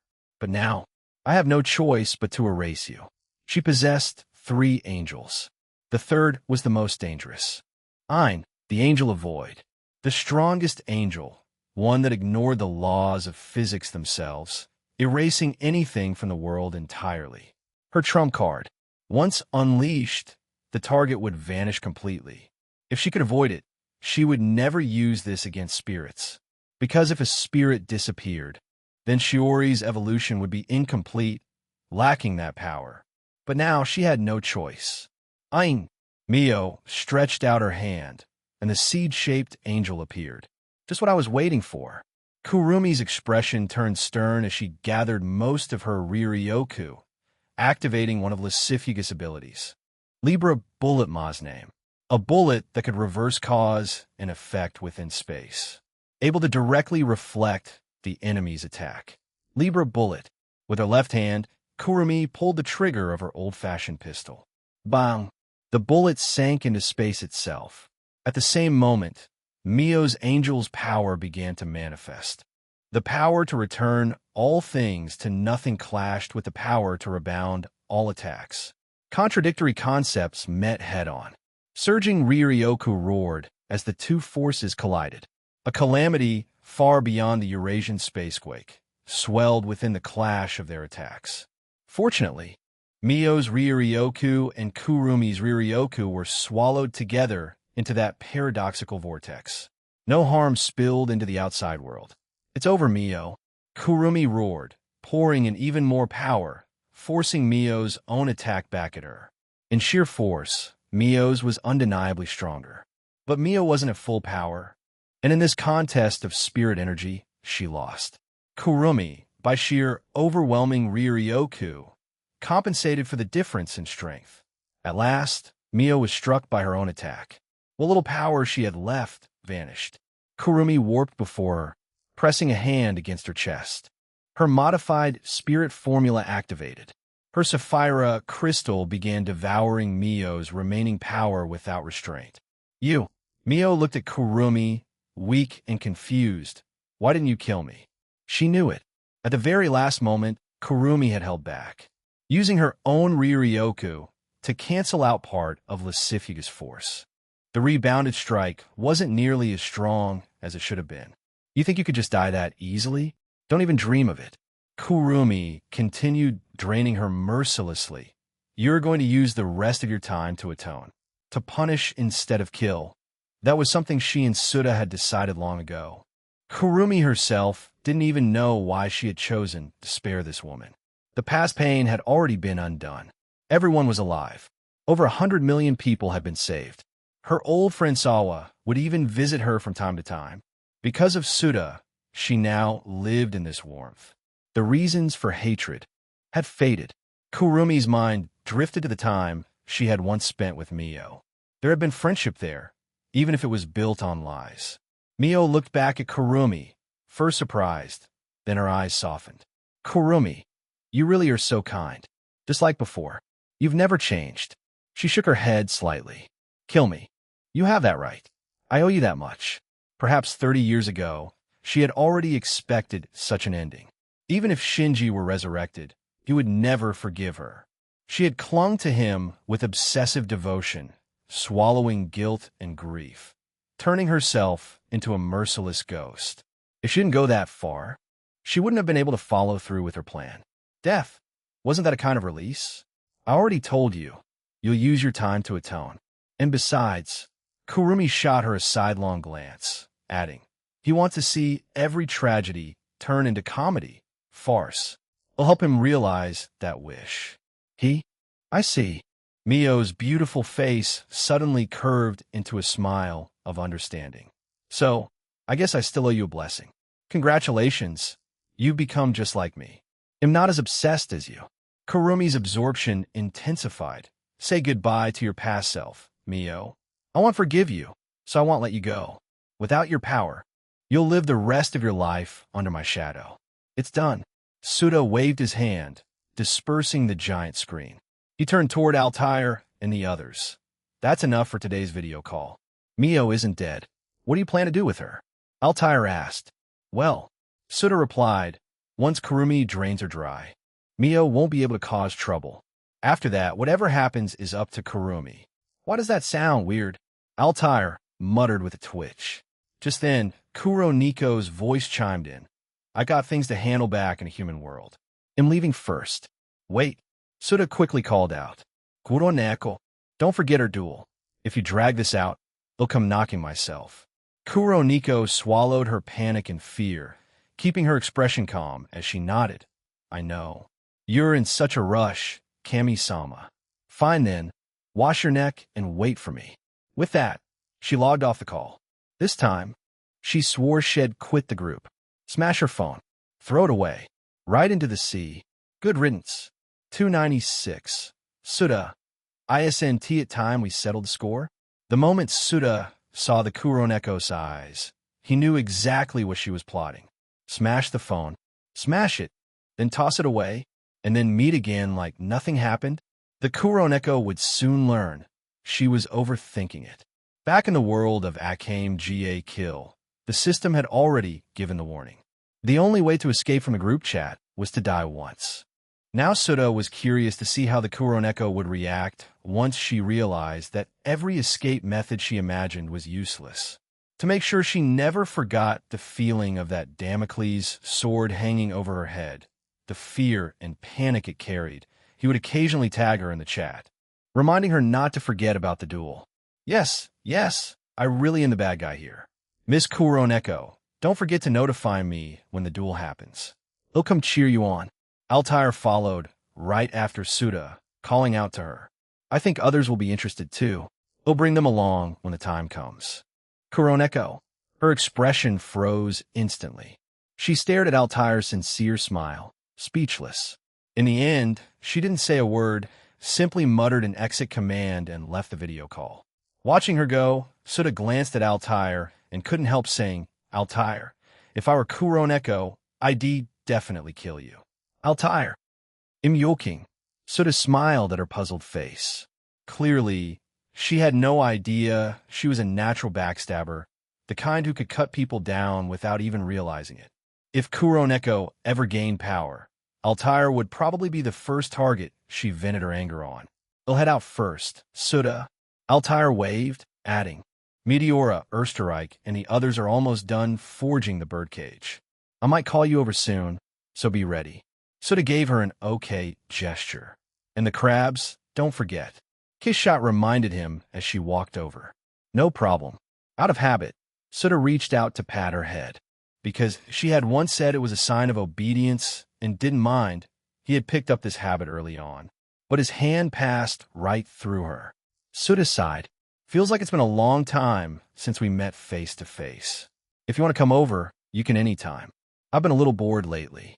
If you keep me company, Illinois. Kiss Shot paused, then promised, he'll pat your head instead. Big brother, don't forget what Ilya said. Tonight, white stockings, next door to Mama, 1X. Souta, don't forget this month's jewel supply. He'll be going now. Right after Kiss Shot, Ilya and Rin Tosaka also left. White Knight Demon dashed over to Shirori and the others, shouting high quality. Such high quality, while peering at them from a dimension invisible to everyone else. She even began commenting on the spirits' figures. Things like, this one is nice, that one is fresh. That one is childishly lewd. Filthy words spilling nonstop. Souta couldn't take it anymore. He sent Kurumi a private message, asking her to end the video call. About 5 seconds later, White Knight Demon exploded into particles of light and vanished. Another 5 seconds later, Souta's phone buzzed violently. Great benevolent God, White Knight Demon, Souta. Kid, just you wait. Souta. Great benevolent God, White Knight Demon. What? Nothing to do with you? Souta, what do you mean? Great benevolent God, White Knight Demon. Fine, maybe it was just coincidence.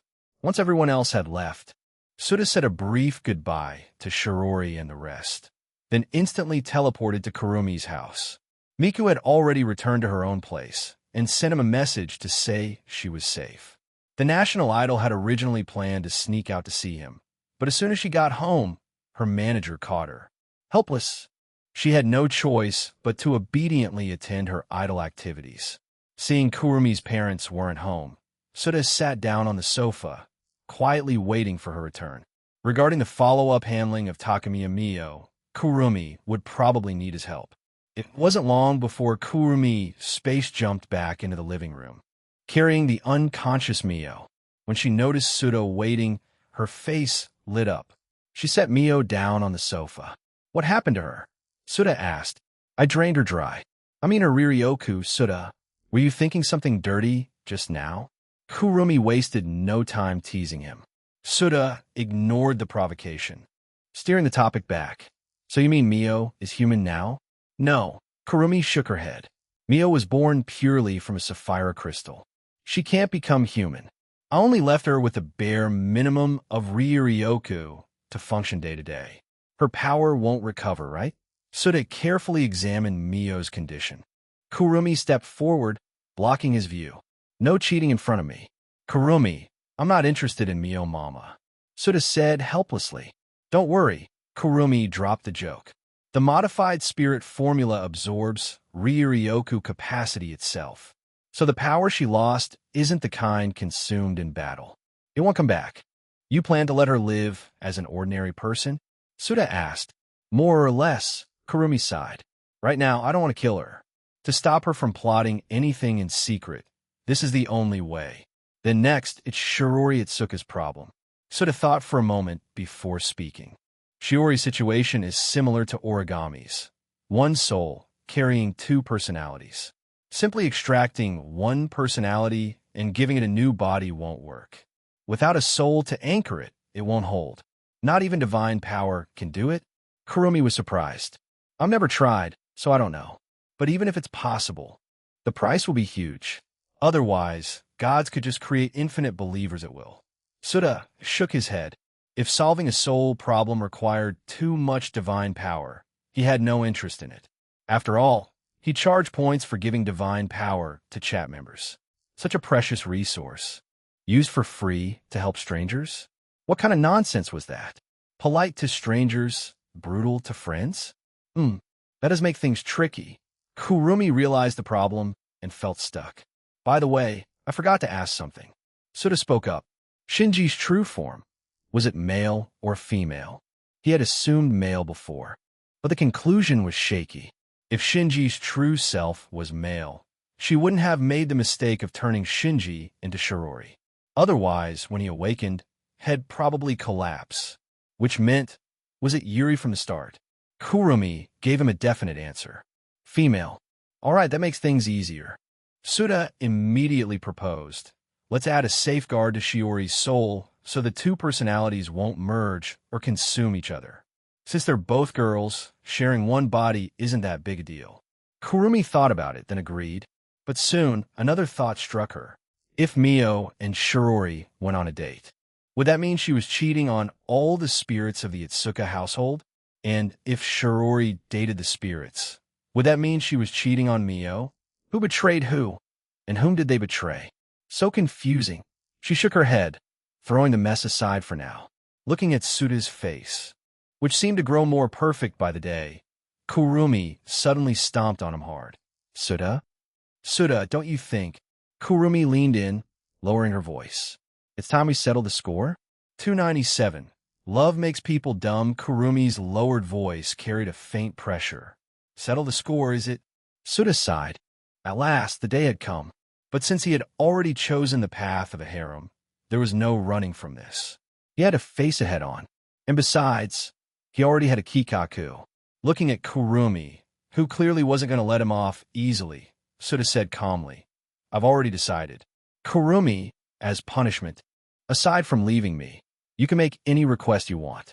After speaking, he cautiously added, of course, cross-dressing is absolutely out of the question. If you make me do that, I'd rather run around naked through the streets. Then do it, Kurumi replied smoothly. Suda fell silent and began taking off his jacket. He was sure Kurumi was just teasing him. If he actually went along with it, she would stop him instead. Wait and see. Sure enough, the moment he pulled down his coat, Kurumi slapped his hand. All right, I've seen your sincerity. Even if you wanted to go, I wouldn't allow it. Kurumi looked at him, suddenly curious.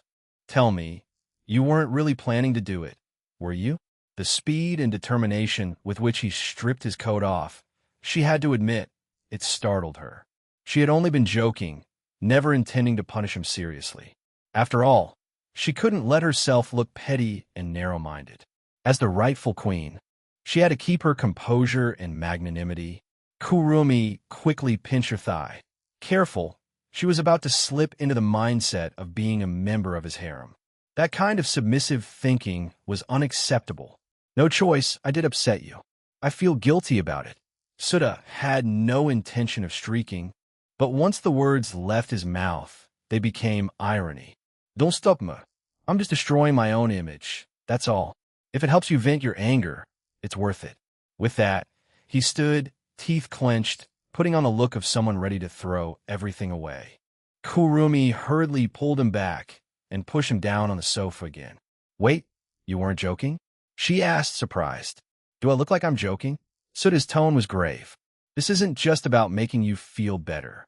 I feel guilty myself. This kind of self-punishment is a way to ease that guilt. Otherwise, it'll explode inside. Enough. He waved his hand. Don't stop me. We'll just commit 3 laps around Tengu City. When I come back, you could chop me up with your cancer sword, Sardan. ITLL, vent your anger and help me at the same time. He flared his divine spark, creating a speed force whiplash that pushed Kurumi aside. Wait. Kurumi teleported back in front of him, leveling her old-fashioned pistol at him. Don't move. Sit down, or it'll stop your time. And then she tugged at her dress, then pointed at him. You know what I mean. That's character death. Suta's expression turned serious. Kurumi, you must have read the Data live novels or watched the anime, so you think cross-dressing is fun. Hold on, let me show you something. He conjured a laptop, searched online, and displayed countless cringeworthy cross-dressing photos before her eyes. Look, this is the difference between 2D and 3D. Disgusting, isn't it? Yeah, that is kind of disgusting. Kurumi rubbed her eyes. Good. I'm glad you understand. But isn't that more a matter of dignity? Kurumi's eyes glimmered with thought. If the dignity is good, anything probably looks good. Suta twitched at the corner of his mouth. Are you really that shallow? Oh my, try to provoke me now? Kurumi pressed her lips together in a smile, and then said, Fine, I get it. You really, really hate the idea of cross-dressing. It'll seal that thought away forever. Let's just drop this topic. Hearing this promise, Suta finally felt relieved. One minefield clear at last. Kurumi's strength surpassed his, so he was still a little nervous. This wasn't cowardice, no. This was protecting his dignity, creed. Yes, that's exactly what it was. Suta, you don't think ID really force you into anything, do you? Kurumi looked at his expression with exasperation. That's a painful misunderstanding. And about that, Tang, how'd I not realize before how stubborn you are? I already said you don't need to. What are you holding on to? She thought for a moment, then tapped his forehead lightly. All right, that counts as my revenge. Don't feel guilty anymore. And no more self-punishment. Suta sighed. Since you've gone this far, fine. We'll give you this face. Something fell off. Kurumi frowned. Why do I feel like our roles just flipped? Your imagination. Suta shook his head. Let's not dwell on it. The more we talk, the more guilty I feel. Kurumi frowned slightly. Why did she feel like she was falling into one of his tricks? It seemed whenever it came to Suta, her intelligence just dropped. Forget it. She had already decided on her way to vent. Tonight, she would put into action. At that moment, the sofa stirred. Both of them looked over and saw Mio beginning to wake. Let's go, Kurumi suggested. We'll bring Mio and settle Shiori's issue. Then ITLL all be resolved. No, Suta shook his head. That can wait. It doesn't need to be today. He rose from the sofa, grasped Kurumi's shoulders, and gently pushed her toward the door. The Sapphira crystal evolution took so long. You haven't had time to relax, have you? Come on, let's go for a walk. Call it a long overdue date. My, so forward that's rare. Kurumi turned back at him. Is it because you did something guilty? So, now you're trying to win me over? Are you going or not?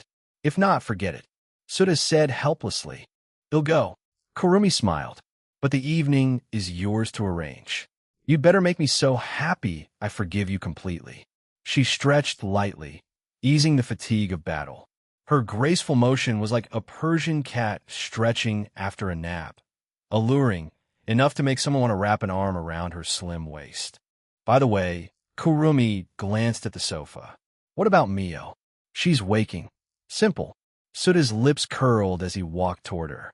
Just in time, Mio opened her eyes, slowly sat up, and scanned the room. Her face still bore the weakness of having her power drained away, fragile and pitiful. You are. Her gaze locked on Suta as he approached. Recognition lit her eyes. Sao crack. Suda chopped her neck with a hand strike. Her eyes rolled back, and the next moment, she collapsed unconscious onto the sofa.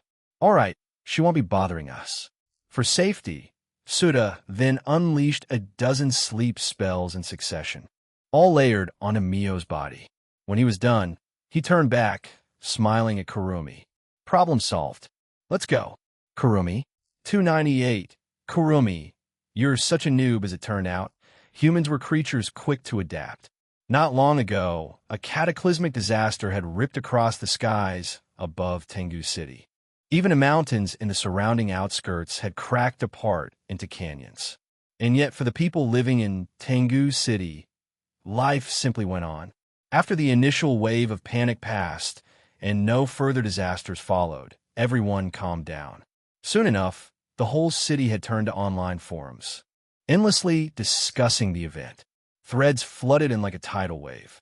But in the end, it was just for the thrill of gossip and speculation. Some buildings had shattered windows from the earlier blasts and were being urgently repaired. But the city's overall appearance remained intact. The streets were still lively and bustling, at least for Suda and Kurumi, who were enjoying themselves. Neither of them cared about the city's losses. Suda felt he had already done enough, taking down Isaac Westcott, the great villain who sought to destroy humanity, and suppressing Mio as well. For all he had done, indulging in a little selfishness, people would understand. And if they didn't, well, they'd just have to keep it in. Using the bank card Kurumi's parents had once given him, Suda treated her to a high-class dinner. Life needed ceremony. Kurumi always reminded him of that.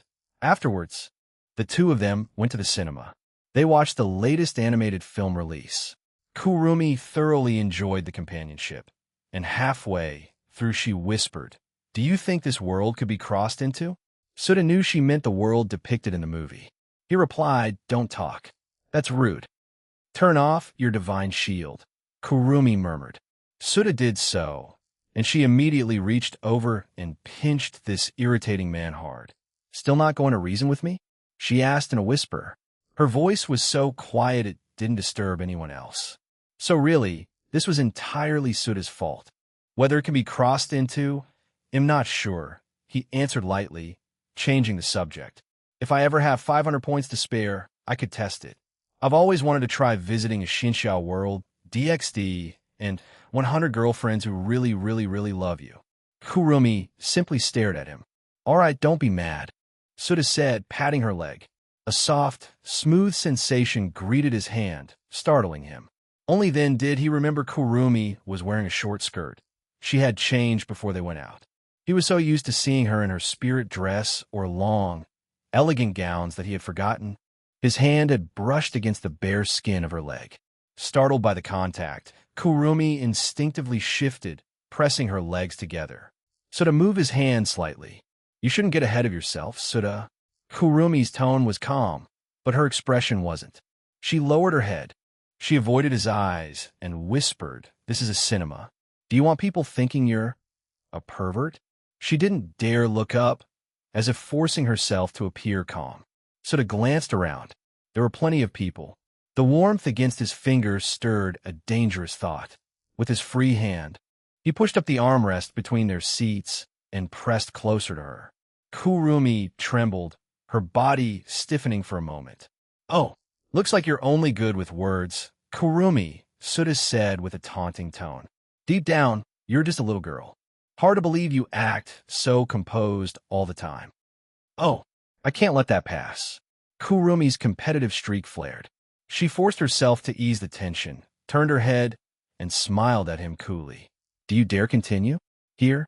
Why wouldn't I?" Suda met her gaze with calm confidence, ready to accept her challenge, lingering as they grazed upward, intruding into her personal space. Kurumi froze, panic flickering through her heart. Getting shy, Suda pressed on, provoking her. "Oomph." Kurumi tried to show disdain. The sound of the movie drowned out their whispers. In the darkness, Suda's hand grew bolder as he pulled her closer. Kurumi bit her lip, fighting to stay composed, but her body betrayed her, leaning into the feeling. Part of her wanted to step back. Another part was drawn to the thrill. Her cheeks burned, her pulse quickening as Suta's closeness stirred something in her, one quiet moment at a time. Omitted text. When they stepped out of the cinema, Kurumi's face glowed with a warm blush. It lent her youthful appearance a touch of mature allure, making her all the more tempting. Still standing all right? Suta steadied her. Next time, not like that, Kurumi muttered softly. Like some pervert, and I. Looks like the mall's out of the question. Suta pressed down her skirt with a grin. You need to change clothes. Being sticky doesn't feel good. You seem a little too pleased with yourself. Kurumi breathed, half lidding her eyes with a smile. Taunting me like this. Are you sure you can handle my payback? Taunting? No. I was helping you realize the truth. You're weak. If you told me to stop, I'd have stopped instantly. But you had to act experienced, and now look, you need to change clothes. Suta laughed, enjoying the thrill of teasing her. Acting? Kurumi gave a small snort. You'll know soon enough if I'm acting. What? Planning to throw yourself at me again? Suta deliberately goaded her. Kurumi narrowed her eyes in a sweet smile, speaking slowly, one word at a time. You're done. 4. She pointed toward a dimly lit corner of the mall. Over there, away from prying eyes. Well, teleport home, and then he'll devour you. Suta shrugged, unfazed. He had already confirmed Kurumi was just a rookie. A few touches, and she was helpless. That, and she dared threaten him? Ha! She didn't even know the meaning of being floored, drained, or paralyzed. As you wish, Suta replied casually, instead of heading to the corner. He simply lowered their presence with divine power, then teleported, and nothing happened. Kurumi, he said helplessly, turning to her. You handle the teleportation. After absorbing the ley lines and Mio's power, her level was absurdly high. With his current strength, he couldn't do a thing against her. Suta, that's a bad omen. Kurumi's eyes gleamed with mischief. They'll be waiting for the moment you take back your words and beg me for mercy. You're overthinking it. Suta didn't flinch. That'll never happen. Kurumi was weak. Her clones were weak. He was confident he could cut through them all single-handedly. Why waste a thought on such empty threats? 299. 2 people with a cold. Kurumi really was a lightweight. Suta confirmed that during the indescribable process. Simply put, she was far too shy and sensitive. With words, she struck heavy blows. But when it came to practice, she shrank back timidly. On the surface, she looked so mature, her remarks and gestures always teasing, making one's heart itch. But once her clothes were peeled away, she turned into a soft girl. Not only was her body soft, even her personality softened. One round of simple attacks, without even bringing out the main weapon, and she was already defeated. She was truly a novice. Her clones were the same, not a single one could fight. But then, Suta regretted it bitterly. Why had he acted so cocky in front of Kurumi? She had once held up a finger, showing him the number 1, saying that was how many clones she had created, and asked him to guess what unit followed that one. He had cautiously asked if it meant 1,000, and she had laughed. Why hadn't he pressed her harder back then? Never in his wildest thoughts did Suta imagine Kurumi would be this insane. Her sweet, soft clones, because there were too many of them, were no longer a benefit but a punishment that drained him until he could no longer walk. Though Kurumi was weak, the sheer number of clones completely made up for the difference. Suta ended up stuck at home with her for more than a month. Kurumi could sleep, but he was denied even a wink of sleep. The clones wouldn't allow it. At every moment, they found new ways, including but not limited to outfits, locations, scripts, voices, positions, endlessly challenging him, making him complete every kind of demanding task without end. Kurumi had run out of ideas. Only when Suta felt himself nearing trauma did she finally let him go. That was only to keep him from developing resistance. Kurumi intended to savor him slowly over time. Shamefully, Suta admitted defeat. He took back what he said before about her being a lightweight. And while the two of them were lost in madness, Mio received the cruelest treatment. Every time she woke, she got chopped with a hand strike. Every strike sent her back into unconsciousness.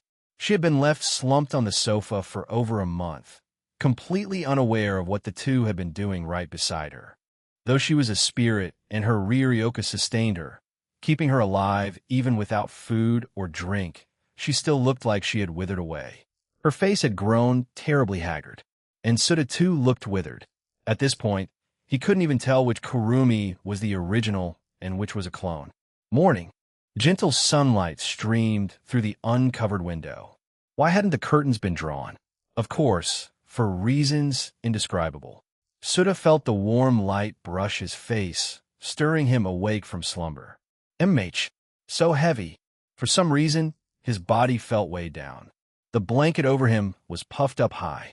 A marvelous sensation spread through him, a warmth different from that of the sun, but just as real and direct.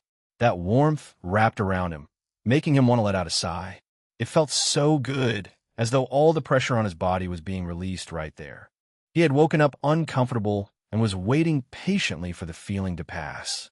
Is this the real one, or a clone? Suda murmured softly. He lay still, taking slow breaths until the sensation fully faded. Just then, his system phone buzzed. Suda reached under the blanket, as expected, fishing it out. It wasn't a message, but a voice call from Miku. The system now had voice chat, along with video. He could call guild members with it, though he rarely did. Suda pressed accept. Miku? So early, what's the matter? As soon as her name was spoken, the warmth around him paused, then spread even wider. Darling, my concert's tonight. You have to come. Don't you dare forget, or you'll be so hurt. Relax. A week ago, you already reminded me. I didn't forget. Hee. I knew you were the best to me, darling. But hey, your voice sounds broken and shaky. T says don't beat. Huh? Bite? It's fine, it's fine. Just now, Kurumi's cat nipped me. What a naughty barato. Darling, I'm really good at training pets. Wanting to help you discipline it? TSS dash. Teeth. No, Miku, just stop talking for now. Why? I just woke up, my temper's bad. Anyway, I'll be at your concert. Hanging up now, bye. Oh, okay. On the other end, Miku put down her system phone, her face full of doubt. Darling seemed off. Darling, is he sick? His voice was all hoarse. Worry filled her eyes. Can a god even catch a cold? How could Miss Kurumi not be taking care of him? Meanwhile, Tengu City, Itsuka household. It was the weekend, no school. As usual, Kotori went to wake her lazy sister up. Compared to her sister's sleep, of course her breakfast was more important. Shirori had no choice but to get up, wash, and make breakfast. Half an hour later, Kotori patted her full stomach in satisfaction. She had a black ribbon tied on her head. By the way, Shirori, Kotori suddenly said, Ratatosker tracked down Tokisaki Kurumi. She's in a luxury condo here in the city. That Suda you mentioned is living with her. Looks like their relationship is more than ordinary. She smiled slyly. You won't have a chance with the time spirit anymore. Feeling regretful? Such a beauty, snatched away by someone else? You sure are lively in the morning. Shirori sighed faintly. With the black ribbon on, her little sister was in commander mode tough.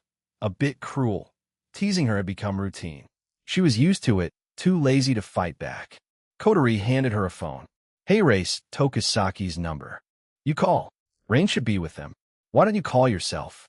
Shirori frowned, reluctantly taking it. Because you know Suda. If you're the one asking, they'll return Rain more easily. Kotori encouraged her. All right, leave it to you. Do your best, dear sister. Now you remember him, the older sister? This side of you is really not cute at all. Grumbling, Shirori dialed the number. Before long, someone picked up. Who is it? This voice. Kurumi-san? Yes, yes. Idzuka Shiori. Is there something you need? Hearing Kurumi's voice, Shirori felt a faint doubt. Why did she sound a little breathless? Was she out running? She suppressed her curiosity, getting straight to the point. I wanted to ask Murasame Rain. Takamiya Mio. Is she with you? Yes, she is. Do you want to take her back? Yes. Shirori hesitated, nervous. Would that be all right? Yes. Come this afternoon. Just in time. Suda can help. Help fix your body, ah? Not there, stop. Oh, what's wrong? Miss Kurumi? Shirori asked nervously. What was that? Why'd she suddenly let out a cry like that? Did she fall while running? I'm fine. Don't forget what I said. All right, they'll come this afternoon, Shirori said politely. Sorry to bother you. Goodbye. See beep beep. Hearing the disconnected tone, Itsuka Shirori stared at the phone bewildered. What on earth was Tokisaki Kurumi doing? How'd it go? Shirori? Kotori's voice brought her back. I think it worked. It's just... Shirori scratched her cheek, her tone uncertain. Kurumi-san. She might have a cold? Sorry if there's no smut. I don't think people will like it anyways. 300. Is it you getting cocky, Kuroneko? Or have I lost my edge? Suda had spent a month and a half in the Data Live world. It was probably the most exhausting month and a half since he was born. But somehow, he survived Kurumi's punishment. He made the effort to show each and every one of Kurumi's clones the same affection and care. As for Mio, who had been getting knocked out by karate chops to the neck for an entire month, she was finally freed from that hell when Shirori and Kotori came to take her back. When handing her over, Suda added a mechanism to Shiori's soul that would perfectly isolate the two personalities from fusing together. Takamiya Shinji's persona had always been asleep within her body, and sooner or later, it would awaken.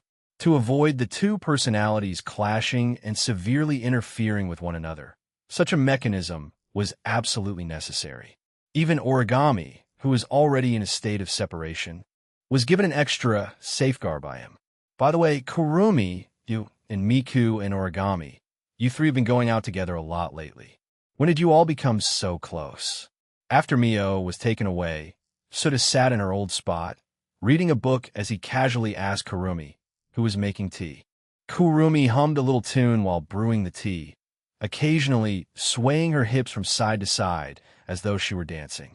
The sight was irresistibly cute. Her face still had a faint flush, the lingering warmth of an energetic start to the day. The real Kurumi had grown increasingly confident in showing how she felt. Something Suda knew all too well. Just like earlier that morning, when she, this very Kurumi in front of him, had sneaked in his bed, slipped under the blanket, and started getting affectionate. All his senses had left him with was warmth and a pleasant haze. Right now, her smooth skin carried a soft blush, making her look even more radiant, more alluring. Suda couldn't help but feel she had grown even more beautiful. In the past, she had been playing at maturity, but at her core, she was still just a girl.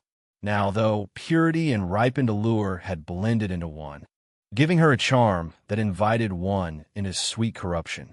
Here, Kurumi elegantly placed the red tea in front of Suda. He set his book down, picked up the tea, and took a sip. The taste wasn't as pure as before. Is it weaker than usual? Kurumi gave him a teasing glance. This is a little gift in return. After all, what you gave me this morning was pretty weak, too. What do you expect?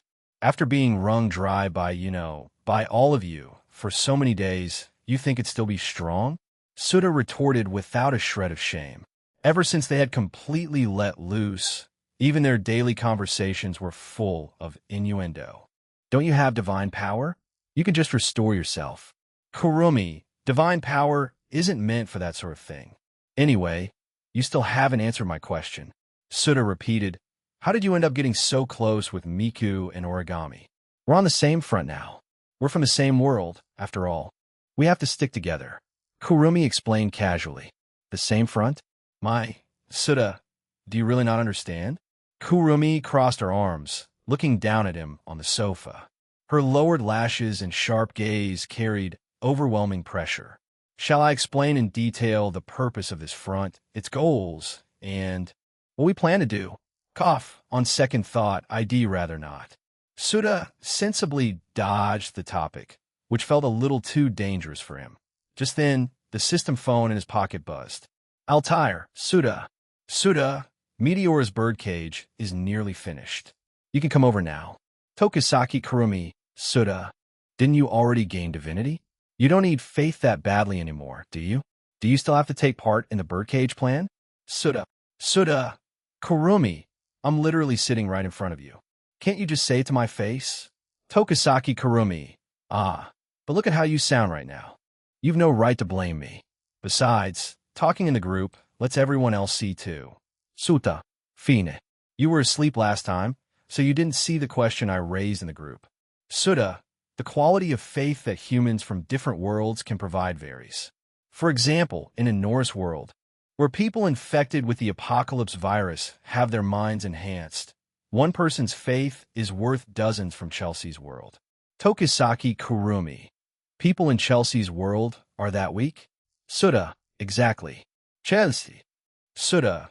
By my estimate, in Altair's world, the quality of human faith might even surpass a Norse. After all, it's a world where emotions can give birth to a 2.5D existence. Souta. If I gather faith there, my divine power accumulation will skyrocket. Just relying on divinity to passively absorb source energy may be infinite, but it's far too slow. Right now, he needed massive amounts of divine power, not only to water his new divinity, but also to ascend his godhood. Even 2 whole months in the Guilty Crown world had only pushed his godhood up by a single level. Getting stronger was no easy task. He had to seize every chance to gather divine power. Kiss shot. Finally gonna play the big boss, are you? I rather look forward to seeing that side of you. Kiss shot. Don't worry, they'll be there too. They'll give you some special training and pass on my experience, so you can act the part convincingly. Tokisaki Kurumi. As for playing the villain, I've got a little experience myself. Let me come along too. Souta. It'd be good if you all came. I've already got a plan in mind that needs your participation. As for what kind of villain he'll play, I've already decided. Rin Tosaka. Like Gilgamesh? Souta. Gil's to Chinibu. I'm thinking more along the lines of Galactus. Rin Tosaka. Souta. Rin, hurry up and finish the second magic. I might need your help when the time comes. Rin Tosaka. All right, we'll finish in the next few days. Great God Shiroyasha. What a pity. I'd love to come, but am buried in official duties. Altair. I see you online, chatting all the time though. Are you really that busy, Shiroyasha? Great God Shiroyasha. Of course. I just steal little breaks to talk with you all. Great God Shiroyasha. A shame though, kid. I've been the Demon King for years. If I were there to teach you personally, I'd guarantee you'd be the most charming villain ever. Souta. More like the sleaziest villain. Great God Shiroyasha. Chiba's fallen Saint Kuroneko. Kukuku. Playing the big boss, are we?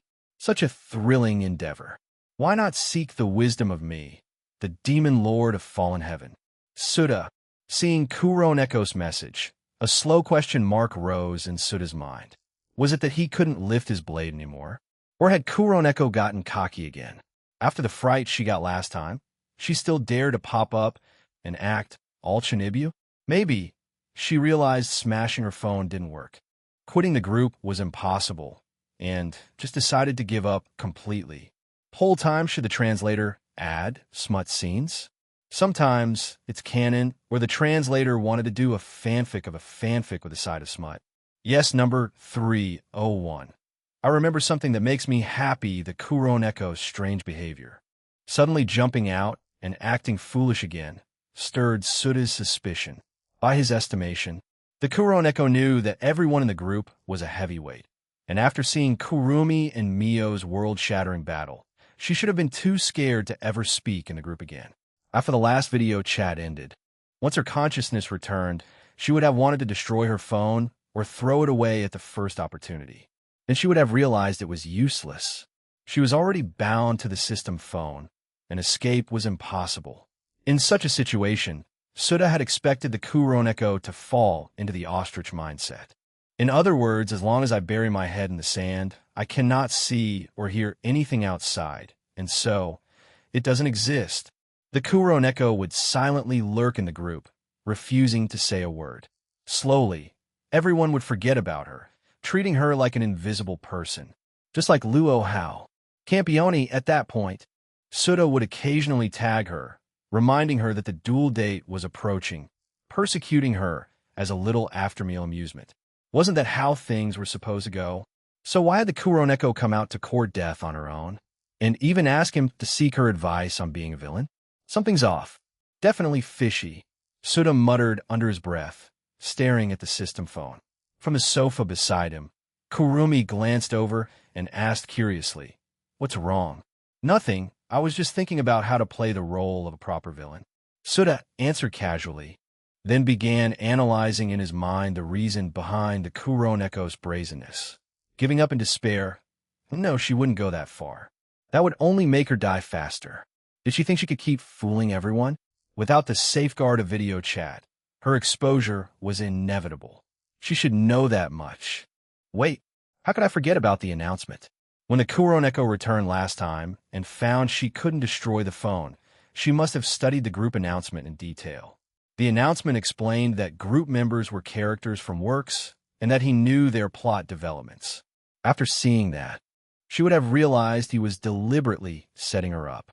Seeing him easy to talk to, she probably guessed he was teasing her, which emboldened her. Or she learned that without her invitation, no one could enter her world, and that group members couldn't fatally harm one another.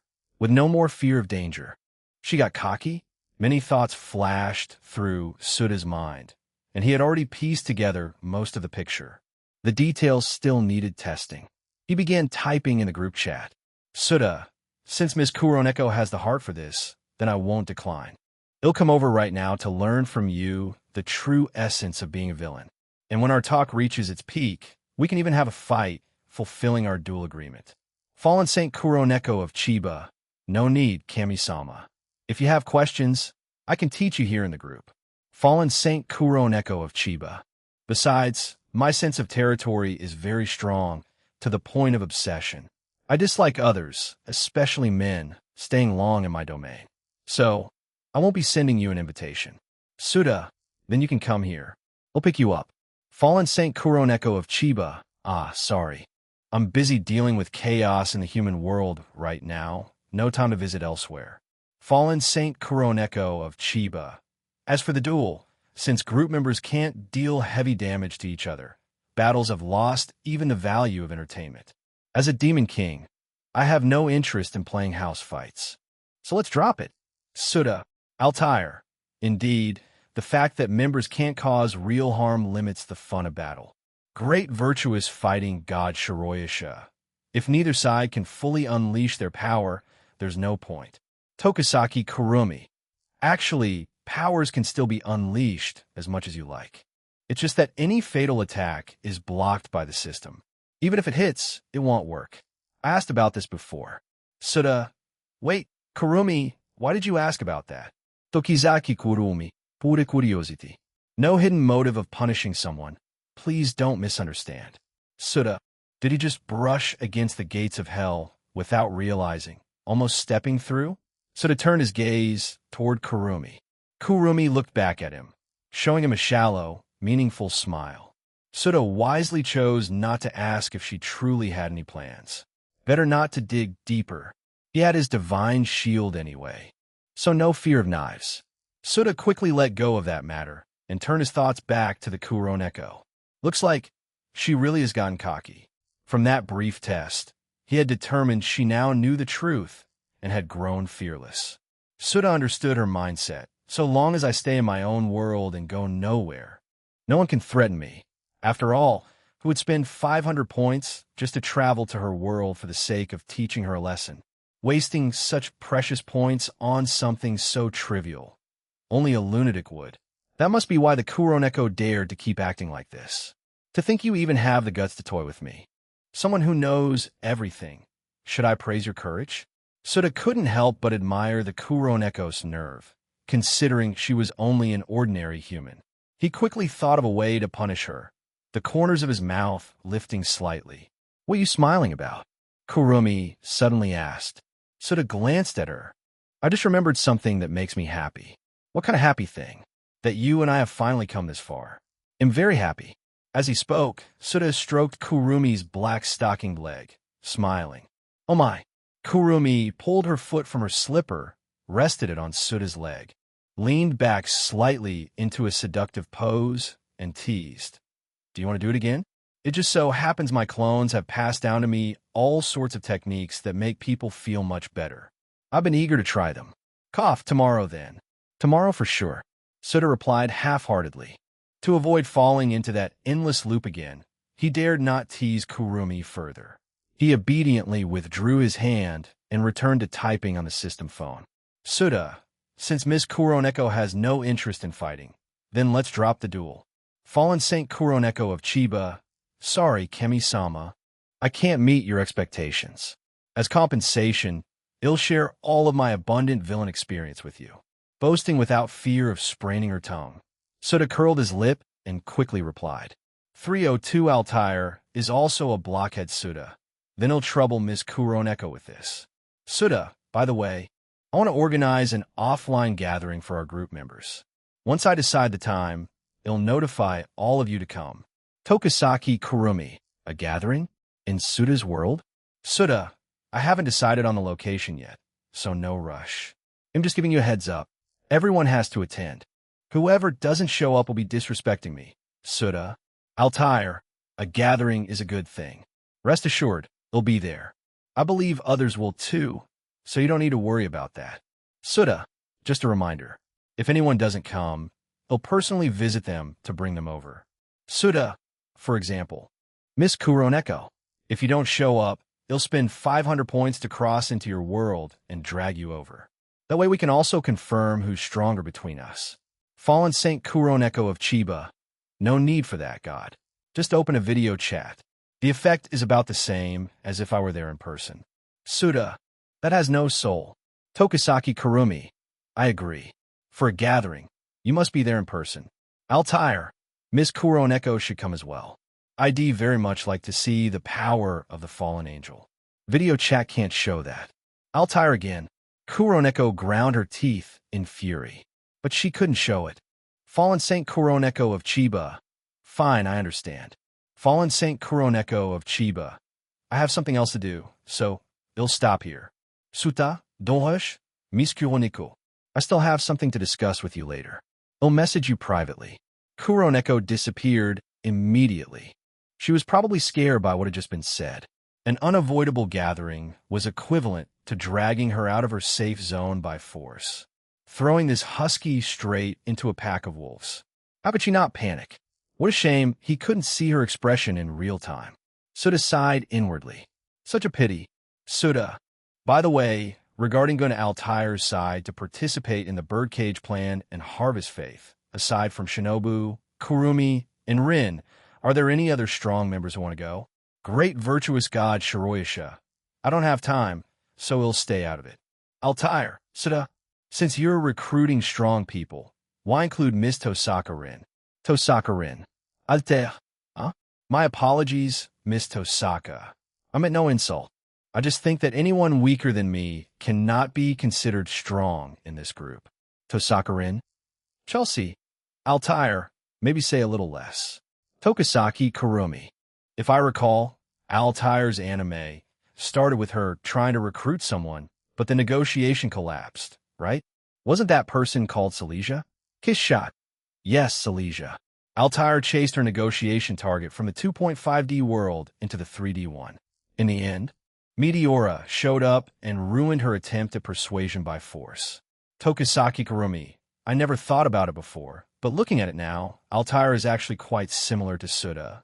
Kiss shot. I think she's more like a low-budget Souta. After all, Altair did manage to recruit Blitz and others. Her persuasion perk is low, but not to the desperate negative level Souta's at. Altair. Souta. Tosaka Rin. Altair, they'll be completing the second magic soon. Your understanding of my strength is due for an update. Altair, I see. And how strong is the second magic? Tosaka Rin. Strong enough to blow you apart. Altair. Tokisaki Kurumi. Back to the point, Souta. Why limit this to strong members only? Souta, because a villain's aura is defined by the hero team. Only if the hero team is strong can the villain's power and charm stand out. Souta. But look at Altair's so-called hero team. What a bunch of misfits. I could knock each of them down with a single punch. Even if we include Altair's side, I wouldn't need more than 10 punches to wipe them all out. What could they possibly highlight about me? That I'm great at beating up small fry? Altair. Souta. So I have to assemble the hero team myself. Altair's people can serve as extras on the battlefield, appetizers at best. The real core team to highlight my brilliance must be chosen from this group. Altair, I feel insulted. Chelsea, Altair, get used to it. You're basically the same type as him. Altair, wait, since when was I put in the same category as Souta? That's an even greater insult. Souta, was Altair trying to clap back at him? Kiss shot, Souta. Are you saying you want us to join the hero team, to band together and fight against you? Souta, exactly. Tokisaki Kurumi. Me as a hero? That does sound amusing. Souta, as it stands, the hero team only has you, Kurumi, Kiss Shot, and Rin. I think the lineup is still lacking. Anyone else want to join? Altair. How about including Miss Kuroneko? Her strength is obvious to all, surely qualified. Fallen Saint Kuroneko of Chiba. At that moment, far away in Chiba City of the otherworldly Japan, Kuroneko was so furious she wanted to jump up and hit someone. Was it easy for her to just be a little transparent lurker? Quietly watching? Why did Altair keep dragging her into the spotlight again and again? How many times had she been forcefully flattered like this? Did this person already know her identity and was deliberately playing her? What grudge? What vendetta? Did it warrant such vicious moves? Kuroneko took a deep breath, calming her agitation. She forced down the impulse to kill Altair and replied in the group. Fallen Saint Kuroneko of Chiba. I'm busy. I can't go. Altair, that's a pity. I always wanted to witness a Demon King's might. Tosaka Rin. Wait, doesn't the system forbid lethal attacks? If we fight under that restriction, ITLL only be minor skirmishes. The effect won't show at all. ID, guess the battle scenes would look as weak as Altair's people. What's the point? Altair. Chelsea. Are we holding a roast party today? Haha, everyone's roasting each other nonstop. 303. Luo Hao finally makes an appearance. Chelsea. Are you all hosting a roast party today? Ha. Why is everyone taking turns roasting each other? Sauto. Headley's Horshimon. Chelsea. Chelsea. Tokisaki Kurumi. Tosaka Rin. That's not quite right, Rin-san. The system only blocks the effect of fatal attacks, but the flashy visuals of the attacks still show up. Tokisaki Kurumi. Simply put, when you unleash a devastating finisher on a group member, it looks like world-shattering destruction. But in reality, the damage is 0. Souta, got it. Fierce operations like a tiger, but check the stats. 0.5 damage. Tokisaki Kurumi. Exactly. It's basically like your divine shield. Souta. It doesn't block attacks. It just directly absorbs the damage values. Tosaka Rin. I see. But even if we can use big finishers, if they don't work, nothing changes, does it? Souta. If it doesn't work, you can pretend it does. As the villain, I unleash a finisher on you, then you go, I'm dead. That's all. Jabrillo? Acting, is it? That does sound interesting. Tokisaki Kurumi. Not just acting. Since finishers won't kill, we can unleash power freely, without restraint. If you've ever held grudges against someone, you can take this chance to vent. Throw all your fatal attacks right at their face. They want die, so go ahead and beat them senseless. Souta. Tokisaki Kurumi. What's wrong, Souta? Souta. Nothing. By the way, those who help me will each receive a portion of divine power as payment. Chelsea. Divine power? Then do you think I qualify? Souta. Can you defeat Altair? Chelsea. Probably not. Souta. Then how dare you try to freeload? Chelsea. Altair. Athena. Divine power as payment? Fellow god, would I be qualified? Souta. Of course, a heretic god is fine. By the way, Athena, you've been quiet in the group for quite a while. Did you find the Gorgon Stone? Athena. I have already fused it and regained my original strength. However, after using points to purchase your divine power from the shop, I still couldn't eliminate the flaw of a heretic god being prone to distortion and corruption. The amount was too little. Souta, huh? Didn't you earn several thousand points last time? That wasn't enough? Athena, I spent part of them on the lottery out of curiosity. The results were nothing but useless junk. The rest went into buying divine power, but still not enough to erase the flaw. Souta. So, God Slayers were Europe's dogs. But heretic gods? Reverse luck sinks. Athena, this time I'll help you too. I happen to need your divine power. Souta, no problem. Souta, since you're joining, I want to see if we can pull in Luo Hao as well. It's been so long, and she still hasn't spoken up in the group. I should check how she's doing. Tokisaki Kurumi, Luo Hao, huh? ID forgotten, she was even in the group. Souta, she's not new anymore. Altair, I have a question, Souta. Aren't you ignoring something crucial? Souta what? Altair, while Miss Kurumi and the others are indeed powerful, they're not famous in my world like Meteora or Silesia. Without fame, even if they join the hero team, they won't draw much attention. I doubt they can provide the contrast you want. Souta, I've thought about that. The solution is simple. Kurumi can travel to the past and release their stories online. After long-term exposure, their popularity will surely rise. Souta, of course, to prevent this from creating a new 2.5D world, they'll use divine power to intercept the recognition the audience gives to those works. Altair, wait, you can even do that? Souta, I'm not sure either. Divine power isn't absolutely omnipotent, but we can use you as a breakthrough point. Altair, what do you mean? Souta, you can ask Shimazaki Setsuna to add the ability gathering recognition power from works to your settings. Then you can handle the task. Altair, hold on. That shouldn't be possible. Otherwise, Meteora's side would have already gone wild gathering recognition to strengthen themselves. Just like how I can't use representation exposition to resurrect the dead in the real world, my abilities have limits. Souta, I know. Of course he knew. How much power a created being could wield in the real world depended on how much recognition they received. Take Chikujoin Megan's infinite deception of words. In the manga's 2.5D world, she could do absurd things like prevent the sun from rising. But in reality, it was nothing more than an ordinary superpower. Without enough recognition, she couldn't pull off something that exaggerated. Forcing it would only result in reality's correction, kicking her out. With Altair's current recognition, she definitely couldn't make something like gathering recognition power work.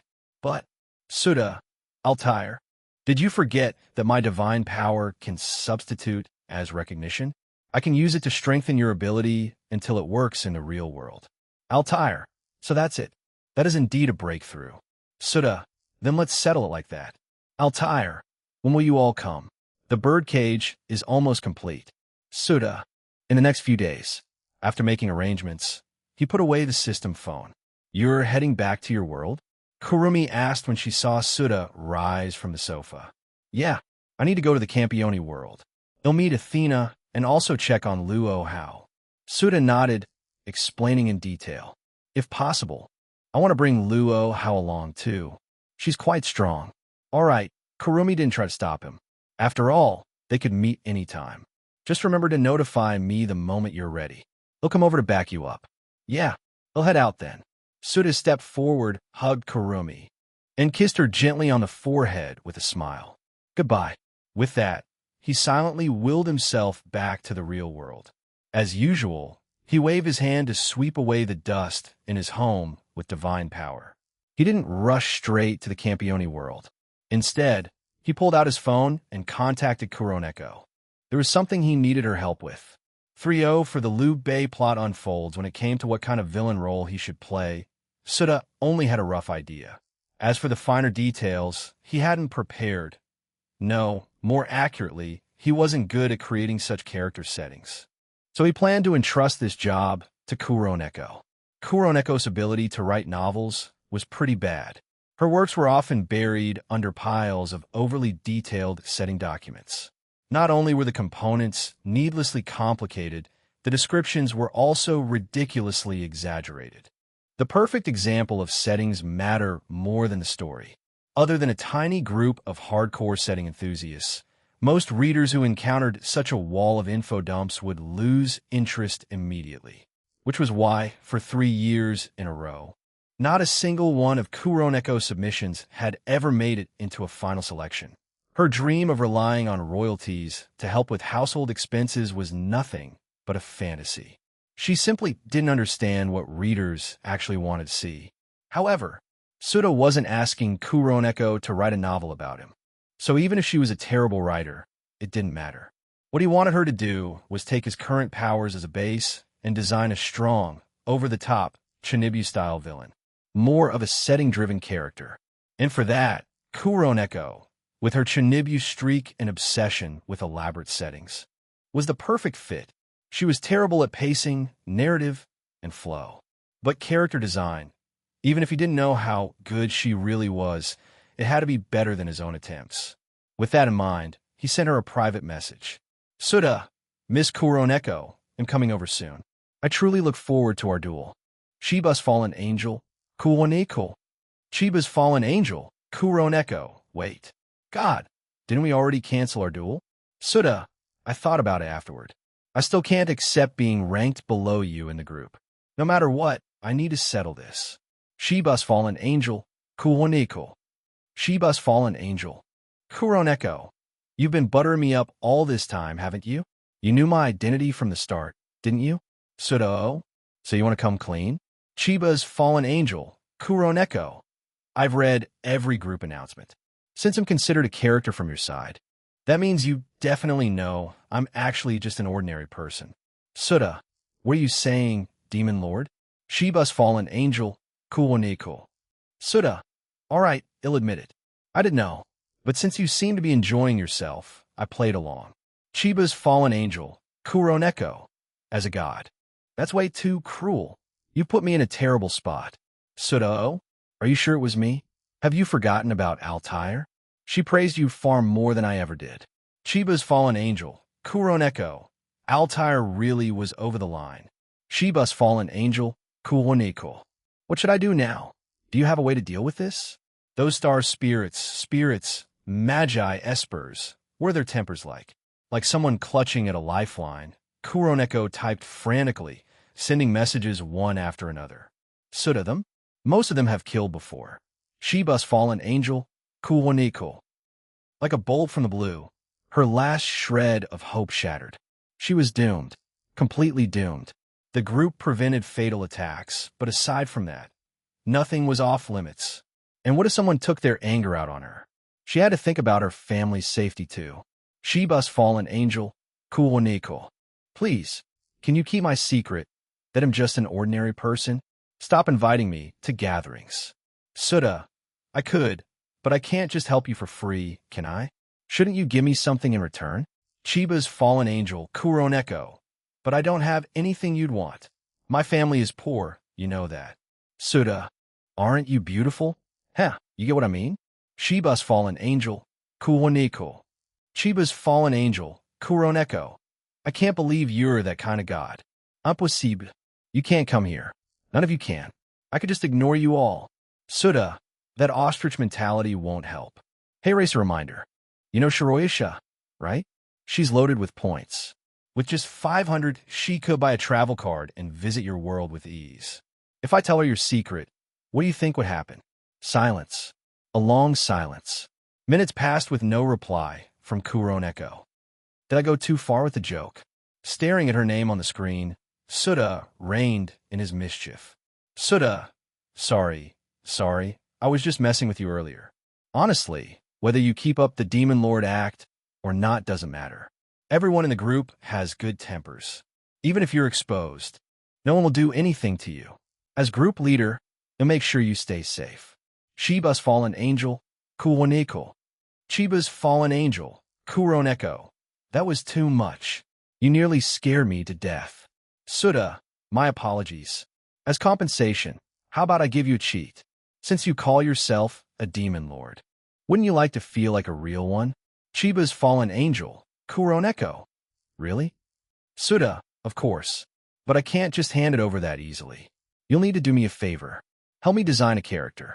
Chiba's fallen angel, Kuroneko. A character? Don't tell me. The villain role you're going to play against Altair? Suda-o? Smart guess. Exactly that. Suda, I have a lot of requirements. Too much to type out. Are you free now? We could talk face to face. Chiba's fallen angel, Kuroneko. Face to face? Let me think about it. Suda, relax, I won't do anything to you.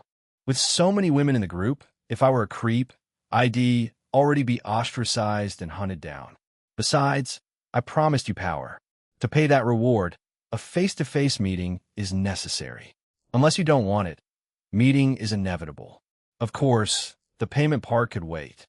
And everything they discussed so far could have been handled over a video call. The real reason he suggested meeting in person was to open a channel between their two worlds. After all, he was quite interested in the world of Aremo. On the other side, Kuroneko stayed silent for a long time. She was probably weighing whether or not to send an invitation, thinking about how none of the women in the group ever showed hostility towards Souta, how well everyone got along. In the end, she made what was for her a bold decision. She agreed to meet. Shiba's fallen angel, Kuroneko, Alricht. Give me a moment. They'll send you an invitation. Soon, Souta received the system notification, but he didn't accept right away. Instead, he first created an Apple phone, loaded it with all the necessary files. This was for Kuroneko. Only after finishing did he accept the invitation. In an instant, a flash of white light engulfed him, and his figure vanished from the apartment.